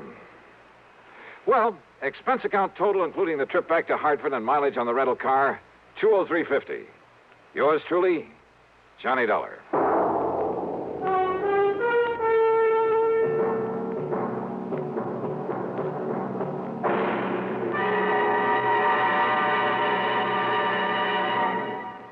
Our star will return in just a moment. Be careful. You're going to land in a bathtub. Who's driving this flying saucer, you or me? Well, what do you see? Oh, germs. Millions and millions of germs. Sure. Here on Earth, disease, germs, and viruses live in bathrooms. Wait, here comes a lady. She's putting a dash of Lysol in with those suds, and she's mopping the floor. Wow! Look at those germs and viruses drop dead. Boy, are you stupid. I thought all Martians knew that Lysol brand disinfectant kills disease, germs, and many deadly viruses on contact. Disinfects from one cleaning to the next as nothing else can. That's right. I remember my 7 grandmothers saying Lysol makes your favorite cleaner work better, including many that claim to sanitize. I'm sorry you learned to speak English by listening to commercials. And Lysol comes in regular or pine fragrance for as little as 29 cents. How much is that in Martian money? Now, here is our star to tell you about next week's story. Next week, well, getting away from Durango Laramie Dalhart isn't as easy as you might think. Join us, won't you? Yours truly, Johnny Dollar. Yours truly, Johnny Dollar, starring Bob Bailey, originates in Hollywood and is written, produced, and directed by Jack Johnstone. Heard in our cast were Virginia Gregg, Junius Matthews, G. Stanley Jones, James McCallion, and Bill James. Be sure to join us next week, same time and station, for another exciting story of yours truly, Johnny Dollar. This is Dan Cumberly speaking. Suspense is next over the CBS Radio Network. WROW, Albany, New York. 10, 10, 10. Yes, 10 hours of price-shattering bargains at Henry S. Mantell Furniture, 343 River Street, Troy. This merchandise must be sold at once, at savings to you of up to 87%. Mantell's was unable to extend their Latham store lease, so the stock from the Latham store has been moved to Mantell's main store in Troy. Save on famous brand merchandise, Haywood Wakefield, Kraler, Simmons, Norge, Motorola, and many more. Buy a $339.95 two-piece living room suite for $199.95. Or a $34.95 famous Make Inner Spring mattress for $17.88. Or a modern bedroom set, regularly $259.95, now $139.95. This tremendous sale at Henry S. Mantell Furniture begins Monday, 6 p.m. to 11 p.m., and Tuesday, 6 p.m. to 11 p.m. The store will be closed during the day to mark down merchandise and arrange stock. Remember, there's no money down at Henry S. Mantell Furniture, 343 River... From Hollywood, it's time now for... Johnny Dollar. Joe McNabb, Northeast Indemnity, Johnny. Oh, hi, Joe. What's up? At the moment, my blood pressure. Too much work? No. Prospect of having to pay off on a $100,000 life insurance policy. Uh-oh. Fella I think you know, Johnny. Art Wesley. Oh, sure. Been a pal of mine for years. Reporter. Yeah. Apparently he's working on a story right now that somebody doesn't want him to report. What do you mean? Night before last, he got beat up in an alley. Yesterday, a car made a pass at him at high speed. What about today? It's early yet, Johnny. Oh, yeah, sure. But let's hope it's not too late.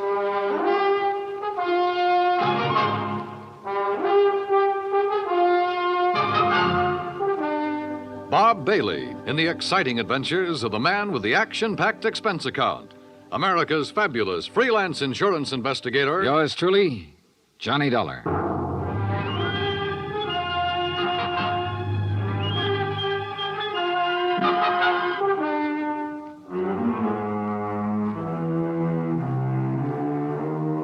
From Special Investigator Johnny Dollar to the Home Office, Northeast Indemnity Affiliates, Hartford, Connecticut. The following is an accounting of expenditures during my investigation of the Big Scoop matter. Expense account item 1, $18.40, transportation and incidentals to New York City. I called Art Wesley's paper. He wasn't in, and nobody seemed to know where he was. Then I remembered a small bar called Tony's over on 3rd Avenue. I took a cab, that's item 2, $1.25, and found him in a corner booth. Sorry, Johnny, no bodyguard. The informants I'm working with would take off fast if they spotted one. No informants, no story. That insurance policy your paper took out on you, who's the beneficiary? A dear departed wife, Joan. Departed? I thought... We split up a couple of months ago. Oh, I'm sorry to hear that, Art. Yeah, we were living in 2 different worlds. I wanted a home and family. She wanted a trip to the moon every night. Where is she now? Who knows? On her way to the moon, I guess. Hey, look, this story you're working on, Art. It's hot, Johnny. And big, real big. A national gambling syndicate. And run by a guy right here in New York. Who? I'm getting close, but I'm not sure yet. When I am, then out come my articles. What's this guy gonna do when you push him into a corner? Look, I'm worried about you. You look, Johnny, I'm not as foolish as you think. I've got his name written down and put in a safe deposit box with what evidence I got. That's my real insurance. Oh, Art, look, we've been friends a long time. I'm not gonna let you do this alone. Sorry, Johnny. I've got to go it alone.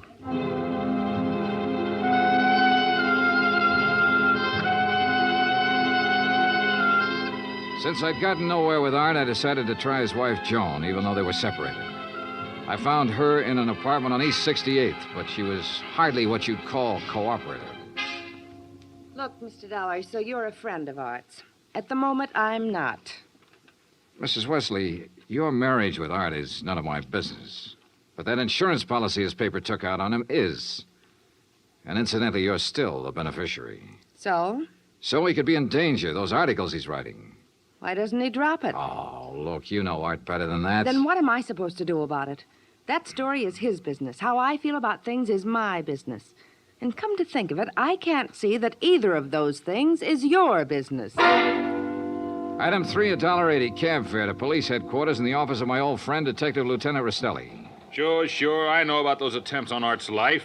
So I talked to him and got nowhere. He told me the stories about a national gambling syndicate. It's more than he told me. Supposedly the big boss is here in New York. Now, what are you going to do about it? Look, the minute Art quits thinking he's got to hit the jackpot all by himself and lets us in on it, we'll give him all the protection he... Lieutenant Rastelli. Yeah, just a minute. It's for you, Johnny. Oh, thanks. Hello? Art Wesley, Johnny. They told me at your hotel where to reach you. Anything new, Art? I'm leaving town for a few hours. This could be it, Johnny. Tonight could be the jackpot. Well, listen, let me go with you. Sorry, I gotta go alone. It's part of the deal. Art, it could be a trap. I can take care of myself. Call you when I get back. Wish me luck. Well, look, wait. Art! Art!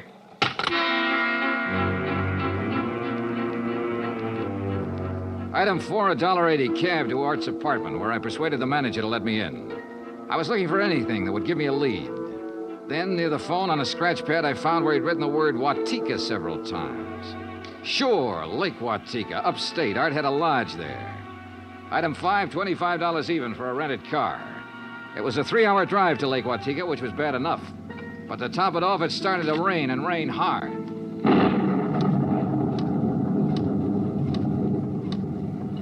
When I finally got to the highway turnoff, the side road to the lake was a mass of mud. Then I got 2 quick breaks. It stopped raining, and I spotted the 6-mile road into Art's place. Half an hour further on, I saw a light.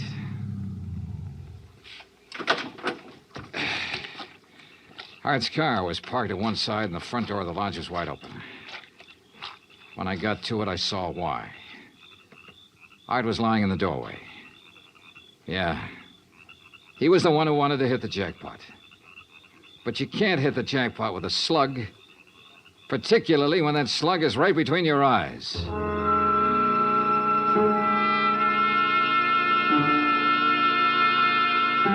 I drove to the sheriff's office and reported it. Sheriff Tompkins and his boys took over. But in the darkness and the mud, they could only make a routine check. He asked me to meet him at the lodge the next morning, so I did. Buddy was right here in the doorway, huh, son? Yeah, Sheriff, I didn't move it. And Wesley probably got shot when he answered the door by somebody standing out there on the ground. Because of that bullet hole in the roof? Yeah. Right over that shelf that's stocked with canned goods, sugar, salt, and the like. Apparently, he used this place regular. Yeah, he used to do some of his writing here. Were you able to determine time of death?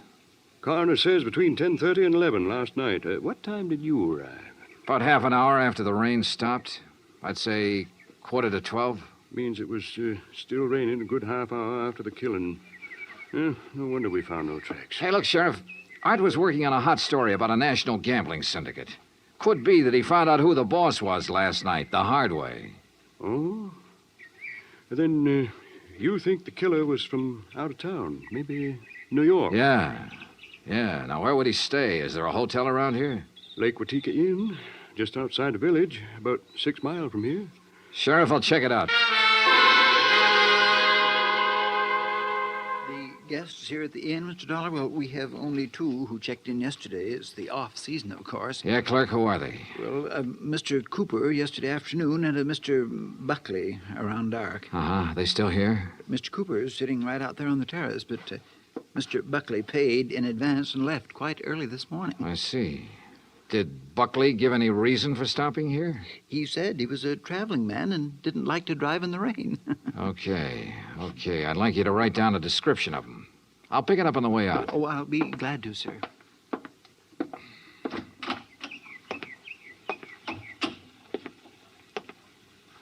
Hi. Oh, good morning. Enjoying the scenery? Yes, immensely. Oh, sit down, won't you? Sure, thanks. My name's Dollar. Mine's Cooper. You just check in? I'll just drop by. I came yesterday. Uh-huh. Pretty up here this time of year. Yes, certainly is. I really enjoy places like this in the off-season. It's a nice change. Too bad the weather hasn't been better, huh? Well, the rainstorm last night? Oh, I enjoyed that, too. You were out in it? Oh, no. No, I enjoyed it the way a storm should be enjoyed. In front of the fireplace in my cottage with a drink and a good book. No, Mr. Dollar, I stayed in last night. And that was that. I picked up the description of the other guest, Buckley, from the clerk and gave it to Sheriff Tompkins, who got out a bulletin on him. Then I drove back to New York City, turned in my rented car, and took a cab. That's item 6, $1.70, to Joan Wesley's apartment. Yes. They notified me this morning about Art's death. I don't know what to say. What is there to say? Good question, Mrs. Wesley. If only he hadn't been so stubborn. If only he'd given up that story about the gambling syndicate or whatever it was. Yeah. You figure somebody in the syndicate killed him? Why, of course. Mrs. Wesley, did you know Art had gone on up to the lodge at Lake Watika? No. Mr. Dollar, I'm rather tired. One more thing. Did you go out last night? No. It was raining. I stayed here in the apartment. All evening? All evening. I see. Well, thanks, Mrs. Wesley. Maybe I was imagining, but it seemed to me Joan Wesley hesitated just a little before telling me she hadn't been out of her apartment last night. And if she had gone to Lake Watika, I checked the basement garage. Her car was clean. Too clean. Item 7, $5 to the garage attendant for some very interesting information. Joan Wesley had ordered her car washed first thing this morning. Why? Because the wheels were covered with mud from last night.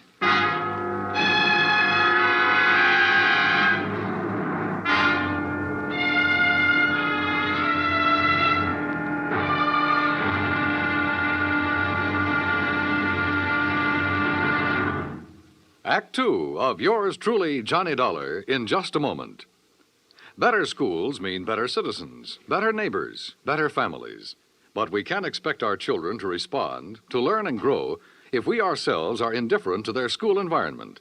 CBS Radio urges that you write to Better Schools, 9 East 40th Street, New York 16, New York, for information about how citizens can spark community action to improve their schools. That address again is Better Schools, 9 East 40th Street, New York 16, New York. Now, Act 2 of yours truly, Johnny Dollar, and the Big Scoop Matter.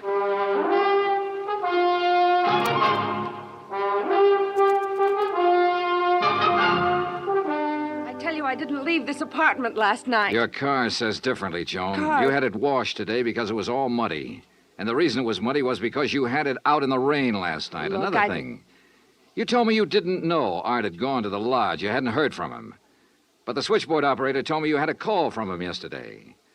Now, why else would he call you except to tell you where he was going? Well, how about it, Joan? All right. Art did call me yesterday and told me he was going to Lake Watika. And how about last night? Yes. I went out, but not to Lake Watika. Art wouldn't give you a divorce. By killing him, you get your freedom and $100,000. I didn't kill Art. I didn't go up there last night. And where did you go? Might as well know. The reason I wanted a divorce from Art was because I'd found someone else. Oh? That's where I went for a few minutes last evening. Why did you lie about the phone call from Art yesterday? I don't know. I was confused. I was afraid it would look bad for me if it came out that I knew Art had gone up there. It doesn't look good for you this way, believe me. Oh, Johnny, I'm telling the truth. Who is this fella you're interested in? I don't see why he Who has is to... he? His name is Ted Nash. Will you have to talk to him? I sure will. And right now. But I was wrong about talking to Ted Nash right now. I called his apartment and got no answer. Item 9, $1.60 cab fare to police headquarters in the office of Detective Lieutenant Rastelli. You figure this guy Nash and Joan Wesley could have killed Art and used the gambling syndicate threat as a cover, huh? It's a possibility, Lieutenant. Well, I'll see what I can find out about Nash. How'd you do at Lake Watika?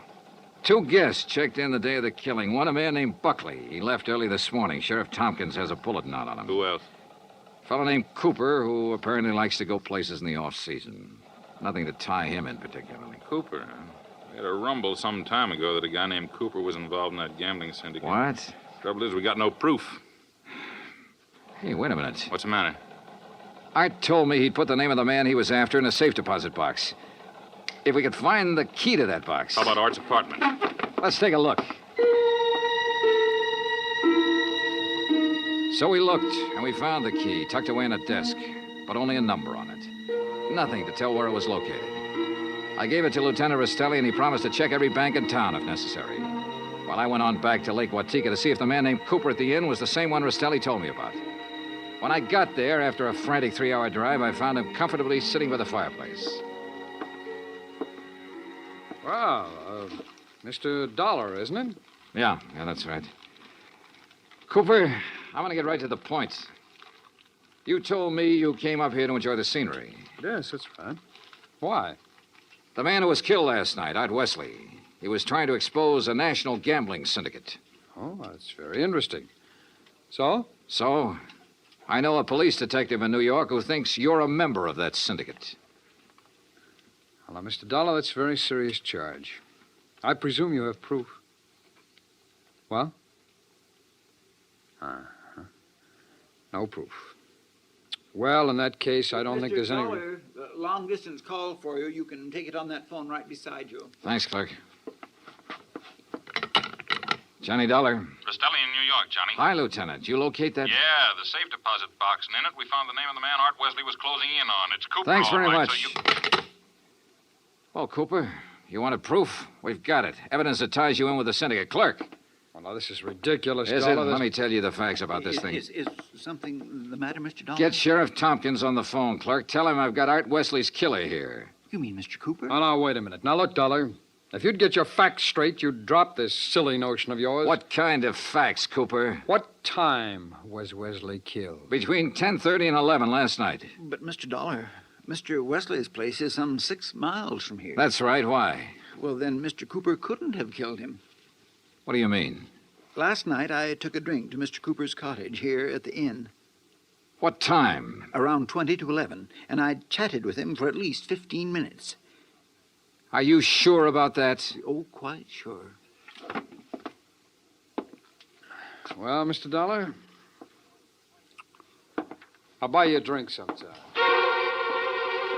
Cooper strolled back to the bar with a satisfied smirk on his face. So the one man who had to be Art's killer couldn't have killed him. I collared the clerk again and had him repeat his story in detail. If you recall, it rained heavily last night, Mr. Dollar. Yes, I drove through it on my way up here. Well, I was making the rounds of the inn, checking windows, things like that, when the house phone rang.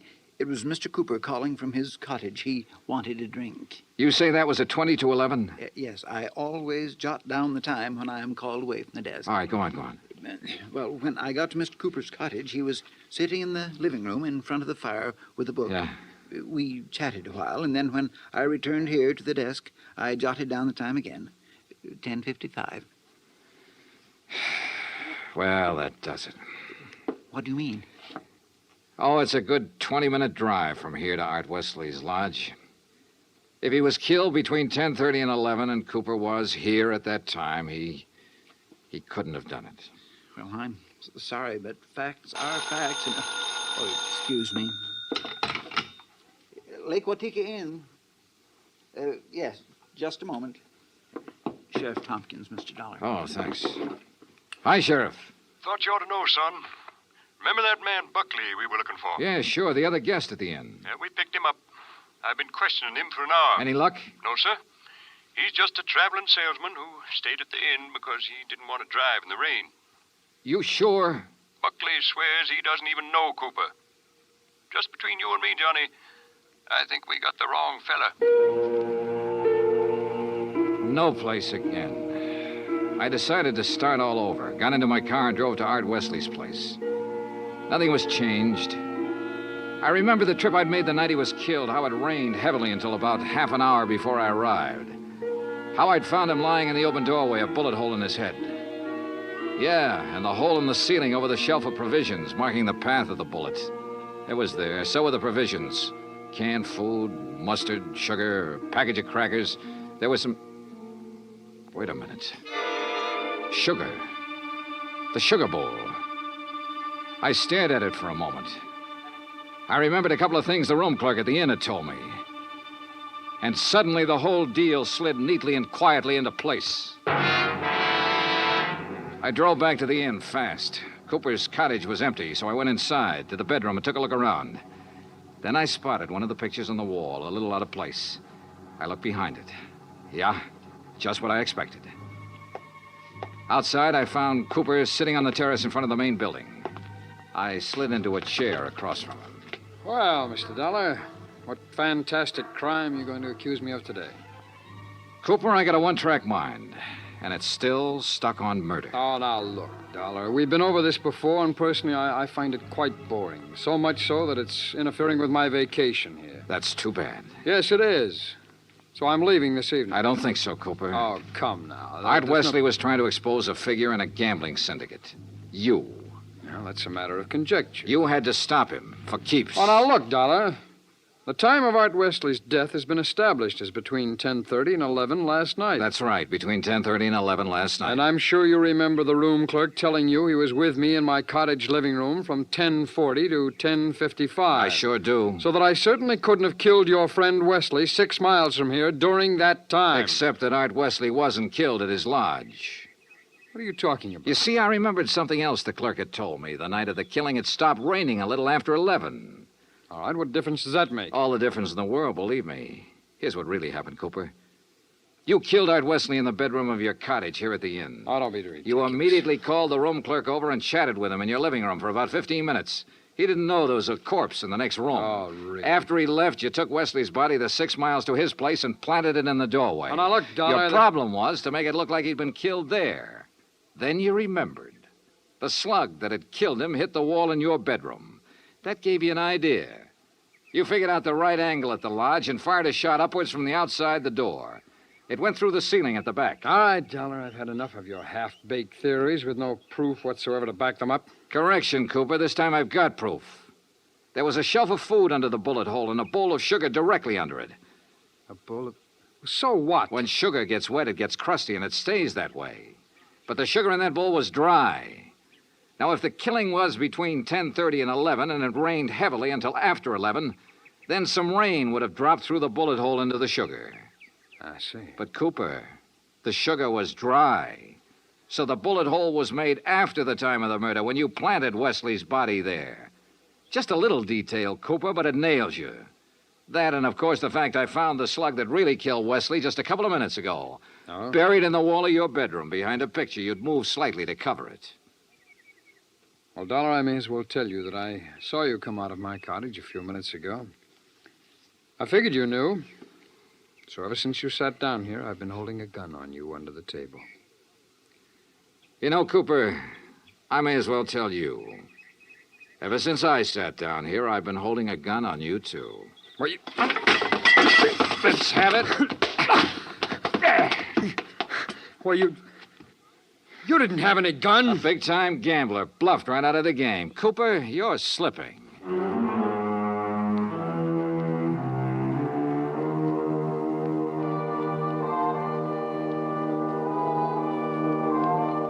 Item 10, $37.50. Transportation and incidentals back to Hartford. Expense account total $187.40. Remarks? Cooper's awaiting trial. About Art Wesley? Well, I guess that sugar bowl was a dead man's revenge. And come to think of it, that revenge was pretty sweet. Yours truly, Johnny Dollar.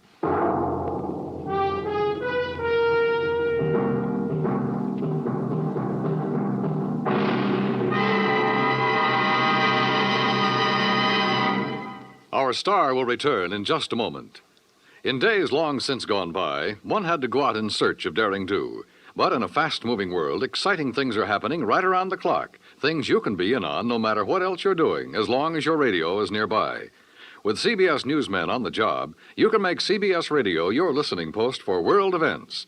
Stay tuned now for 5 minutes of CBS News, to be followed over most of these same stations by the FBI in peace and war. Now, here is our star to tell you about next week's story. Next week, colorful New Orleans, from nightlife in the Latin Quarter to the dismal, deadly swamps. Join us, won't you? Yours truly, Johnny Dollar. Yours truly, Johnny Dollar, starring Bob Bailey, originates in Hollywood. Written by Robert Reif, it is produced and directed by Jack Johnstone. Heard in tonight's cast were Virginia Gregg, Russell Thorson, Barney Phillips, Stacey Harris, Larry Thor, Parley Bear, and Les Tremaine. Musical supervision is by Amerigo Marino. Be sure to join us next week, same time and station, for another exciting story of yours truly, Johnny Dollar. Dan Cubberly speaking.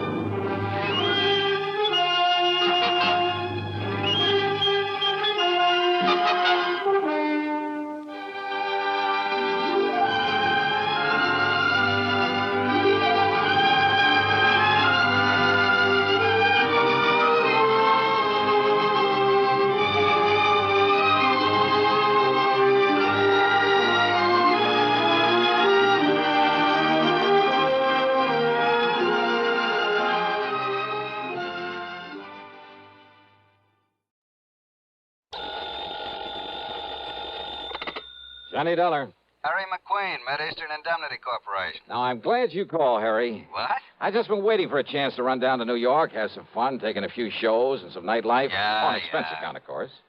Now, look, we'll pay the expense account, but not for a lot of theaters and nightclubs. Spoil sport. Johnny, can you come down here right away? Sure. Good. What's the trouble, Harry? Dan Diamond. Dan Diamond? That's right. Well, nice talking to you. Now, what's that mean?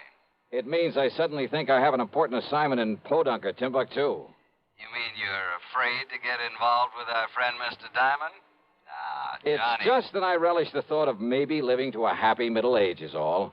Don't you remember what happened on that bank job over in Amityville? Oh, I remember. Not only a bank guard, but a police officer and the investigator from the insurance company. All of them suddenly turned their loving wives into widows. I know. Diamond. So he's still in business, huh? Well, apparently not. And I use that word advisedly. Apparently, he's retired from his career of crime and is growing orchids at his little home in Long Beach, California. Yeah, That is, on the dough from that Amityville job. that is when he's out there. Oh, where is he now? Right here in New York City, and he just happens to have lifted some $75,000 from a small but expensive jewelry store. Then lock him up and throw the key away. I'm afraid it's not that easy. What's more, we want that $75,000 back.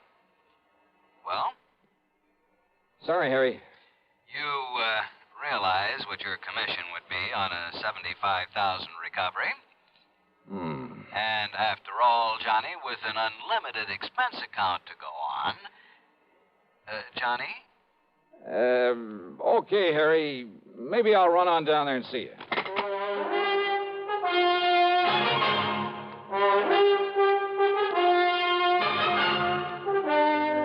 CBS Radio brings you Bob Bailey in the exciting adventures of the man with the action-packed expense account, America's fabulous freelance insurance investigator. Yours truly, Johnny Dollar.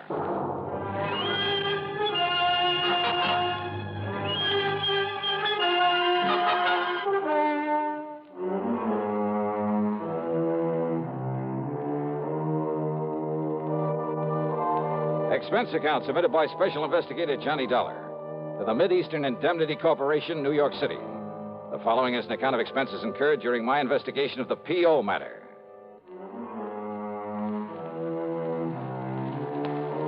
So who wants to tangle with a character like Danny Diamond? But that bait Harry McQueen dangled in front of me was too much to refuse. Expense account item 1,770 for a train to New York and a cab to his office on Park Avenue. Friday afternoon, Johnny, week before last. They were about to send a pile of money over to the bank. And? Diamond simply walked in, put a gun on the man at the vault, made him crawl under a table, and then scooped up the $75,000 and slipped out into the street before the vault man could hit the alarm button.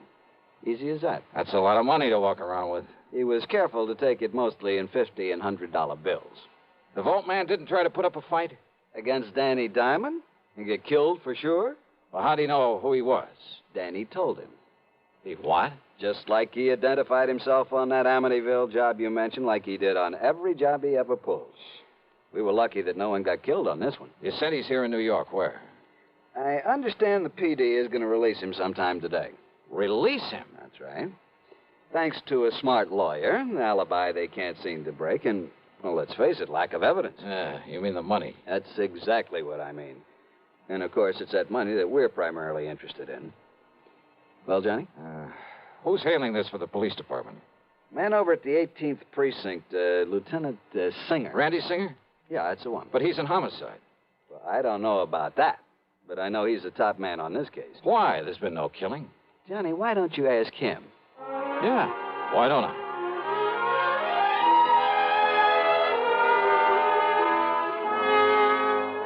Because on nearly every previous job that Dapper Danny pulled, there was a killing.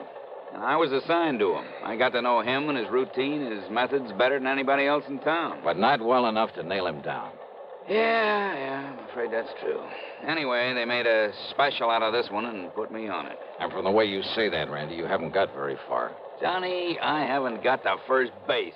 Oh, sure, we locked him up on suspicion, got the DA to really cloud up and rain all over him, but thanks to that smart mouthpiece he hired and an alibi so solid you couldn't smash it with a hydrogen bomb. Plus, no sign of the money. Yeah, that's right. Anyway, they're letting him loose, and he'll go back to California free as a bird and 75 G's to the good.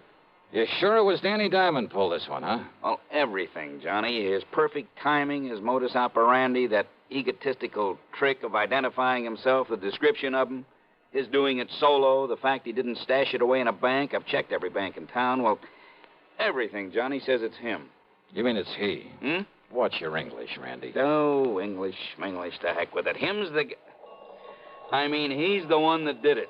But unless we can lay our hands on that $75,000... Have you checked out where he's been staying? What, are you kidding? I went over with a fine-tooth comb. Nothing in his hotel room, his luggage, no little package left in the hotel, save nothing.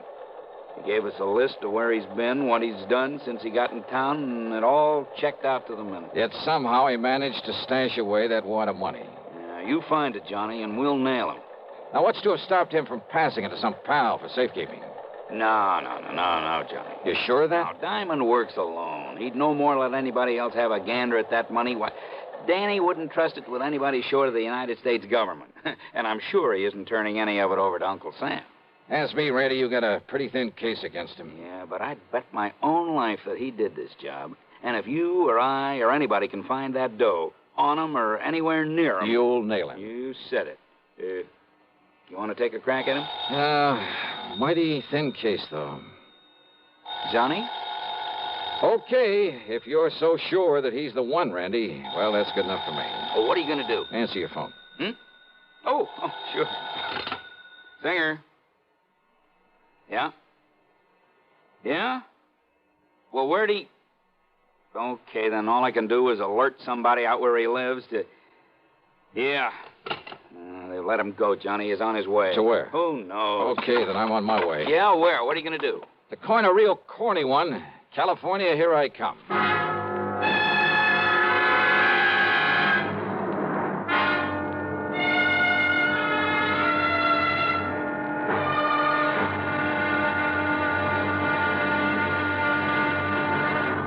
Here's Hollywood star Mona Freeman. Who feels like acting with a miserable cold? I relieve cold distress the fast way, with 4-way cold tablets. Yes, tests of all the leading cold tablets proved 4-way fastest acting.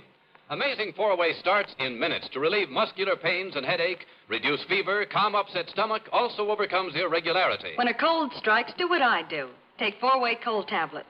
It's the fast way to relieve nasty cold distress and feel better quickly. 4-way, only 29 cents. Now, here's a word about another fine product of Grove Laboratories. To get rid of embarrassing dandruff in 3 minutes, change to Fitch Dandruff Remover Shampoo.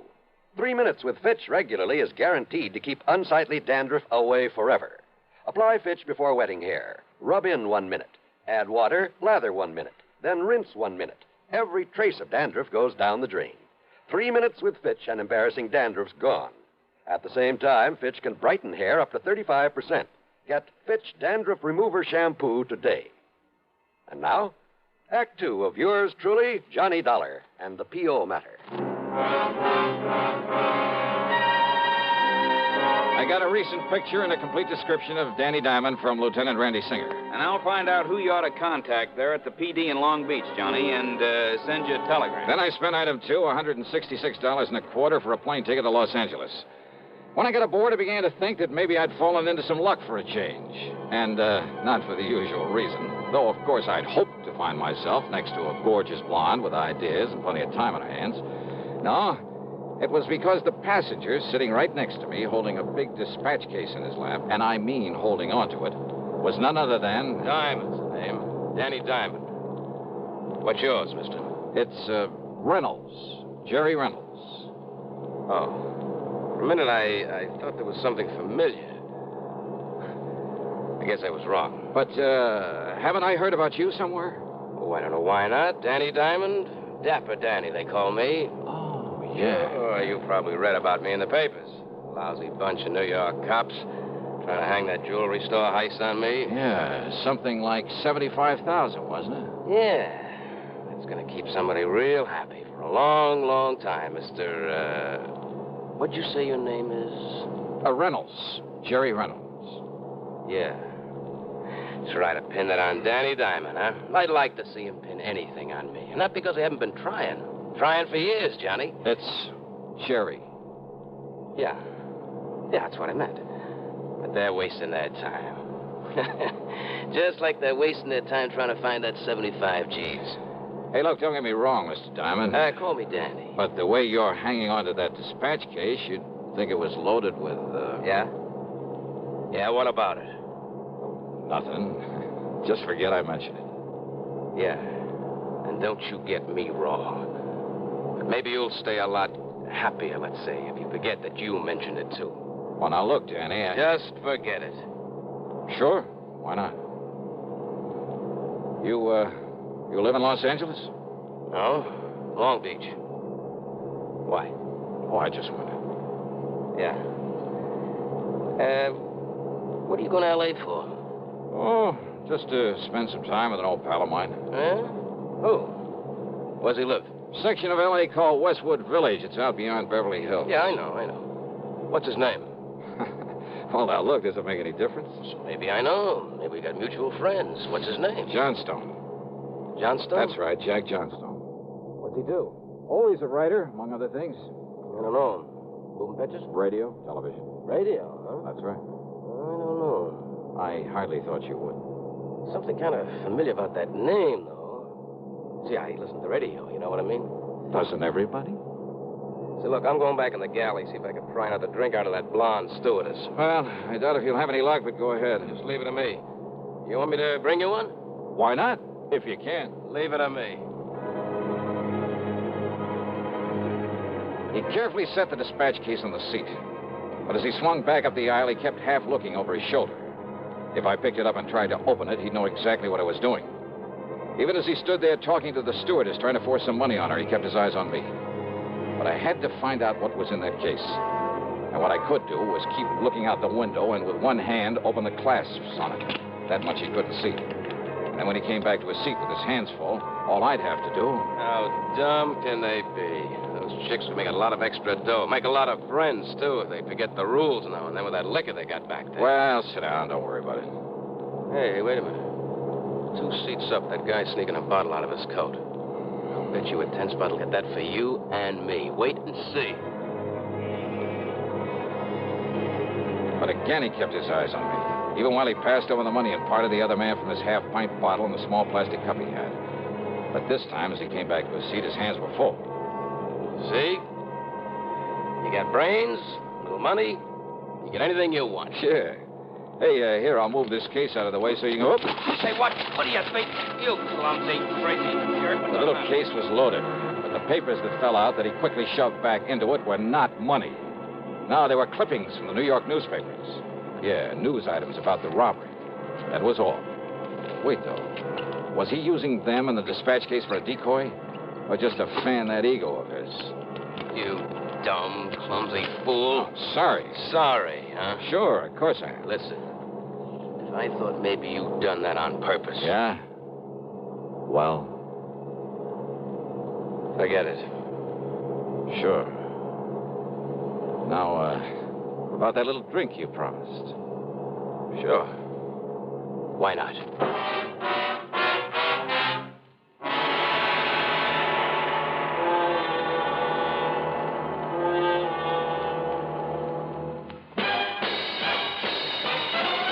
Are you smoking more now, but enjoying it less?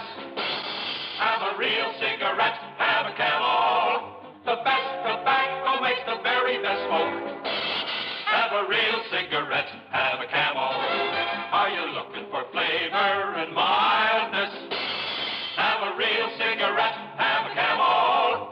The best tobacco makes the very best smoke. Have a real cigarette, a real cigarette, a real cigarette, have a Camel. If you're smoking more today, but enjoying it less, try Camels. The Camel blend of costly Turkish and domestic tobaccos has never been equal for rich flavor, easygoing mildness, real smoking satisfaction every time you light up. The best tobacco makes the best smoke. Have a real cigarette, a real cigarette, a real cigarette, have a Camel. And now, Act 3 of yours truly, Johnny Dollar, and the P.O. matter. There wasn't much conversation with Danny Diamond during the rest of the flight. At L.A. International Airport, after watching him pick up his luggage, I spent item 3, $50 deposit on a rental car, and drove on down to Long Beach, hoping not to see him along the way. I didn't. I got myself a room at the Villa Riviera, then checked with Western Union. Yes, we have, Mr. Dollar. It's from a Lieutenant Randolph Singer, NYPD, whatever that means. New York Police Department. Will you read it to me, please? Yes, sir, I'll be glad to. It says make contact with P.O. P.O.? It says make contact with P.O. Your man is Sergeant Wyman. Oh, I get it. That was a typo. Should have been P.D. The sender must have misspelled it. Oh, sure. But go on, please.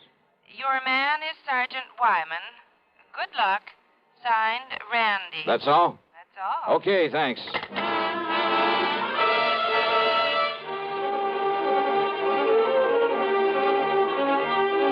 Item 4 was 10 cents for that phone call. Then I wasted no time in getting over to police headquarters into a huddle with Sergeant Raleigh Wyman. Dollar, we know all about Danny Diamond. What he is, where he got his money for that house of his out on Fern Drive and for living it.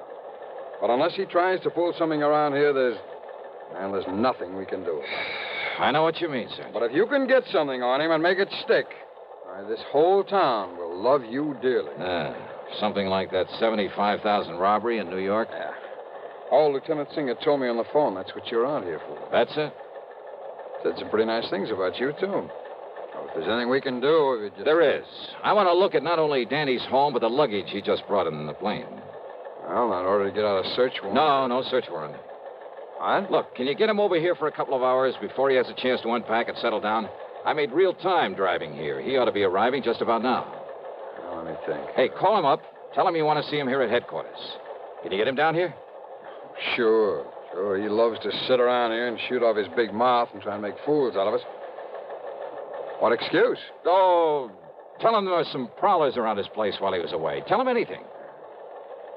Now, look, Dollar, if you're planning what I think and without a search warrant... Sergeant, so far as you know, all I'm going to do after I leave you here is take a nice long walk along the beach. Well, okay? Okay, Dollar.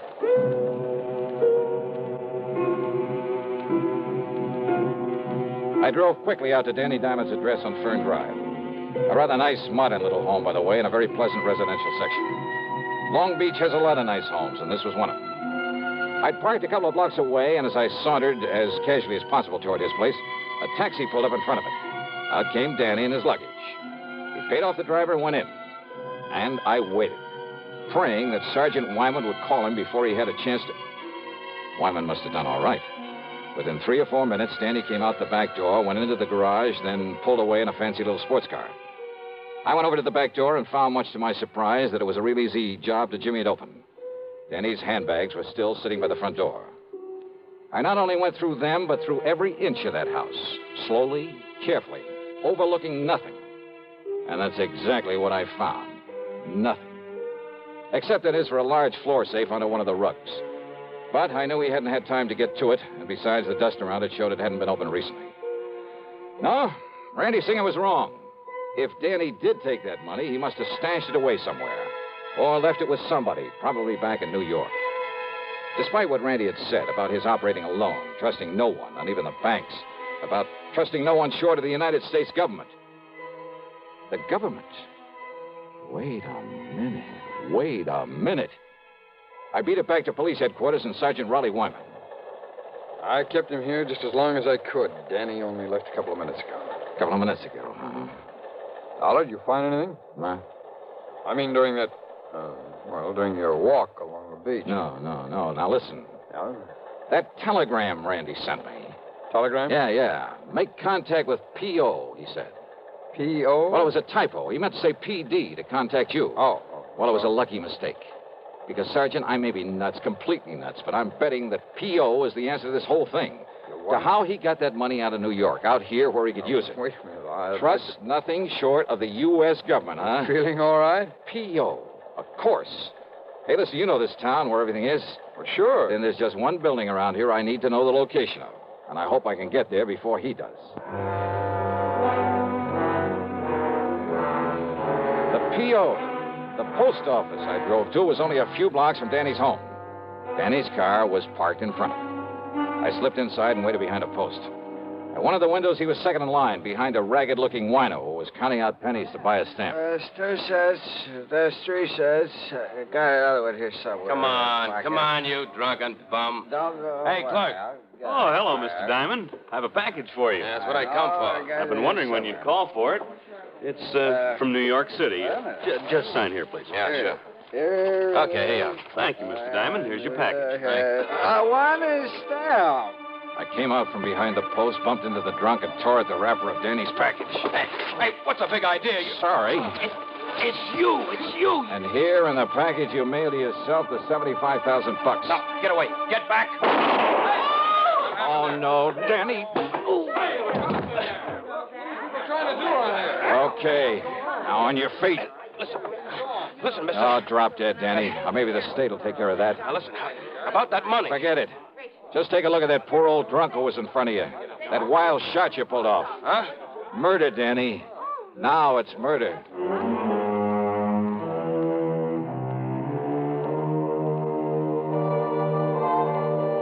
So, from here on in, of course, it's in the hands of the law, the courts. As to credit for solving this one, well, actually, it all goes to a simple typographical error. Funny. Expense account total, including hotel and the trip back to Hartford, $397.70. Yours truly, Johnny Dollar.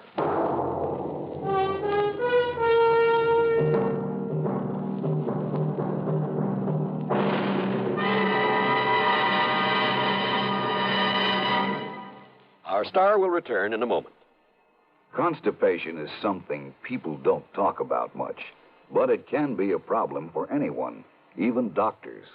And when constipation occurs, it's interesting to see just what doctors consider important about a laxative they might use or recommend. Well, a majority of the doctors we heard from had this to say. A laxative should be effective, gentle, as close to natural acting as possible, and a medicine that can be used with complete confidence. Now, X-Lax has been popular with many doctors and millions of people over the years because pleasant-tasting chocolated X-Lax is effective. Overnight, it helps you toward your normal regularity. X-Lax is gentle. Next morning, it gives you the closest thing to natural action. And that's why many doctors and millions of people use X-Lax with complete confidence. X-Lax, the laxative that helps you toward your normal regularity gently, overnight. Is X-Lax in your medicine cabinet? Now here's our star to tell you about next week's story. Next week, a real wildie, a real strain on my sanity. But I think you'll like it. So join us, won't you? Yours truly, Johnny Dollar.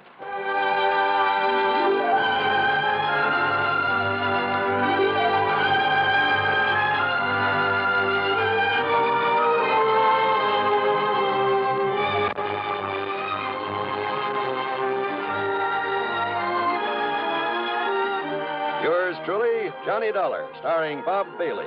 Originates in Hollywood and is written, produced, and directed by Jack Johnstone. Heard in our cast were Virginia Gregg, Harry Bartell, Herb Vigran, James McCallion, Stacey Harris, and Gil Stratton. Be sure to join us next week, same time and station, for another exciting story of yours truly, Johnny Dollar. This is John Wall speaking. Next, a modern mystery classic, Agnes Moorehead's eighth suspense performance of Sorry, Wrong Number on the CBS Radio Network. You are invited to attend Benani Berth's 5th Annual Sports Night, co-sponsored by Gideon Lodge number 140 and the Albany Olympic Committee. Admission is free, so plan to be there starting at 8 p.m. on Thursday, February 18th at Chancellor's Hall, to greet Mr. Olympics himself, the great Jesse Owens, who will be the featured guest of the evening. Other honored guests will be 12 high school seniors who have been each selected by their respective Albany high schools as exemplifying all-around fitness in the American boy and girl. In recognition of their outstanding achievements, Benani Berth will award each of them an Olympic-style jacket and achievement shield, and an annual sports night would not be complete without the presentation of Benani Berth Sports Award. This year's recipient will be Phillips Schuyler High School's popular basketball coach, Larry O'Neill, who is being given the award in recognition of his outstanding work with youth in the city of Albany. These are just a few of the reasons that you don't want to miss Benani Berth's 5th Annual Sports Night on February 18th. Radio 59, WROW, first on the dial, serving Albany, Troy, and Schenectady. From Hollywood, it's time now for... Johnny Dollar. The count's 3-2 and the bases are loaded. And Ted Williams is at bat, huh, McGraw? Oh, Johnny, how'd you know it was me? Oh, just psychic, I guess. What's on your mind, Bert? Fella named Henry Sampson. Ever hear of him? Name's familiar. Well, it should be. He owns about half the newspapers in the South. Which means he isn't exactly struggling for money, huh? Right. In fact, he collects it. Figures. Especially Confederate money. Well, anybody can.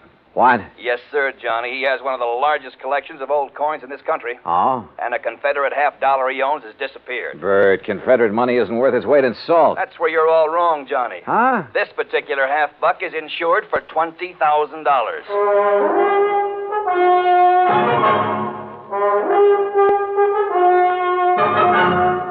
Bob Bailey in the exciting adventures of the man with the action-packed expense account. America's fabulous freelance insurance investigator. Yours truly, Johnny Dollar.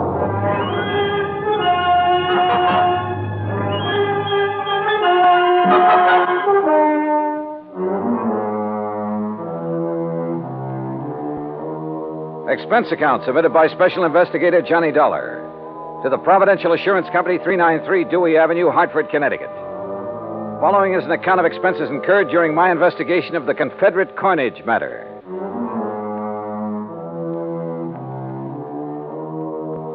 Expense account item 1, $1.20 taxi from my apartment to Bert McGraw's office. He was seated behind a haze of cigar smoke, reading a magazine. Oh, Johnny, come in. Hey, morning, Bert. Sit down. I was just reading about an old teammate of mine. Oh, who's that? Bob Feller. Feller? Yeah, he was a pretty fair country pitcher. Of course, he wasn't in my class. Of course. Yeah. Many's the time I had to help old Bob out of a spot. Yes, sirree, Bob. That boy could get himself into more jams. Well, I remember... I didn't know you played with the Cleveland Indians, Bert. What? Well, I... Blasted cigar. You been reading up on baseball, Johnny? No, but I remember Bob Feller. Who doesn't? In 1940, I saw him pitch a no-hit, no-run game for the Indians. Oh, well, now, wait a minute. You and me, we must be talking about two different fellers. Yes, sir. That's so? Why, sure. This Bob Feller that was my teammate, he played ball for the Apalachicola Alligators. Yes, sir. Good old Bob Feller. Spelled it Faller. Fowler. Yeah. Yeah. Now, Johnny, about this Henry Sampson thing. His secretary called here just before I talked to you. Told me the coin had been stolen. Well, now, what makes that particular coin worth $20,000, Bert? Well, like I said, it's Confederate money, a silver $50, and where it was minted or something. That's what does it, I guess. Where was it minted? New Orleans. Now, during the whole time of the Civil War, that mint only turned out 4 $50. How come? Well, how should I know? I'm only going by what's on Sampson's original policy application.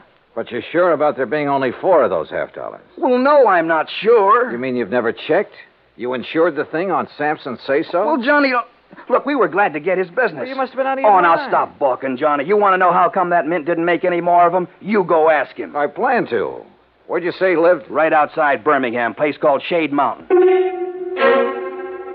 Expense account item 2, $107, air transportation, Hartford to Birmingham, Alabama. I claimed my luggage and was about to step into a cab when I was approached by a man of about 30, crew cut, Brooks Brothers suit. Mr. Dollar? Yeah, that's right. My name is Kopek, Michael Kopek. I'm Mr. Sampson's secretary. Oh, yeah. Your Mr. McGraw was good enough to tell me the time of your arrival. Are you all ready to go to Zora? Zora? According to the Bible, it was the village of Sampson. Oh, yes. Only I'd like to check into a hotel and freshen up a bit first. That is, if you don't mind. Mr. Sampson would mind, sir. But look, I've been aboard He instructed me to assign you a room in the guest house. I'm sure you will find it more than comfortable, Mr. Dollar. This way, please.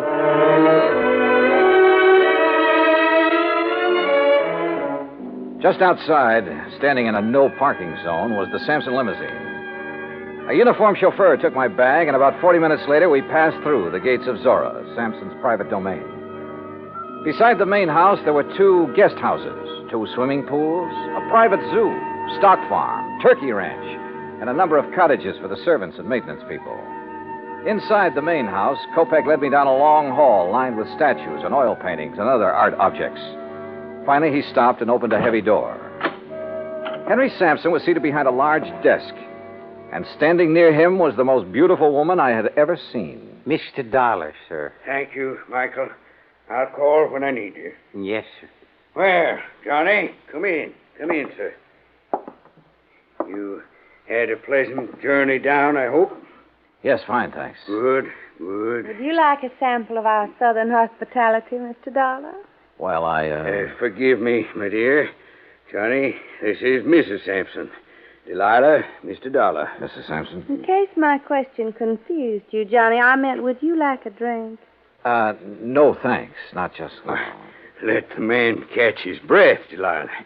Now, Johnny, let me get on my feet.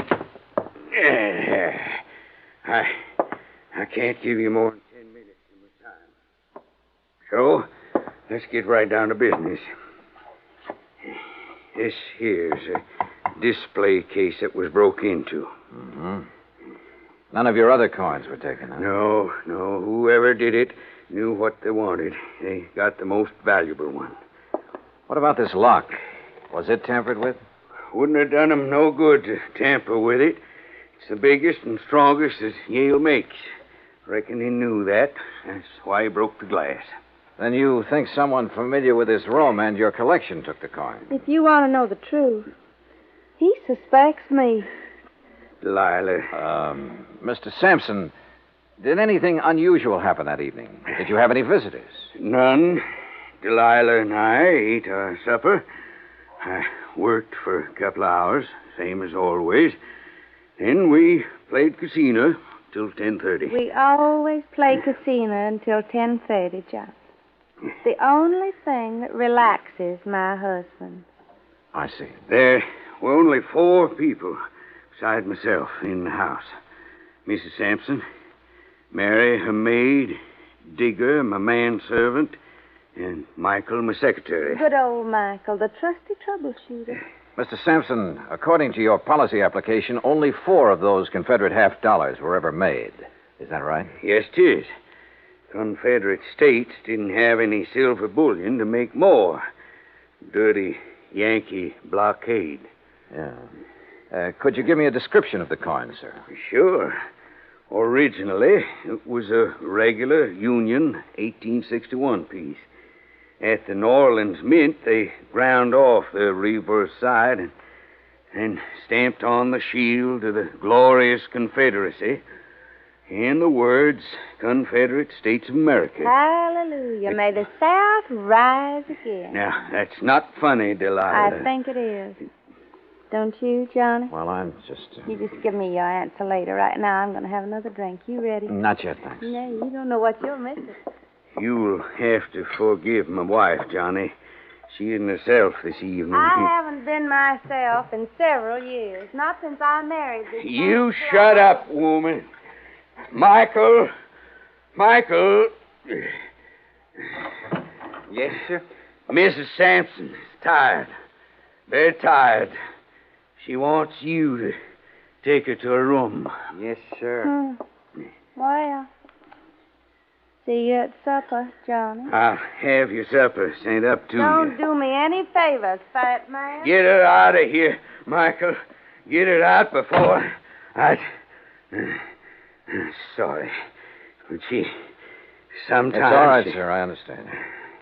Do you? Good. Good man. Now then. Oh, that's better. Now, about the coin. President Jefferson Davis gave it to my great-grandpappy for his service to the cause. Are you sure of its value? Sure it's worth $20,000? Why, shoot, boy. My grandpappy turned down 10,000 for it back in 1879. The way things are now, it's got to be worth 4 times that. Well, what's the matter? Don't you believe me? I didn't say that. Well, then what are you looking at me so suspicious for? Well, Mr. Sampson, I have a hunch you're holding out on me. Johnny, you're getting paid money to find the person that took it. Now, you earn your pay. I'll try to. Only I'd appreciate some help. I'll give you help. In fact, already have. Like how? Like the gates to Zora. I've kept them locked ever since it happened. And until you find that coin, nobody leaves here. Those gates stay closed.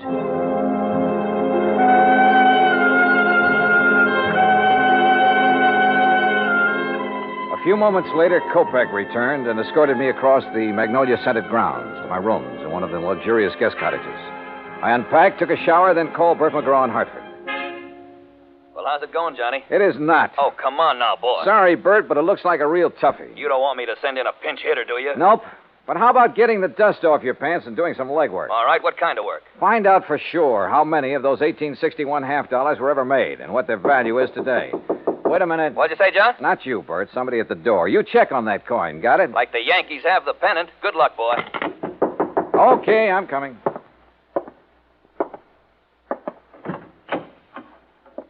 Yeah? Mr. Dar, Yeah, that's right. I'm Mary Williams, Miss Sampson's maid. And I'm Digger. Everybody just calls me Old Digger. He's Mr. Sampson's man. We snuck off and come over here to see you. Oh, well, come in, please. Thank you, sir. Oh, yes. Thank you. Sure hope nobody saw us come in here. Well, what's this all about, Mary? Mr. Dollar, being an insurance investigator, you work for a company instead of the police, is that it? Yes, the company I'm working for now is in Hartford, Connecticut. Way up north. Oh, that's good. Mr. Dollar, Digger here, he's just scared to death. Scared of what? If you'd be here a while, you'd know. Guys, you sure would. Well, can't you tell me? Mr. Sampson's got a big place here. He needs lots of folks to keep it up for him, and he gets them cheap from the prisons. What? Yes, sir. Somebody finds out who's going out on parole. The next thing a man knows, instead of being all the way free, he's here, working for Mr. Sampson. Yes, sir. And if he don't like it, Mr. Sampson has him sent back. Oh, come on now. Look, this is 1957. Things like that just don't happen anymore. Tell him, Digger. Well, Mr. Dollar, sir, I don't want to go back to that place. No, sir. I don't ever want to go back. Oh, it's all right, Digger. Mr. Dollar, we wouldn't have bothered you at all, except that Digger and me, that is, we want to get married. That's right, yes. But if he's sent back to prison, well, he's already spent 15 years there. And you're afraid that Mr. Sampson is going to send him back? Yes, sir. Mr. Sampson or somebody else around here. But why? Well, come on. One of you say something. Well, sir, I ain't going to tell you, nobody else, Mr. Dollar. No, sir. I won't tell no matter what they do to me. I won't tell unless you give me your word. Unless you promise me. Promise you what? That you won't let Mr. Sampson or nobody send me back. You give me your word on the Bible. I'll tell. Yes. Well, come on. Tell me what? Well, sir, Mr. Dollar, Digger knows who took that $50 piece.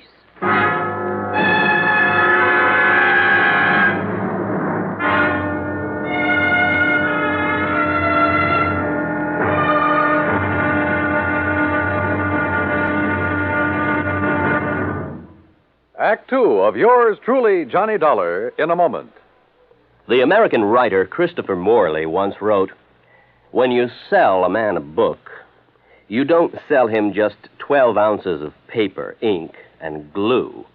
You sell him a whole new way of life," unquote. Now, that goes double when you give, not sell, a book. But the gift of 550 books to little children increases the legacy tenfold. Near the end of 1960, the employees of the Chase Manhattan Bank started a people-to-people program with such a gift to school children of a town in Tanganyika. That's on the southeast coast of Africa. And to give you an idea how the books were received by the children, let me first quote from Francis Bacon. He's an English writer of a few centuries back. He said, "Some books are to be tasted, others to be swallowed, and some few to be chewed and digested." In the past, children in Tanganyika may have done a little tasting and chewing and a little swallowing and digesting. But there's one certain thing. They wound up devouring the books they received from the United States. And they did so much of it that they, the ones in high school anyway, were able to reach the level of English children their age and pass the exams at the same time. That takes a lot of book learning, as they say.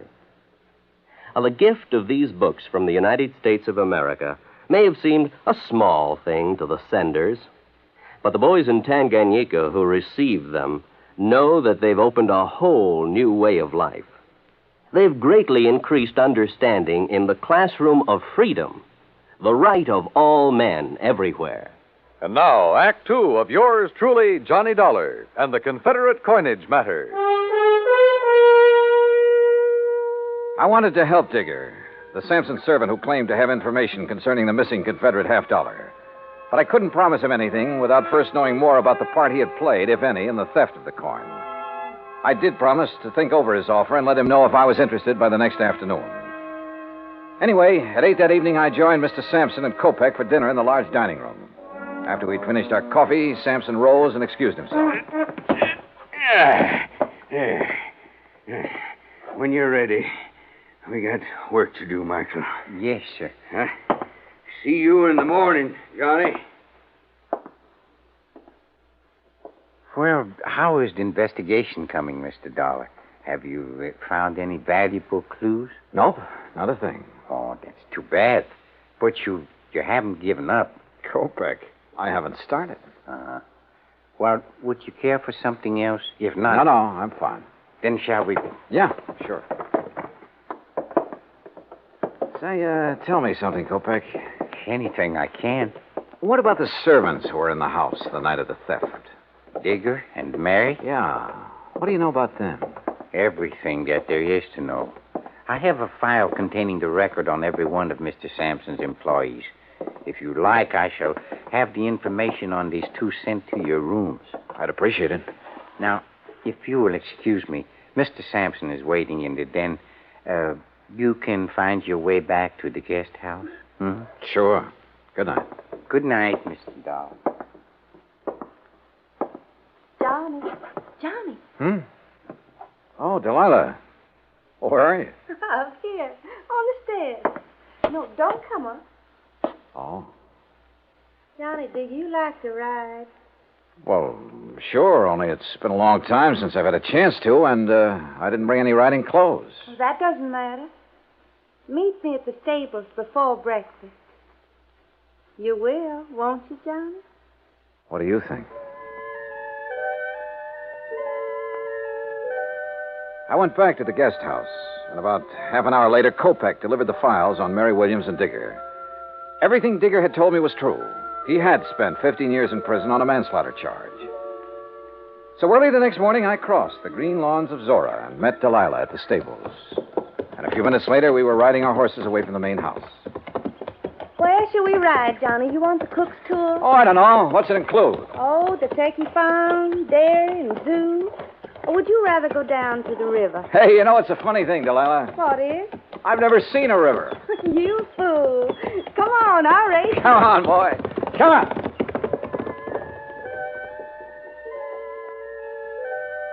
Finally, when we reached the river, we dismounted. And she just stood there for a long moment, looking down into the water. Well? I guess I'm just reaching for something I can't have. Yes. Do you understand, John? Why did you marry him, Delilah? His money. Only I was fooled. Or made a fool of. How do you mean? Well, he's a collector, Johnny. Of coins and paintings and people. Well, hadn't you noticed? I'm just another one of his possessions with all the rights and privileges of a statue. And you know why Sampson married me? Because my parents named me Delilah. Well, why don't you leave him? Oh, I'd need money, a lot of it. And I thought I was going to get some. But now? Maybe I'll get another chance. And when I do, Johnny, you keep in touch. Huh? We rode on back, had breakfast, and I returned to my rooms in the guest cottage. Around 11 o'clock, I picked up the phone and called Bert McGraw again. Johnny, about time you called. Yeah, what'd you find out, Bert? Enough to know that I'm in trouble, and you got to get me out of it. Trouble? What kind of trouble? That Confederate $50. Do you know what it's worth? $5,000. What? But you insured it for 20. I know it, but look, Johnny, it wasn't all my fault. I mean, well, how did Sampson know about the dies? What dies? The dies a man named Scott made 500 of those $50 from back in 1879. That's what lowered the price of the original $50. You mean there are 500 of those $50 in existence instead of 4? 504. The 4 original ones made in 1861, the rest were made later. Well, looks like you're out 20 grand, Bert. Oh, don't say that. Unless. Yeah? Unless you're willing to let me try something down here. Anything, Johnny boy, anything. Even if it costs $5 grand? Well, you know what'll happen to me if the company has to take a loss of $20,000 for something worth only $5. Johnny, please, go ahead. Thanks, pal. I'll call you later.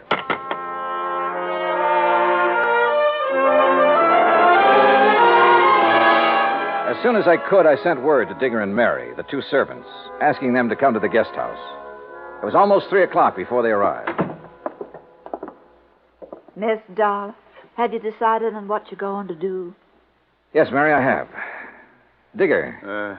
Yes, sir? I can't promise that you won't be sent back to prison. Well, then I ain't going to tell you nothing. Now, wait. Dollar, sir. Let me finish. But I can promise that I'll do everything possible to help you. Well, sir, I have to ask Miss Mary. You know, she's the one talked me into coming to you in the first place. I did it soon as he told me what he'd done. I didn't know about it till afterward, Mr. Dahl. All right. Just what did he do, Mary? Well, it wasn't his fault. He just had to break into that case and take that $50. Yes, sir, that's right. I had to. Why? Because she said that she'd tell Mr. Sampson something real bad about me. Something that'd cause him to send me back to prison. She? Mrs. Sampson? Yes, sir. That's the truth, Mr. Dollar. I swear it. All right, Digger, go on. What happened after you took the coin? Well, sir, it all went like she said it would. I got hold of the $50 and ran on down to the river. Late that night, I was on my way back to where I was supposed to meet Miss Sampson and give it to her. Well, sir, then I tripped over something and doggone if I didn't lose it. Oh, wait a minute. Come on now, Digger. You don't expect me to believe that? But it's the truth. Yes, sir. I had it in my hand, and when I fell, it flew out. And you can't find it? No, sir. No, sir. And I looked and looked. There's a good reason why he can't find it, Mr. Dahl. Oh? Yes, sir. And you come with us. We'll show you. They showed me, and I had to agree there was a good reason. I told Kopek I wanted to see Mr. Sampson. While I was waiting for him, Delilah came down the stairs from her room. Johnny, I saw Digger take your suitcase out to the car. You aren't leaving. I will be in a few minutes. Well, Johnny, have you found the coin? No, not quite. But I know where it is. And I know how it got there. You do? Why did you do it, Delilah? Why did you make him do it? You ought to know by now, Johnny. I did it for the same reason I've done everything else in my life, for money. I thought I could use the money to get away from here. What'll you do now? I don't know. It's up to him. You do have to tell him, don't you? Yes, Delilah. I'm afraid I do. There's no other way. I mean, well, couldn't you say one of the servants? No, Delilah, don't you say it either. Okay, Johnny. See you around, huh? Sure. See you around.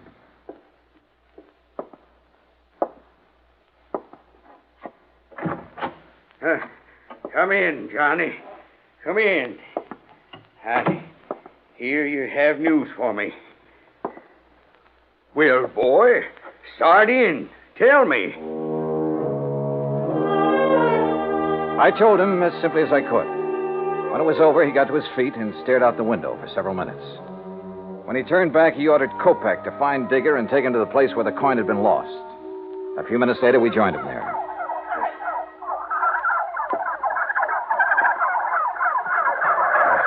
I can't believe it.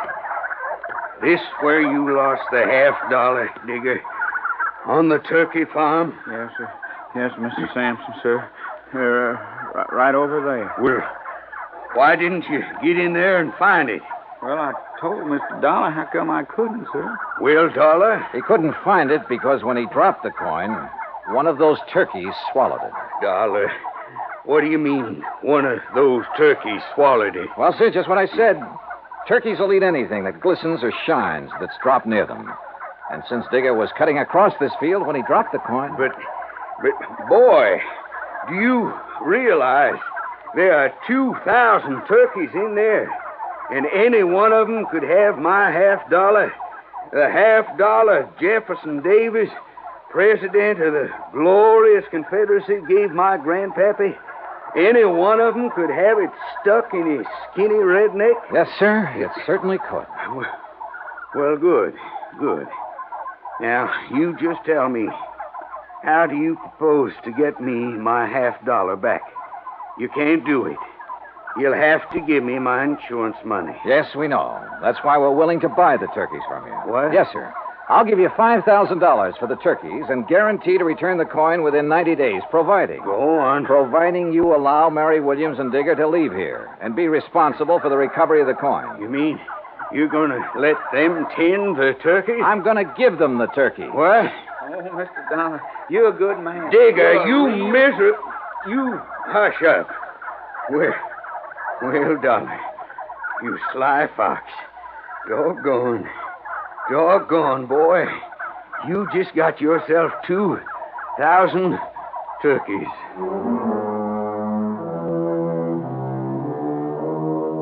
A couple of weeks after I left Birmingham, I received a letter from Mr. and Mrs. Digger telling me that they'd found the coin in the craw of the bird they'd killed for their first Sunday dinner together.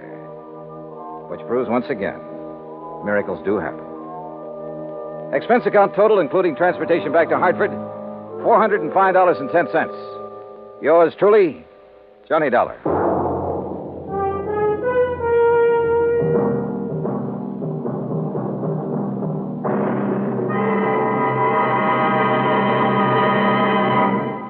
Now, here's our star to tell you about next week's story. Next week, the story of a tragedy that befell a sweet old widow and the very surprising results.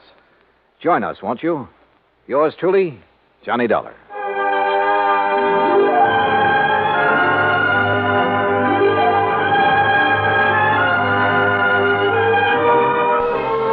Yours truly, Johnny Dollar, starring Bob Bailey, originates in Hollywood. Written by Charles B. Smith, it is produced and directed by Jack Johnstone.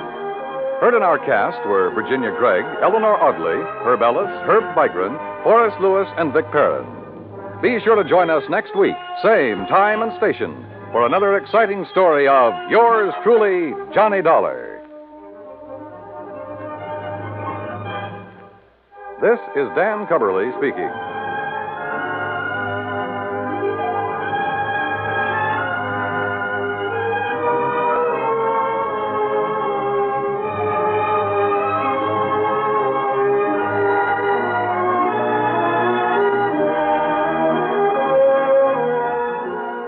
This is the United States Armed Forces Radio and Television Service.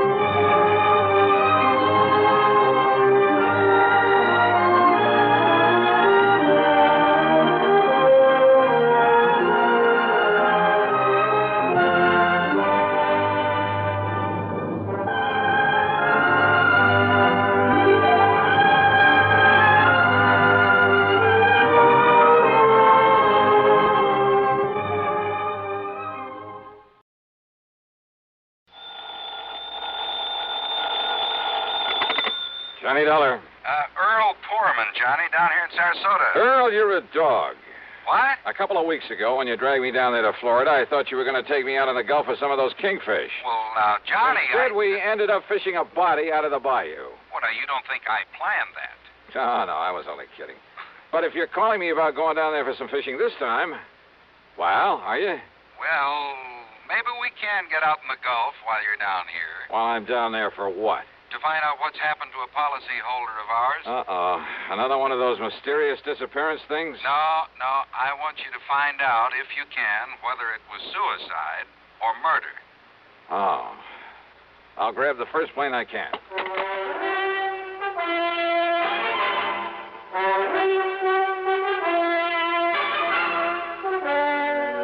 CBS Radio brings you Bob Bailey in the exciting adventures of the man with the action-packed expense account, America's fabulous freelance insurance investigator. Yours truly, Johnny Dollar.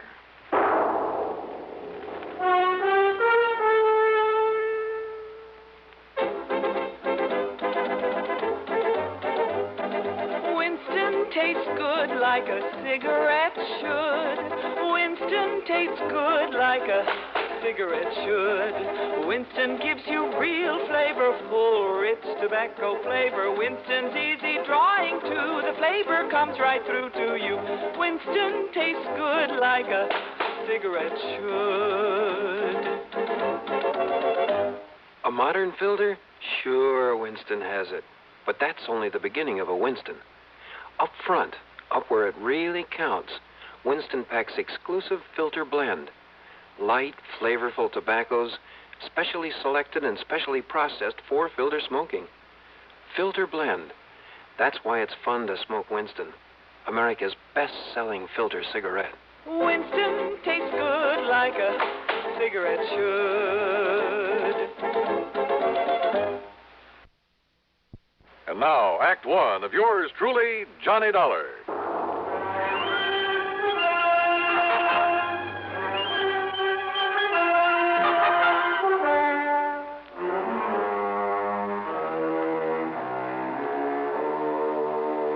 Expense account submitted by Special Investigator Johnny Dollar to the Sarasota, Florida office of Tri-State Life and Casualty Insurance Company. Following is an account of expenses incurred during my investigation of the fancy Bridgework matter.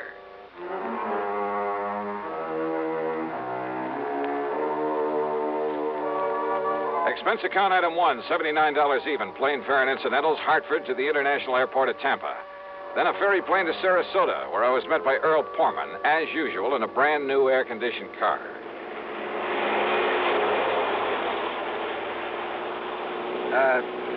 You know something, Johnny?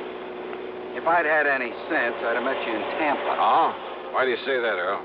Well, because this murder, if it really was a murder, occurred on the Sunshine Skyway Bridge, about 28 or 29 miles north of town. Yeah, I wondered why we were heading north on the Tamiami Trail.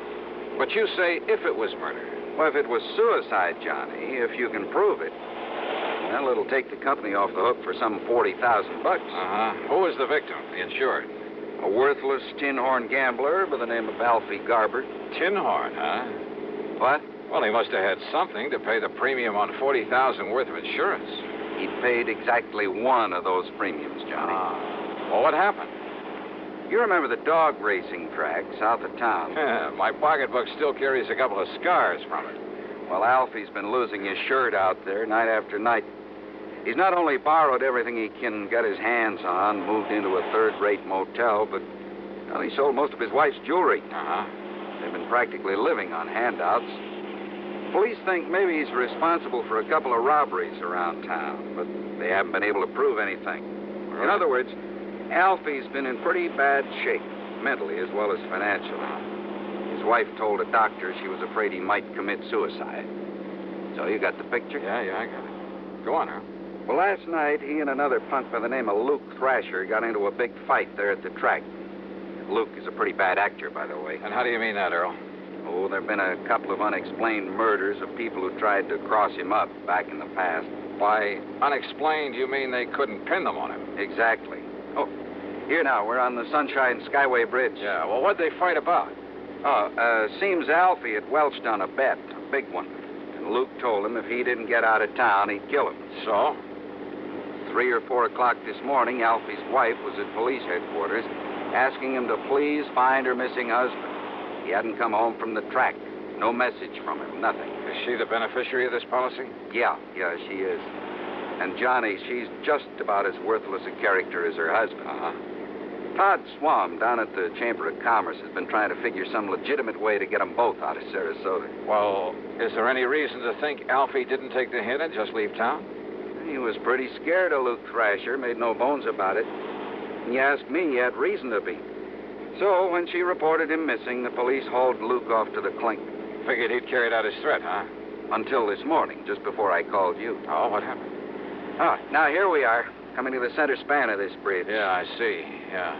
Well, look, what made the police change their mind? Highest span of any bridge in the state, Johnny. So I've heard. But, look, you didn't answer my question. Bridge is 15 miles long and over 100 feet high up there. Yeah, I see that. Several suicides off this thing, Well, Johnny. what has that got to do with Alfie Garber? You see the police car parked just ahead? Wow. Reason they're looking things over is because that car in front of theirs is Alfie Garber's, right where he left it. And they figure he took the jump.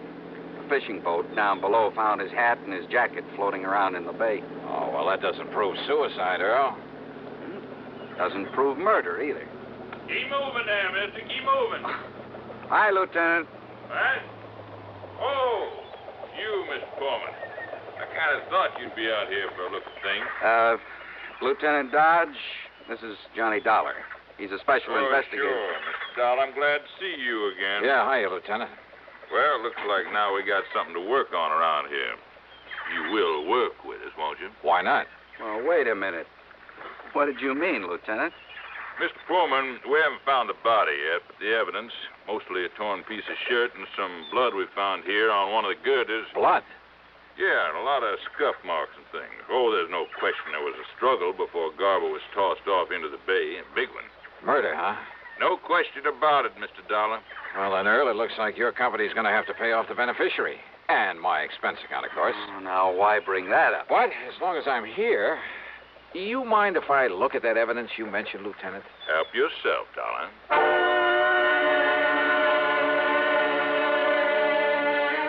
So I did. The marks of a struggle, the patches of blood on the girder, even the hat and the coat that had been recovered from the body. And I was inclined to agree with Lieutenant Dodge. That is until... Huh? What is it? Wait a minute. Let me see this jacket again. Well, it's just an ordinary old tweed jacket, Dollar, and it's his all right. I checked it out with his wife. Yeah? Is she all broken up about him? Oh, not particularly. Luke Thrasher died, she might have been. I see. No bullet holes or tears in this thing. Well, so he must have taken it off before the struggle. But, what about this? What? Oh, why, that's just a feather from one of those seagulls that are flying around here all the time. Is it? Well, isn't it? Or is it a clue that Alfie Garber wasn't murdered after all? Huh? Yeah. Give a thought to that, Lieutenant. Now, just a minute, darling.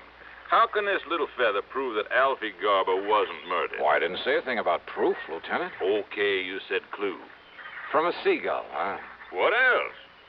Well, what's the difference? Yes, what are you getting at, Johnny? Hey, Earl, does old Doc Crutcher still live up the street from you? Still does. Why? Now, wait a minute, Dollar. Yes, Lieutenant. You're going to work with me on this, huh? Absolutely. Then you mind telling me why this feather's got you all excited? Well, I'm not exactly sure yet. You mind if I scrape a little of the blood off this girder? I sure do. That blood will be wanted for identification, for comparison. You mean if you find Garber's body? We'll find it, all right. We have to drag the whole bay. Good luck. Now, Dollar... Hey, swing us around, Earl, and head us back to Sarasota. Come on, swing us around.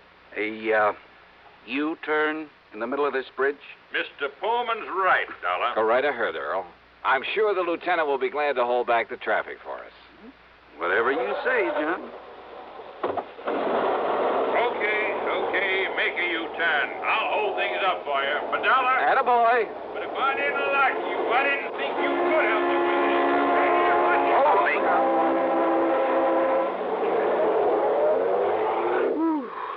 I thought he was going to hold up traffic for us. Yeah. Well, if he isn't any better at solving murders, he is going to need help on this case. Huh? Well, I thought you didn't think it was murder. Of course, it's only a hunch, Earl. Because of that silly little feather you found? But if that came from a seagull, I'll eat my shirt. Look, will you please tell me what you're up to? After Dr. Crutcher looks over this sample of blood the lieutenant so kindly provided. Drive on, Earl.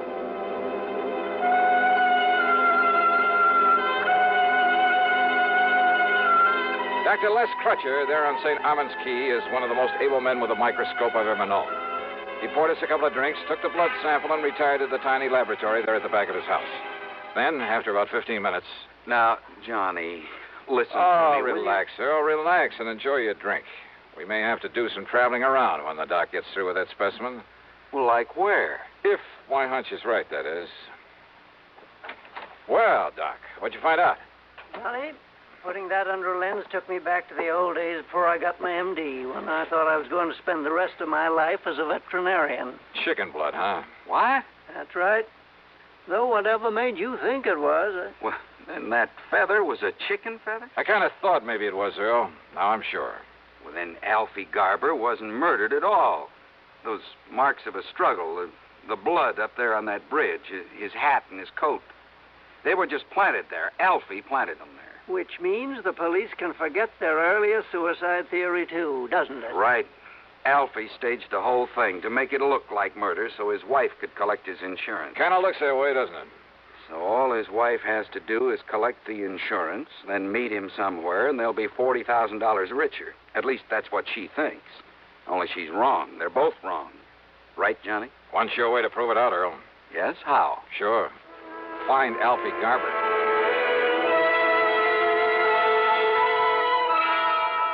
Sure. Easy, Lieutenant. Just find Alfie Garber. So we're right back where we started from. Yep. Only trouble is that by now he could be 1,000 miles away. Well, at least it takes that insurance company of yours off the hook. Yeah, I guess so. Kind of lets Luke Thrasher off the hook, too. Means his alibi really was airtight. His alibi? Yeah, Luke had witnesses to prove he was here in town at the time Alfie's car was left up on that bridge. Oh, I see. So I'd better arrange for Luke's release, I guess. Only hope he doesn't make trouble over being locked up. Well, now, those kinds seldom do, Lieutenant. They're usually smart enough to try to keep peace with you boys. He's a smart one, all right. Maybe if I butter him up a bit. Hey, look. I borrowed one of Earl Pullman's cars. When you let Luke Thrasher out, tell him there's a car and chauffeur waiting to take him anywhere he wants to go. Okay, Johnny. Thanks. As I drove Luke to his little motel out south of town near the track, I hoped he might come up with some kind of a lead on Alfie Garber. After all, he followed the same route year after year, made the same contacts. But I didn't get much help from him. Quite the contrary. Dollar, if I knew where to look for that punk, I might go after him myself. Oh? Why, Luke? I could kill that cheap little Welshie. Only, what's your interest in him? His attempt to defraud an insurance company? Oh. Slow down. Sure. What are you, anyway? I'm a special investigator for the insurance Stop company. the car, Dollar. What? I said stop the car. What's the matter, Luke? Private investigator, huh? That's right. That means you're a cop, and me, I don't like cops, public, private, any kind. So keep away from me, Dollar, if you want to stay healthy. Oh? Yeah. Listen, Dollar. I'm listening. You ever hear that maybe I killed a couple of guys one time and got away with it? I heard. What about it, Luke? Just remember that, Dollar. Just remember that. Act two of yours truly, Johnny Dollar, in a moment. Meet star Stuart Irwin. Nothing's worse for an actor than a nasty cold. To feel better quickly, I take wonderful four-way cold tablets, the fast way to relieve cold distress. Right. Tests of all the leading cold tablets proved four-way fastest acting. Four-way starts in minutes to relieve muscular pains, headache, reduce fever, calm upset stomach, also overcomes irregularity. Take my advice. For your next cold, take four-way cold tablets, the fast way to relieve those cold miseries. Four-way, only 29 cents. Now, here's a word about another fine product of Grove Laboratories. To get rid of embarrassing dandruff in 3 minutes, change to Fitch Dandruff Remover Shampoo. 3 minutes with Fitch regularly is guaranteed to keep unsightly dandruff away forever. Apply Fitch before wetting hair, rub in 1 minute. Add water, lather 1 minute. Then rinse 1 minute. Every trace of dandruff goes down the drain. 3 minutes with Fitch and embarrassing dandruff's gone.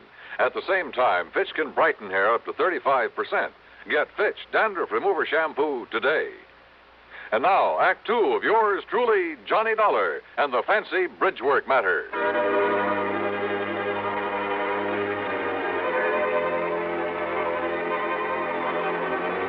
Hunches. Sometimes my salvation, sometimes the bane of my existence.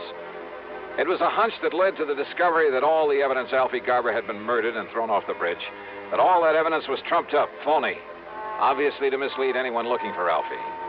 And now I had a couple of hunches about Luke Thrasher.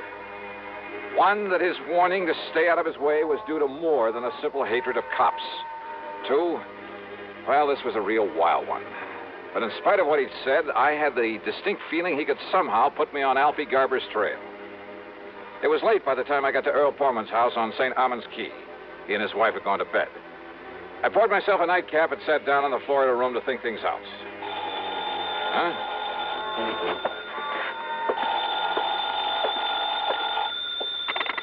Hello? Earl, is Johnny Dollar there with you? Who's that? Oh, Johnny? Yeah.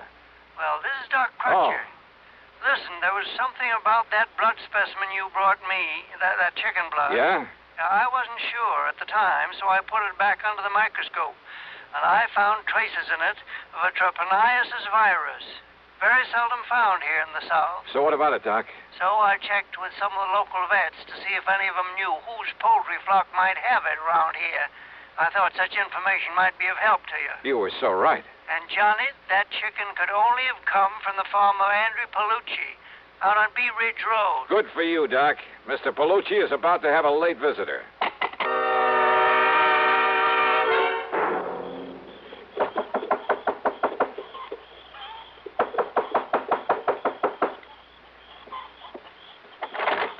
Yeah. What do you want? Don't you know what time it is? Yeah, and I'm sorry to get you out of bed. Oh, sure. Look, my name is Johnny Dollar. I want to know if a man named Alfie Garber bought a chicken from you yesterday. Huh? You waking me up in the middle of the night and tell me, did he? No, he didn't. No, it was his wife. She bought the chicken. Oh, his wife? That's right. Her and that man, What man? That'll Luke. That's all right, Luke. So what's your business you come around this way? Just don't worry about that. Don't worry, huh? You get me out of bed, you wake my chicken. Hey, look, I said I'm sorry. Oh, sure, wiser guy. Now, wait a minute. What do you I get ought to so... report you to the cops. You come around this way. Well, why don't you do just that? Good night, Mr. Palucci. You think I wouldn't? You wiser guy?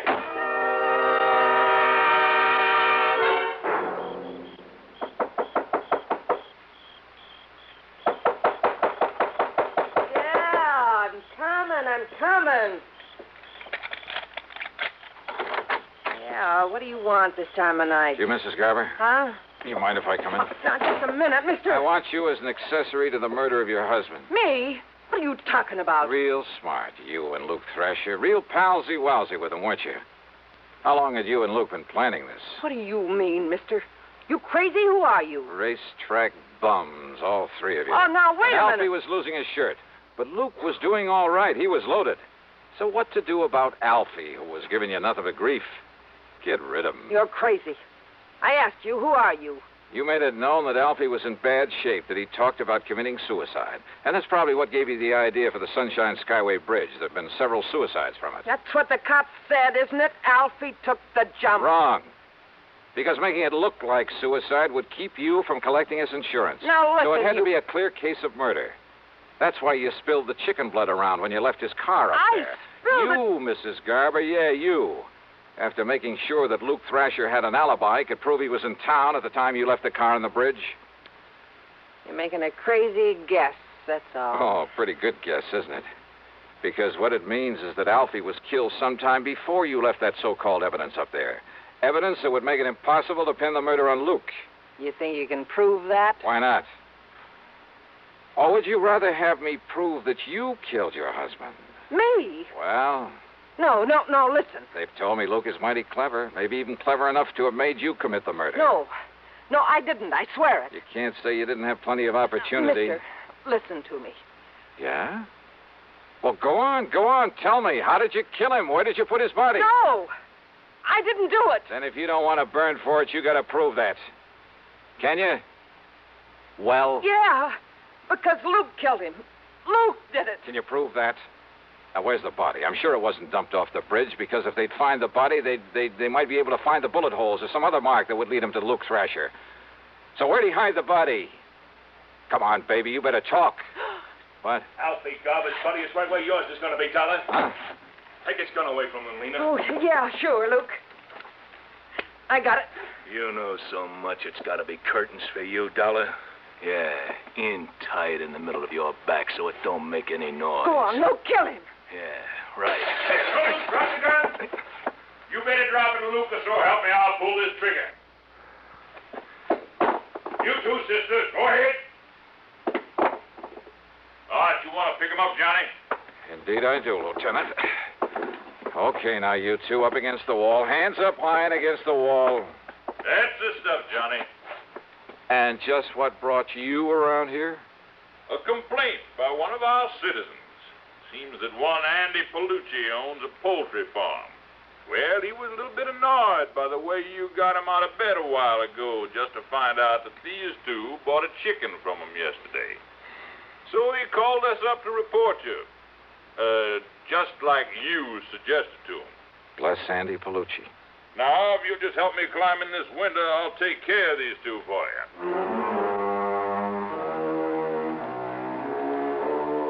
Luke Thrasher, in spite of all the pressure they put on him, still refused to talk. So it was Lena Garber who finally broke down and told the police where they could dig up Alfie's body. And yeah, the bullets in him came from the gun that Luke had held on me. So it's up to the courts. Expense account total, including the trip back to Hartford? Well, call it $200. And you know something? I finally managed to get in some of that real great fishing in the Gulf with Earl Porman. Really great. Yours truly, Johnny Dollar.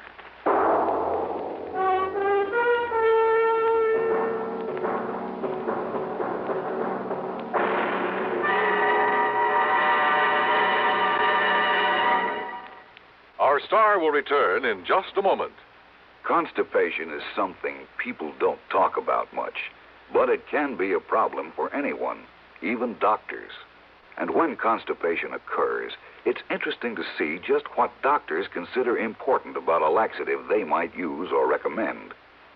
Well, a majority of the doctors we heard from had this to say. A laxative should be effective, gentle, as close to natural acting as possible, and a medicine that can be used with complete confidence. Now, X-Lax has been popular with many doctors and millions of people over the years because pleasant-tasting chocolated X-Lax is effective. Overnight, it helps you toward your normal regularity. X-Lax is gentle. Next morning, it gives you the closest thing to natural action. And that's why many doctors and millions of people use X-Lax with complete confidence. X-Lax, the laxative that helps you toward your normal regularity gently, overnight. Is X-Lax in your medicine cabinet? Now, here is our star to tell you about next week's story. Next week, the Wrong Man Matter, a case with a real twist at the end of it. Join us, won't you? Yours truly, Johnny Dollar.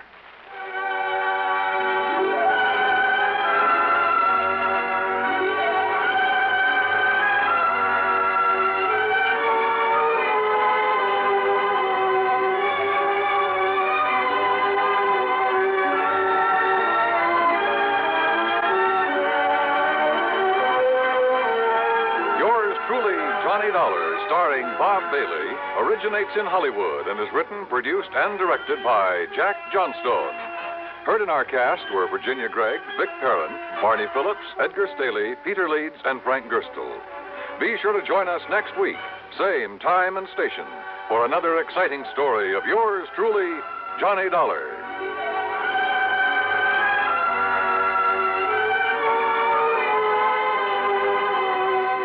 This is Dan Cumberly speaking. Suspense follows on the CBS Radio Network. As you smoke a Duke, you get a sense of ease and comfort that grows with every puff. Because new king-size Duke is king-size in the filter, where it matters most. Radio 59, WROW. You know, we're all not experts on suits or stoves or automobiles, so before spending any money, we find out what makes one good. Aren't schools much more important? Shouldn't we know what a good school is really like? A free new booklet helps you to do this important job. It's called Yardsticks for Public Schools, published by the National Citizens Council for Better Schools. It suggests ways of sizing up a school and of ensuring a better education for your children. Send a card today for your free copy. Write Yardsticks and your name and address on a card. Mail it to Better Schools, 9 East 40th Street, New York, 16, New York. That's Better Schools, 9 East 40th Street, New York, 16. From Hollywood, it's time now for Johnny Dollar. Earl Porman. Hi, Earl. How are things down in sunny Florida? How soon can you come down here, Johnny? You got troubles? Yes, over a $2,000 insurance claim. Oh, now wait, Earl. How can you justify my fee and expense account on a claim as small as that? Johnny, Yeah? the responsibilities of an insurance company sometimes involve far more than just collecting premiums and paying off on claims. Well, sure. Keeping your clients happy, a little good old public service now and That's then. right, even a little attention to our national security. Sure. But on such a small policy, I still don't see how you can justify national security. Yes, Johnny. I'll grab the first plane.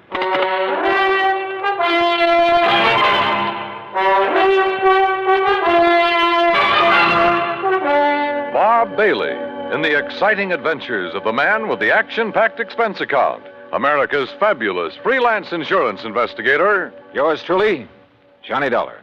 And now, Act One of yours truly, Johnny Dollar.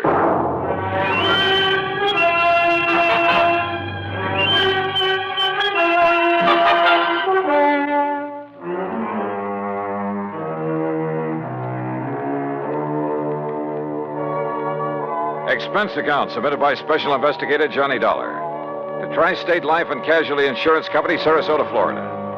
Following is an account of expenses incurred during my investigation of the Wayward Moth matter.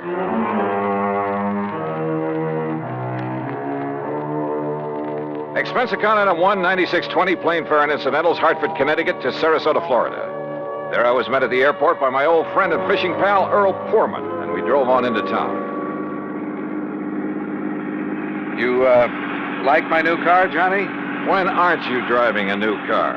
Well, now let's get down to Electric cases. windows, power seat, air conditioning? Yeah, sure. Look, you said something about national security in connection with this insurance claim. Yes, Johnny, I did. Well, explain yourself. Well, that's the trouble. I can't.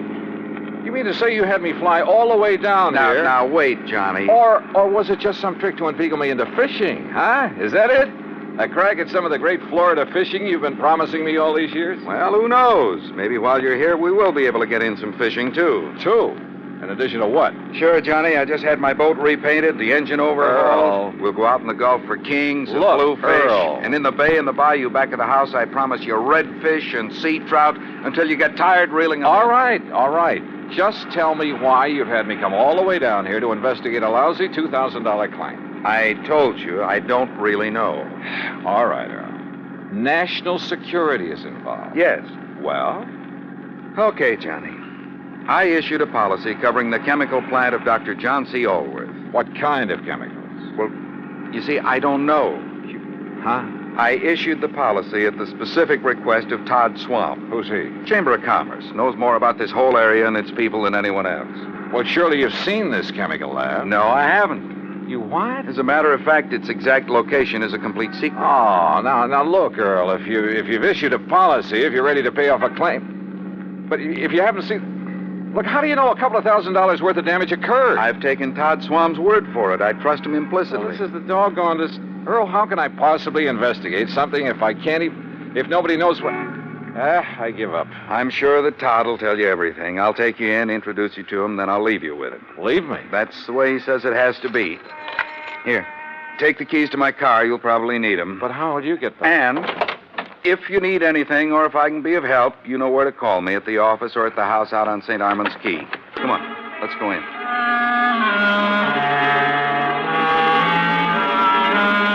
Todd Swam is a young, pleasant, aggressive sort of chap. Serious, alert, perceptive.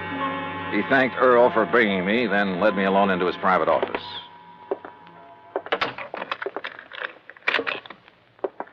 Sit down, Johnny, and I'll get right to the point. Thanks. I know all about you, at least all I need to know. Not only from Earl Poorman, but from a lot of the cases you've handled. Well, then you one up on me. I also know that on occasion you've handled security matters, worked hand in glove with the FBI and so on. So? All right. My job here is not only to promote Sarasota, tell the world what a nice place it is to live, nice people, good homes, ideal climate. Great fishing. Yes, fishing, boating, just about everything. Okay, I'm sold. But what about this Dr. John Allworth? My job is also to be of whatever service I can to the people of the city. All right. Dr. Allworth has lived here for years. Chemist, retired. Until recently, that is. Well, go on.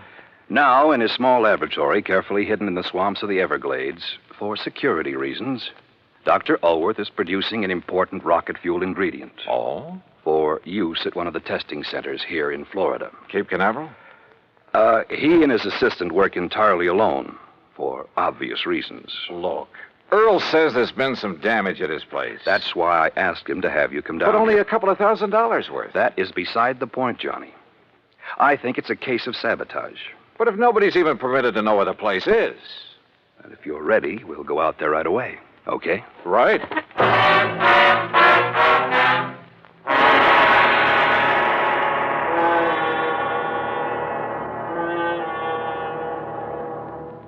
Act Two of yours truly, Johnny Dollar, in a moment.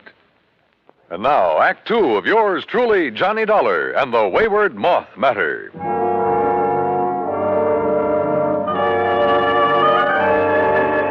Todd Swam, manager of the Sarasota Chamber of Commerce, suggested we use 2 cars, so I got behind the wheel of the one Earl Poorman had left for me and followed him. We drove south on Highway 41 through Fort Myers, then swung left on Route 82 into the Everglades, and finally into the Big Cypress Swamp Country. A few miles further south, I'm not permitted to say how many, we left the main road for a pair of wagon tracks leading into the swampy jungle. We stopped in a little clearing. From a small shack on the edge of a bayou, a tall, husky Indian emerged. He lowered his high-powered rifle as he recognized Todd Swam and walked over to where we'd parked. You bring a man, Mr. Todd. Ben Osceola, this is Mr. Johnny Dollar. Hi, Ben. How do you do, Mr. Johnny? Ben, he's to be let through here anytime he wants. Very well, Mr. Todd. Have you the airboat ready for us? All ready. Back of my house. Good. Come on, Johnny.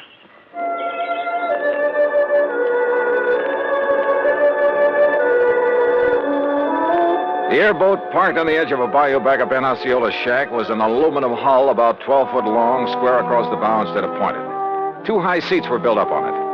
At the back was a powerful motor with a propeller of the airplane type. Todd Swam and I climbed onto the precarious little seats, and we took off. And brother, I mean took off. What a ride. The airboat half planed, half skipped over the shallow water of the bayou. Perched up over the hull itself, I kept waiting for us to flip. After a quarter mile or so, we came on a vast plain of soggy, grassy marshland, splotched here and there with patches of clear water. Now and then, on half-submerged logs, big turtles quickly drew in their heads as we approached. More than once, a huge alligator gave us the beady eye, then quietly sank below the surface of a shallow pool. Plenty of rattlers and cottonmouths around here, too. Thanks a lot. Finally, we pulled up to an acre or so of brush and trees that looked almost like an island in the middle of the swamp. On it sat a long, low building made of concrete block. This is the place, Johnny. Unless you'd like to ride around a bit more. No, thanks.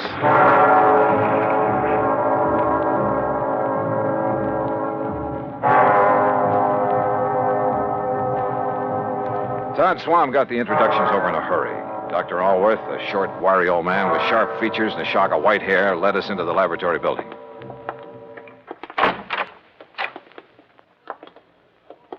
No, Mr. Dollar, not in there. Oh. No one is permitted in the laboratory except myself and my assistant. Oh, I'm sorry, Doctor. You lead the way. About your assistant, Dr. Allworth. It was in the vault that the accident occurred. It was an accident. Of course it was. Who would possibly want to... Plenty of people, Doctor, and you know it. It may sound corny, but this whole country has enough enemy agents. You speak as though we were at war, Todd. Well, we're certainly in a Cold War. And speaking of agents... A moment, please, gentlemen, while I work the combination of this lock. This vault looks big enough for a bank. In it, I keep 2 things, Mr. Dollar. The finished rocket fuel component. Yeah? And the delicate apparatus with which I complete the final secret stage of its production. Apparatus no one but myself has ever seen. And you're letting us see it? Well, the accident has rendered it completely unrecognizable. I still haven't learned what happened here, you know. Matter of fact, I haven't either, Johnny. But I certainly have my suspicions. Doctor. There we are. No, don't go in. Well, The substance on the floor is so corrosive that... Well, look. You can see how the legs of that heavy metal table have completely corroded. Left nothing but a pile of splintered metal and rust. The rocket fuel did that? Now, there, in the corner at your left, are the rotting, tangled remains of the apparatus I mentioned. The apparatus the insurance money will replace so I can make up for valuable time lost. Doctor, I tell you, it was no accident. What happened, Mr. Dollar, is that the heavy glass flagon containing the finished rocket fuel additive... Glass, Doctor? A very special glass, over an inch thick. The flagon containing about 5 liters of it was on that marble slab there in the middle of the floor, ready to be crated and shipped to its destination. I see. I had completed processing it night before last.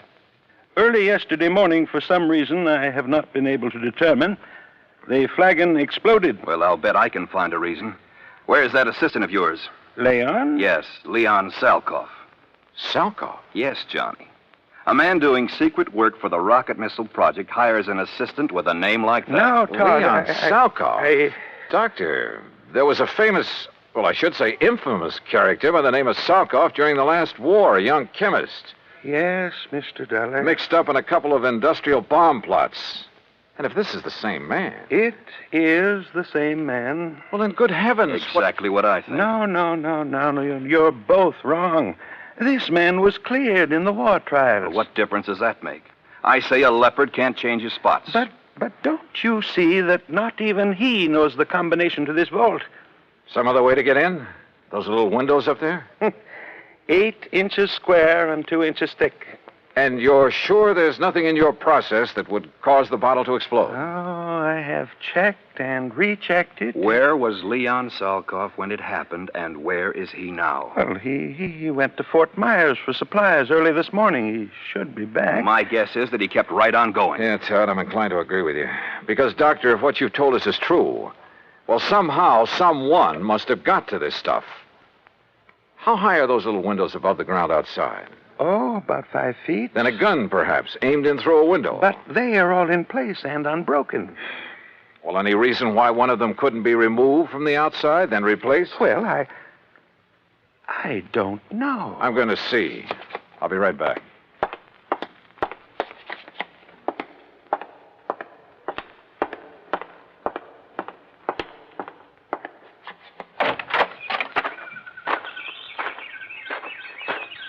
Stop! Don't move! What? Do not move, mister. Or I will shoot you right through the heart. Act 3 of yours truly, Johnny Dollar, in a moment. And now, Act 3 of yours truly, Johnny Dollar, and the Wayward Moth matter.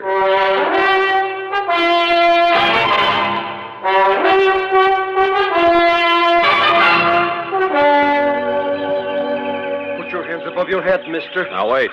One move and I will pull this trigger. Who are you? I will ask the questions. What are you doing here? Where is Dr. Elworth? Answer me. Or so help me, I will shoot you down. Mr. Dollar! Mr. Dollar, did you find anything? Doctor! Stay there, Doctor. There's a man out here with a gun. What's that? No, don't come out here. Leon, no, that's Mr. Dollar. What? Johnny Dollar, insurance investigator, to arrange the payment of our claim. You're sure, Doctor? Of course I'm sure. Well, I recognized him at the Swan's car at the shack of the Indian. But when I saw the other car, well, I was worried about you. No, it's all right. He's here to help us. Salkoff, so you finally decided to come back. Mr. Swan. What took you so long, Leon? All the way into Fort Myers this morning, I puzzled over how the flagon could possibly have exploded in the vault. You found the answer? Or have you known it all along, Salkoff? I do not understand, Mr. Dollar. I think I do, Johnny. I thought so from the first. I've heard about you, Salkoff, about some of your activities during the last war. I pray that heaven will forgive me for what I have forced to do in that conflict, Mr. Dollar. Forced? It is my hope that by serving this wonderful country that has given me refuge, in some way I can make up for the terrible things I was compelled to do for the men who sought to rule the world. Now, that's a very pretty speech. Oh, it's true, Mr. Dollar. You've only to consult the records of the war trials. I may take a look at those records before I'm through with this case. I humbly beg you to do so. You still haven't told us where you've been all day, Leon. I tried to figure out how the explosion could possibly have occurred. So I telephoned one of our contacts. Contacts? The glass company that has furnished us with the heavy flagons. But there is no way the additive could have caused them to disintegrate. Disintegrate? No, Doctor. Where the flagon had stood, we found a pile of granulated glass. The flagon had completely crystallized. Oh, but even so, Wait. Of course. Of course. By some means, a critical... Exactly. A critical... The formula for the glass that I obtained from the glassworks indicated the possibility. Would you gentlemen mind telling us what this is all about? Mr. Dollar, I believe Leon has found the answer. Well, if he has, I'll take back a lot of the things I've said and thought about him. Of course, we can't be sure until we proved it. It means waiting until morning. Oh, great. Meantime, we have a lot of work to do.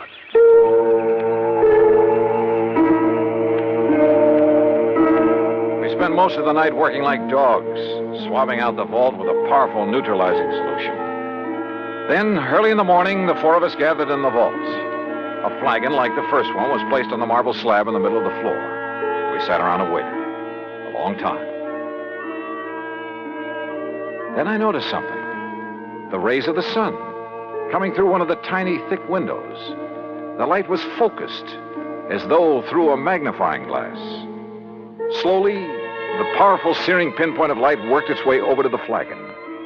Dr. Alworth rose and held a piece of paper where the rays converged. It burst into flame. There! Now you can see the tremendous heat generated at this point. Yes, and on the flagon itself. Exactly. The tempered thick glass wall of the bottle, tempered perhaps to a highly critical degree. But to crystallize, Doctor, the way the other one did? Leon, I still don't believe it. Well, many things will cause glass to crystallize. Vibrations of many kinds. You've heard, I'm sure, of the tenor who shatters a goblet by the power, the vibrations of his voice. But light vibrations? Oh, Doctor. Of course, it should have occurred by now. If it's going to at all. Oh, the temperature of that bottle must be terrific. The pressure building up in the glass itself. I don't understand. Still, the angle of the sun is slightly different each day. Or an imperceptible flaw in the one that exploded. Oh, sure. Well, perhaps the other had some outside stimulus to act as a trigger. A sudden draft, perhaps. Oh, any little thing. Excuses, Leon. You're stalling. You said the other bottle was in here alone. The door's closed, only it wasn't because you exploded that thing. I don't know how, but you did it. And if that isn't sabotage... Come on, Johnny. This gag has been carried far enough. Look! I saw it, too. A tiny moth, attracted by the blazing spot of light on the side of the flagon, where the focused rays of the sun converged. The moth circled, flew past it, almost brushing it with his wings. We waited. He circled again. Again. Then dove at it.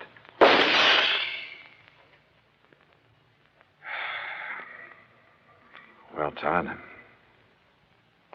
Yes. Leon, I apologize.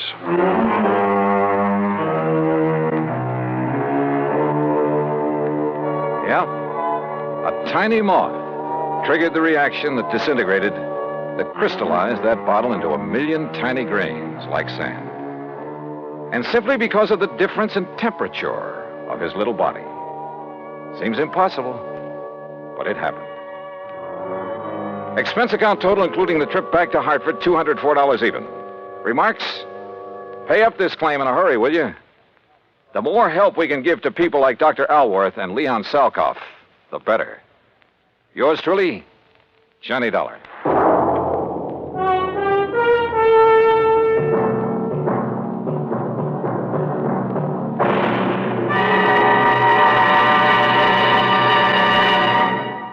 Our star will return in just a moment. Now, here is our star to tell you about next week's story. Next week? Well, I thought my job in Florida was all done. Far from it. It had just begun. Join us, won't you? Yours truly, Johnny Dollar.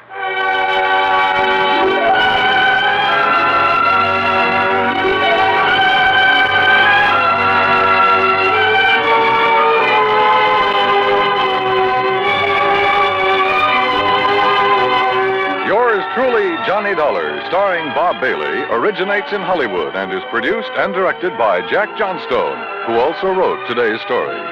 Heard in our cast were Vic Perrin, Herb Ellis, Paul Richards, Lou Merrill, and Leon Velasco.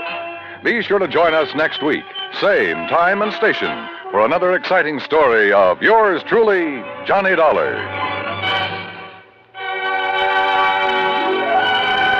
This is Dan Cubberly speaking.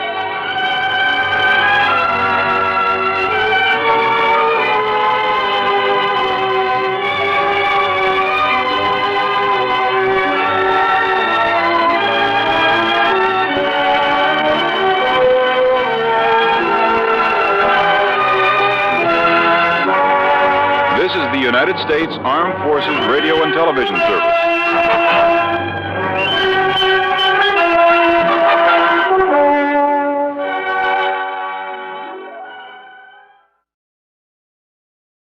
From Hollywood, it's time now for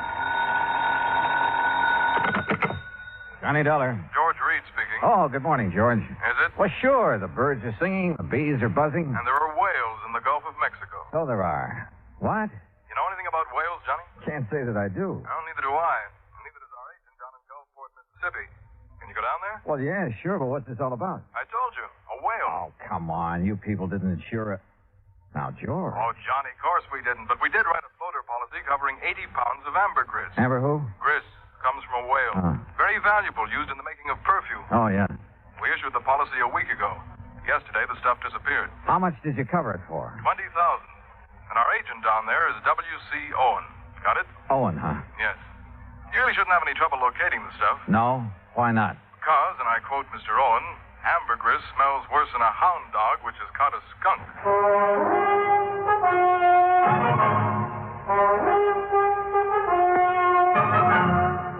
Bob Bailey in the exciting adventures of the man with the action-packed expense account. America's fabulous freelance insurance investigator. Yours truly, Johnny Dollar. And now, Act One of yours truly, Johnny Dollar.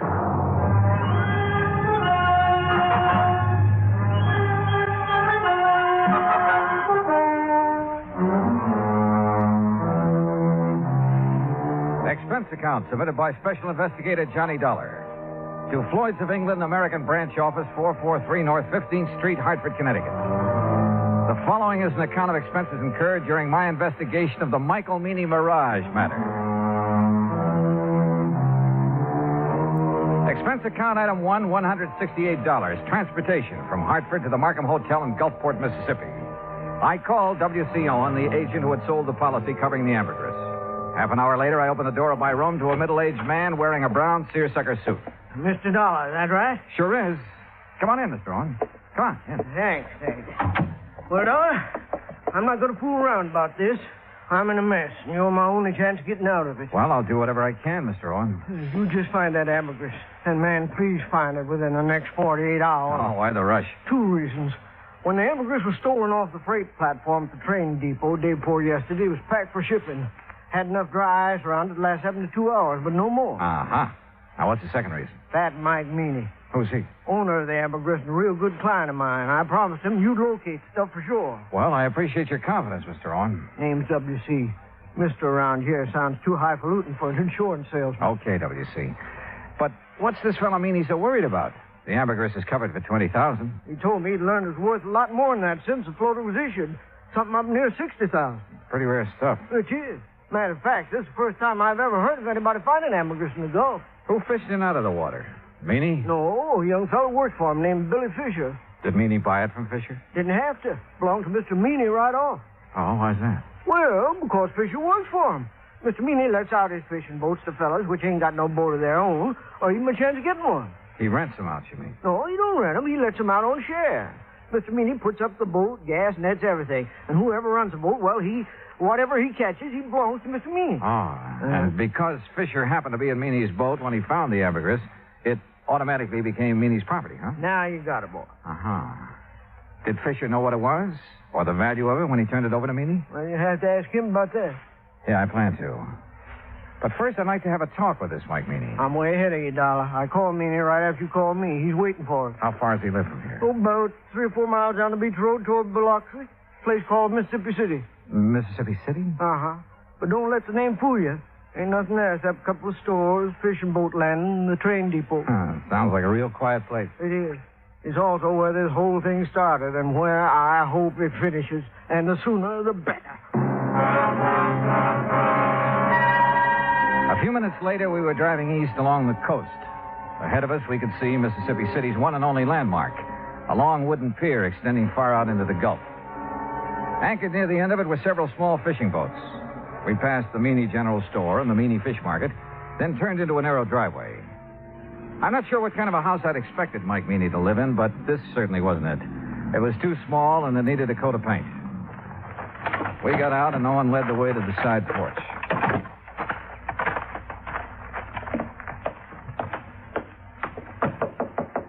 Mr. Meany, you at home? Doesn't look like he is. No, he's here. Listen. What in the name of... Sure heavy, ain't he? Yes, sir. Ain't another man his size in the whole United States. Good night, I believe it. WC, boy, you sure took your sweet time getting here. Yeah. Well, made it just fast we could, Mr. Meany. This is the fellow I was telling you about, Mr. Johnny Dollar. Both of you come inside. That's it. Come on in. You men sit down on the sofa. I'll just lower myself into this here chair. There. Yeah, now then. You're a detective, huh, Dollar? Well, then, me ain't giving me an answer. You're a detective or you ain't a detective. Now, which is it? I'm an insurance investigator. Right now, I'm being paid to find 80 pounds of ambergris that you lost. Lost?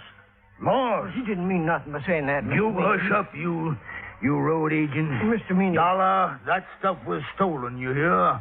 Thieved. Right in the broad light of day. You're sure? Why, I'm sure 80 pounds of ambergris didn't get up and walk off by itself. Yes, sir. Me too. Itself. Exactly where was it when it was stolen? Sitting in a box I had built for it, a special box. Smell-proof. Cost $25. Oh, shut up. I was sending it to New Orleans to a fella I'd heard might be able to sell it for me. The box was on the platform right outside the American Express office of the depot. Here in Mississippi City? Boy, you ever take a bad fall out of your crib? No, you ignorant, in Tuscaloosa, Alabama. Where do you think that depot was? Well, it could have been in Gulfport. No, it couldn't never do business there. Okay, so I'm wrong. No, but that's the first time you ever admitted it. Had the box been checked in at American Express? You mean had the freight been paid in New Orleans? Yes, that's what I mean. That scrounging, ignorant, no good. Had it been paid, Mr. Meany? No, it hadn't. Why not? Because the rat I trusted with the ambergris and sent down to the station to see it got on the train. Yeah? He'd promised. He'd give his word. He wouldn't take his eyes off that stuff for 1 second. No. That dirty. That no account. Are you okay, Mr. Meany? No. But you sit down. You make me nervous, W.C. Yes, sir. Every time I think of that, T.J., that stupid nephew of mine, well, you know what he done, Dollar. He spotted something more interesting to look after than $20,000 worth of ambergris. Okay, who was she? Oh, W.C. told. No, I didn't. No, sir. Mr. Dollar, he's just clever. Yeah, well, anyway, according to T.J., this young female pulled up in an open car across the road from where he was at, and it wasn't until he got up close that he could see that she was wearing a strapless bathing suit. You see, Mr. Dollar, T.J. thought... He knows what T.J. thought. You keep your mouth shut, W.C. Oh, whatever you say, Mr. Meany. Well, while T.J. was investigating the situation, someone made off with the ambergris. Is that right? Right. Well, what about the other people at the station? There weren't no other people there. How about the baggage clerk and the passenger agent? Where were they? Sam Burroughs is the only man that works down the depot, and he was busy selling some woman a Pullman ticket to Memphis. How long did TJ talk to the girl? Just a couple of minutes, according to him, that is. If you want to ask him yourself, he works at the all-night cafe in Gulfport. All right, thanks. Well, we sure haven't much to go on. You got nothing to go on. So you might as well give me my $20,000 and head back up north, where you belong. Not yet, Mr. Meany. You got 45 hours. At the end of that time, I want my insurance money. You don't see that I have it, Mr. W.C. Owen, you're going to be sorry. You know what I mean? Yes, sir. I know.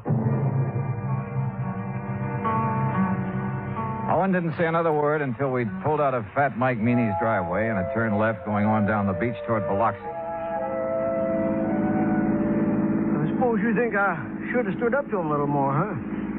No, I figured you had your reasons for not wanting to get into an argument with him. You see those boats off the end of the pier? The small fishing boats, uh-huh. Well, they belong to Meany. He's also got money invested in half the business places along the beach. You know what that means, Dollar. Yeah, well, where I come from, he'd pull a lot of weight. That's it. And anybody he gets riled at, well, one word from him and a good many of my clients would be screaming for me to cancel their policies. Like that, huh? Just like that. Hey, where are we going? Billy Fisher's. This way, this here's the boarding house he lives in. Come on. Uh-oh. Okay, boy. Okay. Easy now, easy. That's it. Good boy, good boy. Didn't you know the dog is back in this house? Well, afternoon, Miss Harvey. Oh, well, my goodness, Mr. Owen, this is an unexpected pleasure for sure. Why, thank you, ma'am. This here is Mr. Johnny Dollar, Miss Harvey. Afternoon. Pleased to know you, Mr. Dollar. Wouldn't you like to come in and sit down? No, thanks. We really don't have much time. Oh? Mr. Dollar is an insurance investigator. Right now, he wants to have a talk with Billy Fisher, providing his home. Why, sure he is. You find him round the side there. Oh, but... Yes, sir? Well, he's with Jane Higgins, Mr. Owen. Jane Higgins? Oh, you know her pa rented that old Miller place again. The girl that got Billy into that trouble. Oh, yeah. What kind of trouble, Mrs. Harvey? Well, it happened when the Higginses were down here 2 years ago. Billy and Jane have always been sweet on each other. But being as Billy is Billy and doesn't have a thing of his own, not even a job, except fishing one of Mr. Meany's boats. Well, Jane's pa just put his foot down. But didn't mean a thing to Billy. No, sir. At least not until old man Higgins got a sheriff after him. That still didn't stop Jane. And finally, the Higginses just packed up. They didn't come back until just 3 weeks ago Saturday. How old is the Higgins girl now? Oh, 19, and she hasn't changed one bit in those 2 years. No, sir. She's just over here all the time. She'll be some purpose when her paw finds out. There they are now. Billy? Jane! Hi. Come over here a minute, Billy. Someone wants to see you. Sure. Billy? Now, this here's Mr. Dollar. Hi. Howdy. Miss Higgins, Mr. Dollar, and Mr. Owen. Hello, Miss Higgins. Billy, I wonder if I could speak to you alone for a moment, huh? Yes, sir. What do you want to talk to me about? Mr. Meany and the ambergris you found. Oh, that. Where did you find it, Billy? Out near Cat Island, floating in the East Channel. Uh-huh. Did you know what it was as soon as you saw it? No, sir, not exactly, but I read a story once about a fellow that found some ambergris, and he sure made a lot of money off it. So you weren't going to take any chances, and you hauled it aboard, is that right? Yes, sir. Something like that. Billy, you realized that anything you caught or salvaged with that boat belonging to Mr. Meany, it wasn't yours. You realized that, didn't you? Well, not right then, I didn't know, sir. He gave me some kind of a contract to sign when I started working for him, but I never read it. Well, what happened when you put in at the pier that night? Oh, that Cliff Stillinger, Mr. Meany's checker. He spied the ambergris right off, and he made me turn it over to him. Was that the last time you saw it? Yes, sir. Yes, sir, that was it. Okay, Billy. That's all I had on my mind. Well, that's all? I mean, no questions about whether I swiped it from the train station or not? Would you tell me if you had? You crazy or something? Heck no.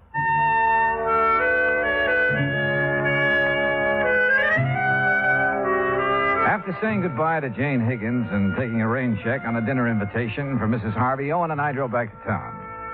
I was tired and I was discouraged, and I needed a good night's sleep, so I had him drop me off at the hotel. At the desk, I found a message to call long-distance operator 19. A few minutes later, the call was completed. George Reed speaking. Hi, George. Thought it was you. Johnny, where in blazes have you been? I've been trying to get hold of you all afternoon. Oh, something important? No, I was just curious about the weather down there. Oh, well, it's great.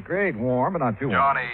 Okay, George, what's happened? One of the boys upstairs got wind of that ambergris claim. So? So he just happens to have a friend who's an ichthyologist. Well, bully for him. Johnny, this ichthyologist says that ambergris comes only from the sperm whale.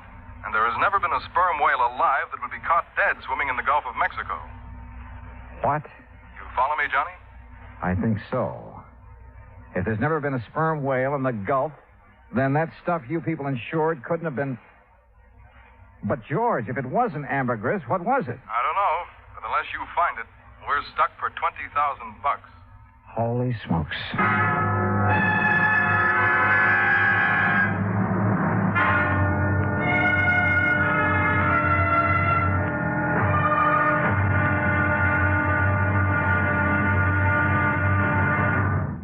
Act two of yours truly, Johnny Dollar, in a moment. Our flag now numbers 50 stars, and behind each star there stands yet another flag for each of the 50 states.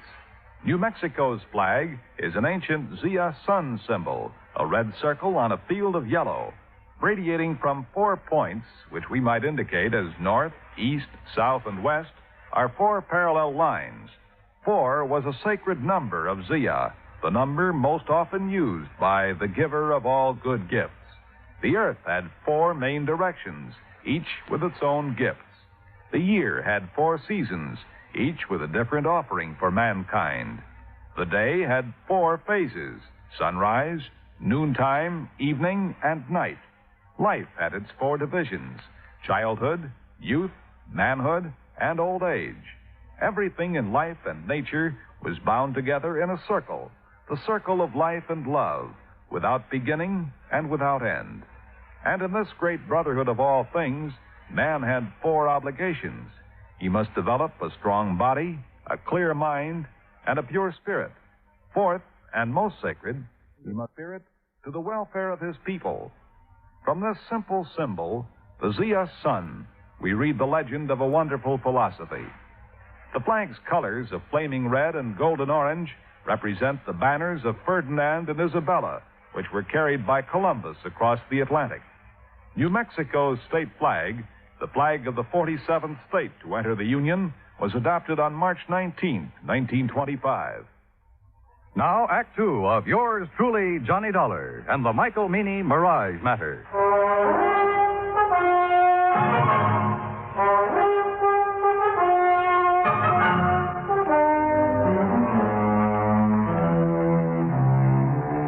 After talking to George Reed and learning that there was considerable doubt in his mind concerning the origin of the ambergris Mike Meany had insured with Reed's company, I called WCO and the agent who had issued the policy to come down to the hotel.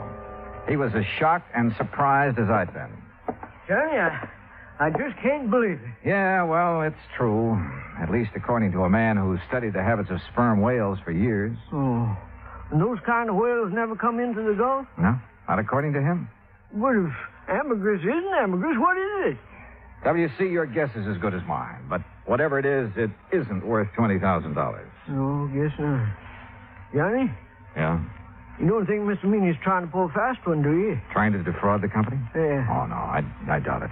He has all the money he'll need for a while. Yeah, that's for sure. Tell me, WC, did Meany have the ambergris analyzed before he asked you to insure it? Matter of fact, he did. Even showed me a letter which said that the stuff was ambergris. You remember who made the analysis for him? A chemist over in Biloxi. Don't recall his name offhand, but he signed that letter he gave Mr. Meany. Okay. First thing in the morning, we'll take another trip out to Meany's place. Good. In the meantime, don't mention any of this to anyone, will you? No, I won't. Johnny? Yeah? I should have checked on that chemist, shouldn't I? And I shouldn't have been so anxious to take Mr. Meany's word. Well, we all make mistakes. Not big ones. Not big ones like this. Johnny, we just got to find that stuff. Because if we don't, we'll never know if it was ambergris or not. Will we? No, WC, we won't. I felt sorry for Owen. I knew as well as he did that the company might recall his franchise unless we could prove it was ambergris that had been insured. And at the moment, I was quite sure we couldn't do that. The next morning, the coffee shop was crowded, so I started up toward the center of town, looking for another place to have breakfast. I was about 4 or 5 blocks from the hotel when I heard someone calling me. Mr. Dollar. Johnny. Oh, yeah. Good morning, Jane. Morning yourself. Well, what are you doing in town so bright and early? I'm going on a shopping spree. Oh? A girl can't get married in just any old thing, you know. I guess you can't. Oh, well, who's the lucky guy? Well, who do you think?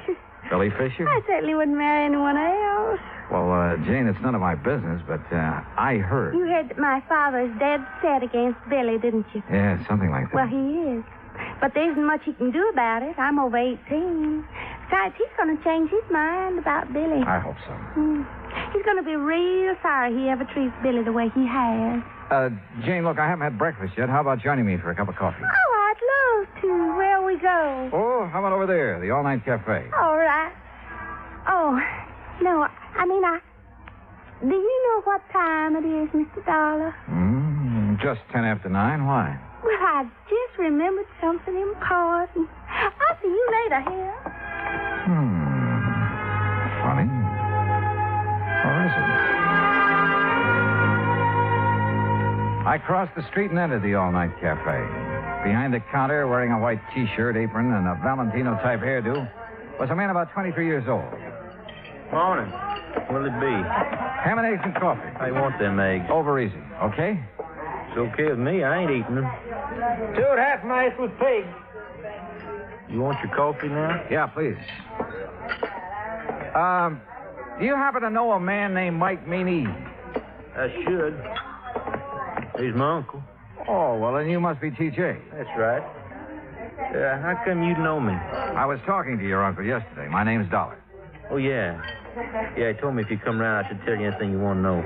Well, what happened at the depot that afternoon, TJ? Didn't he already tell you that? I'd like to hear your side of it. There ain't much to tell. I was sitting there waiting to put that box in the 303, and this here gal drove up. Uh-huh. What happened then? Man, she gave me just about the biggest come-on I ever did get. So you left the freight platform and crossed the road to talk to her? Well, shoot, Mr. Dollar. I didn't see nothing wrong in doing that. There wasn't nobody around. Oh, there must have been. Yeah, I reckon so, but I sure didn't see her. TJ, did that girl tell you her name? Yeah. What is it? Betty Lou Miller. Betty Lou Miller. Yeah. Now, look, mister, I'm busy. No, wait. Have you seen her since then? Well, sure. When was that? Well, just now, out in the street. She's the gal you was talking to. I finished my ham and eggs and walked back to the hotel. Owen was waiting for me, but before we drove to Mike Meany's house, we made a stop at the railroad depot. The agent remembered everything that had happened that afternoon, the ambergris had been stolen, including the name of the woman who had purchased the Pullman ticket to Memphis at the time of the theft. After thanking Sam for his help, we went on to the Meany place. Come on in. Sit yourself down. Well, thank you, Mr. Meany. Dollar, you find my ambergris yet? No, sir. But I think I know who has it. What do you mean? You mean you know who stole it from the depot? I think so, Mr. Meany. I'm not sure. Well, boy, you just let me have their name. Yes, sir, I'll get the sheriff out here and see their foot under the jail. Now, you come on. Tell me, who did it? No, sir, I'm sorry. I'll tell you when I'm sure and not before. What? Well, when's that going to be? Depends. Depends on what? Whether you'll help me or not. Why, you ignorant, stupid Yankee. You know good and well, boy, I'll help you. Yes, sir. Now, what? What do you want me to do? Give Owen here the letter you received from the chemist that analyzed the ambergris. Is that all? That's all for now. But, boy, you Dollar, where do you think you're going? To see a lady, Mr. Meany. Owen, I'll call you as soon as I'm sure. Right. Good luck, Johnny.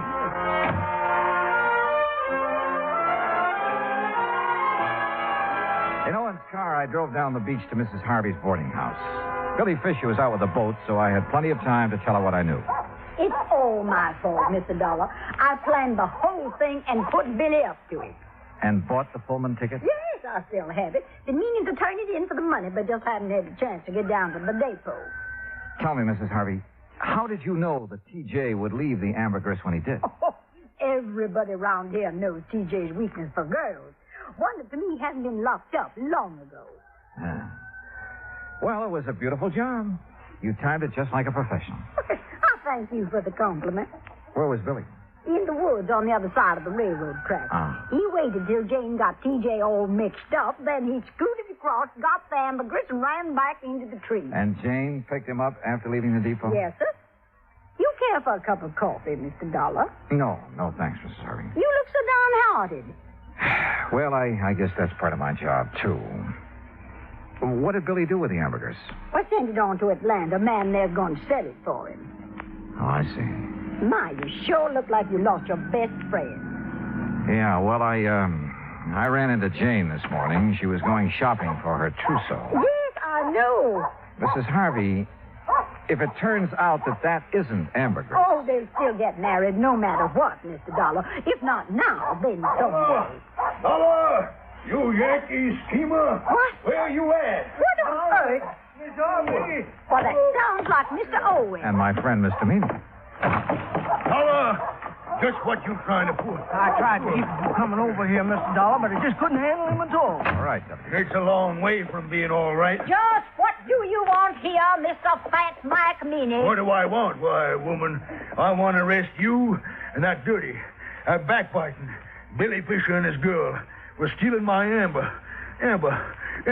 That's what I want. Hush. I want to see you in jail. Jail? Don't be ridiculous. Ridiculous? Why, woman... That's what I said. Now, if you don't get off my property... Yeah, but you, woman, you stole it. How do you know I stole anything? I know because this here worm of an insurance agent wouldn't have a customer left on the beach unless he told me. Well, he told you wrong. Billy took that ambergris. No. But it belonged to him all the time. Well, woman, that's a lie. Ain't that right, Mr. Dollar? Yeah, it sure is. At least it is if it was ambergris. It's ambergris right enough. On? Well, I called that chemist, but he quit his job a couple of days ago. Couldn't find no record he made of it. Don't need no record. It's ambergris, and it's mine. It's Billy. Mine. You think it's yours? You're seeing a mirage. Tell him, Mr. Dollar. Dollar, if this is some kind of a low-down yank, trick. It's no trick, Mr. Meany. Mrs. Harvey showed me the contract you have with Billy. Well, what's that got to do with him stealing the ambergris? Just this. Yes. The contract states that all fish and fish products and byproducts caught or seined while using your boat belong to you. That's right. Exactly right, so? So, the ambergris doesn't. What? No, sir. Ambergris comes from a whale. And the whale is not a fish. It's a mammal. But Dollar, you boy. No, wait a minute, Dollar. Well, doggone. They say that young love can work miracles, and I guess it must be true, because later that day, a huge sperm whale was sighted about 3 miles offshore near the Cat Island Channel. Proving, as I've always said, you can't figure whales any more than you can people. Expense account total, including hotel bill and transportation back to Hartford, $420.10. Yours truly, Johnny Dollar.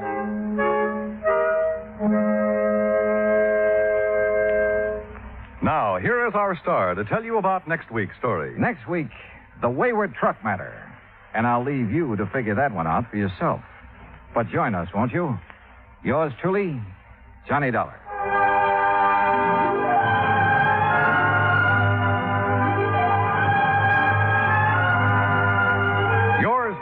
Johnny Dollar, starring Bob Bailey, originates in Hollywood. Written by Charles B. Smith, it is produced and directed by Jack Johnstone.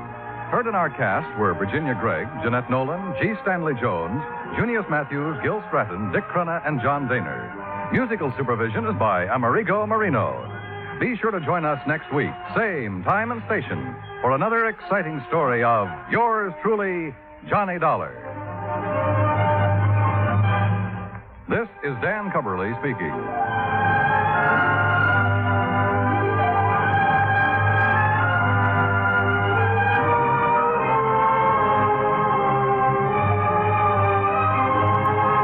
Johnny Dollar has come to you through the worldwide facilities of the United States Armed Forces Radio and Television Service.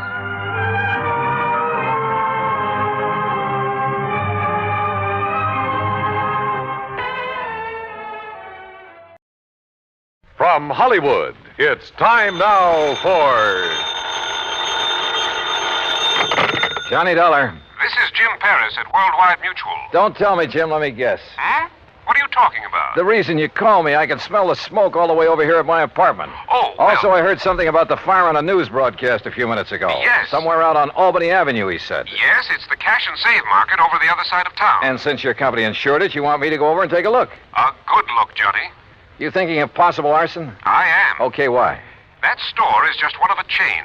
Hartford, Boston, Providence, Springfield, Lowell. Yeah, I see. But how does that make it arson? This is the fourth one to go up in as many weeks. Oh. The outfit that owns them having financial troubles? The outfit that owns them is one man. Oh. John Wakefield Carson. Then I repeat my question. Johnny, if he is burning up his own markets, if you can prove it, you can save our company a lot of money. That might cost you a lot of money, Jim. What do you mean? Wait till you see my expense account.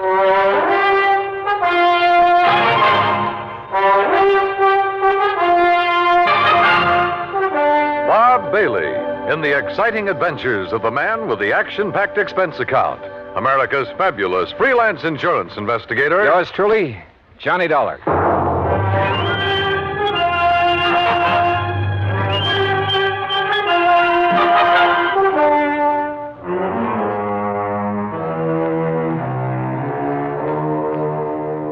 Expense account submitted by Special Investigator Johnny Dollar to the Worldwide Mutual Insurance Company, Home Office, Hartford, Connecticut. Following is an account of expenses incurred during my investigation of the Carson arson matter.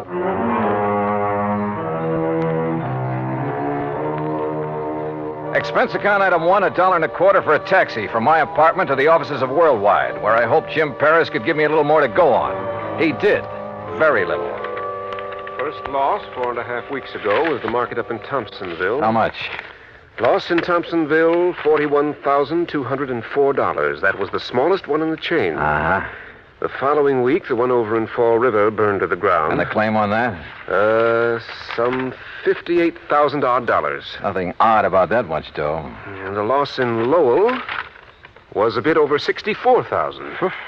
How much the claim will be on this one here in Hartford remains to be seen. How much coverage does he have on it? Around $100,000, I believe. Yes, $106,000. Well, then that's probably what he's going to claim. Look, you can still see the smoke out there. Yes, and the telephone report I just got says it looks like a total loss. Will you go over and take a look at it? John Wakefield Carson. That's right. His office is up in Boston. That's where his newest, biggest market is. Oh, how much insurance on that one? Nearly $500,000. It's one of the largest, most modern supermarkets. And I'd better get over and see him in a hurry. Hmm? You want me to get there before that one goes up, don't you?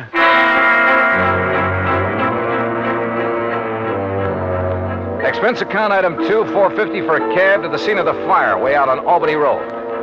3 or 4 fire companies were hard at it. But it was easy to see there wasn't a chance of saving much.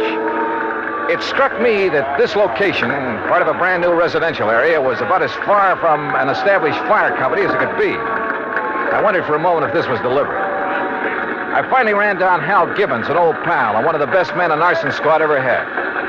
Stick your nose up in the air and take a deep one, Johnny. You smell it? Well, it's not kerosene, Hal.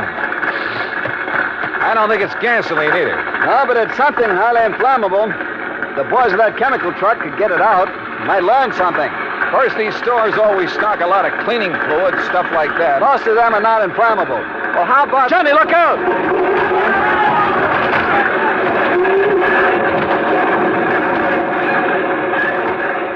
Golly. Hey, maybe we better move back a ways. Yeah. Must have got a pretty big start on the fireman, Hal. Sure, because it's so far out. It's like the markets in Thompsonville and Fall River. And Lowell, too. Oh? Kind of makes you wonder, doesn't it? At this point, I'm more than just wondering, Johnny. Have you come up with anything? Those other towns are out of my bailiwick, but I know all the boys in the departments. Have they come up with anything? No. And that's why I feel I've got to get the first lead, if there is one, right here. Has old man Carson showed up? No. Not during any of the fires. He just sits calmly in his office in Boston, mutters something philosophical about the vagaries of fortune, and lets it go at that. And files a big fat insurance claim. I think I want to see that guy, Carson. I don't think it'll do you any good, but go to it. Know anything about his financial situation? He's loaded. Multimillionaire. And boy, what a queer one. What's that mean? A regular nut. Always quoting Shakespeare, the Bible, poetry, but a good businessman. You sure he hasn't got some big investments, something like that went bad on him recently? I'm sure. There has to be some reason. No, get back, I tell you. You gotta stay back of the line. Want to keep your job? You tell your chief I'm here, and I want to know why this fire got out of hand. Well, who's that? Now, look, miss, I got orders. Don't choke on them. It's all right, Jerry. I'll take care of her. Whatever you say, Mr. Gibbons, but I got orders. It's okay. Well, Miss Carson, it looks like you're losing another market. This is the fourth one and a little over a... Hey, don't I know you? I'm afraid I haven't had the pleasure. Miss Margaret Carson, this is Johnny Dollar. The insurance investigator. Good. Now maybe we'll get somewhere. Oh, this is...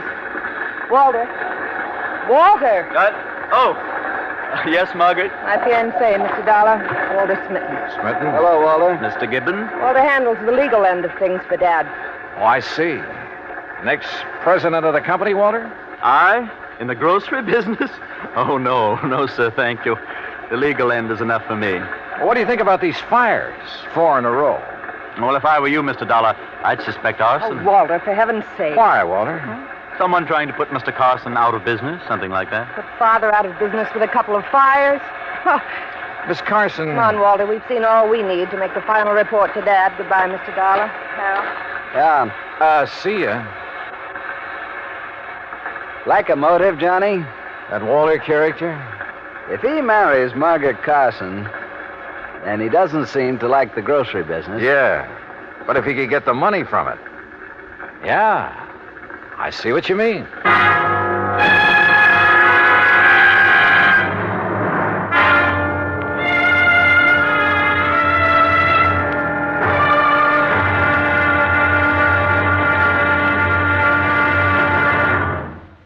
Act 2 of yours truly, Johnny Dollar, in a moment. Our flag now numbers 50 stars, and behind each star there stands yet another flag representing one of the 50 states. South Dakota's state flag was inspired by a song. South Dakota is the Sunshine State. A stenographer named Ida Anding designed the flag with a sky blue background and a blazing sun in the center, and the words, South Dakota, the Sunshine State, in gold around the sun. Later, the state seal was inserted over the sun, a seal representing mining and agriculture, the prime pursuits of the state. The state's banner also carries the motto, Under God, the People Rule. South Dakota's state flag, the flag of the 40th state to enter the Union, was adopted on March 8, 1909. And now, Act 2 of yours truly, Johnny Dollar and the Carson Arson Matter.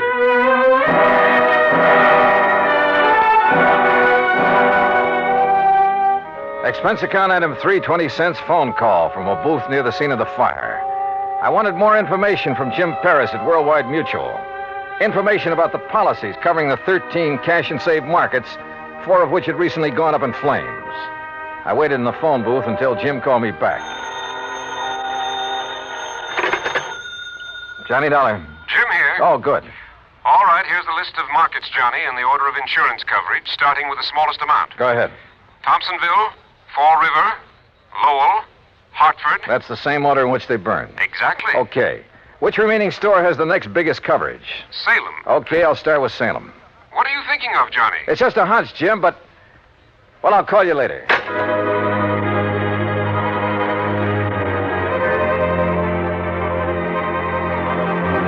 Item 4, $5.25 for a cab back to my apartment. Item 5, $21 even, mileage in my own car, Hartford to Salem, Mass.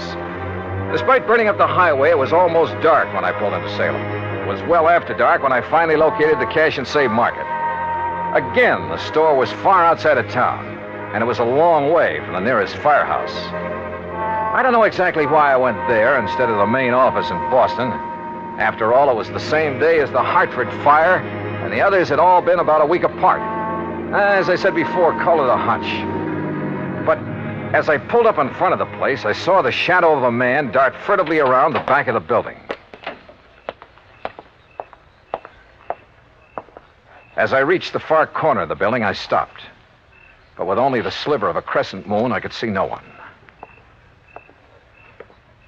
Somewhere ahead of me, I heard a door open. Then silence again. But somebody had entered that building. Slowly, cautiously, I felt my way along the wall. And then I came to it. An open door. Storeroom. But inside it was pitch black. I drew my gun and carefully, quietly felt around for a light switch. After stumbling gently against a big packing case, I found it. I hunched down behind the case and flicked it on. All right, where are you? I heard you. I saw you come in here. Now, look, I got a gun, so don't try anything funny. You hear me? Where are you? Right over your head! Oh! I must have been out a long time. I came to lying on a cot in the back room of Salem Police Headquarters. A couple of gallon jars. Can you hear me? Yeah. Yeah, I can hear you. Yeah. Well, it was a couple of big gallon jars of kosher pickles that he dropped on top of your head. He, officer? Well, like to split your head open. So he brought you in here to headquarters and had the doc look you over. Up. Easy now. Oh, yes, sir. Doc says no permanent harm done. He gave you a shot to make you sleep and rest. Now, how about this cup of hot coffee? Yeah, sure. And about a dozen aspirins, my head feels like. There you are. Thanks. But you said he. Well, according to him, you left yourself wide open when you sneaked in there after him. And then to turn on the lights. Son, you got a lot to learn. Okay, so I pulled a boo-boo. But do you know who it was that slugged me? Of course, son. He brought you here. Who? Owner of the market. What? Mr. John Wakefield Carson. Item 6, $2 more mileage on my car. This time down to Boston and the main office of Cash and Save Markets. To the private office of John Wakefield Carson. Please be calm of mind, all passion spent, Mr. Dollar. What? That's from Milton.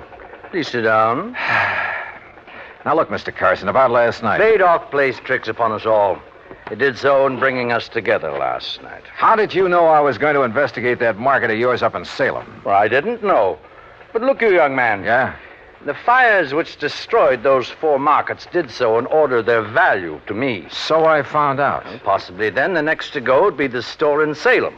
For that indeed is next in order of value. It figures. Or perhaps 'twas mere coincidence those accidents occurred in that order. Accidents? Remember, coincidence breeds further coincidence. That's a quotation from Brascoff. Now listen to me, Mr. Carson. For that reason, I decided to inspect the Salem store myself. Inspect it, huh? To make sure there'd be no possibility of spontaneous combustion there. Let's get one thing straight right now, Mr. Carson. Yes? I think those fires were set. And if you'll come down to earth. Possible, I suppose. It was Shakespeare who said, fire answers fire. Through their paly flames, each sees the other's umbered face. Listen to me, will you? Of course. I think you set those fires, or had them set. By Mr. Dollar. I think you were going to burn down the store in Salem until I came along. When I saw you there, I thought that was your intent. Oh, sure. All right, tell me this. What do you plan to do with the insurance money, if you get it? Rebuild? Bigger and better stores where the old ones stood? Oh, no. Or did you find out you hadn't made them big and modern enough for those real estate developments where they were located and decided the cheapest way for you to do? No.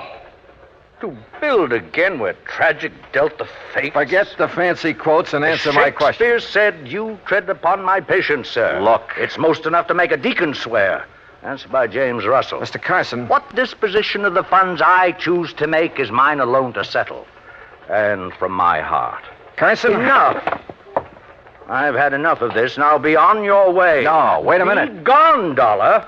And irk me now no more. No, you wait. From your heart, you said. Now I have said enough. Henceforth, my lips are sealed. Okay. But you know something? I think you've told me who might have set those fires. And if you'll answer me just one more question. No? Okay, we'll see.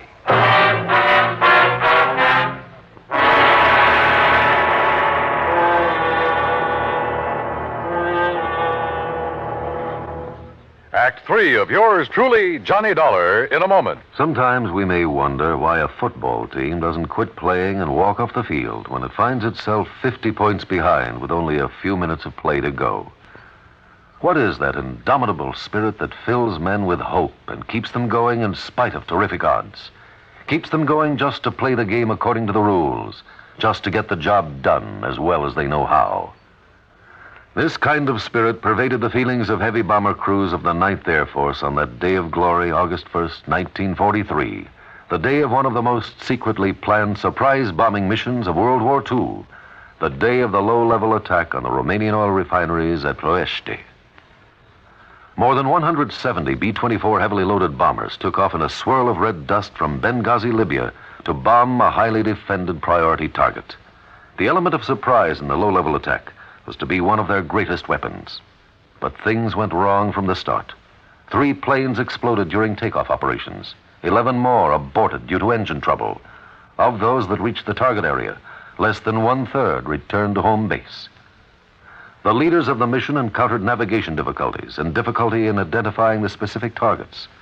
And due to the loss of that elemental hope, surprise, they also encountered devastating enemy firepower from flak and fighters. The mission was partially successful, but a horrifying experience. 5 medals of honor were awarded to the heroes of the Ploiești raid for valorous action above and beyond the call of duty. At any time, the men would have been justified in turning back. But they had a code of conduct that made them want to see the unequal game through to the end. It was a job that had to be done, a charge of the Light Brigade in the air as they flew down the Valley of Death to glory.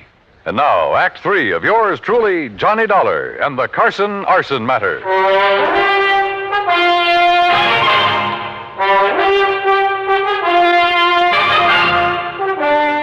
Expense account item 780 cents, phone call to Hal Gibbons and the arson squad back in Hartford. Yeah, Johnny, I finally found plenty in the remains of that fire. Then it was arson. By some rank amateur. That's why it was hard to spot. What do you mean? When a pro sets ablaze, we know what to look for. I see. And what about the other 3 fires? I called the boys in those cities immediately. Heard back from them this morning. Same story. All right. Have you checked on Walter, what's his name, the fiancé of Carson's daughter? You mean stepdaughter? Stepdaughter? I have, and that's what stops me. Alibis, huh? Perfect. Walter Smitten couldn't possibly have started those fires. I didn't think so. Huh? Now, that boy may call himself a lawyer, Hal, but he just hasn't the nerve, the gumption. But who else? He stands to benefit if he marries Margaret Carson. And surely you don't think Carson himself... Johnny? Call the Boston police, will you? Have them meet me at Carson's office. What for? Maybe to make an arrest. Do that for me, will you?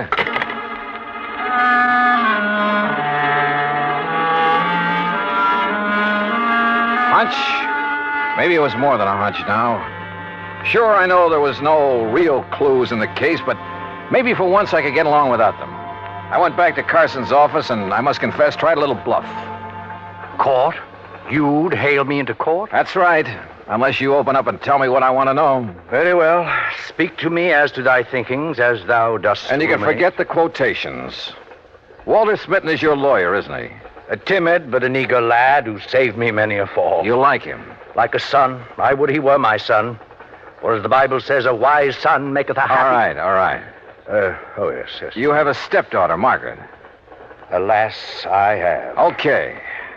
Now, who is to get the insurance money you may collect? Well, that, sir, is none of your concern. You going to talk now, Mr. Carson, but or it's in a court? Family matter. Who gets it?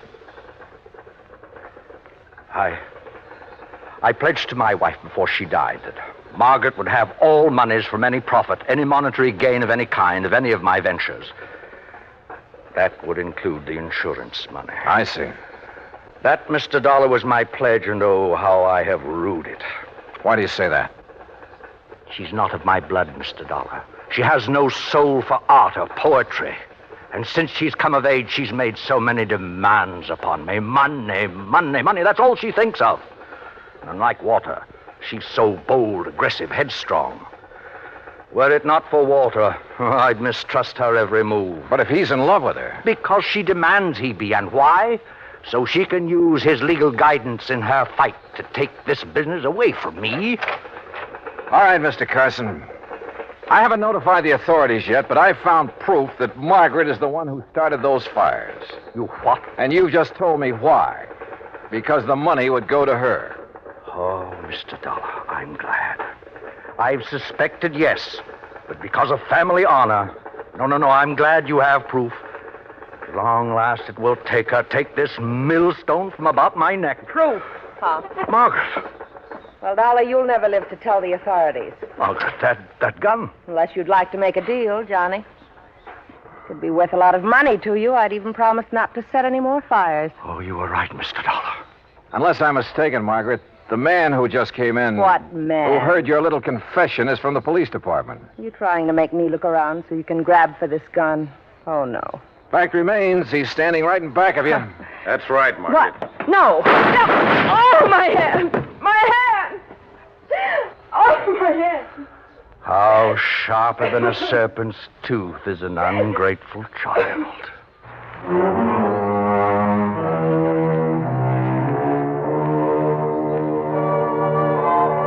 Yeah, the company will have to pay on those 4 markets. And the courts will have to take care of Margaret. I'm sure they will. And next time, well, give me something clean to work on, will you? I hate this kind of stuff. Expense account total, including the trip home, $56.90. Yours truly, Johnny Dollar.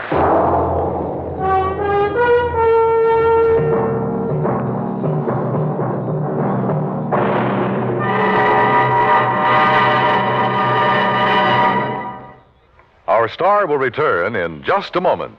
Our flag now numbers 50 stars, and behind each star there stands yet another flag representing one of the 50 states. Oklahoma's state flag depicts an Osage warrior's circular buckskin shield from which hang 7 eagle feathers. Across the shield is the Indian's calumet, or pipe of peace, crossed with the white man's peace symbol, the olive branch. On the shield are small crosses, the Indian's graphic sign for stars, indicating lofty ideals or a purpose for high endeavor. The background of the flag is a field of blue, the blue of the Oklahoma sky, signifying loyalty and devotion. The important symbols, however, are the calumet and the olive branch. These override the shield, the symbol of war, and bespeak a predominant love of peace by a united people. Oklahoma's state flag, the flag of the 46th state to enter the Union, was adopted on April 2nd, 1925. Now, here's our star to tell you about next week's story. Next week, the Rolling Stone matter. Remember that old saying about a rolling stone? Well, it applies here, with a vengeance. Join us, won't you? Yours truly, Johnny Dollar.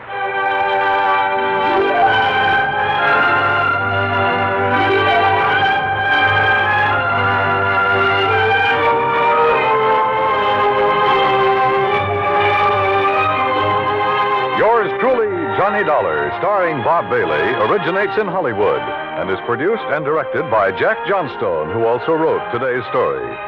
Heard in our cast were Virginia Gregg, Byron Kane, Harry Bartell, Jack Edwards, Joe Kearns, and Forrest Lewis. Be sure to join us next week, same time and station, for another exciting story of yours truly, Johnny Dollar.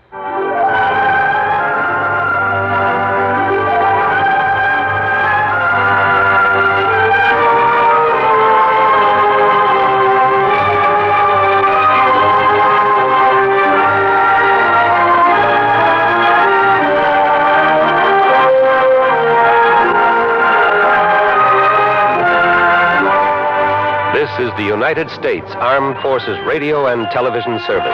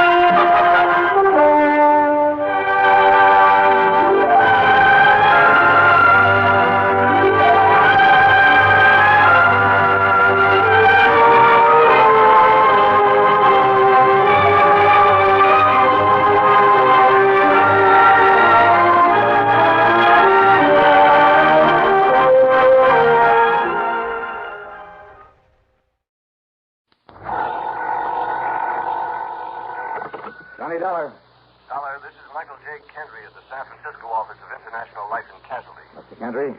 No, I'm not in my office. I'm over at Lake Tahoe. You know the place? South of Reno, kind of half in California, half in Nevada. That's right. Uh-huh. I'm staying at a motel called Seven Pines Lodge at the south end of the lake.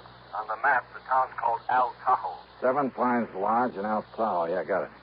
Oh, and I understand there's some pretty great fishing in that lake. So, Kendry, I'll grab the first plane I can. Fishing, huh? What? Maybe that's what you'll end up doing, all right. Great. For the body of a man named Marvin W. Smedley. Huh?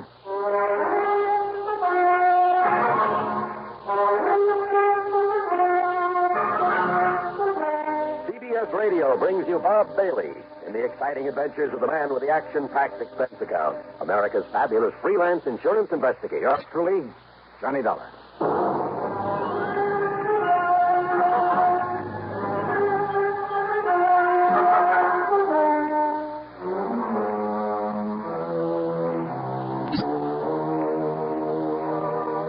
Expense account submitted by Special Investigator Johnny Dollar to the International Life and Casualty Insurance Company, San Francisco office. Following is an account of expenses incurred during my investigation of the Twins of Tahoe matter. Expense account item 1, $182.50, cab to Bradley Field, and an early morning jet flight to San Francisco. Item 2, when I got there, $50 deposit on a rental car. I could have taken a ferry plane to Sacramento or even north to Reno, but I wanted another look-see at this part of the country, and I'm glad I made the drive, for Route 50 took me through a lot of the romantic old gold rush country. Yeah, through Placerville, now a quiet, busy little city, but once one of the most lawless, notorious places in the West, where the corner of Main and Coloma Streets was known only as Hangtown. And at one end of Main Street, you can still see the famous Hangtown bell that was used to call out the vigilantes in times of trouble. And then, finally, Lake Tahoe. And in my way of thinking, it's one of the most beautiful spots on Earth. Over 20 miles long and about half as wide. Its deep, clear water is the bluest I've ever seen, except in the shallows along the edges where it changes to an almost brilliant emerald. Tall, snow-capped peaks stand out above the dense, forever-green forest that surrounds the lake, barely hiding the many resorts that nestle together along the water's edge. And the water's cold out there and very deep. There are parts that have never been fathomed. Now and then I could see the clean, cloudy wake of a speedboat, sometimes with a water skier in tow. A group of small sailboats, white canvas, spread to the wind. Here and there along the shoreline, a few hardy souls in swimming, braving the chill waters in that breathless high altitude before the early winter snows would come. And then, in contrast, in various spots along the highway on the Nevada side, as such things are illegal in California, there were huge, gaudy, restless, noisy gambling houses. And out Tahoe at the Seven Pines Lodge, and there were 7 tall pines around the neat little motel, Kendry was waiting there for me. Dollar? Yeah, that's right. Glad you made it. I'm Mike Canary. Oh, yeah. How are you, Mike? Come on into my cabin. I'll tell you what it's all... Mrs. Nelson, Mr. Dollar's arrived. I'll settle him in the cabin next to mine. Come on, Johnny. Yeah. Hey, you mentioned fishing for the body of a man by the name of Smedley. The police are fishing for it now. Marvin W. Smedley. He was a client of ours. Very wealthy, retired. Come on in. Sit down. Okay, sure. Well? On the way in here, you passed a big piece of lakeside property with a small stone house set back away from the beach. Oh, yeah, I know. Smedley's, where he lived with a housekeeper, Mrs. Turner, and his twin nephews, Tracy and Alfred Smedley. There were 25 or 6. So what's happened? About 3 o'clock this morning, Mrs. Turner woke up to what she thought was the sound of a shot. She went into the boys' room to see if they'd heard it, but they weren't there. Oh? And she remembered Tracy had said he'd be out gambling all night over on the Nevada side, and that Alfred was at a 2 or 3 day house party at the upper end of the lake. And rather than try to waken old man Smedley, well, she decided it was only a backfire and went back to bed. Yeah? But when she got up for breakfast, well, she found the library in a real mess, and the safe had been rifled. No sign of Smedley? No. Go on, Mike, please. Now, she knew that old Smedley had a habit of getting up in the middle of the night and going in there and counting his money. He never did trust the banks, kept everything he had in that safe. So she knew right away what must have happened. She knew for sure when she found that Smedley wasn't in his bedroom or anywhere else around the house. Also, she says she could smell gunpowder there in the library. What, did she call the police? Yeah, and Sergeant Porter came running. And when he found the footprints leading down to the beach, down to the dock, and the marks of a body dragged along. And the body itself? No sign. Must have been weighted down and dumped in the lake. Who, Mike? No question about it. They've been living easy off him for years, just waiting for him to die so they could get their hands on his money. One of the twins. Only one of them? Only one set of footprints out there in the sand. Have the police been able to find the twins? Sure have. They've got them locked up in the local hoosgow. Then what's the problem? Only one of them did it, Johnny. Okay. But both of them, both of those boys have absolutely airtight alibis.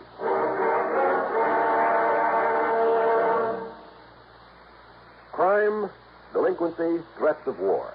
These are the subjects that dominate our news headlines these days. Not very pleasant subjects, are they? You may say that somebody ought to do something about cutting down on crime and delinquency and in promoting peace among nations. But that there's nothing you personally can do about it. Well, that's where you're wrong. You can wage your own fight against crime and delinquency in your own family by taking the family to the church or synagogue of your faith this week. The inspiration and guidance you and they will receive from spiritual contact will strengthen moral background and faith. Regular attendance at religious services will help your family to work out its own problems and give them comfort in facing the tensions of our present-day life. Worshipping together brings your family closer together, too. And supporting your own religious institution provides funds to help those individuals and families who, unlike you, are unable to help themselves. Find the strength for your life. Worship together this week. And now, Act 2 of yours truly, Johnny Dollar.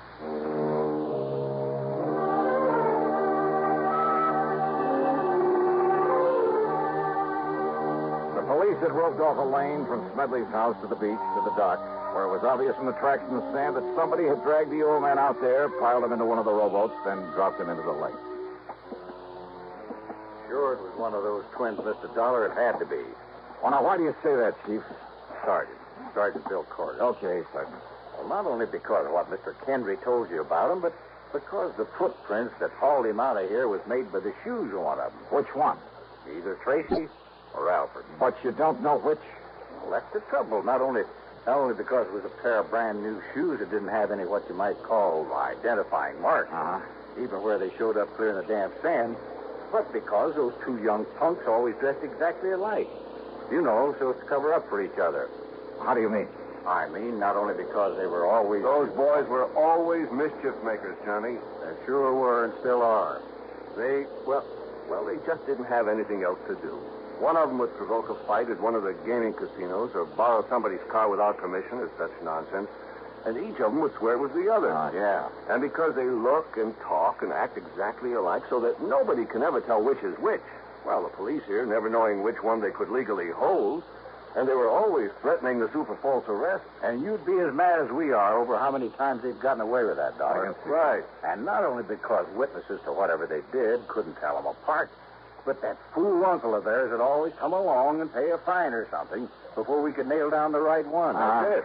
And you say they both have alibis for whenever it was this thing happened? Yes, sir. About 3 o'clock this morning. And you're sure about those footprints? Sure I am. Found the shoes that made him in the house in the clothes closet. Found the sand on them. In whose closet? Tracy's. Oh? Yes, sir. And Alfred's. Ah. Same closet. Sergeant Corder, Mike and I went on into the house to talk to Mrs. May Turner, Smedley's old housekeeper. Tall, raw-boned, but erect and strong in spite of her years, having worked hard all her life. She looked as if nothing in the world could ever face her. But obviously the death of her employer had. If only he'd have listened to me, Mr. Dollar. If only he'd have listened. Because I knowed something like this would happen to the poor old man. Him keeping all of his money here in the house instead of down to the bank where he ought to. How much money, Mrs. Turner? Oh, goodness knows, Mr. Dollar. But it was all he had, and he was a rich man, and everybody knowed that he kept it here, and that he'd come down in the middle of the night and count it all out to himself, and look. He didn't even pull down the shades, so as anybody and everybody could see him sitting here with all his money, and I told him, and now it's happened. Oh. In other words, Sergeant, almost anybody around here could be suspect. If it wasn't for the footprints out there in the sand. Well, Footprints? did you say? Well, to be honest about it, that's why I came in here earlier, Miss Turner, to look at the boy's shoes in their closet. You see, whoever did it and hauled him out and threw him in the lake, well, that is... You don't need to tell me, officer. Because I kept telling him about them, too. About the way he was spoiling them so bad. Giving them everything they wanted. I told him that sooner or later one of them would get so greedy he'd turn on to him. But which one, Mrs. Turner? Which one? They're the only relatives that he had. So it was Alfred. Oh? Or it was Tracy. Oh, yeah. My next move was to go on down to the jail and talk with the twins. Oh, they were identical, all right. I wondered how they themselves knew which was which. But in spite of what seemed to be the general opinion of them, they impressed me as just a couple of rather nice, normal, high-spirited kids. So, what if we did raise a little cane around town now and then, Mr. Dollar? None of it ever really did any harm, and we had to do something with our time. All right, now look here, Tracy. No, I'm Alfred. Oh, well, I'm... And what I mean is, it's no reason to pin a lousy thing like this on us, even though we aren't too sorry that he's gone.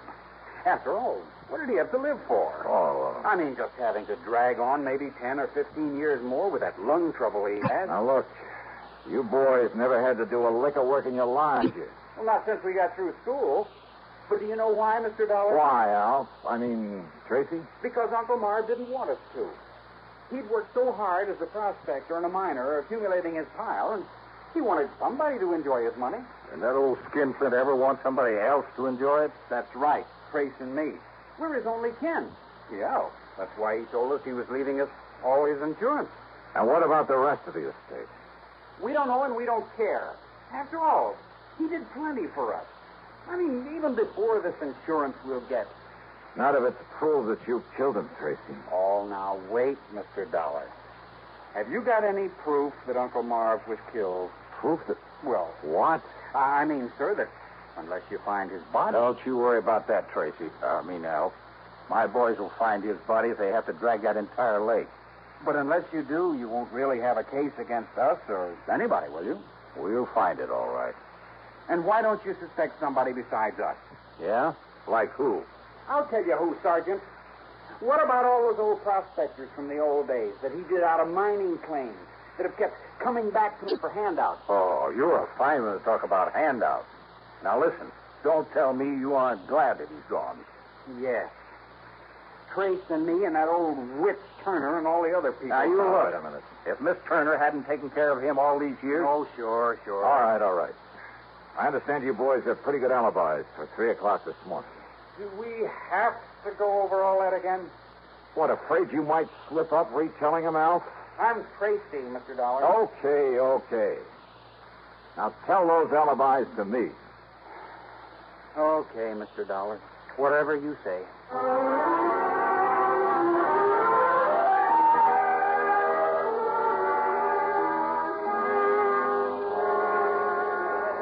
Okay, Tom, you relieve Jimmy over there on the blackjack table. When he gets back, you can take over one of the roulette wheels. Oh, Mr. Harker? Sure, Dollar. One of the Smedley twins was in here all night. Which one? Came in around midnight and didn't pull out until, it must have been about 8:30 this morning. All right.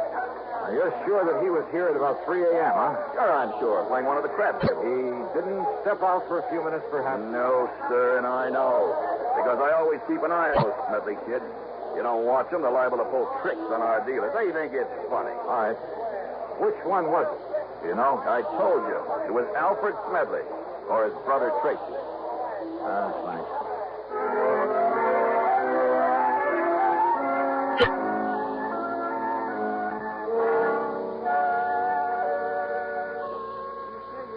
Have a little refreshment, Mr. Dollar. No, thanks. Just go on with what you were saying, please. Well, the party got pretty big, and we all had a lot to drink. I didn't watch the clock, and it didn't really break up until about 9 o'clock. This morning? Mm-hmm. And he was with you all the time, huh? Every minute. All right, now, which one of the twins was it? Who cares? You're both a lot of fun. I mean, fun. But, now listen, I have to know if it was Alfred or Tracy. But I haven't the least... Say, now, what's this all about, Johnny? Murder. Oh. Well? Well, it was Tracy. Maybe it was Alfred. Thanks a lot.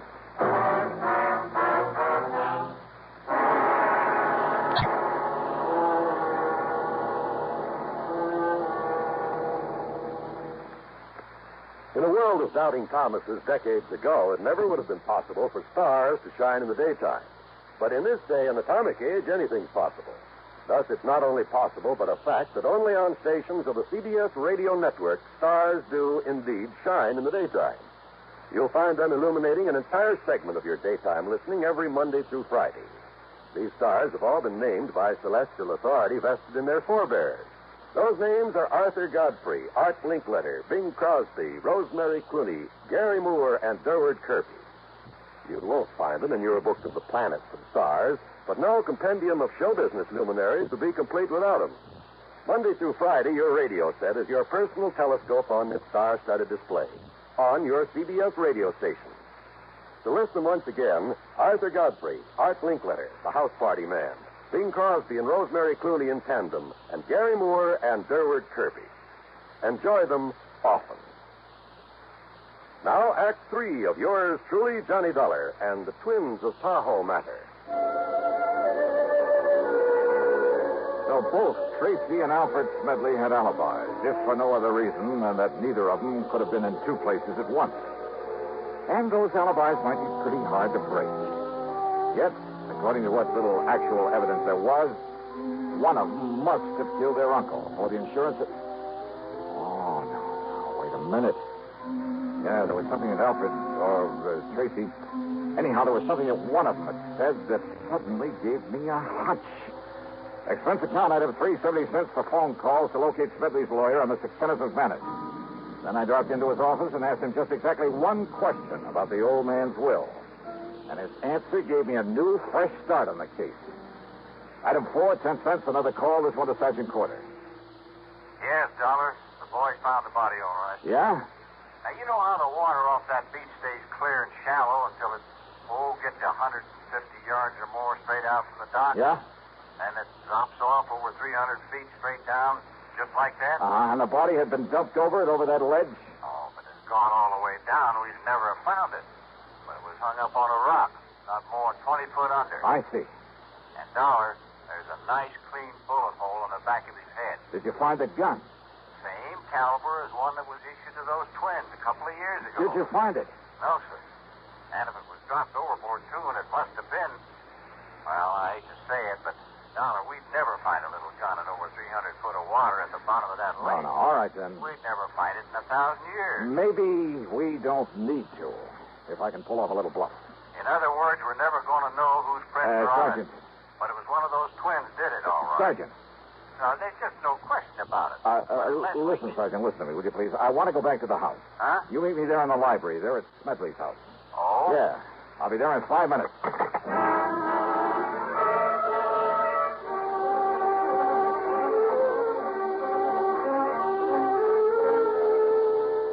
the morgue? Oh, no. That's right, Miss Turner. Oh, that's terrible. Terrible place. Mrs. Turner. If you'd just brought me his poor old body here to the house. Mrs. Turner. Yes, Mr. Dollar. Well, let's quit fooling around with this thing, huh? I just finished talking to Mr. Kenneth McManus. Mr. McManus? That's right, the lawyer. Yes. Yes, and I guess he told you that all of poor Mr. Smedley's insurance goes to those two worthless twins, those murderers. Yes, he mentioned that. Is that all he told you? No. He also told me that the remainder of the estate goes to... Let me see, I scribbled down some of the actual words. Here we are. The balance of my estate, including my home, I bequeath to one who, although I'm certain her motives have been entirely selfish, that she has simply been looking forward to being provided for in my will. What? Nevertheless, as a reward for Mrs. May Turner's faithful service, and I have told her this. He left something to me. You know that he told you he did. And that was your motive, Mrs. Turner. What's this? Now, Now, you look Of here, course, the young gun man. belonging to the twins was just as available as a pair of shoes that were borrowed to carry the body out there and leave the footprints. Dollar. The point is, though, that when Sergeant Corder found not only the body, but the gun out there in the lake. No, Dollar. And when I take your fingerprints and compare them with those we found on the gun. No, listen. You don't mind giving me a set of your fingerprints, do you, Mrs. Turner? Well, Half of my life. Half of my life I spent taking care of that stingy old man. And him giving me nothing. Whilst all the time he kept giving his money to them boys. So that by the time he finally would die natural, what'd they be left for me? And you would have let those boys go to the gas chamber, wouldn't you? No. Oh, no? I hated those boys. But I knowed they could never put it on to them. Nobody could ever put anything on to them before. I'm afraid that's beside the point now. Now that we know you did it. But I had to. Because if I'd have waited, he'd give them all his money, and when he did die, there was nothing left. Nothing for me. Nothing. Don't you see? What's left for you now, Mrs. Turner?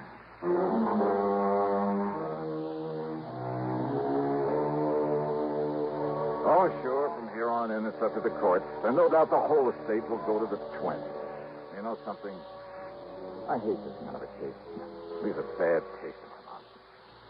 Expense account total, including incidentals and the trip back home, $416 even. Yours truly, Johnny Dollar.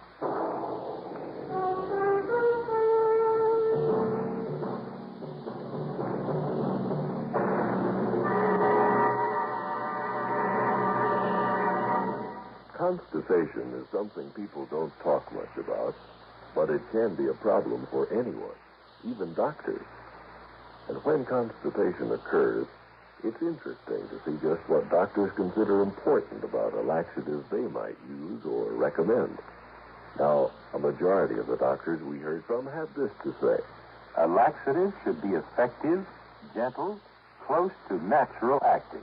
A medicine that can be used with complete confidence.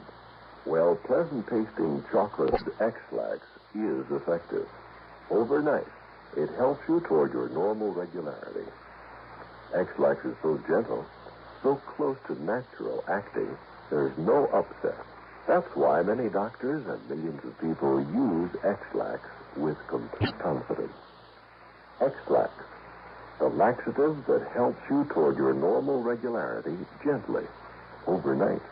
Now, here's our star to tell you about next week's story. Next week, one of the most beautiful, most charming girls I've ever known, involved with a killer. But now, don't misunderstand me. I didn't say how she's involved. As a matter of fact, it's to protect her from a killer that I take on the case.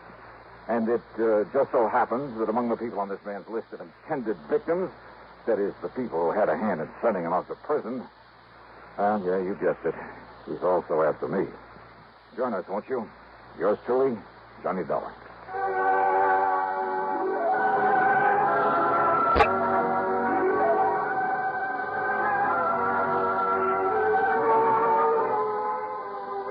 Yours truly, Johnny Dollar, starring Bob Bailey, originates in Hollywood and is written, produced, and directed by Jack Johnstone.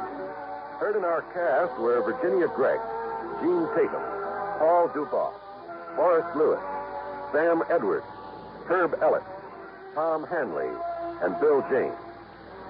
Be sure to join us next week, same time and station, for another exciting story of yours truly, Johnny Dollar. This is John Wald speaking.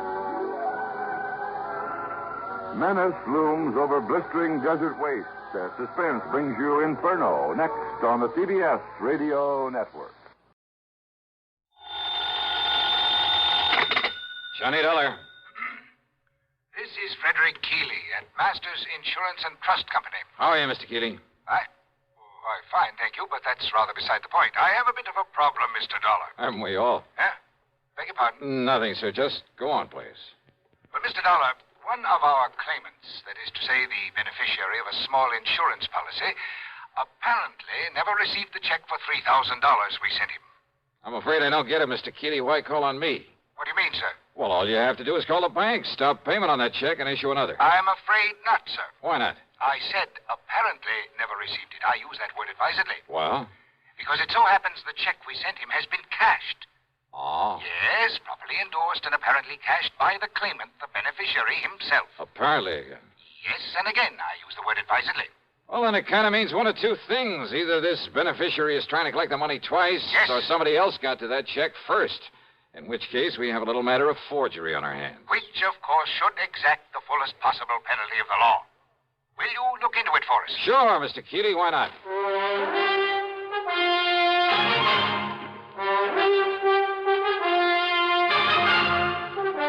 CBS Radio brings you Bob Bailey in the exciting adventures of the man with the action-packed expense account, America's fabulous freelance insurance investigator. Yours truly, Johnny Dollar.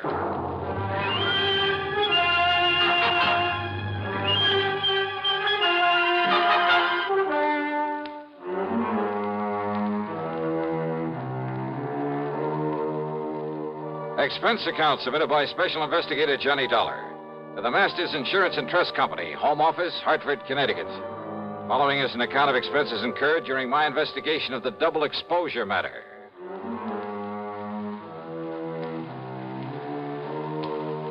Expense account item 1, $1.20 for a cab to Keeley's office on the 10th floor of the Star Record Building. He's a man of about 60, I'd say, short, stout, and rather pompous in his manner. Or maybe self-important is more like it. No, I'm sure you realize as well as I do that a $3,000 claim is relatively small, relatively unimportant. I use that word advisedly. Well, that means I can't expect much of a commission. Huh? What's that? Nothing, sir. Go ahead, please. Yes. The fact remains that if the claimant, the beneficiary, thinks he can get away with collecting twice on the policy... Seems to me he'd have to be pretty stupid to try a thing like that. Oh, you're right. You're entirely right, sir. Exactly the way I feel about it. And Peter Upman is not a stupid man, so far as I have been able to determine. Upman? The beneficiary. In other words, it becomes evident, and I use that word advisedly, that someone else got hold of that check, endorsed it with Peter Upman's name, signed the receipt, of course, and, shall we say, left for parts unknown. In other words, we are faced with a case of forgery. Yeah, I think I suggested something of that sort. Why, yes, of course you did. And forgery is a serious matter, sir. I'll go along with you on that. Not only in this particular instance, because of the relatively small amount involved, and I use that term advisedly. Oh, I'm sure you do. But because it could lead to other attempts where perhaps much larger amounts could be involved. So you want me to see if I can run down this forger for you? No.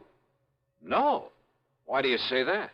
If we are to believe the People's National Bank over in Milford. Milford, Connecticut? That's right. If we are to believe them, the personnel concerned, their actual photographic record of the transaction, there was no forgery. But I thought you just finished saying... What's that? Mr. Dollar, according to them, and I have no reason to doubt them in the least, Peter Upman himself appeared, endorsed that check, cashed it, and left with the money. However... Yeah? I have here a properly signed deposition to the effect that Upman not only never cashed that check, but that he never saw it.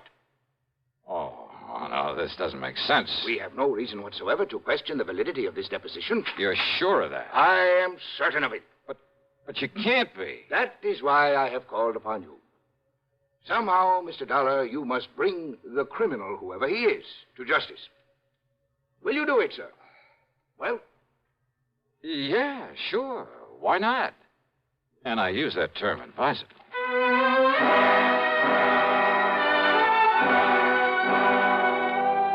Naturally, my first move was to drive on down to Milford.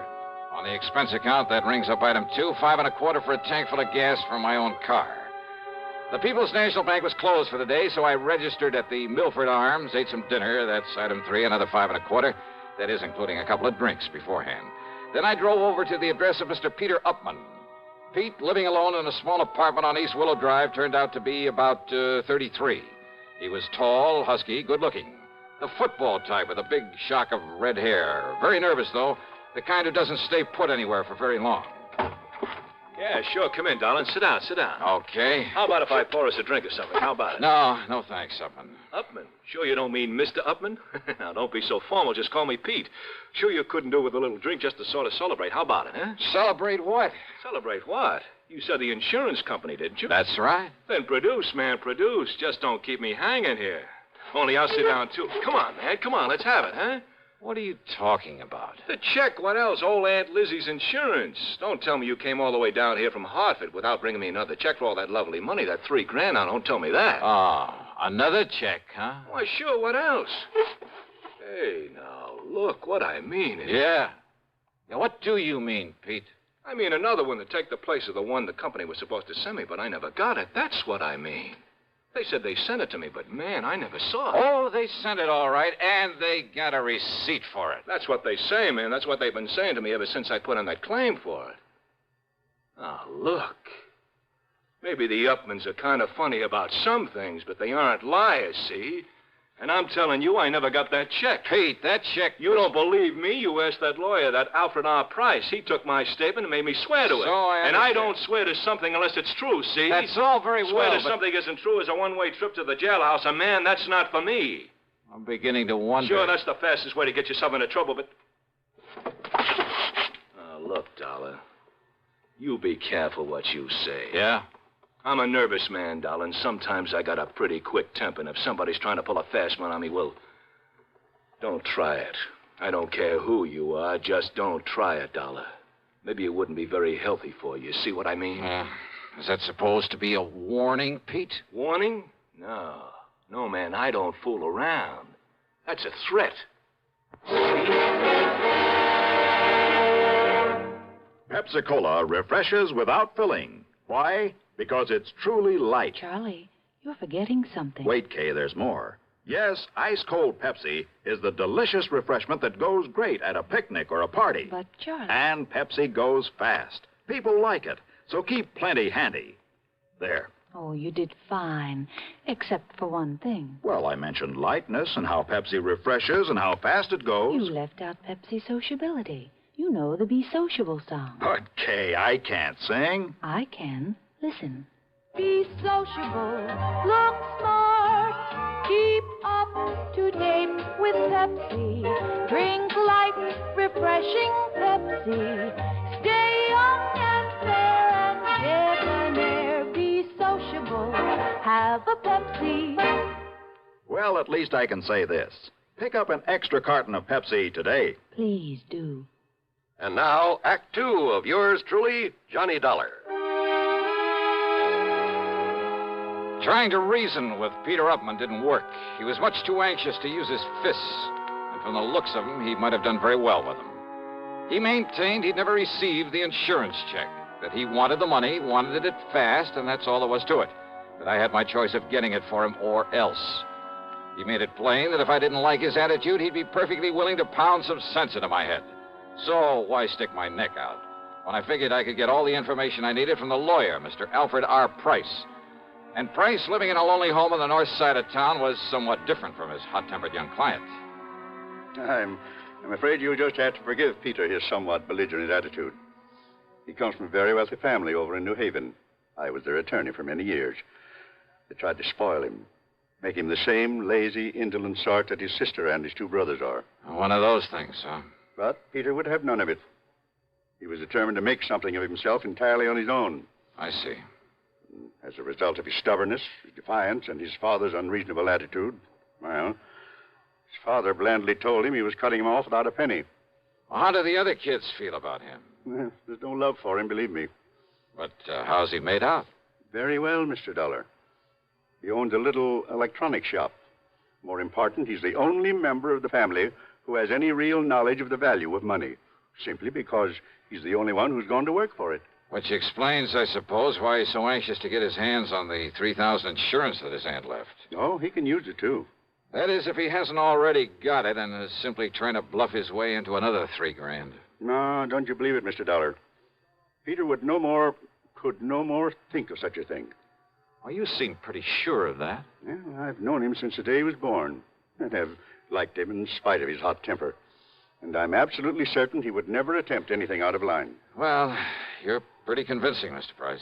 Well, after all, I'm a lawyer, Mr. Dollar. But the fact remains the company sent him a check. It was properly endorsed. The money was paid out. But not to him. Well, how can you be sure? Because he says it wasn't. And that's good enough for me. But in that case... Have you talked to the people at the bank, to the teller who made the payment? No, I haven't. Have you seen the photograph of the actual transaction as it took place? See, you're the second one to mention such a photograph. Very ingenious device there at that bank. I suggest the first thing in the morning you go down there, see it, talk with the president, Mr. Oliver, and then see what you think. So first thing in the morning, I was at the bank talking with Mr. Barton Winfield Oliver, the president. Yes, a very ingenious device, Mr. Dollar, when it works properly. Oh, what do you mean by that, Mr. Oliver? It's called a photo register, one of the very first models to be installed in a place of business. Actually, it was an experimental model. Well, just what is it? What does it do? Comparable devices, much improved, of course, are in use throughout the whole country now. What does it do, sir? It automatically takes a picture of everyone who steps up in front of the teller's cage. Oh, yeah, I think I've heard of such things. Of course. Yeah, aren't they used in a lot of supermarkets, places like that, to make a photographic record of people who cash checks in them? Yes. And as a result, the incidence of bad checks in those places, why, they're almost a thing of the past. All this means that you have a picture of the man who cashed that insurance check. Yes, I have. May I see it, please? Yes? Because if it is a picture of young Peter Upman, I don't care what his lawyer says. Here you are, Dollar. This is photographic proof it was he who... Huh? Yes. Oh, now, wait a minute. Well, that was an You mean to say this is the best that fancy machine of yours can do? It was an experimental model. Why, this could look like almost anybody. In the beginning, it was very good. Made very clear pictures. Well, it certainly doesn't anymore. But only the head cashier and I know that. Huh? The general public don't. They think it operates as well as ever. So it serves its purpose. Yeah, how? Because anyone thinking of trying anything is scared by it. Oh, great. Then this photo doesn't really mean a thing. Oh, sure, in a way it does look somewhat like Peter Upman. Same build, same general sort of face, even the same shock of hair. But it's so blurred, so indistinct, like a double exposure. Yes, I know. But when Mrs. Eberhardt says that it was Peter... Who's Mrs. Eberhardt? She's one of our oldest, most trusted employees. The teller who waited on him. Oh, let me talk to her, please. Certainly. Mrs. Eberhardt, will you close your cage for a moment and come here, please? Certainly, Mr. Oliver. That's the one? It is. She's been with the bank much longer than even I have. Almost from the beginning. She knows more about the people here in... Mr. Dollar, what does this mean?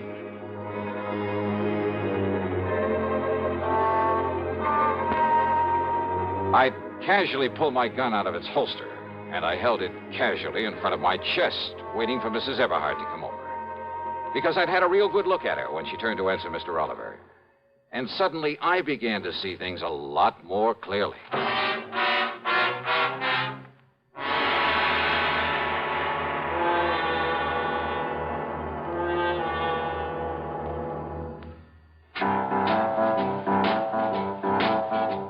Talk about best-selling records. Here's a familiar tune about America's best-selling filter cigarette, Winston.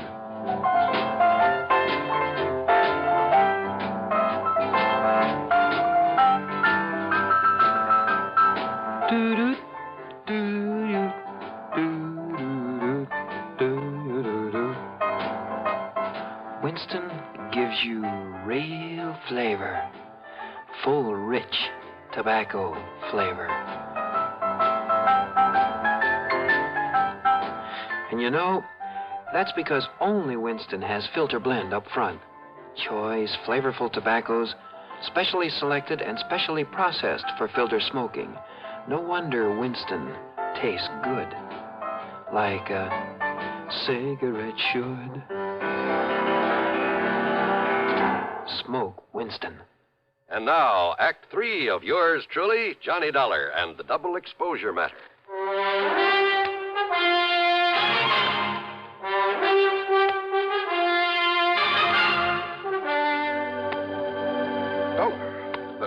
Just take it easy, Mr. Oliver, and don't mention it to her when she comes over here. But good heavens, man. Wait now. Here she comes. Yes, Mr. Oliver, you wished... Oh, I'm so sorry, Walter. Okay, Abby. Only I'm not Walter, I'm Jim. Oh, yes, of course, Jimmy. Right over here, Mrs. Eberhardt. Oh, I no, Mr. Oliver. I can... Oh, dear. These chairs are all over the place. Abby, I want you to meet my friend, Mr. Johnny Dollar. Oh, Mr. Johnny. Oh, I am so sorry. I didn't mean to bump into you, Mr. That's Dollar. all right, that's all right. But how do you do? Oh, and I see you smoke a pipe, too, just like Mr. Oliver does. Yeah, oh, you'd better take a real close look at this, Mrs. Everhart. What? The way you look real close at all the money you handle there at the counter, at the deposit slips and so forth. A real close look, huh? Oh, why, it's a pistol. Yeah. But good heavens. How long since you've had a new prescription for those glasses of yours? Now, look here, young man. If this is a holdup... How long? Shall I cry for help, Mr. Oliver? No, Abby. Better answer my question. Young man, I don't see that it's any of your business. I thought so. And if you're here in the bank for any nefarious... And this is the person who identified Peter Upman for you. Now, look here, Dollar. Yes, you look here, young man. Look, huh? That's right. Mr. Oliver, hasn't this bank of yours got a nice, generous pension plan for an old and faithful employee who is blind as a bat? I beg Item 4, 10 cents for a telephone call to the lawyer, Mr. Price. Item 5, $1.50 for a leisurely lunch at the hotel, after which I wandered around the town a bit, then drove on over to the lawyer's office. I tried to call you at the hotel, Mr. Dollar, but they told me you'd left. Yeah, no, I was out taking a little walk. Look here.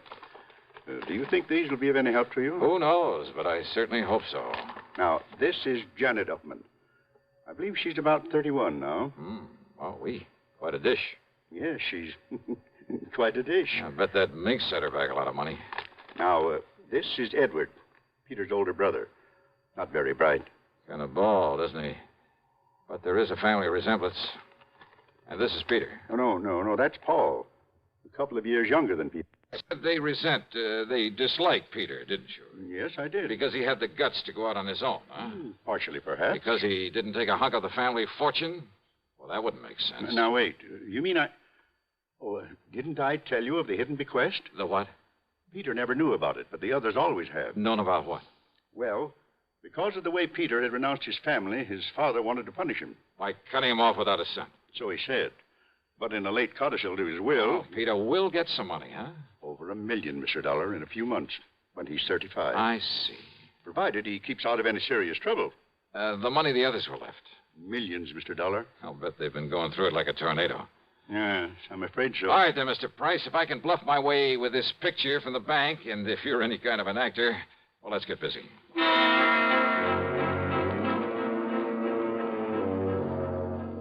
I telephoned to Peter, told him to come over. Mr. Price called the others.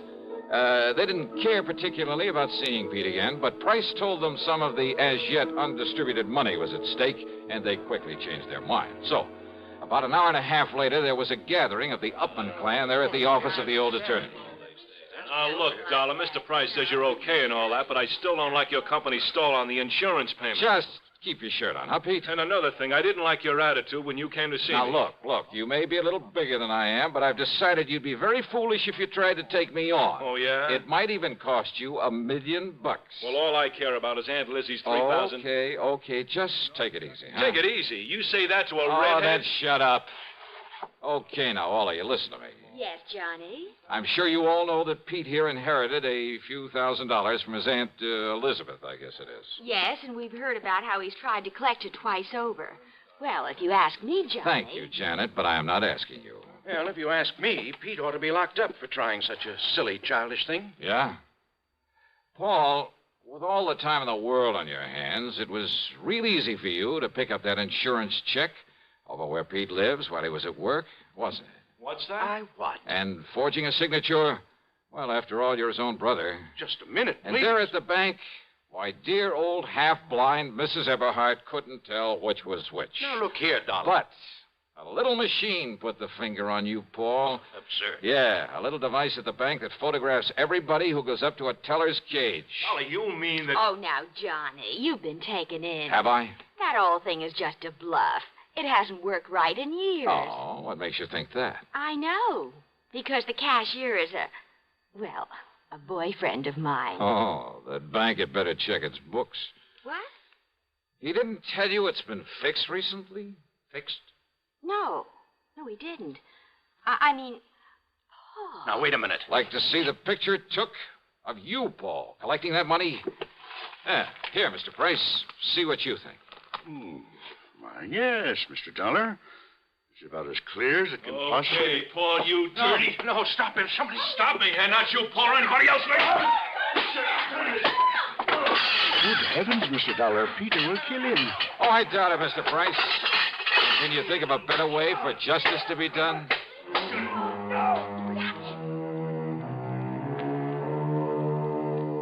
Yeah, Peter paid Paul on this one, but I mean royally. And I must confess it did my heart good to watch him. And Pete, bless his fighting Irish heart. Yep, he'll be a millionaire one of these days. He's earned it. Expense account total, including hotel and food, $17.20. Yours truly, Johnny Dollar.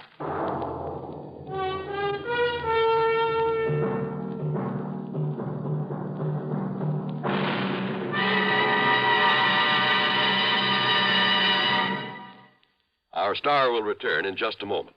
Constipation is something people don't talk about much, but it can be a problem for anyone, even doctors. And when constipation occurs, it's interesting to see just what doctors consider important about a laxative they might use or recommend. Well, a majority of the doctors we heard from had this to say. A laxative should be effective, gentle, close to natural acting. A medicine that can be used with complete confidence. Now, X-Lax has been popular with many doctors and millions of people over the years because pleasant-tasting chocolated X-Lax is effective. Overnight, it helps you toward your normal regularity. X-Lax is so gentle, so close to natural acting, there's no upset. That's why many doctors and millions of people use X-Lax with complete confidence. X-Lax, the laxative that helps you toward your normal regularity gently, overnight. Now, here is our star to tell you about next week's story. Next week, a story of a deadly swamp and 4 dedicated killers. Their intended victim? Well, join us, won't you? Yours truly, Johnny Dollar.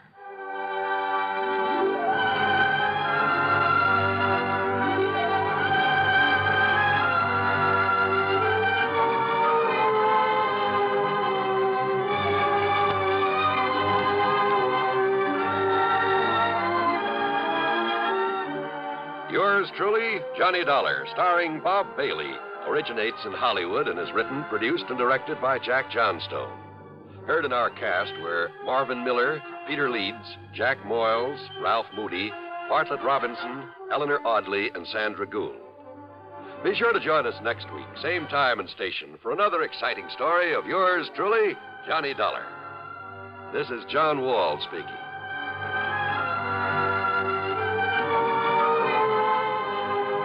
Silent death stalks a ship's corridor as suspense follows on the CBS Radio Network. One more pitch may do it. Judy Wood has been pitching a great game all afternoon. She's just about the best softball pitcher in the Women's League. Okay, she's ready. Strike 3! Man, oh, man, what a pitch! Man, oh, Manischewitz, what a wine! At the ballpark, not everybody gets the big cheers. But at home, everybody's wine is always cheered. It's Manischewitz. Man, oh, man. Man, oh, Manischewitz, everybody's wine because it tastes so good. Have you tried new Manischewitz fruit wines? It's just like drinking fruit itself. Serve them anytime. Manischewitz fruit wines, 100% pure, specially sweetened.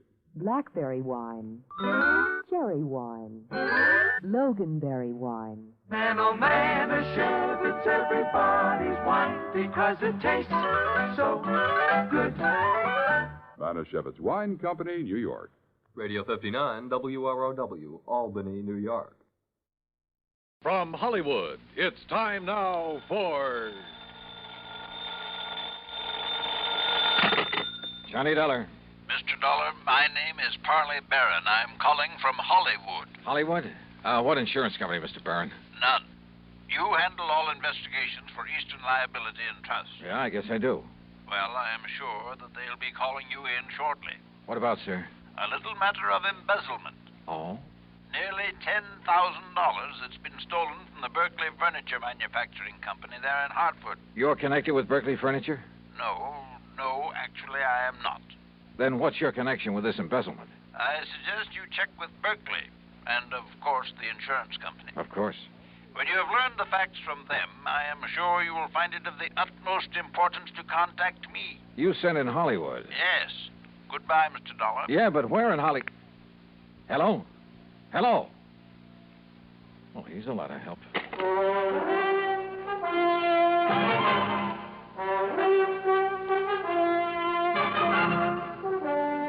Bob Bailey in the exciting adventures of the man with the action-packed expense account, America's fabulous freelance insurance investigator. Yours truly, Johnny Dollar.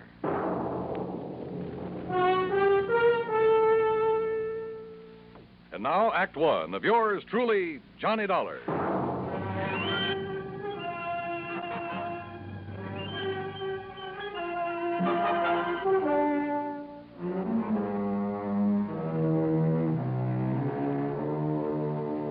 Expense account submitted by Special Investigator Johnny Dollar to the Eastern Liability and Trust Company, Home Office, Hartford, Connecticut. Following is an account of expenses incurred during my investigation of the Hollywood mystery matter. Expense account item 1, 10 cents for a phone call to Hal Speidel, who's my regular contact at Eastern Liability and Trust. Well, hi, Johnny. Nice to talk to you again. Yeah, nice to talk to you, Hal. Listen, have you received a report of loss from the Berkeley Furniture Manufacturing Company? Well, they're a client of ours, but no. What makes you ask a thing like that? A phone call I just got. They called you direct? Well, somebody did. A man by the name of Polly... Wait a second. Yes, Miss Turner. Who? Hold everything, Johnny. I'm holding. Hey, what did you say? When? We'll find out how much.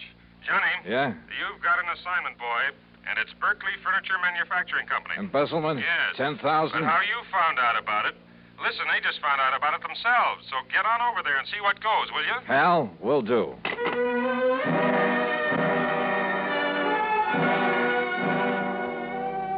Yeah, my informant, the man who'd called me, had really known something. But how to locate him? Item 2, $1.45 taxi to the Berkeley plant on the northwest edge of town. It's a small company, but an old one. When I flashed my credentials to the receptionist, I was immediately shown into the office of the high and mighty himself. Well, I must say your insurance company acts very promptly, Mr. Dollar. Sit down, sir. Thanks, Mr. Berkeley. I'll get straight to the point, sir. We've suffered a considerable loss. Yeah, so I understand from Hal Speidel at Eastern Liability and Trust. $10,000, wasn't it? Oh, yes, nearly $10,000. But I don't recall mentioning the amount to Mr. Speidel. In any event, Mr. Dollar, what I want is that money back. I don't care what you do with the thief. All right, have you any idea who took it, Mr. Berkeley? I certainly have. The ungrateful... Who, sir? One of our bookkeepers, a gentleman who has been with the company over 30 years. What are you smiling about, Mr. Dollar? Well, he's stolen this money from you, but you still call him a gentleman. Because I always thought he was. Did his job, never complained. That's your measure of a gentleman, huh? Eh? What's that? How much money did he earn, Mr. Berkeley? $65 a week. What difference does it make? Just wondered. An old man living alone was plenty for him. Unless, of course, he was gambling, something like that. Gambling? Him? Of course not. He never had enough money. Trouble at home, maybe? Is he married? No. He'd never be able to support a wife. After 30 years with your company? I paid him as much as I thought he was worth. Yeah? Or as little as you thought you could get away with? That is really no concern of yours. Return of the money is. All right. Where does he live, Mr. Berkeley? In a small apartment on the north side of town. And when did you last see him? Yesterday morning. Said he had to see his doctor in the afternoon. Yes, it's against my usual practice, but I let him off. Mm-hmm. But, of course, you decided to dock his pay. Naturally. I have to keep discipline in a place like this. Oh, sure. And this morning, when I opened the safe, I discovered that the money was missing. $9,984.75. The cash that we had on hand for emergencies. I also discovered that he hadn't come to the office. So I phoned his apartment. And? I learned that our respected gentleman bookkeeper left town yesterday afternoon, bag and baggage. That doesn't necessarily mean that he took the money. I'd like to know why not. Well, was he the only one who had access to the safe? Of course not. All of the bookkeepers have. How many of them? Others, I mean. 3. But you think for 1 minute they'd dare take that money and then come back here and face me? Maybe you got a point there. What? Have you notified the police of this loss? No. I prefer that the whole thing be kept as quiet as possible for the sake of my company's reputation. Please, remember that, sir. Whatever you say, Mr. Berkeley. That's why I have no desire to prosecute him, why I'll refuse to even file charges, as long as I get the money back. Yeah. Now, what's his address? 11231 North Maple Street. 11231. But as I told you, he isn't there. He's left town. Yeah, you told me. How old a man is he? In his 60s. But what difference does that make? Oh, and Mr. Dollar. Yeah? Just how did you happen to know about this so soon? I mean the amount that was stolen. From somebody who called me on the phone. Oh? Somebody who apparently knew a good deal about it. If I can locate him, get in touch with him, he can probably be a lot of help in running down this Come to think of it, you haven't told me what his name is. The bookkeeper? The embezzler? Yeah. Barron, sir. What? Yes. Parley Barron.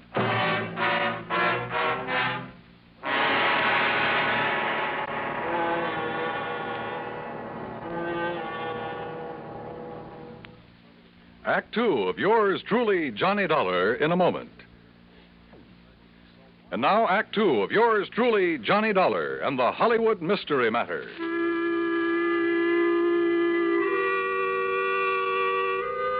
So the embezzler of the $10,000 was Parley Barron, the same man who'd called me on the phone. Apparently called me before the company even knew the money was missing. And he'd had the audacity to inform me that I should contact him. Yeah, somewhere in Hollywood. Which is like saying the needle is somewhere in the haystack. Item 3, $250 for a taxi to the little apartment house on North Maple Street. I paid off the driver, then walked into the open foyer and looked for the usual bank of mailboxes to find out which apartment was Parley Barron's. Hey, you want me to wait for you, mister? No, it's all right, driver. You go ahead if you want to. Okay, Now, let's see. Nelson, Davis, Parrots. Oops. Oh, excuse me, sir. That's all right. Spaulding, Pierce, Robeson. Taxi, wait a minute. Oh, here we are. Barron, apartment 103. Just a minute, young man. Are you a salesman? Oh, no. I was just looking up the apartment number of Mr. Parley Barron. Well, he ain't here, mister. You're sure? No, sir. He left here bag and baggage yesterday afternoon. Any idea where he went? No. Who are you? Cops or something? Here. My credentials. Johnny Dollar Insurance. Yeah, that's right. Now, look, I want you to let me into his apartment. Well, yes, sir. Right this way. Something wrong, Mr. Dollar? No, just a routine investigation. Oh, well, I was sure he'd done nothing wrong. Oh, why do you say that? Why, nice, quiet old man like him, why should he? Only excitement he ever has is when his niece comes to visit with him. His niece? Yes, sir. Name's Virginia. Jenny Lockhart. Wonderful girl. Sort of drops in here to look after him once in a while, cook him a good meal. Now, here we are. Well, it sure looks like he left in a hurry. Closet's open, doors pulled out. Where can I find this niece you mentioned? Why, didn't you see her when you just came in? That girl who bumped into me down in the lobby, that was Jenny Lockhart? Well, must have been. Guess she dropped in for a visit with her uncle, found him gone, and then lit out again. And I didn't have sense enough to get a good look at her. Well, now, here's a picture of her, mister. Sent it to him from her vacation last winter. Vacation, huh? Blue sky and palm trees. Down in Hollywood, I understand. Is that where she's headed for now? Well, now you got me there. Wait a minute. Yeah? What's that you picked up, mister? It was a note, I guess. Yeah, it's addressed to her. Ginny, my dear. The doctor you had me see has finally told me the truth. Is this his handwriting? Yeah, that's his, all right. He's finally told me the truth. I have less than a week to live. Oh, my. And so for the first time in my life, except for some happy moments with you, I'm going to really live. Make up for some of the things I've had to miss all these years. Well, say now. Yes. You may have some idea where I've gone, but please, please, dear, don't try to follow me. Your loving Hollywood. Yeah, like I said, that's what... And she ran off with the taxi I had. Oh, you want me to call you a taxi, mister? I sure do, brother. And fast.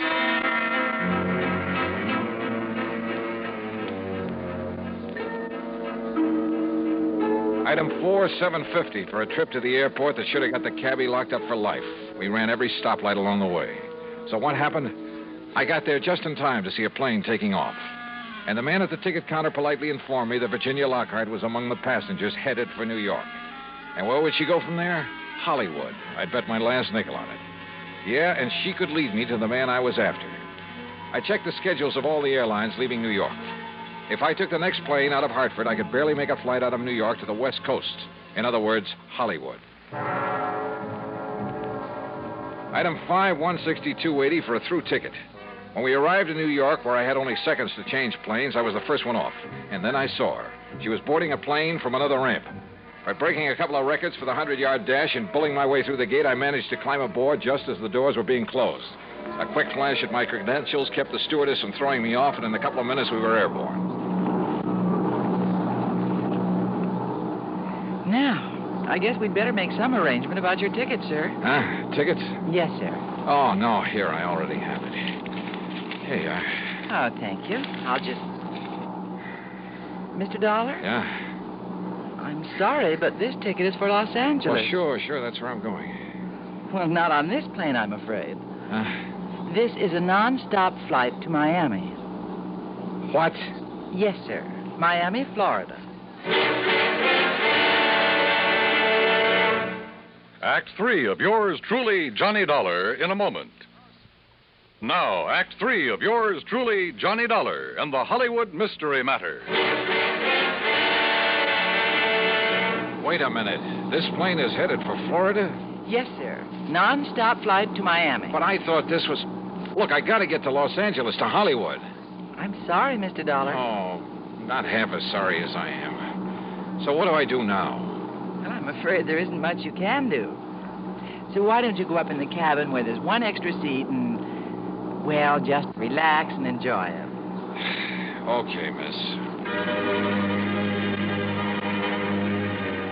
Great. I'd been so sure it was Virginia Lockhart I'd seen climb aboard this plane, that she'd lead me to her uncle in Hollywood, to wherever he was in Hollywood. So what happened? I was stuck aboard a plane to Miami. All right, I took the advice of the stewardess and walked forward into the cabin to find a seat. And for once, luck was with me. The one vacant seat in that whole plane was right next to, yeah, you guessed it, to Ginny Lockhart. But why Miami? Could she possibly know that I was on the trail of Parley Barron? Was this a trick to lead me off his trail? I decided there was only one thing to do, play it like I hadn't the least idea in the world who she was, and at the same time, see if I could learn anything from her. As long as we're seatmates on this trip, we may as well know each other. My name's Johnny, Johnny Dollar. How do you do, Mr. Dollar? Be kind of nice to get on down south and away from all the snow and cold, won't it? Would you like some champagne? I understand all I have to do is flag down the stewardess, and she'll be... how about it? No, thank you. Well, excuse me for saying so, but you look worried about something. I'm sure it wouldn't interest you. No, maybe not.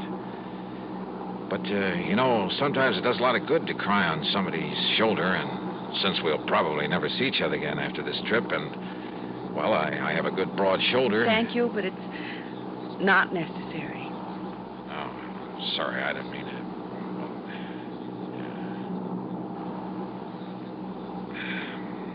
Going down to Florida for a vacation? No.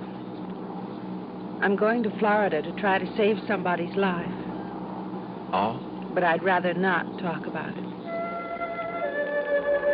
And she didn't. Or did she talk about anything else during the rest of the flight? As we came into Miami, I decided the only thing I could do was transfer to a plane for Los Angeles and hope for the best. But she was my only real lead to Parley Barron. And if I left her here and went on to Hollywood... So I changed my mind. I decided to stay with her. Item 6, $9 even for a taxi that followed hers out of Miami Airport, then headed north. And where do we end up? Hollywood. Hollywood, Florida. Hollywood by the sea. And the Diplomat Hotel.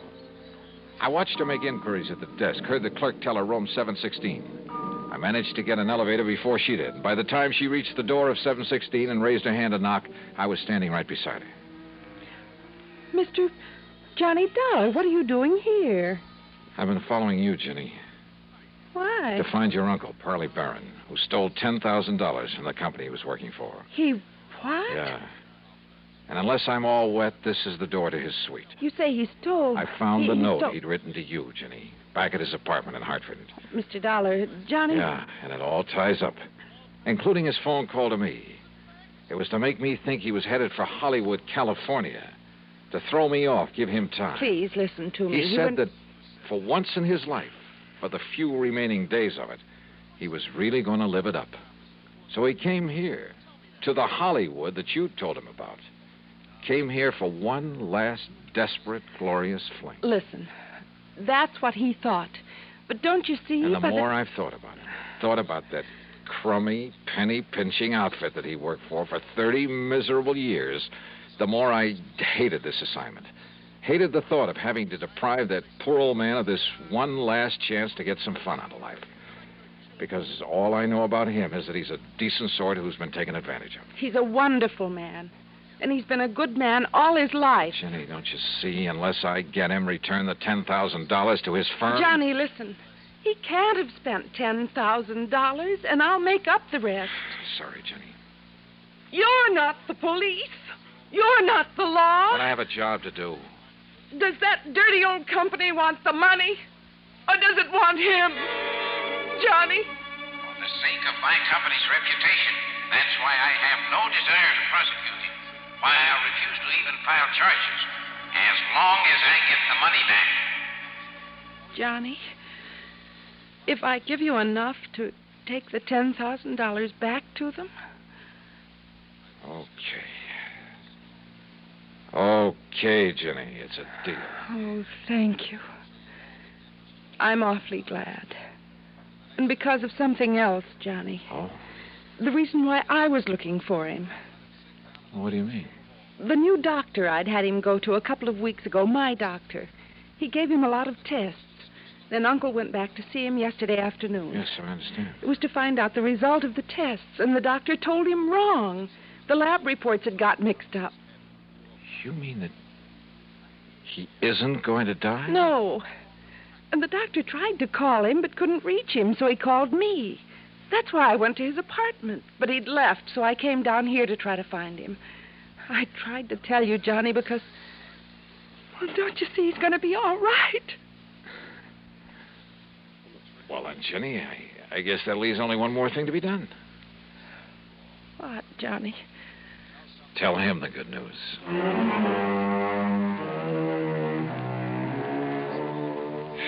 Oh, I don't know. Maybe I'm just a sucker for a good-looking girl. And maybe this makes me an accessory to the crime. But you know something? And you can blame it on the holiday season, anything you like. I don't care. Expense account total, including the trip back to Hartford. Well, a happy new year to you, too. Yours truly, Johnny Dollar.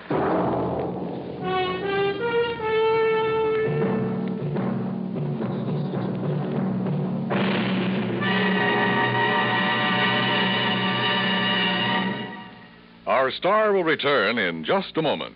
Because of another adventure in Hollywood, Florida. But that one you'll have to read about in the February issue of Harper's Bazaar. It's just out, so grab a copy, will you? Yours truly, Johnny Dollar.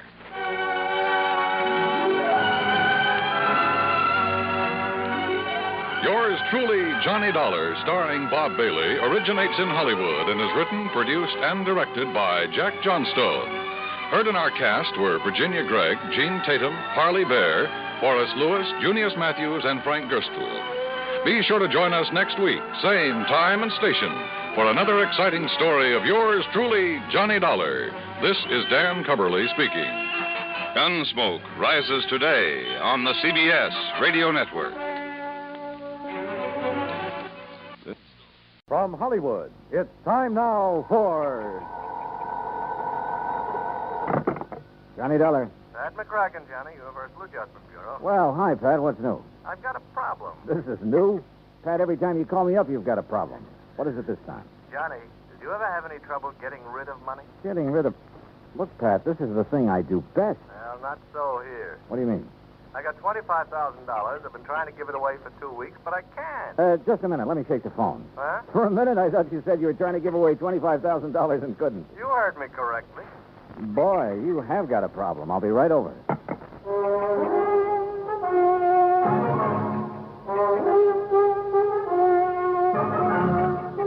Bob Bailey in the exciting adventures of the man with the action-packed expense account.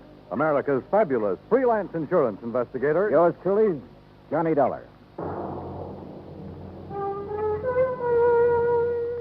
And now, Act One of yours truly, Johnny Dollar.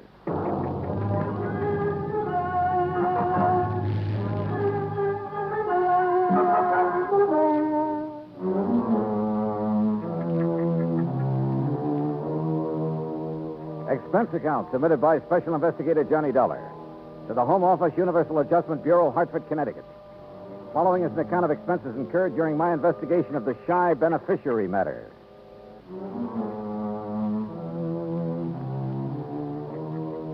Expense account item one, $1.20 for a cab from my apartment to the offices of Universal Adjustment, where Pat was waiting for me, looking very snide. Oh, this is a real twist, Johnny. Usually beneficiaries are beating down my door to collect. This one is playing it real coy. What's the deal, Pat? Well, it starts out real simple. 2 weeks ago, a Miss Helen Gaysworth died. Huh? Insured for $25,000. Beneficiary, a man named Elijah Summers. So? Well, that's where my trouble starts. No Elijah. Can't locate? Can't locate. No trace whatsoever. Well, what have you done so far? Well, the usual, Johnny. We've checked death lists, advertised in the newspapers. All I've come up with is nothing. Where did you advertise? New York. That's where Miss Gaysworth lives. Uh-huh. She have any relatives? None, as far as we can determine. Any idea who this Elijah Summers is, or why she picked him as beneficiary? Well, the only lead we've got is something Miss Gaysworth's landlady told us. Oh, what's that? Well, apparently this Miss Gaysworth was something of, an eccentric. Lived alone in a dingy apartment, felt that the world was pretty much against her. Oh? All except Elijah Summers. Landlady heard her mention him once or twice. It seems he's been nice to her sometime in the past. How? That I don't know. Neither does the landlady. She have any idea where he could be? What he's doing? If he's even alive? No. But if he is, he's entitled to $25,000, so we got to find him. Hey, you know, you don't have much to go on, Pat. Correction, Johnny? You mean you don't have anything to go on? Expense account item 2, $36 even. Transportation and incidentals to New York City. I saw the landlady. Miss Gaysworth had moved in 6 months ago from somewhere a few blocks away. 3 hours later, I'd located the somewhere a few blocks away. There, I learned only that she'd, moved in from somewhere else a few blocks away. Gradually, however, a picture arose before my mind of a sweet little old lady drifting from place to place alone, and, well, I felt sorry for her. I also felt sorry for me because nobody along the line had ever heard of Elijah Summers. Finally, I turned up her first landlady in New York. She remembered Miss Gaysworth mentioning something about having come from San Francisco. She thought. Item 3, $167.20 plane fare and incidentals to San Francisco. Item 4, $9.50 newspaper ads in the San Francisco papers. Frankly, I wasn't very optimistic, but that's where I was wrong, because the very first day I got results.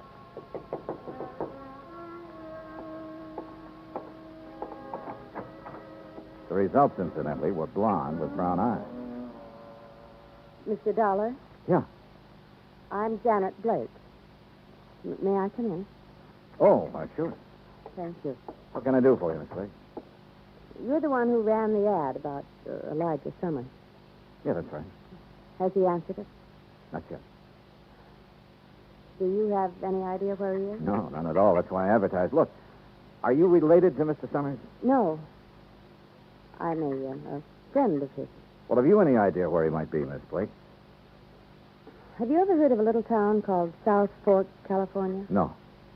It's on the Yuba River, up in the Sierras, in what used to be some of the gold rush country. You think Elijah Summers might be up there? Maybe. What makes you think so? Just call it a hunch, Mr. Dollar. Just a hunch.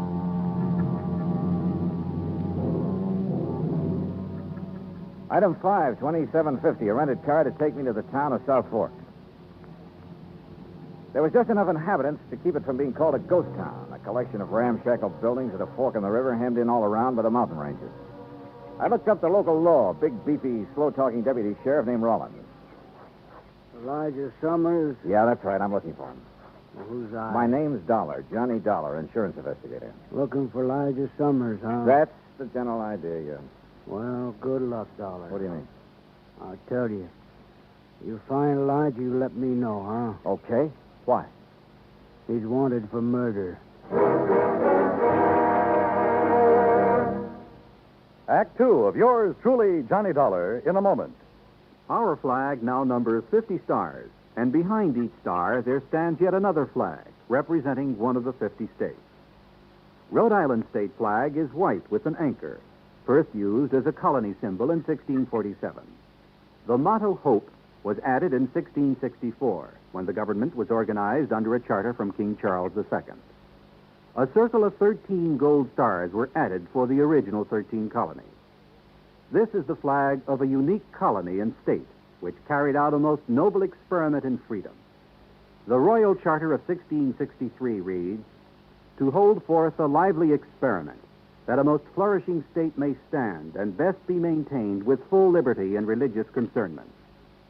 Rhode Island's state flag, the flag of the 13th state to enter the Union, was adopted on May 19th, 1897. And now, Act 2 of yours truly, Johnny Dollar, and the shy beneficiary matter.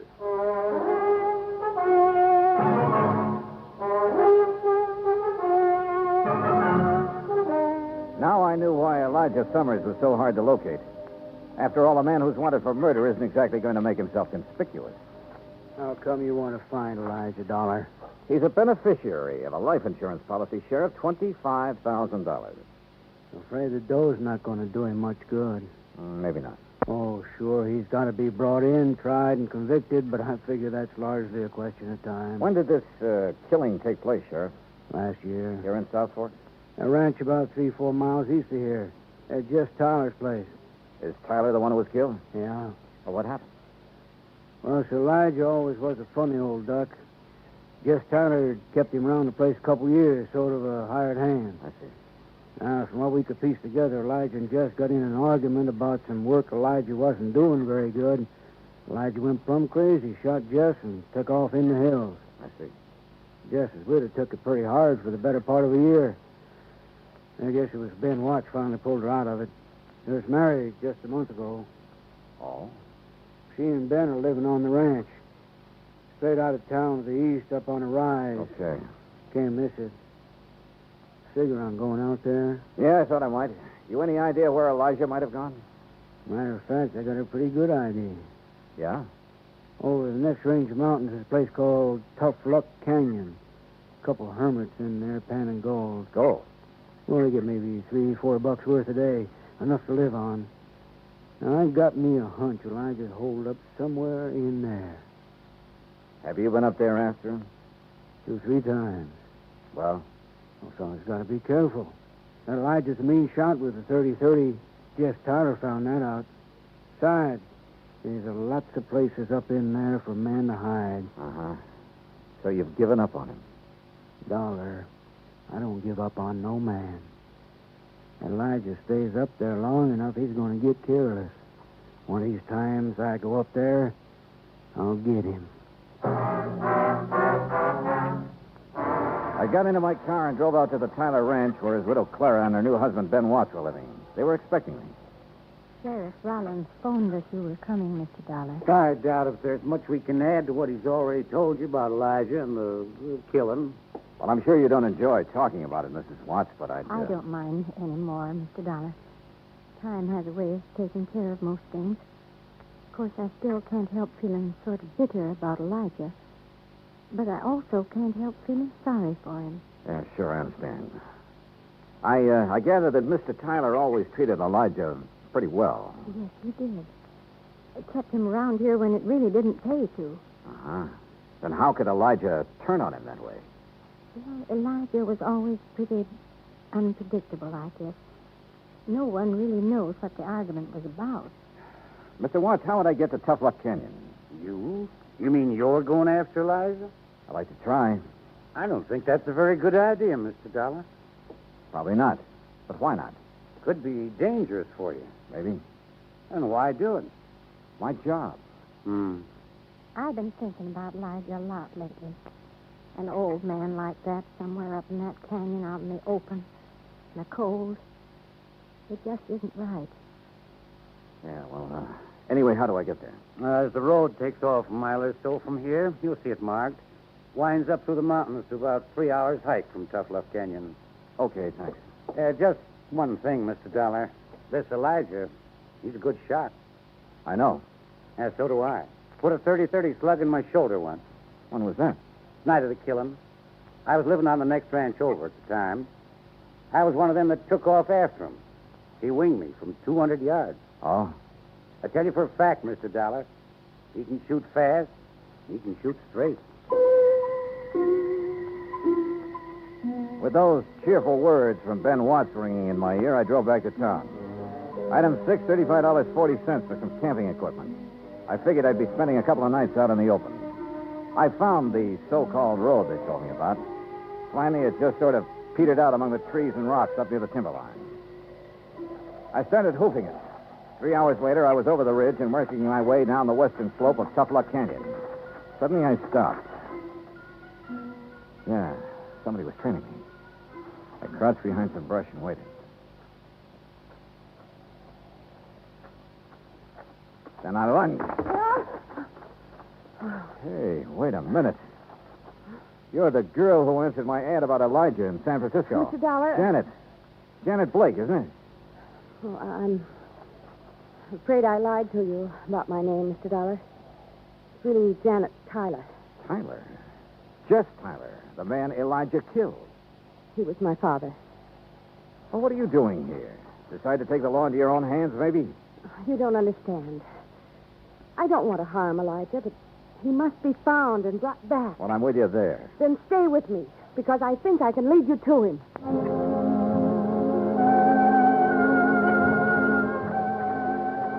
Look, Janet, we're nearly at the upper end of this canyon. Now, what makes you think Elijah's around this neck of the woods? Well, years ago, Elijah brought me up here. There's a little pocket in the rocks. It's almost a cave. Yeah? He liked it. Said it was his place. I recognized the landmarks. Get down. Well, Janet, looks like we finally located Elijah. The hard way.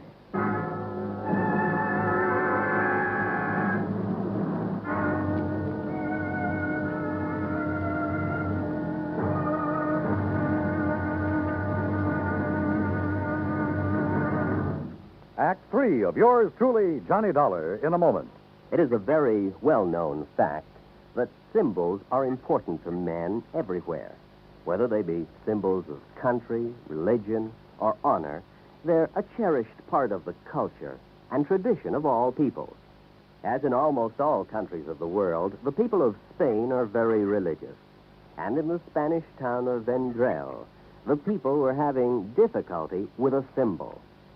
A 300-pound angel sitting on top of a 150-foot church steeple. The angel had been there since 1784 and needed repairs to keep it from falling down on the heads of the parishioners. But 150 feet is a long way up, and 300 pounds are a lot of weight to bring down. Now, there was a great deal of head-scratching over the problem until someone casually mentioned the problem to someone else who happened to be stationed at the United States Air Force Base in Zaragoza, Spain. It wasn't long before visions of a helicopter came to mind. Because Americans like to help other people everywhere, the Air Force whirlybird lifted the angel from the church steeple, brought it down for repairs, and later returned it to its perch. So grateful were the people of Vendrell for this act of friendly cooperation that they held a mass celebration of American Day to show their appreciation. Television and newsreels carried the story of kindness. So did the newspapers and magazines throughout Spain. This gesture on the part of the United States Air Force created a new symbol, a symbol of friendship and understanding. It became a symbol of freedom, the right of all men everywhere. And now, Act 3 of yours truly, Johnny Dollar, and the Shy Beneficiary Matter.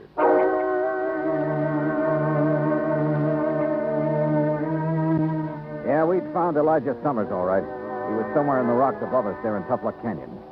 And I knew the minute Janet and I poked our heads up, we'd collect a slug. He had us pinned down, but good. Johnny, you think maybe it's... Stay down. Now, look, Janet, I still don't understand why you were so anxious to find Elijah. Johnny, you've heard him shooting at us. Yeah, you're right. What kind of shots do they sound like? Rifle. Matter of fact, a small caliber rifle. A 22, maybe? Like this? Where'd you get that 22 slug? This came from Elijah's gun the night my father was killed. But he was killed with... Hey, wait a minute. That's why I want to talk to Elijah. That's a good idea, and so do I, but how? I think you'll still remember my voice. Let me try. Okay, but be careful. Elijah? Elijah? Who's that? Janet. Yeah, go on. It's Janet, Elijah. Janet Tyler. Miss Janet? That's right. Who's that with... Dollar, Elijah. Johnny Dollar. I want to talk to you. I'm your friend. I know you don't. Please, Elijah, he's telling you the truth. We don't want to hurt you, but we must talk to you. That's the truth, Miss Janet? Yes, you know I've never lied to you. You there. Dollar. You got a gun? Yes. Toss it out in the open where I can see it. Well, if we've guessed wrong about Elijah, we're dead. I just know I'm not wrong about him. I sure hope not. Okay, here it is. Now stand up and come out into the open. Okay. Elijah. Hello, Miss Janet. Oh. Elijah, you look terrible. Have you been up here all this time living like an animal? Oh, don't you worry about me, Nana. I've been getting along pretty good up here. By the looks of you, you haven't been getting much food. Enough to keep my eyes sharp, mister. Oh, I see that deputy sheriff fella come poking around here a time or two. He didn't even come close. And if he had have... I could have potted him easy with this. That's what I wanted to talk to you about, Elijah. That rifle of yours. It's a good one, Miss Janet. I remember when you gave me it 2-3 years ago for the grounds crew. Elijah, have you ever had any other rifle besides that 22? Nope. You're sure about that? Of course I'm sure. You see, yeah, I've took good care of it, too. I kept it clean and polished. Yeah. Look now, Elijah. Have you ever used any other rifle besides that one? Nope. Janet, your father was killed with a 30-30. I know, Johnny. That 22 slug you showed me a while ago. You said you got it the night your father was killed, that it came from Elijah's gun. I saw someone pry this slug out of his own shoulder the night of the killing. He threw it away. He didn't notice I was watching. Later, I heard him tell it around he'd been hit with a 30-30 slug. You mean your stepfather, Ben Watts? I was confused at first. I didn't understand. Then it came to me. Ben Watts was the one who'd killed my father. Elijah was probably trying to protect Dad and shot Ben with his 22. Yes, there was a big fight, Miss Janet. I don't just remember what all happened, but except all of a sudden they was chasing me. I run. Sure. Ben figured he could pin the killing on somebody like Elijah who wouldn't have a chance proving his innocence. Elijah, have you seen Ben since you ran away? Oh, sure. Oh, Ben's come poking around here, too, every so often. But I ain't too smart for him. Yeah, sure. It figures, Janet. Elijah's a threat to Ben as long as he's alive. So Ben comes hunting up here every now and then. It's horrible. Well, of course, I got to be real careful, because I only got a 22, and he's got a 30-30. But he'll never get old Elijah. Believe you me, he won't get hot. Elijah! Get down and keep quiet. The shot had come from a clump of rocks more than 100 yards away. I scooped up my automatic where I'd thrown it on the ground and started circling slowly, trying to get around behind the clump of rock. I'd almost made it when my foot slipped and sent a rock down the slope. He popped up then, ready to shoot, but lucky for me, his first look was toward the rock instead of me. He saw his mistake, swinging his rifle toward me, but he was too late. Johnny! Johnny! Yeah, right here, Janet. How's Elijah? Shoulder. He's all right, though. Johnny? Yeah, it's Ben Watts, all right. Is he still alive? Oh, yeah, he'll keep. Long enough.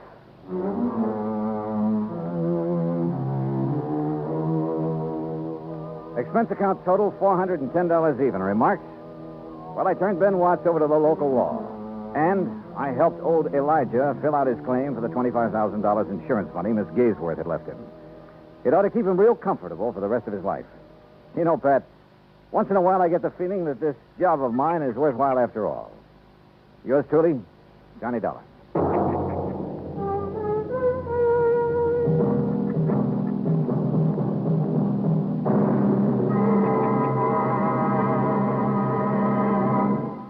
Our star will return in just a moment. Our flag now numbers 50 stars. And behind each star there stands yet another flag representing one of the 50 states. Alabama's state flag is white with a crimson cross of St. Andrew, the symbol of the Confederacy on the national flag of Scotland. Alabama's state capital, Montgomery, served as the first capital of the Confederacy, and it was on the steps of its Capitol building that Jefferson Davis took the oath of office as President of the Confederated States of America. The Scottish cross is in the form of an X, or saltire, and is also found on the state flags of Georgia and Mississippi. Perhaps it is the independent, rugged spirit of the Scots that recommended its national symbol to the Confederacy as a symbol of its rebellion. Alabama's state flag, the flag of the 22nd state to enter the Union, was adopted on February 16, 1895. Now, here is our star to tell you about next week's story. Next week, the most cockeyed case I ever worked on. Not one of life, but death insurance. Join us, won't you? Yours truly, Johnny Dollar.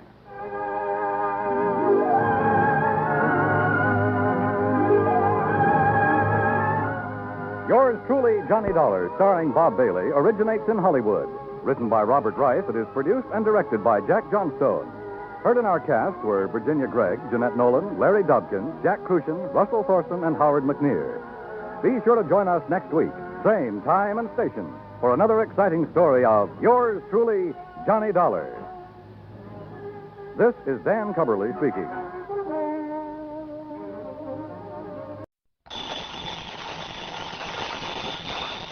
Johnny Dollar. George Reed here. Georgie, how's Floyd's of England holding up this hot weather? Fine, Johnny, fine. Tell me, does the name Franklin P. Franklin mean anything to you? No, I can't say that. Oh, no, wait. You mean the World War I fighter pilot who made such a name for himself came from right here in Hartford? That's the one. Oh, sure. One of my boyhood heroes. Yeah. Frankie the Flying Fool, they called him. Yes. Big plaque over at the library about the couple of dozen enemy planes he brought down. Yes. Which was quite a record in those days. Yes, Johnny. Something of a legend, too, because he gets shot down one day, be right back in the air the next. Yes. Just didn't know when to quit. Well, he isn't still alive, is he? No. Well, I didn't think so. No, Johnny, Mr. Franklin died a few days ago. Only a few leaving days? a considerable amount of life insurance. With our company, of course. Oh, I see. Over $110,000 that's to be divided equally between his two sons, Randolph and Philip. Or, of course, the survivor. Well, what's your problem? Well, Randolph is no problem. He lives right here in Hartford. As a matter of fact, he buried his father. But we need to find Philip. If that is, if he can be found. Now, what do you mean by that? Well, suppose you come on over here to the office and I'll tell you what I know. Sure, why not?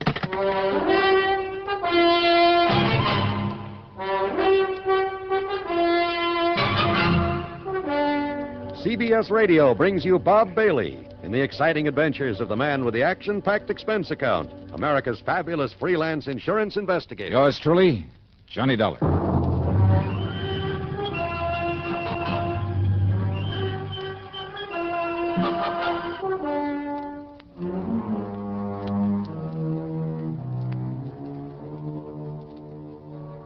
Expense account submitted by Special Investigator Johnny Dollar to Floyd's of England, North American Office, Hartford, Connecticut. Following is an account of expenses incurred during my investigation of the Twisted Twin matter.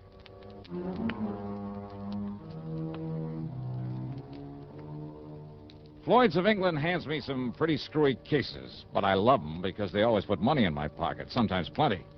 So, expense account item 1, $1.10 for a taxi over to George Reed's office in the big new building on the square. Yes, Johnny, as you mentioned over the phone, Franklin was one of the wildest, most daring aviators in all of World War I. Yeah, from what I've heard and read about him, flying and fighting was a kind of obsession with him. That's exactly what it was, an obsession. It was more than that. It was a mania. Yeah. They simply couldn't keep him down. They could blast his plane out of the sky, fill him full of lead, but within a day or two, he'd be back up there fighting again. Yeah, must have been a real nut about it, huh? That's almost an understatement. So what about him, George? Well, a few days before that war ended, flying through a storm on the way back from a mission over Germany, he crashed into a mountaintop. Not from enemy fire, mind you. He'd shot down 3 Fokkers that day single-handed, but because of his own wild miscalculation. Yeah, but it didn't kill him. No, but he was badly injured. Very badly. Didn't regain consciousness for days. When he did, when they told him he'd never be allowed to fly again, well, Johnny, the man literally went out of his mind. No kidding. If it hadn't been for his family's money, Franklin would probably have spent the rest of his days in a mental hospital. Kind of a shame for a man like that. Well, you must remember that even from childhood he was a pretty erratic... Well, anyway, after a few years of expensive medical and psychiatric care, he apparently recovered, both physically and mentally. Good. He was able to manage the estate his parents left him and marry and raise the 2 sons I mentioned, the twins, Randolph and Philip, now his sole heirs. Mm-hmm. What about his wife? Their mother, Grace Franklin, died when they were born. Oh, I see. Twins, you say? Yes. Identical? Absolutely identical, in appearance. What do you mean by that? Well, Johnny, they both inherited some of their father's instability. Now, you'll see what I mean when you meet them. That is, if you do meet them both. Yeah? Now, Randolph, living here in Hartford, is a salesman. He's on the road for a big machine tool manufacturer, and so far as we know, doing all right. And Philip? Well, from what little we know about him, Philip, the stupid one, well, the last we heard, he was a henchman, I guess you'd call it, of a man named Carlo Fazzetti. Fazzetti? Yes. The mobster out in Chicago? Yes. I had some mighty unpleasant dealings with Fazzetti one time. Well, have you contacted him? Ask him what he knows about Phil? No. Gee, Carlo Fazzetti. Yes. Boy, that's bad medicine. I realize that. But if the company's willing to pay good money for it, I'll try to make contact with him, see if I can enlist his help for a change. So? It may not be necessary. Oh? And your important contact will be Randolph. Okay. Because according to him, Philip died about a year ago. Okay, then I'll... Oh? Yes. Well, in that case, George... But he hasn't been able to give us any proof. And that, of course, is what we must have, proof, one way or the other. Well, Johnny? There's a fee on this one? I mean, after all, if I should end up having a tangle with Carlo Fazzetti... Your usual commission on the face value of the policy. And expenses? And reasonable expenses. Okay, Georgie, here we go again.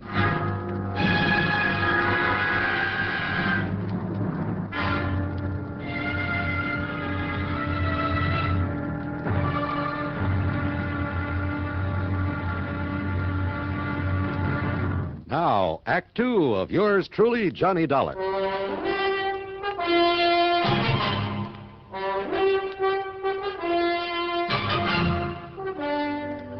Charlie, the doorman at Randy Franklin's apartment, might better have been named Gimpy because of his mental limp. Is that Mr. Franklin? Geez, I don't know. You don't know? Well, how should I? Well, he does live here, doesn't he? Sure, part of the time. Huh? Sure, he's a traveling salesman, some tool company. Yeah, well, ring his apartment. Mister, he's out of town just as much as in. Sometimes a couple of days, sometimes a month away. Yeah, okay, now will you please... Man, what a life. That's what ought to get me, a job like that, traveling all around. Ring his apartment, please. You See if think he's I in... like this? This standing around this fancy dump in this hot uniform? You think it ain't hot this kind of weather? I'm sure it is. Now, please, Boy, if you'll just... When I think how I could be traveling around all over, seeing the sights, meeting a lot of good-looking dames, showing them all a big time... Charlie, will you ring Mr. Franklin's apartment and see if he's in? You think I ain't responsible enough to get as good a job as Mr. Franklin or anybody else? Huh? Ring up his apartment? That's right. I can't do it. Can't do it. What do you mean you A can't? phone got busted a couple of days ago, and I forgot to call the repairman. But like What's I was the number saying, of his apartment? 4A on the 4th floor. But like I started to Okay, say... thanks. Yeah, well, like I was saying, me, I could be... Wow. Wait.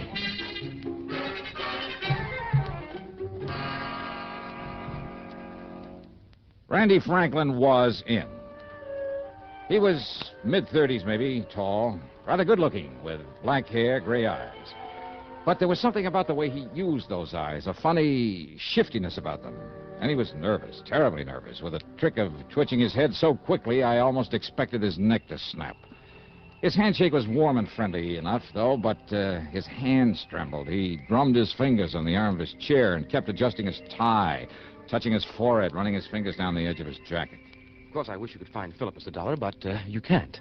Well, you seem pretty sure of that, Franklin. I am absolutely sure. Philip is dead. It happened about a year ago, and Mr. Dollar, it was my fault. Well, now, why do you say that? Philip lived in Chicago. He worked with a man named Carlo Vizetti. So I've heard. You know who Vizetti is? I've met him. Oh. I see. Yeah. Then you can understand why Dad was very disappointed in Philip. And when he became sick and Philip couldn't come here to see me, well, it was about that time I had to go to Chicago on business. I ran into Philip, and I told him, Mr. Dollar, I told him that unless he came back here and squared things with Dad, got himself a legitimate job and settled down, Dad would cut him out of his will, out of the insurance. Oh, is this true? Yes, I believe Dad might have cut him off. Well, now, it seems to me that would have been to your advantage. Thank you, but I prefer to get along on my own, which is why I wish you could find Philip now. But you can't. Yeah, you said that before. Of course, a share in Dad's estate, of course, I'd welcome that, but not all of it, if it meant cutting off my own brother, and you look as though you don't believe me. Well, just keep talking, Randy. The point is, the threat of losing some of the estate persuaded Philip to fly back here with me to see Dad. But then, Mr. Dollar... Yeah? Well? Mr. Dollar, Look, are you always this nervous, Randy? No, it's just when I think about what happened, then it was such a frightening, such a terrible, such a shock to me. I don't think I'll ever get over it. Well, what happened? Probably accounts for these lapses, these blackouts that occur when I can't remember things, lose track of things weeks at a time. What happened, Randy? The airplane, unscheduled, we ran into a storm over the Alleghenies. We crashed into a mountaintop. Oh, I see. Do you? Do you really? Do you know what it meant? The same kind of a crash that years ago caused my dad. Yeah, to lose his sanity for a while. No! You mustn't say that. He was as sane as you and I. It was just the fear, the terrible, uncontrollable fear and the shock at... Only 3 of us, so far as we know, managed to crawl away from the wreckage. The pilot, a little girl, and myself. Even we were badly injured, we didn't know about each other until much later, because we'd all crawled away in different directions. When I was found, I'd been unconscious for several days. Like your father after his crash during the war. No. Please, don't. Please. All right, I'm sorry. They found Phil's remains in the wreckage? The wreckage of that plane burned completely. That is why the morbid-minded men at your insurance company can never have the sort of proof they seem to want. Poor Philip's body. Oh, I see. In any event, though, it looks as though you're the sole beneficiary of your father's insurance. And I tell you, I don't care. Don't you understand that? If you like, I'll give Philip's share to some charity. Randy, give me the name and address of the company you work for. Why, it's in New York, at the... Oh? Why? Because I've suddenly got a real crazy hunch, real crazy. Don't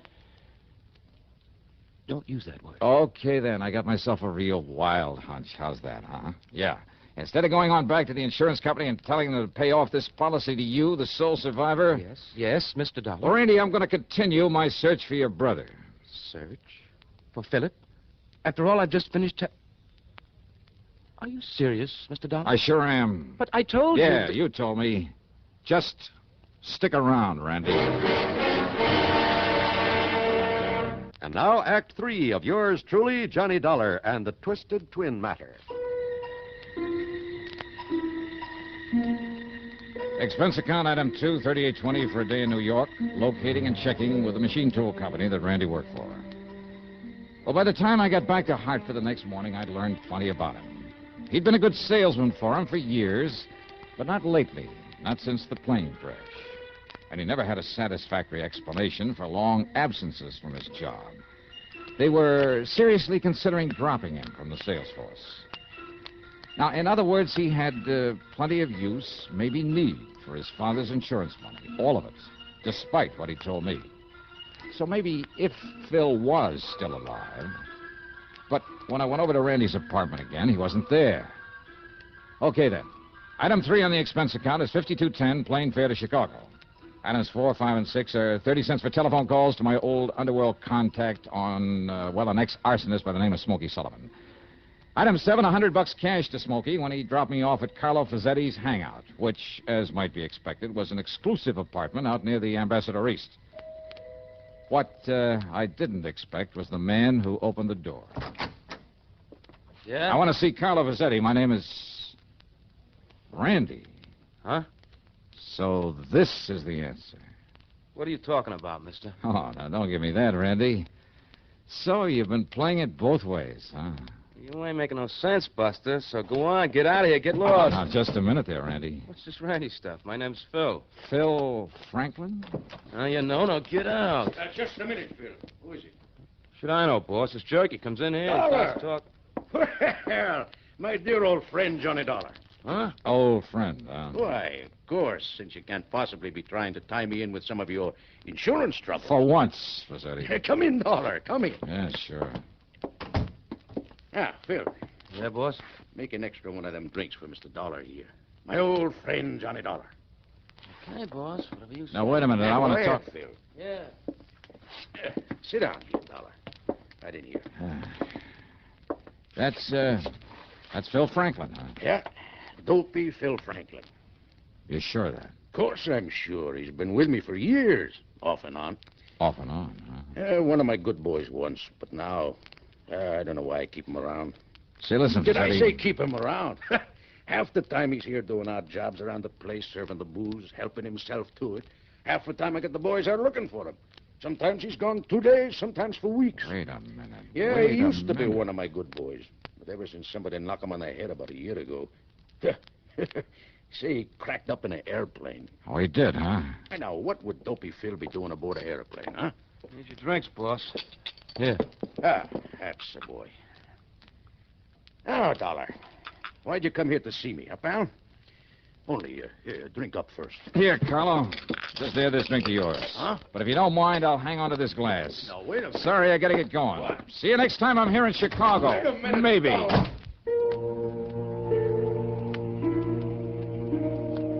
I wrapped the highball glass carefully in my handkerchief, stuffed it into my pocket, then spent item 8, $4.90 for a taxi. Item 9, another $52.10 for a plane ticket back to Hartford. Item 10, $1.50 for a cab to my apartment. Well, there I picked up my car and drove over to Randy's place. He wasn't there. Item 11, $10 to the doorman, Charlie, to keep his eyes open for once and to phone me when Randy came in. And to keep his mouth shut. Well, as I might have expected, Charlie's call didn't come until 5 days later. Item 12, $4.85 for a tank full of gas. At police headquarters, I picked up Lieutenant Tim Waverly, who spends most of his time in the lab, not in uniform. I gave him the highball glass, some instructions. Then together we drove over to Randy's apartment. And this time he was in. Yes? Oh, Mr. Dollar. Yeah, that's right. You've been away, Randy, huh? Away? Oh, why, yes, I guess I have. Yeah, I guess so. Oh, Tim Waverly, a friend of mine, Randy Franklin. Hiya, Mr. Franklin. How do you do? Just where were you, Randy? Does it make any difference? Where? Well? Well, Mr. Dollar, I don't know. No, I'll bet you don't know. All right, let him see it, Tim. Sure. Mr. Franklin, have you ever seen this glass before? Here, take it. What? I said take it. Here. All right.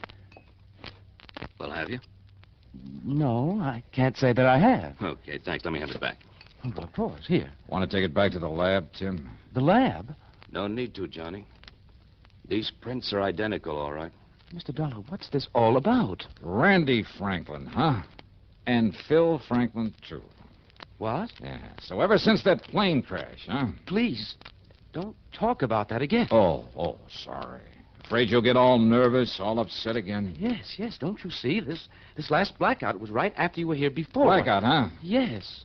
You expect me to believe you don't know where you went, where you've been ever since then? It's true, Mr. Dollar. Are you kidding? I saw you in Chicago posing as Phil. No. What do you mean, no? It's not true. It can't be Those true. identical fingerprints on this highball glass prove it. I don't know what you're talking But about. why? What kind of a racket were you trying to pull? Dollar. Did you have some crazy No. idea that maybe, No, just don't maybe... talk like that. I told you not to talk like that. Do you hear me? All right, now, you just keep your hands to yourself, No, Randy. because you're trying to upset me again, but I won't let you get out. Get out Now, of here. just a minute, Watch you. it, Johnny. I'll show you. Coming here this way. You hear me? Oh, no, you... Don't. Oh. All right, now, Randy. No. Please, please. Take it easy, Johnny. You hit him pretty hard. And that isn't all, Tim. Let me have your gun. My gun? Yeah, give me. No, wait a minute. Thanks. All right, now, Randy. Johnny, you're out of your mind. Am I? Stand back. No, Johnny. No, please. No. No.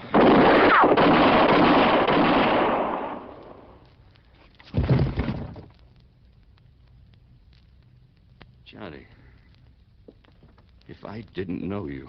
Okay. It was the shock that knocked him out, Tim. I know. You not only didn't hit him, you didn't try to, but yeah, I that's didn't- right.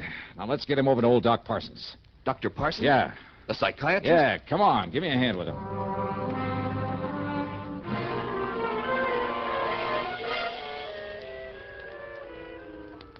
Then, Doctor, it was a guilt complex that brought it all about, huh? This condition of his. Plus shock, Mr. Dollar. You see, Randolph had built up this complex as a result of his brother's death in the plane crash. Mm-hmm. And you must remember that Randolph felt responsible for Philip's death. And afterward, during his blackout, he really thought that he was Phil, huh? Exactly. Of course, you were taking a big chance, Mr. Dollar. This new shock might have killed him. Oh, brother. Don't I know it, Doc? But, you know, when I suddenly realized what it was all about, Well, fortunately, it worked. His intense excitement, which ordinarily might have resulted in another one of his blackouts, sent him back into the Phil personality. Well, that excitement, plus the shock and pain when you struck him, then his overpowering fear when you stood over him, pulling that trigger, apparently trying to kill him. Well, Dollar, they were a perfect match for the pain and the terror that existed during the plane crash that made him the way he was. But now, Doctor? Well, I'm convinced that with proper care, Randolph will now be all right. Will be himself, entirely. Good. Just, don't you ever try anything like this again, young man.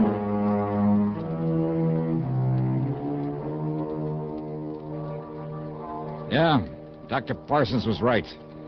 After this, I'll leave the shock treatment bit to people like him who really know what they're doing. All right, let's see now. Expense account total comes to $196.55. There'll be no fee on this one. Yours truly, Johnny Dollar.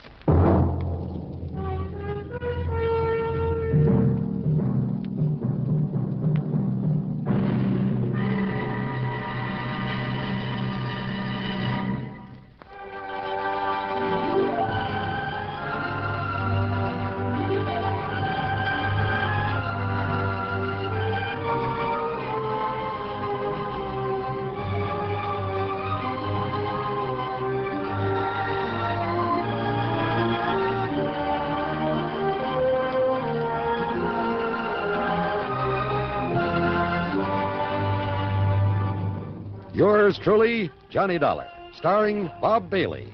Originates in Hollywood and is written, produced, and directed by Jack Johnstone. Heard in our cast were G. Stanley Jones, Frank Gerstle, James McCallion, Jack Moyles, Herb Ellis, and Russell Thorson. Be sure to join us next week, same time and station, for another exciting story of yours truly, Johnny Dollar.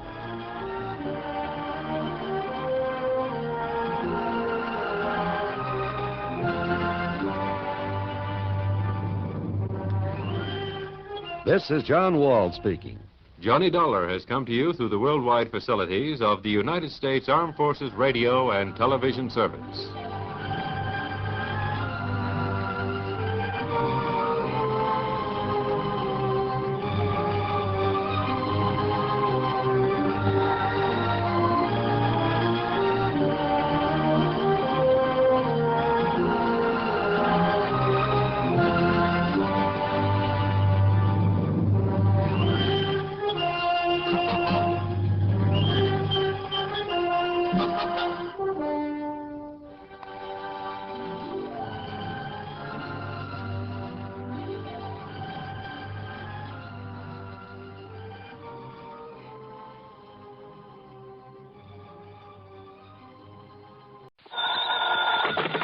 Johnny Dollar. This is Harry McQueen, Johnny, up here in Gloucester, Mass. McQueen? That's right, 4-State Mutual. Oh, sure, Harry. How are you? What's on your mind? Johnny, I have a real funny one for you. Okay, so I'm laughing. Oh, I mean funny peculiar, you know. Do I? Why don't you tell me about it and we'll see. Well, it appears that somebody's threatening the life of one of our clients. You call that funny? I told you, Johnny. Yeah, you told me. What's the name of this client? Amos R. Weatherby, an old retired sea captain. Lives in a little town of Annisquam up on Cape Ann. How much insurance does he carry? 50,000 straight life. And who's the beneficiary? His pretty young niece, Thelma Jane Weatherby. Oh? She lives with him, sort of takes care of him. But she just can't wait for him to die a natural death. Hmm? Oh, wrong, Johnny. She's the one who called me about it a few minutes ago. Asked that you be sent up there. Well, now, Harry, you know as well as I do that if she's smart... And she is. And if she has got any intentions, the best way to keep suspicion from herself. Wrong again, Johnny. I'm sure of it. Yeah. Just wait till you see and talk to her. Well? Young, did you say? In her late 20s. And, pretty? Very. The most gorgeous girl I think I've ever seen. Okay, then, Harry, give me the address and telephone her that I'm on my way.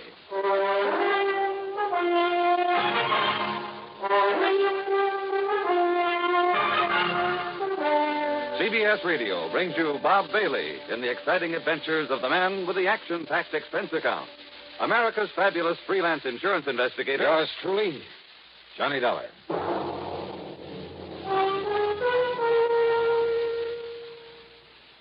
Now, Act One of yours truly, Johnny Dollar.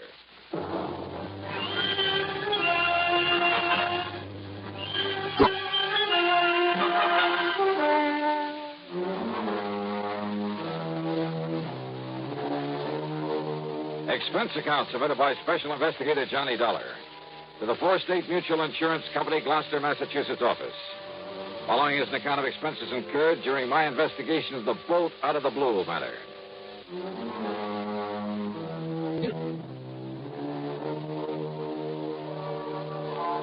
Knowing the Cape Ann country pretty well, I decided to use my own car on this one. So, expense account item 1, $14.70, mileage at the rate of 10 cents a mile. And a bargain for the company at half the price.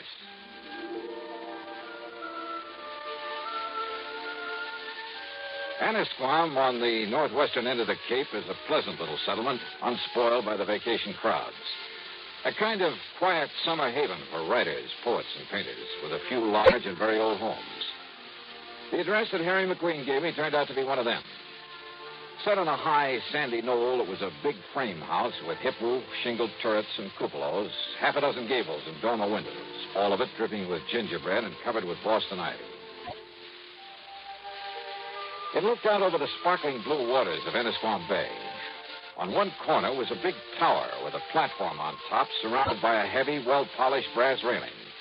A flagpole carried not only the national ensign, but a couple of signal flags on separate lines below a sort of yardarm, I guess you'd call it. Another shorter pole supported a weather vane and one of those revolving things to measure wind velocity. The whole place, in spite of its weather-beaten age, was in good condition. It was what the owner, according to Harry's description of them, would probably call shipshape. All very interesting and colorful. What interested me most, though, was the vision that greeted me at the front door. And I mean vision. Yes? Oh, you must be Johnny Dollar. Any description of Thelma Jean Weatherby could only end up in the Department of Understatement. She was tall, well-tanned, and beautiful. A sort of honey blonde with clear, exciting blue eyes. The sort of figure that you dream about. She was wearing a well-cut pair of blue silk capris. Johnny? And a blouse of lighter blue chiffon. The freshening breeze caught a wisp of her hair and gently flicked it across that beautiful face in a sort of caress. I caught the faint scent of arpege. Johnny, what's the matter with you? Huh? You are Johnny Dollar, aren't you? What? Oh, yeah, sure. I'm sorry, Miss Weatherby. Miss Weatherby? Thelma? Thelma Jean. But come in, Johnny. Yeah, sure. The captain has just gone up to the bridge to look for the weather so we can talk safely. The captain? My uncle, Captain Amos Weatherby. Oh, boy. And the bridge is on that tower on the corner of the house. I see. He spends most of his time up there. It was about Captain Amos that I called the insurance company. So McQueen told me. Sit down, Johnny. And would you like a nice cool drink or something after your long drive? Well, I take it you'd like to tell me what this is all about while the captain isn't here, so why don't we save the amenities for later, huh? All right. I can tell you all about it in 2 minutes. All right. I was engaged to a fellow. That I can believe. His name was Roger Burton. Until a couple of weeks ago when the captain, who didn't like Roger from the start, well, he found out some rather unsavory things about him. Like what, Thelma Jean? Roger never told me, Johnny, but he'd been married. Twice, as a matter of fact. And both of his wives died under very funny circumstances. I see. Also, they both had considerable money, which I will if anything ever happens to Captain Amos. So I understand.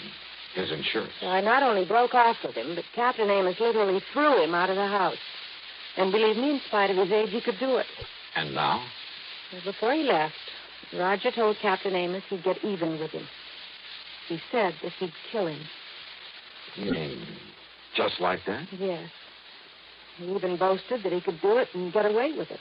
The same as he did with a couple of nosy wives. Those were his very words. You have no idea what a horrible person he became after the captain showed him up.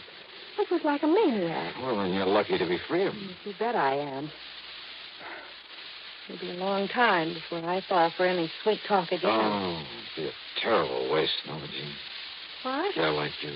Oh, Johnny, not you. Oh, no, I'm just kidding. Or am I? You better be. And yet, if all the stories I've heard about you I are don't believe true. one of them. And to prove that I didn't come up here just because Harry McQueen said you're the most beautiful, the most gorgeous gal. McQueen told you that? I'm sure right, 1,000%. But Then now... if I'd known that, and if you hadn't come, I'd never have forgiven you. Yeah, but now let's get down to what... Especially after what he said over the phone about you. Like what? Oh, that, you're an old, dull, stodgy, pedantic, Why, I'll bumbling... sue him. And I'll certainly try to prove otherwise. But right now... Now, Johnny. Now, let's get down to business. Well? Well, after the captain threw him out, we thought that was the last we'd see of Roger, in spite of what he'd said, in spite of his threats. But? Johnny, somebody has been prowling around outside this house at night. I've only caught glimpses of him, of his shadow, really, but I'm sure it's Roger Burton. It can only mean one thing, Johnny. He's here to carry out his threat against Captain Amos.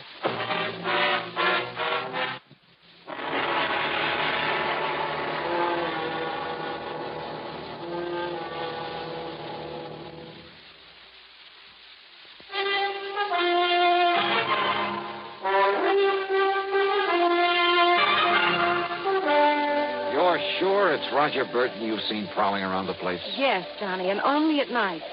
And he's supposed to have left Anna's farm, to have gone out west or something. Now, don't you see what that means? That he's going to carry out his threat to kill Captain Amos. And we've got to stop him somehow. If you're right about all this. Oh, if only you knew what a terrible person he is. And yet you were engaged to be married to him. That was before the captain showed him up for what he really is, a wife killer. Well, you admit yourself it's never been pinned on him. Because he's clever. That's why he boasted that he could kill my uncle and get away with it. And now that I've seen him here... Johnny? He hasn't made his presence around here known to anyone else, Thelma Jean? I'm sure he doesn't know that I've seen him. But now Well, listen, just what has he done? all I know is that I've seen him, or his shadow, poking around outside in the yard between here and the cell. Then last The cell? night... What's that? Look, you can see it from this window. There. That concrete building, whatever it is, at the edge of the property? It used to be a kind of jail back in the days of the sailing ships. Now the power company uses it for transformers or whatever you call them. Yeah, I see the power cables leading down from the pole. I've looked for his footprints out there in the mornings, but there's always a wind at night, so... Maybe I'd better take a look in that cell, as you call it. Oh, it's all locked up, Johnny. And the tiny windows with the bars over them are so dirty you can't see a thing inside. Have you any reason to think he somehow got into it? Hey, that storm's really coming this way. Yes, and Captain Amos will love it. But now, Well, Johnny... hadn't you better get him down off that tower before it hits? During the storm? Why, you couldn't drag him down with a turning mule team. Oh. Take him back to the old days when he used to ride out a storm on the open bridge of a sailing ship. Thelma Jean, does he know about Roger showing up again? No, Johnny, I haven't told him. But listen, I've been trying to tell you. Tell me what? That I not only heard him prowling around last night, but this morning I found some ladder marks in the ground. Where? Out beside the tower. As though he'd used a long ladder to get up to it from the outside. Ladder marks? I don't know what else they could be. This feller, and for the moment we'll assume that it is Roger Burton. Oh, I'm sure of it. He's made no attempt to enter the house? Oh, he's too smart for that. And don't forget, Johnny, he doesn't know that I've seen him around again. Well, before this storm really breaks, Thelma Jean, I'm going to take a look at that transformer building out there and see if... And you better hurry, Johnny, before... Thelma Jean! Thelma Jean! Yeah, Captain? Where are you? In here. Where in tarnation did you put my sou'wester? It's up in the cabin just below the bridge where it always is. I told you Star was making up. It's going to be a big one. Now you got to get me back on the bridge. Well, now who's this, Thelma Jean? Captain, this is Johnny Dollar. Dollar, huh? Hiya, Captain Amos. Another crooked landlubber come here to trouble you? Oh, no, Captain. Johnny... Well, just an old friend who dropped in. Yeah? With the storm coming up, Big one, I tell you. Been in all the papers. But me, I told you it was on the way 5-6 days ago. The way the barometer on the bridge has been behaving. Yes, I know. So I've asked Johnny to stay for the night. Oh? Well, whatever my little girl wants, Thelma Jean, you know that. But, Johnny? Yes, sir? If you do anything to hurt my little girl, and by Jupiter, I'll keel haul you. Don't worry, Captain. All right. Sou'westers in the cabin up there? Aye, sir. And I'll see you below here when the storm's over. I'll bring your dinner up to you. Oh, when I'm riding on a storm, don't be silly, woman. Aye, sir. Johnny, if you're going out to look at that cell... First, I want you to show me where you found the ladder marks, okay? Aye, sir.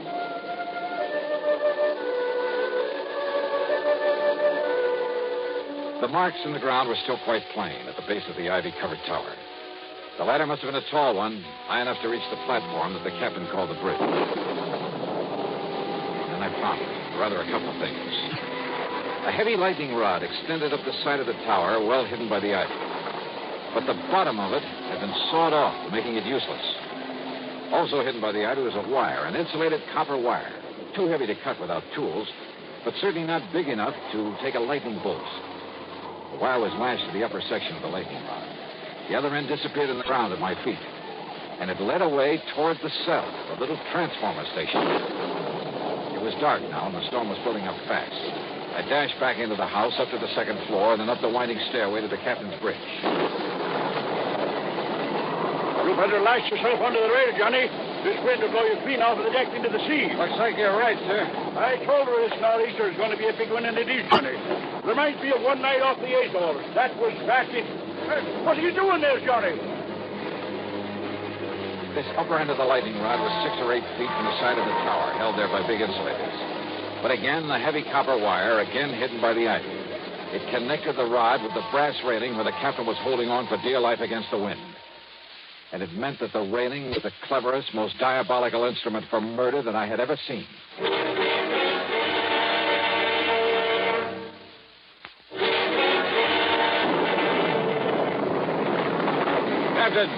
Captain Amos. Listen to her blow, Johnny. Listen, we've got to go below. Below, and Mr. Storm like this? Come on, Juan. It'll thunder like hysteria. Listen to me. Keep away from that rail. Let go of this rail. It'll blow us into the sea. I tell you, get away from that rail. Keep your hands off me, you blubbering young... Sorry.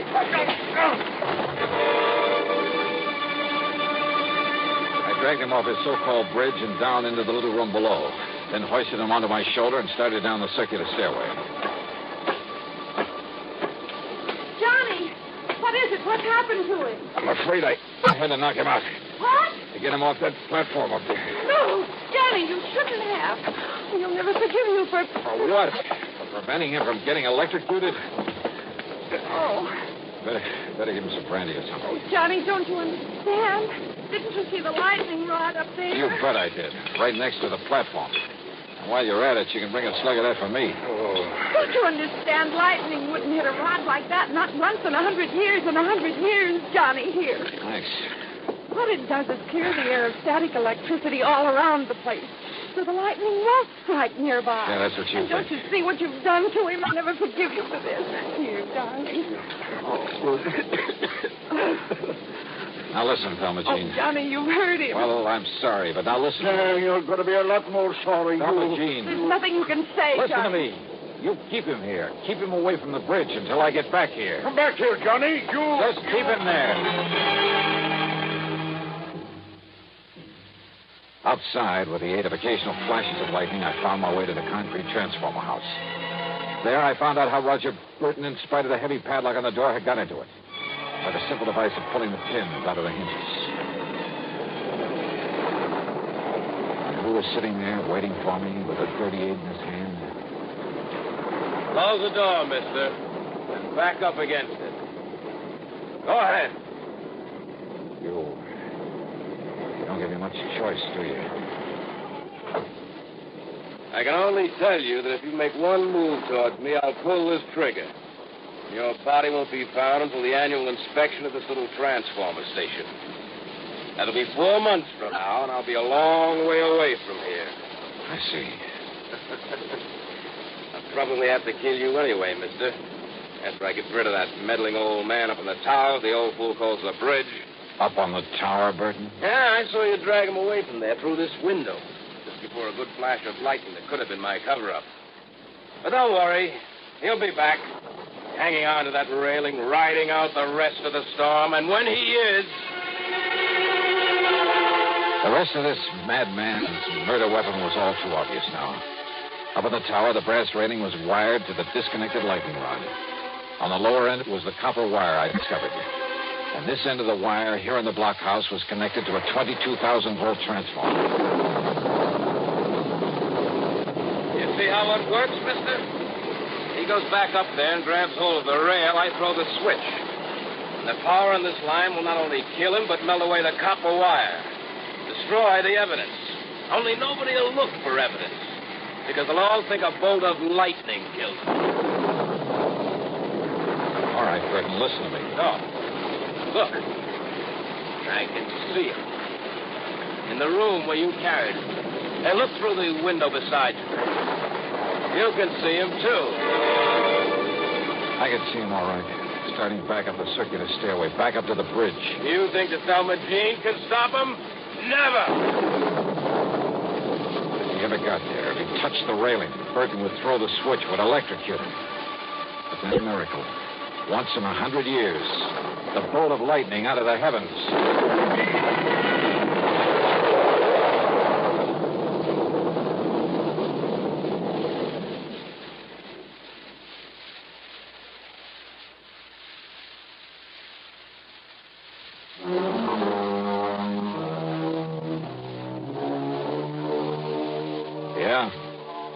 The bolt of lightning had struck the rod high up on the tower, had streaked down the wire into the blockhouse, had fairly exploded inside of it. The force had blown me out through the door, and it was a couple of hours later inside the house before I was able to move. Burton, holding the switch, had been killed instantly. I'm glad I hadn't tried to get any closer to him. It was a bolt out of the blue. It was justice in its own strange fashion. Expense account total, including a checkup by one of the local medicos, some new clothes, mine were in shreds, incidentals, and the trip back to Hartford, $171.50. Yours truly, Johnny Dollar.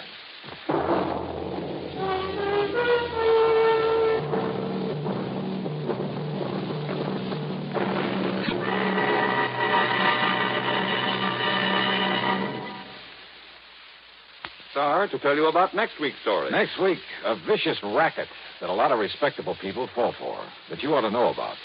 Join us, won't you? Yours truly, Johnny Dollar.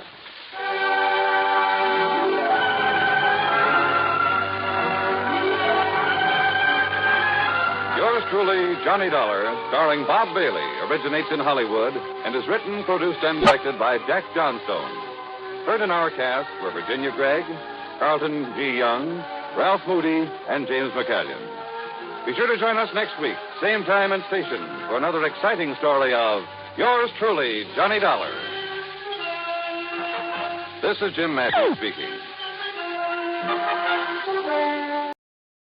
From Hollywood, it's time now for... Johnny Dollar. George Reed here. Huh? Hey, now listen, George. If Floyd's of England keeps handing me cases, how can I work for the other insurance companies? Well, what I'm calling about this time isn't really a case. So what? As long as the company pays my expense account and maybe a nice little fee to boot? Fee? Sure.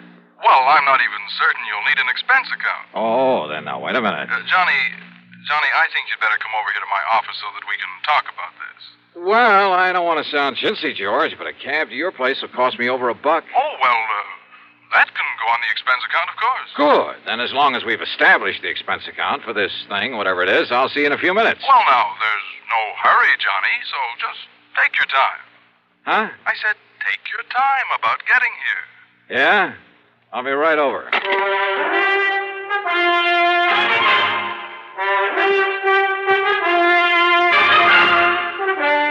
Bob Bailey in the intriguing adventures of the man with the action-packed expense account. America's fabulous freelance insurance investigator. Yours truly, Johnny Dollar. And now, Act One of yours truly, Johnny Dollar.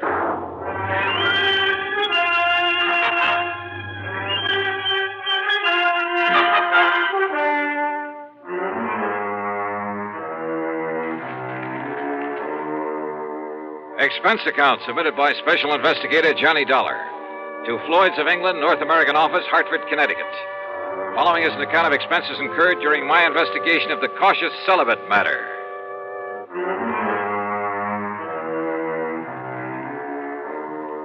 Wait a minute. Over the phone, George Reed did not tell me what he wanted me for. Also, he very plainly said not to hurry.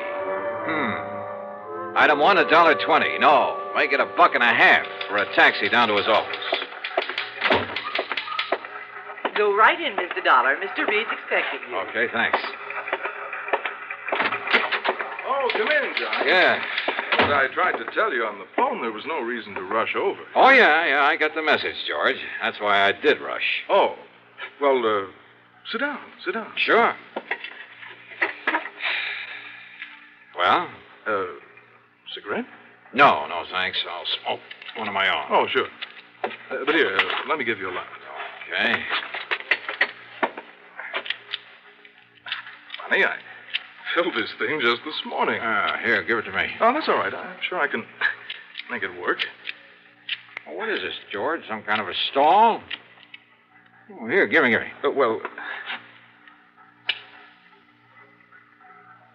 As for me, I don't think you were trying. I guess I didn't flick it hard enough. Yeah.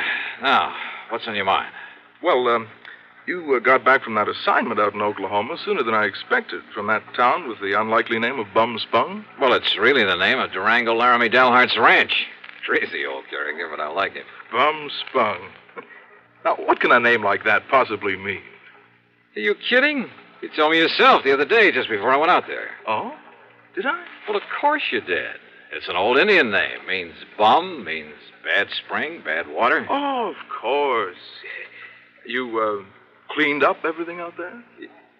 What's the matter with you, George? Didn't you read the report I handed in with my expense account? Well, I sort of glanced over it, but you're coming back so soon, and with Durango's pretty niece out there, Carol Dalhart. Oh? What about Carol? Didn't I, kind of get the impression that Durango would like to have you marry her? Well, you should have. Every time I get within spitting distance of Oklahoma, I expect them to shove a shotgun at my back, and, well, that's why I left there in such a hurry. Oh? Sure, right after settling that insurance matter. Only it was for Durango's old pal, Sidewinder Wilson. Another character. Yes, Durango was here in Hartford, but Carol was there, wasn't she? Yeah, she certainly was. And, George, I'd love to have stuck around a while, to be with her. But when I got word that Durango was about to get back there, that he was bringing along a preacher, brother, I took off. Why, Johnny? Why? Well, let's face it, George. I'm afraid I'm a confirmed celibate. Well, at least you say you are. But, aren't you rather fond of Carol Dalhart? Well, I've told you, she's a living doll. She's tall, dark, and very beautiful. She's intelligent. She has a lot of spark, a lot of spunk, too, and a wonderful sense of humor. Uh-huh. Yeah, to put it bluntly, Carol has everything. Everything a man could possibly want. And, George, when I take that gal in my arms, Why don't you marry her, Johnny? Confirmed bachelor, eh? You don't sound like it. No. Sometimes when I think about her, I don't feel like it. Well, then? No. Let's stop talking about it. Why? Because, George, I'm not marrying. Not Carol or anyone else. At least, not right now. Someday, perhaps? Not now. Best years of your life, Johnny. And with someone like her. George, I've made up my mind about this whole thing, and that's that. Yes, but I'll bet if she were to walk in here suddenly... I said, cut it out, please. And listen, what difference does it make to you? What business is it of yours? Well, of course, it wouldn't hurt me a bit from the standpoint of client relationship. Huh? And after all, Durango is a mighty good client. You mean to say you've been giving me this big marriage build-up just... George, so help me, I ought to wring your neck. Oh, well, now, Johnny... But come on now, you've been stalling around long enough. Stalling? Yes, stalling. Now, what did you want to see me about? Well, actually, it's about Durango. Johnny, he asked me to have you come here. What for? And to keep you here. What? Yes, until he can arrive. You mean Durango's on his way here? Well, he thought of asking you to fly out to Bum Spung again, but he was afraid you wouldn't. George, can't you see what this means? Can't you see why he's coming here? And probably with that shotgun I mentioned. Oh, now, Johnny. No, sir, George. When old Durango gets here, you tell him... Hi there, Huh? Dugan. Where is he? Durango. Ain't that Johnny Dollar got here yet? Wait, the fire escape. What did you say? Oh, yes. Well, then I'll go right in. Johnny, wait! Tell him I left town. No, wait, listen! Well, where is he? Durango. Hi there, Georgie. Where's he at? The window. You mean went out the window? Yes. Dollar, Johnny! You come back here, Johnny! You hear me? I said come back here! And now, Act Two of yours truly, Johnny Dollar and the Cautious Celibate Matter.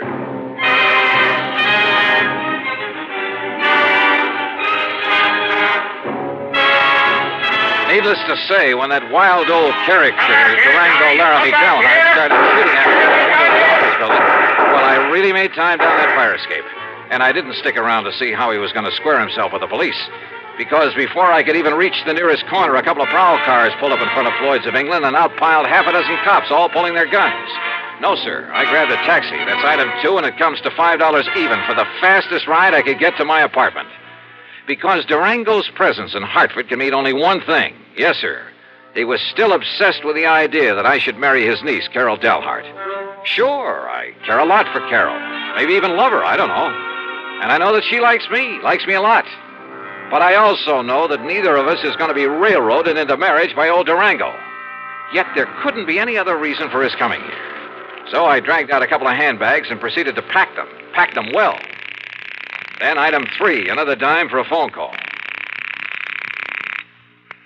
George Reed here. So what happened, George? The cops haul him off and throw him into the clink? Durango? Who else?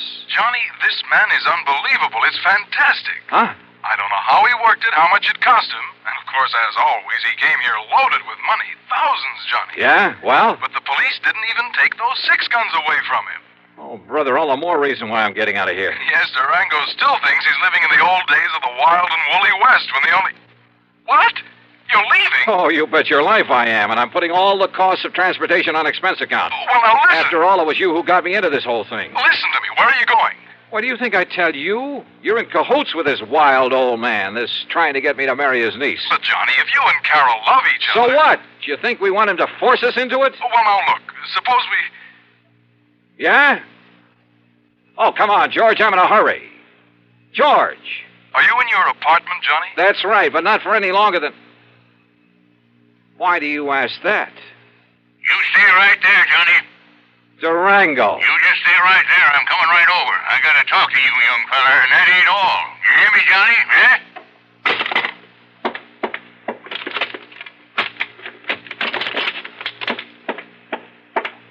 California, here I come. Thanks to the late hour, I was able to get a plane without any trouble, though I half expected to see Durango come tearing out to the field with those crazy 6 guns blazing before we took off. Incidentally, I used the name of Bailey when I grabbed my ticket, just in case. Oh, and incidentally, George, item 4 is a $146.85 ticket to Los Angeles. It's on my American Express credit card, but believe me, brother, I'm collecting from you.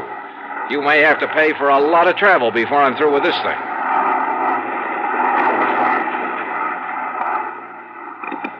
This is the pilot speaking. We'll be landing in Chicago in about 10 minutes. Weather is clear, the moon is bright, and ground temperature is 52 degrees. Is there a Mr. Johnny Dollar on board? A Mr. Johnny Dollar. I don't have him listed among the passengers, but is there a Mr. Johnny Dollar on board? Stewardess. Yes, Mr. Bailey, isn't it? This Johnny Dollar you're asking for, a friend of mine. I guess he missed the flight. Yes, I guess he must have. Anything important for him? Well, just a radio message. Well, as I say, I'm a good friend of his, so why don't you let me see that message, and perhaps I can, well, you know. Oh, no, sir. I'm terribly sorry, but that would be against regulation. Well, but if it's anything important... I'm sorry, but thank you just the same. Fasten your seatbelt, please. Yeah, sure.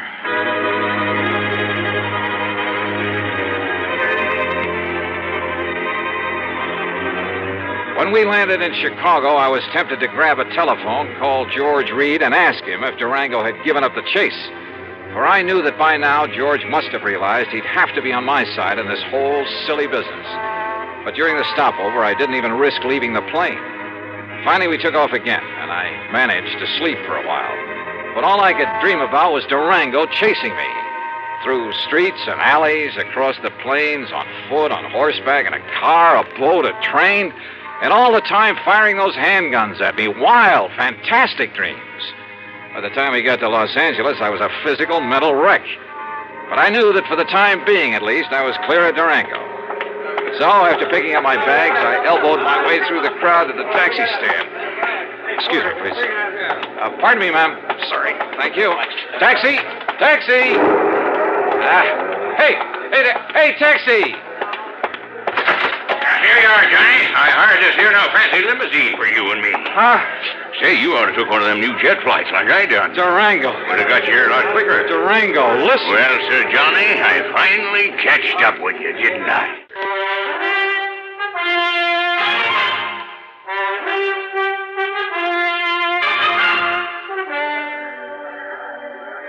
Durango. Well, Sir Johnny, I finally catched up with you, didn't I? Yeah, I guess you did. Well, you're the slipperiest young maverick I ever did see. Now, heist yourself up in this here now fancy limousine that I hired for it. Okay, Durango, whatever. Huh? Huh? What's the matter? Look, that man. Where? The other side of your car. Hasn't he got a gun there? Well, I have, so I'll soon find out. You wait here, Johnny. Oh, sure.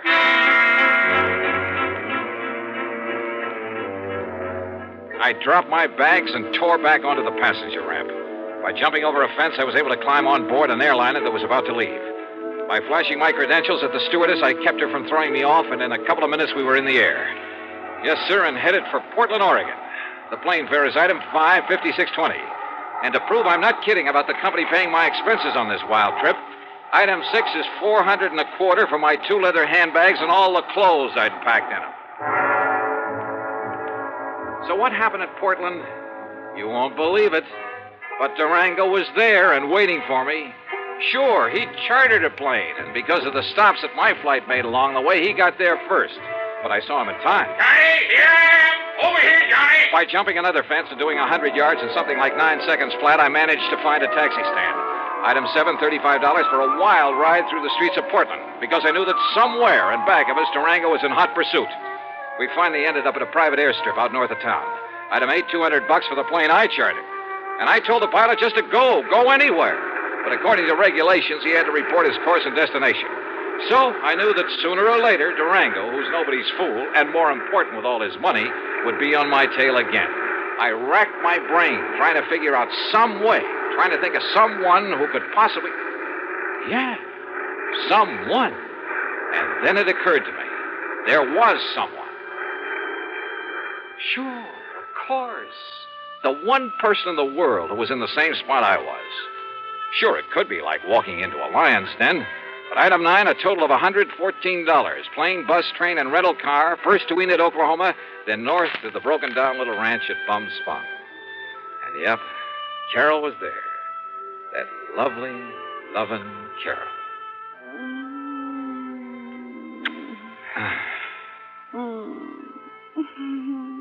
Oh, easy, gal, easy.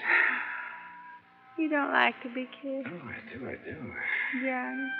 Well, I love it, honey, and you know it. But listen, has Durango been here? Oh, Johnny, I don't know where that old goot went. Yeah, well, I do. He went to Hartford.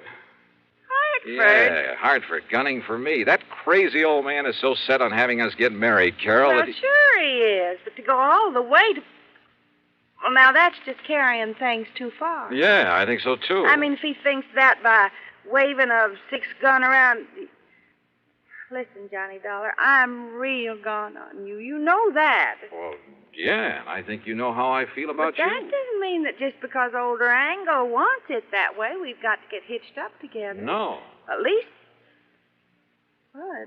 not right away. So if he thinks he can shotgun you and me and... Oh, no. Durango! I knowed he'd be coming back to you, Carol, so now we'll really celebrate. Durango, you crazy coyote! Now, Durango, you stop that. You put down that gun and listen to me. Well, he's going to marry you, ain't he? Well, ain't he? No, Durango. No? No, at least...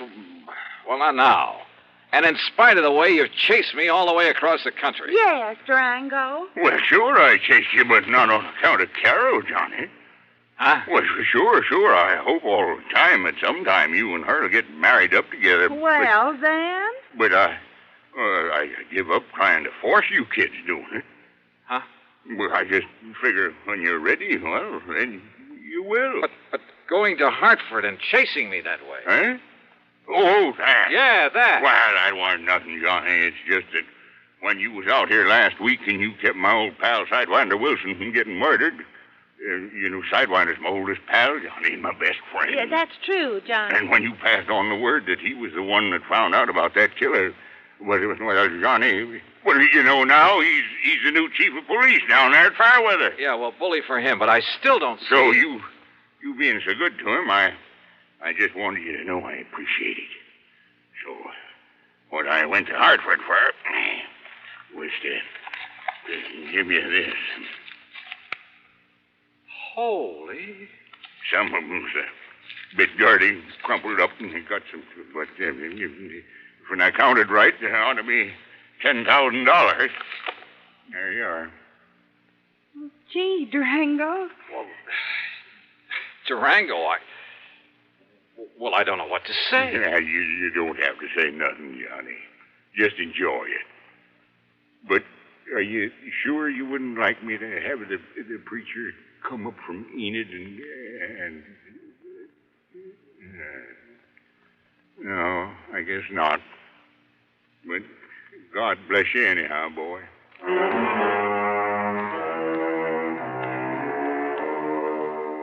This time I did stay over for a couple of days. Yeah, and if I ever do take the leap... The expense account? Well, George, I'll still argue with you about it, but that's all. And the total, $1,053.45.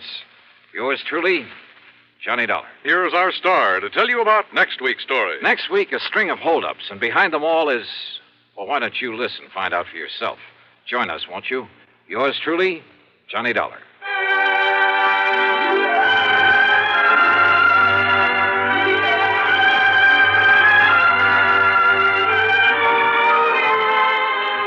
Yours truly, Johnny Dollar, starring Bob Bailey, originates in Hollywood and is written, produced, and directed by Jack Johnstone. Heard in our cast were Virginia Gregg, Gene Tatum, John McIntyre, and G. Stanley Jones. Be sure to join us next week, same time and station, for another exciting story of yours truly, Johnny Dollar.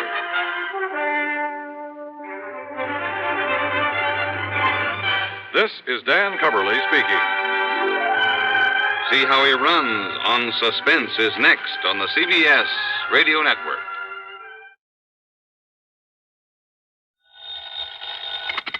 Johnny Dollar. Johnny, this is Pat McCracken at Universal Adjustment Bureau. Well, hiya, Pat. How you doing this bright and sunny afternoon? Pat?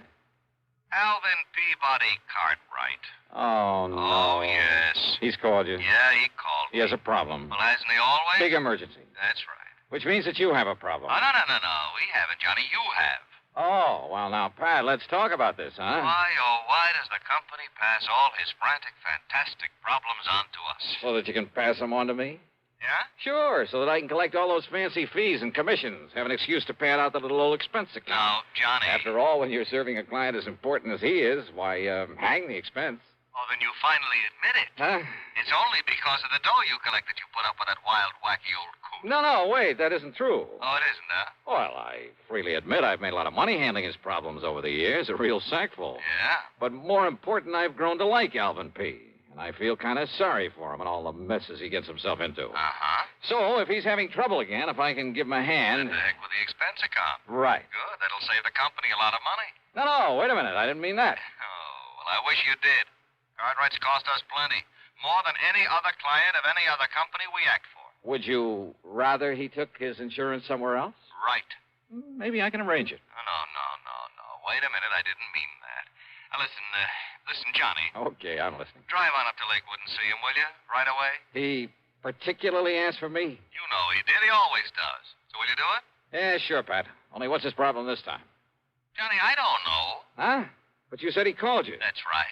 And he didn't tell you? Sure he did. Well? Well, he told me one thing, told the insurance company something else. Heaven only knows what he'll tell you. Is there anything unusual about that? Nope, not a thing. So go ahead, Johnny. Go over and see him. Get him off my neck. Patrick, that I will.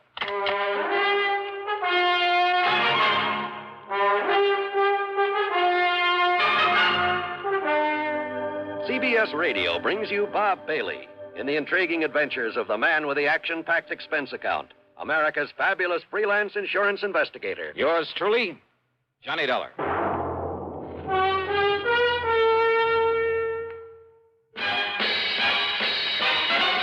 Are you smoking more now, but enjoying it less?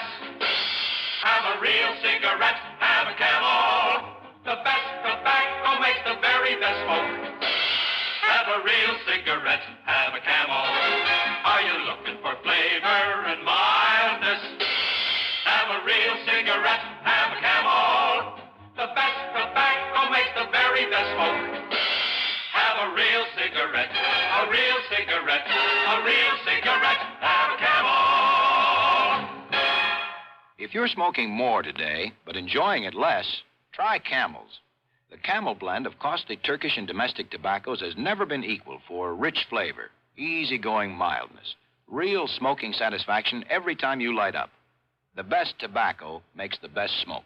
Have a real cigarette, a real cigarette, a real cigarette, have a Camel. And now Act One of yours truly, Johnny Dollar.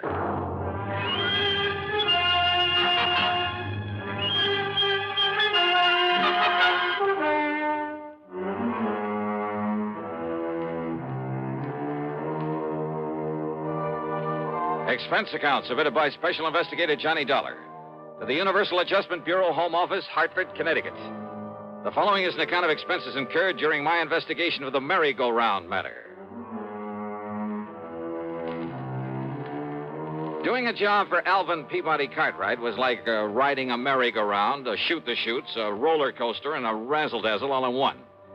Anyhow, expense account item 1, $4 for a tank full of gas, and hoping the snowplows had cleared off the highway, I headed north to Lakewood.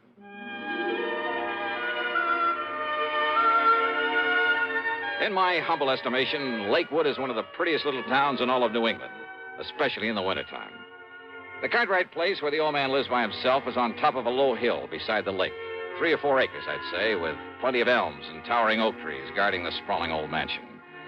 And now, at dusk, with a soft blanket of snow on everything, a group of skaters gliding gracefully over the frozen lake, and a horse-drawn sleigh loaded with happy kids circling around the edge of the lake. Well, it was mighty nice. Peaceful, too. Yeah, it was good being out here in the country again, breathing deep of the crisp, cold air. I felt real good. And I hoped the problem at hand would be no more serious than most of those that were handed to me by Mr. Cartwright. Hiya. Well, don't just stand there letting in the cold.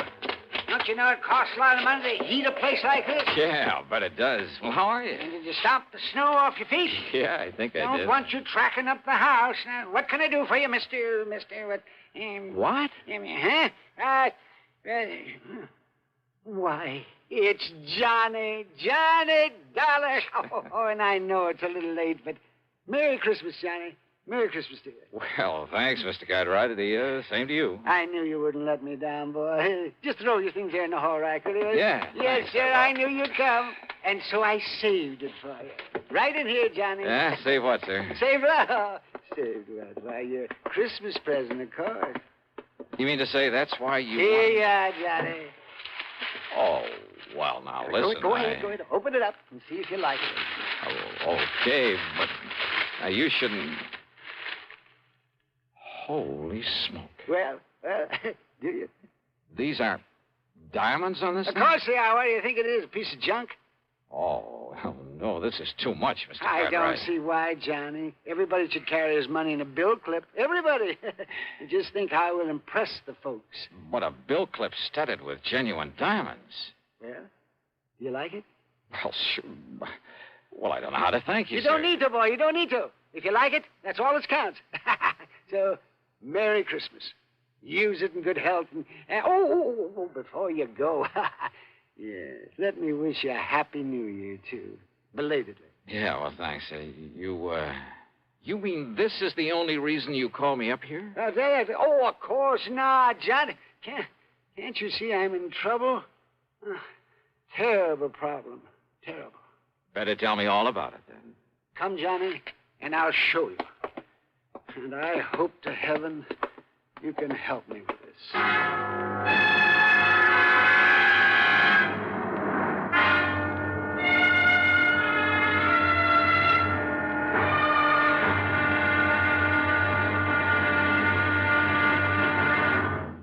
Act two of yours truly, Johnny Dollar, in a moment. Welcome, recording star Mel Torme. It's terrible trying to sing with a bad cold. So I always take 4-way cold tablets to relieve cold miseries fast. Good idea. Tests of all the leading cold tablets proved 4-way fastest acting. 4-way starts in minutes to relieve muscular pains, headache, reduce fever, calm upset stomach, also overcomes irregularity. When you catch cold, try my way. Take 4-way cold tablets. The fast way to relieve cold distress and feel better quickly. 4-way, only 29 cents. Now, here's a word about another fine product of Grove Laboratories. Had dandruff for years? Now get rid of it in 3 minutes with Fitch Dandruff Remover Shampoo. 3 minutes with Fitch regularly is guaranteed to keep unsightly dandruff away forever. Apply Fitch before wetting hair. Rub in 1 minute. Add water, lather 1 minute. Then rinse 1 minute. Every trace of dandruff goes down the drain. 3 minutes with Fitch. Embarrassing dandruff's gone. Fitch can also leave hair up to 35% brighter. Get Fitch Dandruff Remover Shampoo today. And now, Act two of yours truly, Johnny Dollar, and the merry-go-round matter.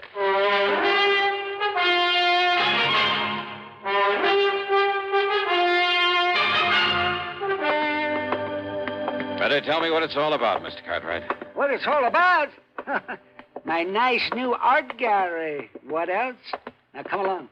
You have an art gallery now? Johnny, ever since I went over to Paris last summer and saw that Louvre place with all those pretty things in it, I decided I'd better have an art gallery, too. Maybe not as big, but with everything just as good. Well, the Louvre has some pretty valuable things. And by spending a bit of money, I have some things that even the Louvre couldn't get. Here, I'll turn on the light. Now then, how do you like it?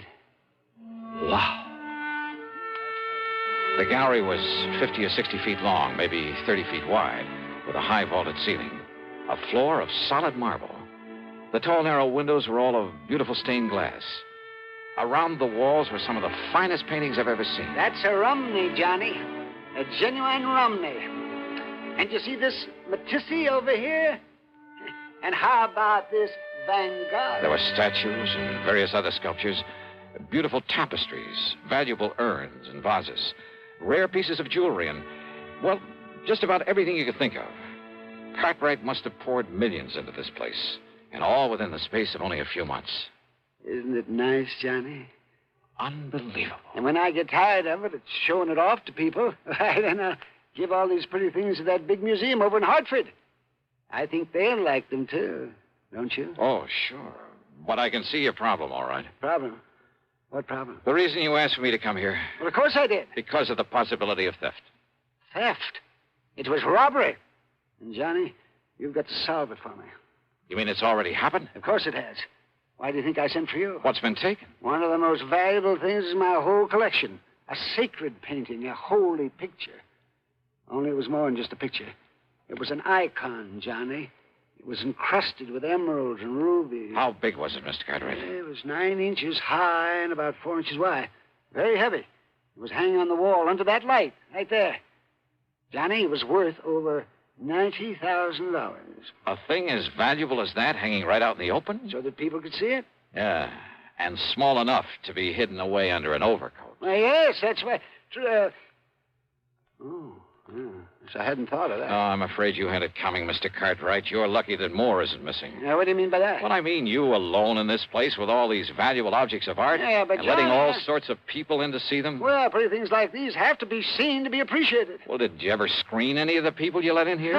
You think for 1 minute the kind of people who would come to admire these nice things would ever steal anything? Somebody did.